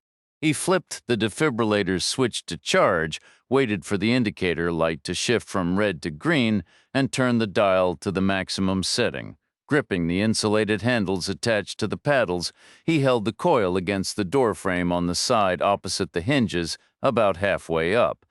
Then he looked at Begovic and said, "Okay, when you're ready, press the shock button." "Ready?" Begovic said. He extended a thin finger and tapped the red button. There was a brilliant flash like lightning, a loud buzzing noise like an overloaded circuit, a sudden smell of burning cardboard and seared paint, and a soft thump as the coil dropped to the floor after the copper ends melted away. Reacher said, "All right, let's hope we just cooked that magnet." He went back to W1 and returned a moment later carrying the 12-volt battery from the large, body-sized case. Only one way to know for sure. There was a metal conduit on the wall running from the doorframe on the hinged side. Reacher used the hammer's claw to rip it loose. He pulled out about 3 feet of cable, folded it over the knife blade, and sawed through it. He then stripped back the insulation. He carefully separated the 2 wire strands, stretching them far enough to touch the battery's terminals. He connected the positive, then the negative, and listened intently. In his mind, he could almost hear the steel rod responding to the current, gliding smoothly within its hidden tube, withdrawing from the doorframe. He kept the connection for 20 seconds, then 30, before letting the wires fall and rising to his feet. Grabbing the pillowcase, he turned to Begovic. "That's it. Either it worked or it didn't. It had worked."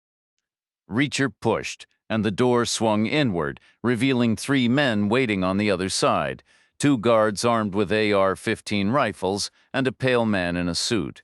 Without hesitation, Reacher seized the nearest rifle, shoving its barrel toward the ceiling. He drove his foot into the second guard's groin, then smashed his forehead into the face of the first. Before the second could scramble away, a swift kick to the head left him still. Begovic darted to the corridor door, only to find it locked. The man in the suit hadn't moved. "You must be Reacher," he said. "Quite an entrance." Reacher gathered the rifles, slinging them over his shoulder. "Who are you?" The man remained silent until Begovic spoke up. "That's Riverdale, the warden, and a total asshole." "Riverdale?" Reacher repeated. "All right, time to make yourself useful. Open these doors." Riverdale paused, then offered a thin smile. "No problem, I can do that. But first, you do one thing for me," he pointed at Begovic. "Kill him. Blow his head off. Then you walk out of here." Reacher shook his head. "I get why you don't want him talking, but that's not happening. This is a simple numbers game." Riverdale pressed. Shoot him. That's one dead. Don't shoot him. And I can't let you leave with him. My men will arrive. They'll kill you both. You'll probably kill me. That's 3 dead. 3 is worse than 1. Basic ethics. Even Begovics might see the logic. Screw the logic, Begovics muttered. Logic or not, Reacher said. The answer's no. Fine. I'll sweeten the deal, Riverdale said. Kill him. We both walk. I'll give you $1 million in cash. I hear you're broke. This is your chance to live like a king. I have everything I need and everything I want. That makes me richer than any king. So, no dice. Look around, Reacher. Really look at this place. You want to die here today? Everyone dies somewhere sometime. But here, now, I don't see that in the cards. Not unless a meteor decides to drop in, no. Then what's your proposal? Open the doors. Watch us leave. Be serious. Open the doors. Shoot yourself. Don't watch us leave. Riverdale was quiet for a beat. Are you married, Reacher? No. Ever been married? No. Girlfriend, partner? No. Given you're homeless and broke, I'm guessing your social life is pretty quiet. So here's an idea that might change your mind. Riverdale pulled out his phone, hit a speed dial number, and when it connected, he said, Reacher's contained. I'm heading back to my office. Restore power and unlock the doors between Sector 1 and there for 20 seconds. Nothing changed. Then a series of synchronized clicks echoed around the room and the lights brightened. Riverdale moved toward the exit. Come with me. Reacher and Begovic followed him into the covered corridor, the rat trap as Reacher had already dubbed it. Every step felt tense. He expected guards to storm in from behind or for Riverdale to dive for cover as gunfire erupted ahead. They moved past the halfway point, then 3/4, and finally took a left turn at the corridor's end. They finally entered the adjacent structure. Riverdale guided them up a set of concrete stairs. This is the old administration wing, he announced. Everyone else relocated to Hicks's shiny new building. I prefer it here. The stairs gave way to a dim hallway that carried the faint, unpleasant odor of boiled vegetables and standing water. One wall had windows overlooking a pair of exercise yards. The opposite wall held 6 office doors. At the far end, a metal bar was bolted to the wall. Reacher assumed it was for restraining prisoners, though its placement seemed oddly impractical. Riverdale escorted Reacher and Begovics down the corridor and into the final office. The floor was unfinished concrete. Caged fluorescent lights hung from the ceiling. The walls were decorated with framed photographs of motorcycles, and a couch upholstered in a garish gold velour sat against the back wall. A metal desk dominated the center of the room. Riverdale went to the desk, unlocked the top drawer, and retrieved a tablet computer. He activated it with his thumbprint, opened a photo file, and passed it to Reacher. Have a look. Reacher scrolled through the images. They were all of women, ranging from late teens to perhaps 60 years old. Each was nude, and every photo had clearly been taken in that very room. Take your time, Riverdale said, his tone almost conversational. Pick whichever one you like. I can have her brought here within the hour. You can do whatever you want for as long as you want. What's your cut? Reacher asked. I get Begovic, and then you walk out a free man. How? Same way you got in, I suppose, however that was. You know exactly how I got in. You traced the doors I opened? Do I look insane to you? I'm not going back that way. All right, Riverdale said, loosening his tie and unbuttoning his collar. He pulled a key on a chain from beneath his shirt. If I can guarantee you a safe exit, do we have an agreement? This opens a private gate. No one knows about it except me. Where is it? On the far wall of the warehouse. It leads outside the perimeter fence to a path along the riverbank. It goes all the way down to one of the old caves. That route has been used since the French were here. Pirates, smugglers, bootleggers. Now it's mine. I keep supplies down there. Food, a boat, an inflatable raft. You're lying. It's the truth. I was here when they built this prison. I added a few personal modifications. Always figured a day might come when someone needed to leave in a hurry. Thought it would be me, but here we are.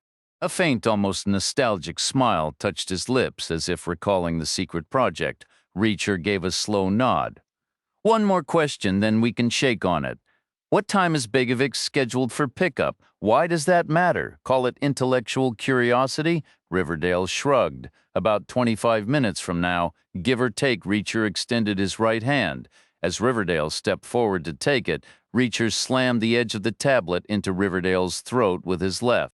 There was a sickening crunch as the larynx gave way. Riverdale stumbled backward and collapsed onto the couch, his body convulsing. He clawed desperately at his neck, eyes wide with panic, tears streaming down his face. He couldn't draw air, no sound escaped him. Reacher threw the tablet to the floor and crushed it under his heel. He crossed to the desk, rummaged in the open drawer, and pulled out a 12-inch ruler. Returning to the couch, he grabbed Riverdale by the shoulders, flipped him onto his stomach, and pinned him down with a knee in his back. He slid the ruler between the back of Riverdale's neck and the steel chain holding the key and began to twist. The chain dug into flesh. Blood welled and began to drip onto the gold viller. Reacher turned the ruler again, the metal bit deeper, and blood flowed faster than the fabric could absorb. He kept turning. The chain sawed through skin and muscle, tearing into the already damaged windpipe, and finally sliced through the carotid artery. Blood arced up the back of the couch and spattered the wall. Reacher adjusted Riverdale's head slightly, pressed his neck down into the cushion, and held him there until the frantic struggles ceased and the heart beat its last. Reacher stood and looked at Begovic. He said, "What?" I formed a perfectly rational dislike of the man. He got exactly what was coming to him. Begovic stayed silent. Reacher asked, "You all right with how that played out?" Nothing played out. Begovic said, his expression empty, "I didn't see anything." Reacher gave a nod and headed toward the door. "Let's move. Time's up." Begovic didn't follow. "What about that key, the secret way out?" "We're not using it," Reacher said. "Why not? Either it's a fairy tale or it's rigged to blow. How can you be sure? It's a rule of life. If something sounds too perfect, it usually is." I suppose Begovic took a single step, then paused again. A distant look crossed his face. "I wish I'd figured that out a long time ago. 16 years, to be exact. What happened back then? I got pinched, my first arrest." Begovic let out a slow breath. "Met a woman, wanted to buy her a ring. Didn't have the cash, so this guy offered me a loan, way more than I needed. Said he was a friend of my uncle who'd passed. The money was counterfeit." "Yeah. But that wasn't what got me. I never got caught with it. He held on to one of the bills with my fingerprints all over it. Told me he'd turn me in for passing fake money unless I did a few favors for him. Sounded simple enough at the time, so I thought, why not? What kind of favors? Just be at certain places, specific times, where folks would notice me, that was it. You were his fall guy on standby the moment he needed cover. He set you up." "Exactly. After that, I dug myself into deeper holes. Most of that was my own doing, but it all started with him. Rough deal. Don't be. Wasn't your fault?" Begovic shook his head. "So, if we're not using that key, how do we get out of here?" "I've got a thought, but first we could use a little distraction." Reacher drove his elbow through the small glass panel and punched the button inside. A siren wound to life, wailing through the corridors. Red emergency lights began to strobe. Reacher moved to the window beside Begovic, and they looked down at the recreation yards. Inmates began to spill out from two of the housing units. A and B, at first they moved cautiously, uncertain. Then the trickle became a flood, bodies pushing and shoving, filling the open space. Guards appeared in the watchtowers. One had a bullhorn alongside his rifle, his amplified commands, muffled and ignored by the growing crowd. Reacher turned. "Why is no one coming out of C block?" Begovic shrugged. "No idea. Is it even occupied? Should be. I saw guys from C block in the mess hall before I went back to solitary. Doubt they shut it down. Where would they put everyone?" Reacher thought back to his talk with Maurice, the reporter, outside Hicks's place. The theory about drugs that Minerva was manufacturing and supplying them right here, he dismissed it when the organ trafficking came to light, but now he reconsidered. Maybe it wasn't one or the other. Maybe Minerva's greed covered both. "Those men from C Block," Reacher said, "remember anything specific about them?" Kind of kept to themselves, always sat together, didn't mix much. Honestly, they seemed chummier with the guards than with other inmates. Reacher took the lead back down the concrete stairs through a maze of corridors and elevated walkways. It was a process of guesswork and correction. 3 times they hit locked doors the fire alarm hadn't overridden. While the alarm had opened up a wider zone between the housing blocks and the yards, it didn't reach the outer perimeter. The boundaries were unpredictable. They zigzagged, backtracked, and wound around obstacles, Reacher half expecting a guard at every turn. But the diversion was working, all attention was fixed on the yards, and with the camera monitors still down, they had one less worry. After 5 tense minutes on a path no sober person would ever choose, Reacher and Begovic finally reached the entrance to Unit C. The door to the central hub was standing wide open. The door was propped open with a concrete block. Reacher stepped through first. The core design mirrored the segregation unit, a central square with corridors branching off each wall. Every door stood ajar, spilling out the sounds of conversation and busy work, more like a bustling workshop lobby than a prison. The air carried the sharp tang of chemicals and a faint, burnt scent. Reacher turned into the west corridor. It was a hybrid of an artist's loft and a barracks. 6 beds were spaced between clusters of easels holding canvases, with more artwork lining the walls. Metal shelves were crammed with paint cans, solvent jars, and bundles of brushes. Overhead, special fixtures with blue-toned bulbs simulated daylight, banishing the windowless gloom. 6 inmates in worn, paint-splattered aprons over their uniforms were deeply focused. One meticulously recreated a Monet water scene, 2 labored over Van Gogh's swirling skies, another tackled the geometric blocks of a Mondrian, while one wrestled with the distorted figures of a Picasso. The final artist was aggressively splattering paint across a large canvas spread on the floor. Not one of them glanced up at Reacher or Begovic. The North Wing housed 4 men dedicated to paperwork. 2 worked on computers, 2 by hand. Reacher peered over a manual worker's shoulder. 2 identical sheets of paper lay before him. The first was a completed last will and testament, detailing generous bequests of money, jewelry, vehicles, and a set of vintage firearms to a list of beneficiaries. The second page was half finished, the handwriting a perfect match, listing the same assets with the same valuations, but the names slated to inherit were completely different. A woman entirely absent from the first document stood to gain everything in the second. Reacher asked, "Can you forge someone's handwriting in a letter?" The man didn't look up from his work. "Obviously, whose script do you need? What about for a suicide note? Those are simple, usually short, no complex jargon." He shrugged, as if discussing the weather. A shift to the east wing revealed sculptors and jewelers.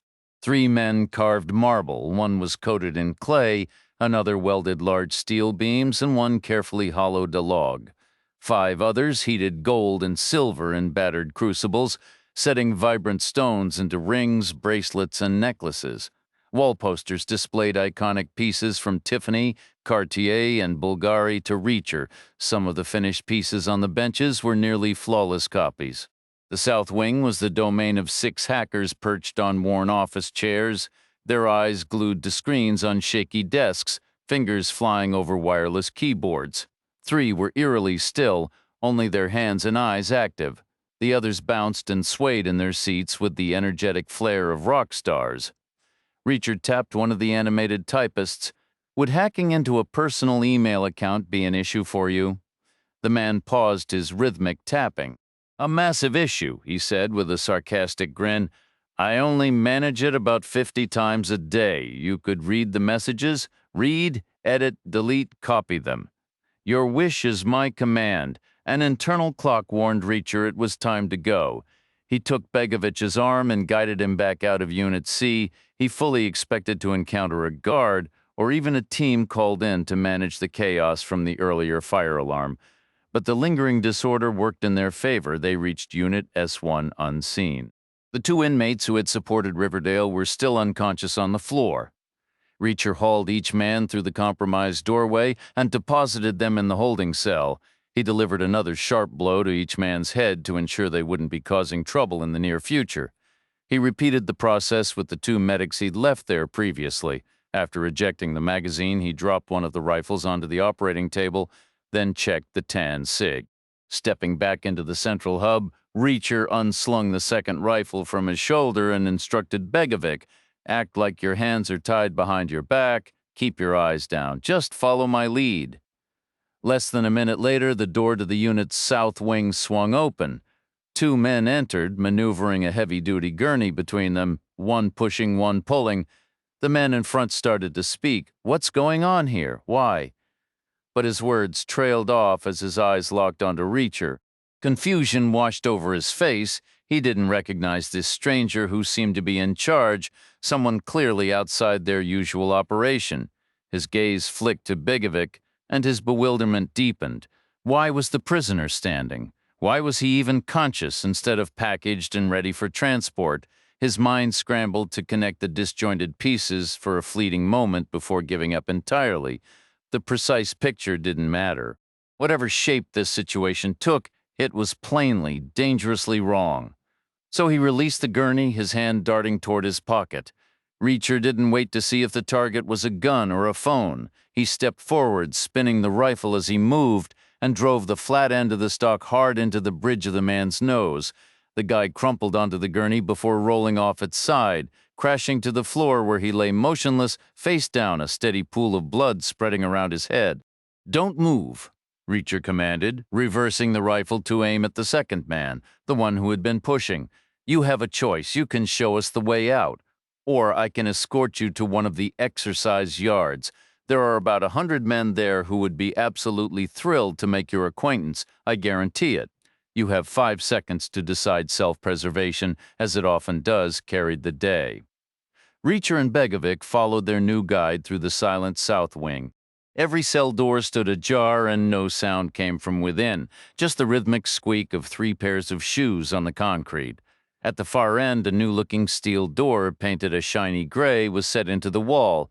The lead man held his ID card up to a white plastic square in the frame. A lock clicked, and he pushed the door open, revealing a covered walkway. This passage was narrower than the others Reacher had traversed, with solid corrugated metal walls instead of open mesh and no painted lines on the floor. The air was hot and stagnant. They proceeded straight for about 30 yards, took a sharp dogleg to the left, then continued another 40 yards to another identical gray steel door. This one opened into a large storage shed. Floor-to-ceiling shelves lined 2 walls, stocked with janitorial supplies, stacks of prison uniforms, and cans of dried food. Parked in the center was a dark blue, glossy van, similar to the one Reacher had seen outside the Riverside Lodge. Backed neatly into the space directly ahead, set in the opposite wall, was a roll-up vehicle door. The space was otherwise empty. Reacher peered through the driver's side window. The keys were in the ignition. "How do we open the exit?" Reacher asked. The guy replied, "There's a remote clipped to the visor. Hit the button, the door rolls up, drive to the gate in the inner fence, it'll open automatically. Pull forward toward the outer fence gate, the inner one closes on its own, then flash your headlights 3 times. The guy in the booth will let you through. Flash the headlights? Seriously?" Reacher's tone shifted to one of dry sarcasm. "That's the high-tech fail-safe signal? What's next, a secret handshake?" He noted the man's refusal to meet his gaze, so he yanked open the van's rear door and said, "Get in. You're riding in the back with Begovic. Once we're clear of this place, I'll let you out. But first, I'll give a knock on the bulkhead. If that door swings open and Begovic doesn't hear a knock, he'll put a bullet in your knee," Reacher warned. The guard shook his head, retreating a step. "Hold on, no signals, no lights, just drive up to the outer gate. The officer in the booth has standing orders. This van comes and goes anytime, no log, no inspection. Don't sweat it. You won't be stuck inside for long. Stuck inside." Those were 2 words Reacher hated, especially when they were about to describe him. Reacher decided against forcing the guard into the back. He didn't know Begovic well enough to gauge how he'd handle the stress. If Begovic got jumpy or showed fear, the guard might go for his weapon. A scuffle could alert the booth. Begovic could catch a bullet, accidental or not. So Reacher took another route. He knocked the man unconscious, rolled him onto a low storage shelf in the room, and stacked a heap of crumpled orange prison uniforms in front of him. The van's engine caught immediately. The exit door slid open with the first click of the remote. The inner gate rolled aside as the van approached, sealing shut the moment they passed through. Then, nothing. The outer gate remained frozen, utterly still, like it was part of the fence itself. The electrified fence, it was on their left, on their right, and now effectively in front and behind them. No way forward, no way back, nowhere to run, even if they ditched the vehicle. The outer gate didn't budge. Reacher glanced at the booth. He couldn't see in the glass was mirrored. Maybe it was empty. Maybe the fire drill procedure had pulled the guard to help with the evacuation inside the prison. Or maybe he was still at his post, waiting for a signal. Some move Reacher didn't know about, some step he had to take, or the guard would sound the alarm. Reinforcements would come from behind. Reacher figured through the warehouse, armed to the teeth. He checked the mirror. The roll-up door was still closed for now. The outer gate didn't move. Reacher's foot rested on the brake. He considered switching to the gas. Ramming the gate was pointless. It was built to stop something far heavier, even with a running start. He had no doubt about that. But he figured he could make a dent, get some of the van's metal against the mesh or the frame. Then he could pop the rear doors. The cargo area had shelves. He'd seen them when getting Begovic settled. He could rip a couple out, use them to bridge the van to the inner fence, maybe kill the power long enough to climb over. If he could find something to cover the razor wire, the outer gate didn't move. Reacher looked down. There were heavy rubber mats in the footwells, thick enough to protect the floor from Mississippi mud and boots, thick enough maybe to keep a person from getting shredded. There was only one way to know. He started to lift his foot, then he stopped, pressing down again for a second. The outer gate twitched. It shuddered. Then it jerked sideways. Once they were a safe distance from the prison, Begovic moved from the cargo area to the passenger seat, but he didn't speak for the rest of the drive to Bruno Hicks's place. He sat rigid, pressed against the seat back, his eyes constantly darting from side to side. Reacher stayed quiet, too. He didn't want to tell Begovic about the kid waiting at the house until they were almost there. He didn't want to give him time to overthink it, to panic. Reacher's silence felt heavier with every mile. Keeping the truth about Begovic's son to himself was starting to feel less like a choice and more like a mistake. The unease grew until, abruptly, he was grateful he'd said nothing. Pulling up to Hicks's place, the scene was all wrong. 2 vans were parked out front. A battered white one from Illinois sat by the curb, looking like it had seen better days. The other was a sleek black van with Mississippi plates, so new it still had a showroom shine, except for the crumpled front end. Someone had used it like a battering ram, forcing the gates open by a good 4 feet. Reacher parked behind the white van, told Begovic to stay put no matter what, and stepped out with a tan cig in hand. Both vehicles were empty. He moved through the busted gate across the driveway, past the VW, and up the steps. The front door stood open. The hallway was silent and empty. He slipped inside and turned left toward the kitchen, where he'd left Hicks, Brockman, and Carpenter tied up. The room was deserted. A cold knot tightened in his gut. He wasn't worried about the Minerva men, but Hannah and Jed were another story. 2 scenarios played out in his head. Either a third vehicle had hauled everyone away, or they were all still somewhere on the property. The second option seemed more likely. Abandoning the white van loaded with gear made no sense. Then a faint creak came from the next room, a single quiet sound. Reacher moved to the door, listened, heard nothing more, then yanked it open and stepped back as a man tumbled out at his feet. It was Maurice, the journalist, hiding. Maurice gasped, scrambling up. Waiting for you. What took so long? Where are the others? Hannah? The kid? Out back, I think? You think? I think they all are. Hannah, Jed, Hicks, Brockman, Carpenter, and 2 new guys. From Minerva? No, they weren't here for a rescue. It was like they were hunting for Carpenter specifically. Why didn't they find you? They didn't know I was here. I was in the laundry room, thought it was a pantry. I'm good at staying out of sight. Did you see what happened? Some of it. They burst in fast. Hannah went for her gun, but the younger one was quicker. The older guy had a flask and a cloth. He knocked Hannah out with it, then did the same to Jed when the kid rushed him. After that, they searched the place. I just listened. Are they armed? The younger one has a gun. The older one, he started questioning Carpenter. It was bizarre. He said Carpenter sold some bad liver that killed his son.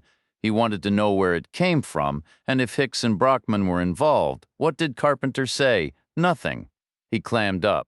The older guy said that was fine. He had something better to loosen his tongue. Then I heard thuds, scuffling 5 times. Guess he used the cloth on all of them. I suppose they took everyone out back, Maurice said.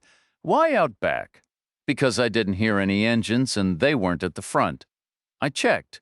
Honestly, I was about to bolt. Then I remembered you were on your way. Thought I should stick around to give you a heads up. You made the right call. Reacher moved toward the door. One thing doesn't add up for me, Maurice remained still. These men are after payback for a fatal poisoning. What's that got to do with Minerva? Their prisons don't have animals. The corporation doesn't run any farms. So where are they sourcing the livers? It wasn't food poisoning that killed this man's child. Reacher's hand closed on the door handle, and that liver didn't come from a 4-legged creature. Reacher moved swiftly across the hall, took the stairs 2 at a time, and entered the rear bedroom.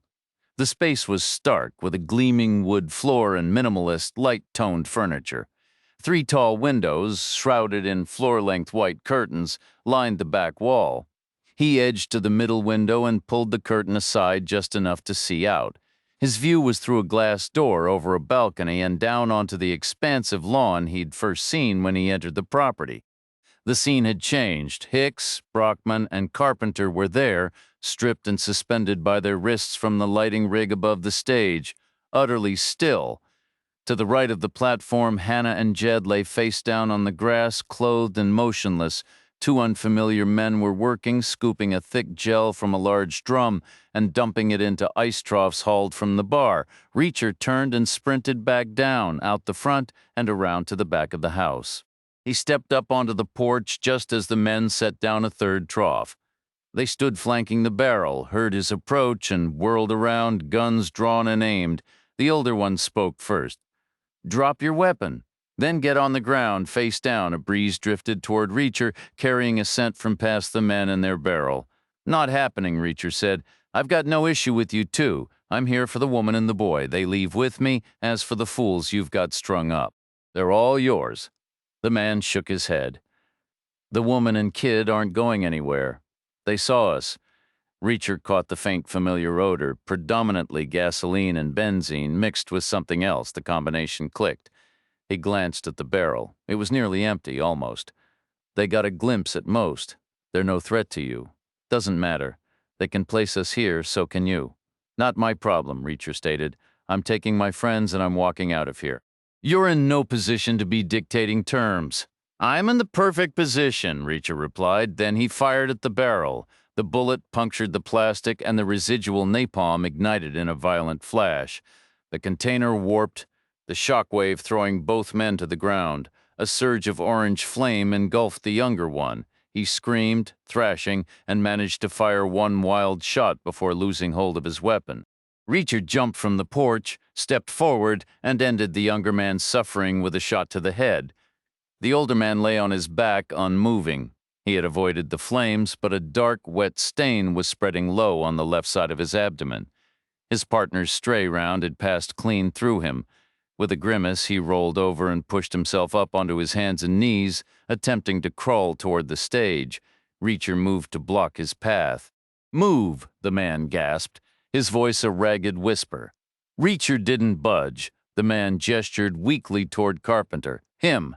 Have to make him talk. You're bleeding out," Reacher said. "He killed my son. He has a supplier. I need a name. Your son had a transplant?" The man managed a faint nod before collapsing onto his side. His liver was ruined. He tried one treatment center after another, but nothing ever took. The usual doctors couldn't do a thing, so I tracked down a special clinic. It was on a ship. They gave him a liver transplant, but it was no good. Kyle didn't make it, Reacher said. The men you hung up, they were his suppliers. They run a prison. They find inmates nobody will look for and sell them for their organs. The man lifted his head. Is that the truth?" Reacher gave a single nod. The man said, "Then help me. Shoot them." "No, why not?" "You shot Graber. He was my friend." "That man, he was on fire. It was a mercy." "I'll see to it that the prison operation gets shut down for good, but I'm not executing anyone in cold blood. Please, for my son. His name was Kyle Emerson. He was 22. No." The man fought his way back onto his hands and knees, crawling another yard across the stage. Reacher grabbed a shirt from a heap of discarded clothes nearby. He held it out. "Keep going, and you'll bleed out. Stop. Press this on the wound, call for help. You might still have a chance." The man didn't stop. He dragged himself to the edge of the stage. He strained upward, one hand scrambling for purchase on the rough wood, the other grabbed the rim of an ice trough. He tried to pull himself up, but only succeeded in yanking the trough off the stage. It was filled with a pale, creamy gel. The gel cascaded over his chest, flowing down to his pants and mixing with the blood already soaked into the fabric. He fell back, rolled over, and clawed his way onto his knees. He straightened his back, pulled a box of matches from his pocket, and turned to look at Reacher. "Now I'm glad you didn't shoot these bastards." The man took out a single match. Now they'll get exactly what's coming to them. He struck the match. A flame sparked to life at its tip. For a moment he seemed hypnotized by the tiny fire, then his knees gave way. He toppled backward once more, the match falling from his fingers. It landed on his stomach, still burning. Reacher jumped back, an instinctive, deep-seated reaction to open flame he couldn't override. He felt the heat wash over his face and arms, heard a soft crump, and thought he heard the man laugh, thought he saw him smile. Then Reacher raised the SIG and shot him between the eyes. The man's body went still. The flames danced on. Reacher heard two sets of cautious footsteps approaching from different directions. Maurice appeared on the porch first, then Begovic. Maurice stayed put. Begovic jumped down and started toward the stage, toward his former captors, but then he changed course. He walked over to where Jed was lying and stood looking down at the young man. Maurice asked quietly, "Are they dead?" Reacher pointed to the burned men. "Those two are, the others are sedated. They'll wake up. Should we cut the others down?" Reacher shook his head. "Not yet. There's still one more person hiding in the shadows, maybe more. We need them right where they are." Reacher carried Hannah through the broken gate and laid her gently in the back of the prison van. Begovic followed, placing Jed beside her. Maurice trailed behind, unwilling to be left alone in the yard with the dead. Reacher shut the van doors and turned to Begovic. "Can you drive?" Begovic said. "I suppose I used to know how, but that was 15 years ago. The basics are the same." Reacher handed him the keys. "Go half a mile up the road. Pull over and wait for me." Reacher waited until the van was moving, then asked Maurice for his phone. He dialed. The emergency operator answered after 2 rings. Reacher said, "I need the police, and if you can manage it, a priest. There's been an accident in a man's yard. His name is Bruno Hicks. He's talking about something bad he got mixed up in, says he wants to confess." The operator said, "Sir, what is the address of the accident?" Reacher read the details from a plaque on the wall beside Hicks's gate. "Your name, sir?"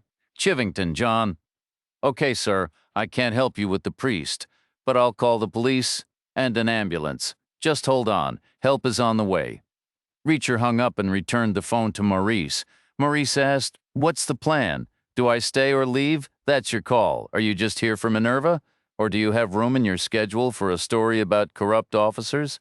A single police vehicle showed up 7 minutes later. It was a new, unmarked Dodge Charger, a dash-mounted dome light flashing as it sped to the scene. It skidded to a halt near the black van jammed into Hicks's gate. The driver's door swung open, and an officer nearing 60 emerged. His uniform was sharply pressed, though it strained around his middle. He drew his service weapon and rushed toward the house, circling the structure to reach the back porch. After a brief glance at the 2 charred bodies, Emerson still emitting a faint smoke, he hopped down, hurried across the lawn, and pulled himself onto the stage. Hicks was beginning to stir. The officer slapped Hicks's face repeatedly, a series of stinging strikes. "Bruno, What in the world happened here? Who made that 911 call? Hicks couldn't form a reply. Who are these dead men? Why are you tied up like this? And where are your clothes? Hicks managed only a weak blink. Are there others? Any still breathing, Hicks emitted a pained grunt. The cop leaned in, his voice dropping to a murmur. Bruno, what did you tell them? Hicks attempted a shrug, but the ropes held him fast. Focus, Bruno, this is critical. What do they know? Hicks shook his head weakly. Do they know anything at all? Hicks's voice was a ragged whisper. They know everything. The officer took a step back and sighed. Well, thanks for the honesty, my friend. We had a good run. Sorry it couldn't last. But all good things must end. He holstered his gun, retrieved a pair of latex gloves from his pocket, and pulled them on. Bending down, he hitched his pant leg, unsnapped an ankle holster, and drew a small silver revolver. Straightening up, he pressed the barrel to Hicks's temple. I'll make it quick. Stop. Reacher rose and stepped out from behind the bar, the SIG aimed squarely at the officer's chest. The cop raised his hands and retreated, tossed the gun off the stage. The officer complied. Now the other one. He discarded his service weapon. Maurice appeared from the opposite side of the bar, phone extended. He edged closer until he could read the nameplate. Chief Mosley, bravo, what a show.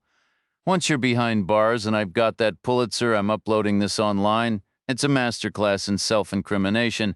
I might have to blur a few parts of Mr. Hicks, though. Don't want it turning into a slapstick routine. The well-dressed young man at the Riverside Lodge was so thrilled to retrieve the key to his Volkswagen that he told Reacher he could have any number of rooms in the hotel's north wing for as long as he wanted. Reacher opted for 4 rooms just for the night and mentioned he only needed 1 key this time. Maurice had remained at Hicks's place to wait for the FBI, after which he planned a trip to Washington. Hannah and Begovic settled in at the hotel. Reacher took Jed for a brief ride into town using Sam Roth's truck. They made 2 stops, first at a pharmacy, where Reacher went in alone, and then at the burger joint in the old gas station.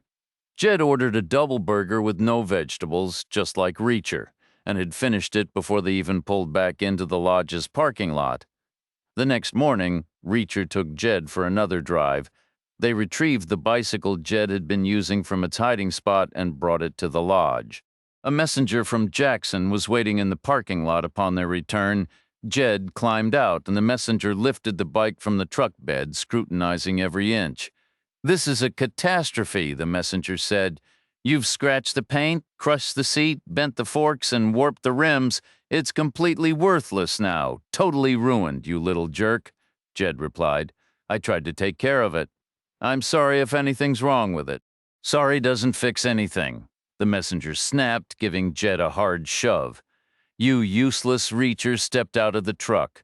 The messenger snatched the bike's handlebars and wheeled it quickly over to a station wagon parked under the covered driveway. Hey, pal, just a mix-up. Appreciate you bringing it back. I'll be on my way now. He shoved the bicycle through the open rear hatch and scrambled into the driver's seat. The engine coughed to life. The car jerked backward. Then he slammed it into gear and tore off toward the exit. Reacher and Jed stood side by side watching the taillights vanish. Then Reacher passed Jed a small paper bag from the pharmacy. Jed peeked inside and pulled out a compact folding toothbrush. Reacher said, for your next Greyhound trip, takes up less room in your pocket than the standard kind. Thanks, Jed said. Good luck with your father. I hope you two can sort things out. We're heading to Colorado. Hannah said we can use Sam's place until Dad finds work. Sam's house is great. You'll like it there? Aren't you going to Garrettsville? Me? No. Why not? You said it's nice? It is nice, but I've already seen it. Time for a new view.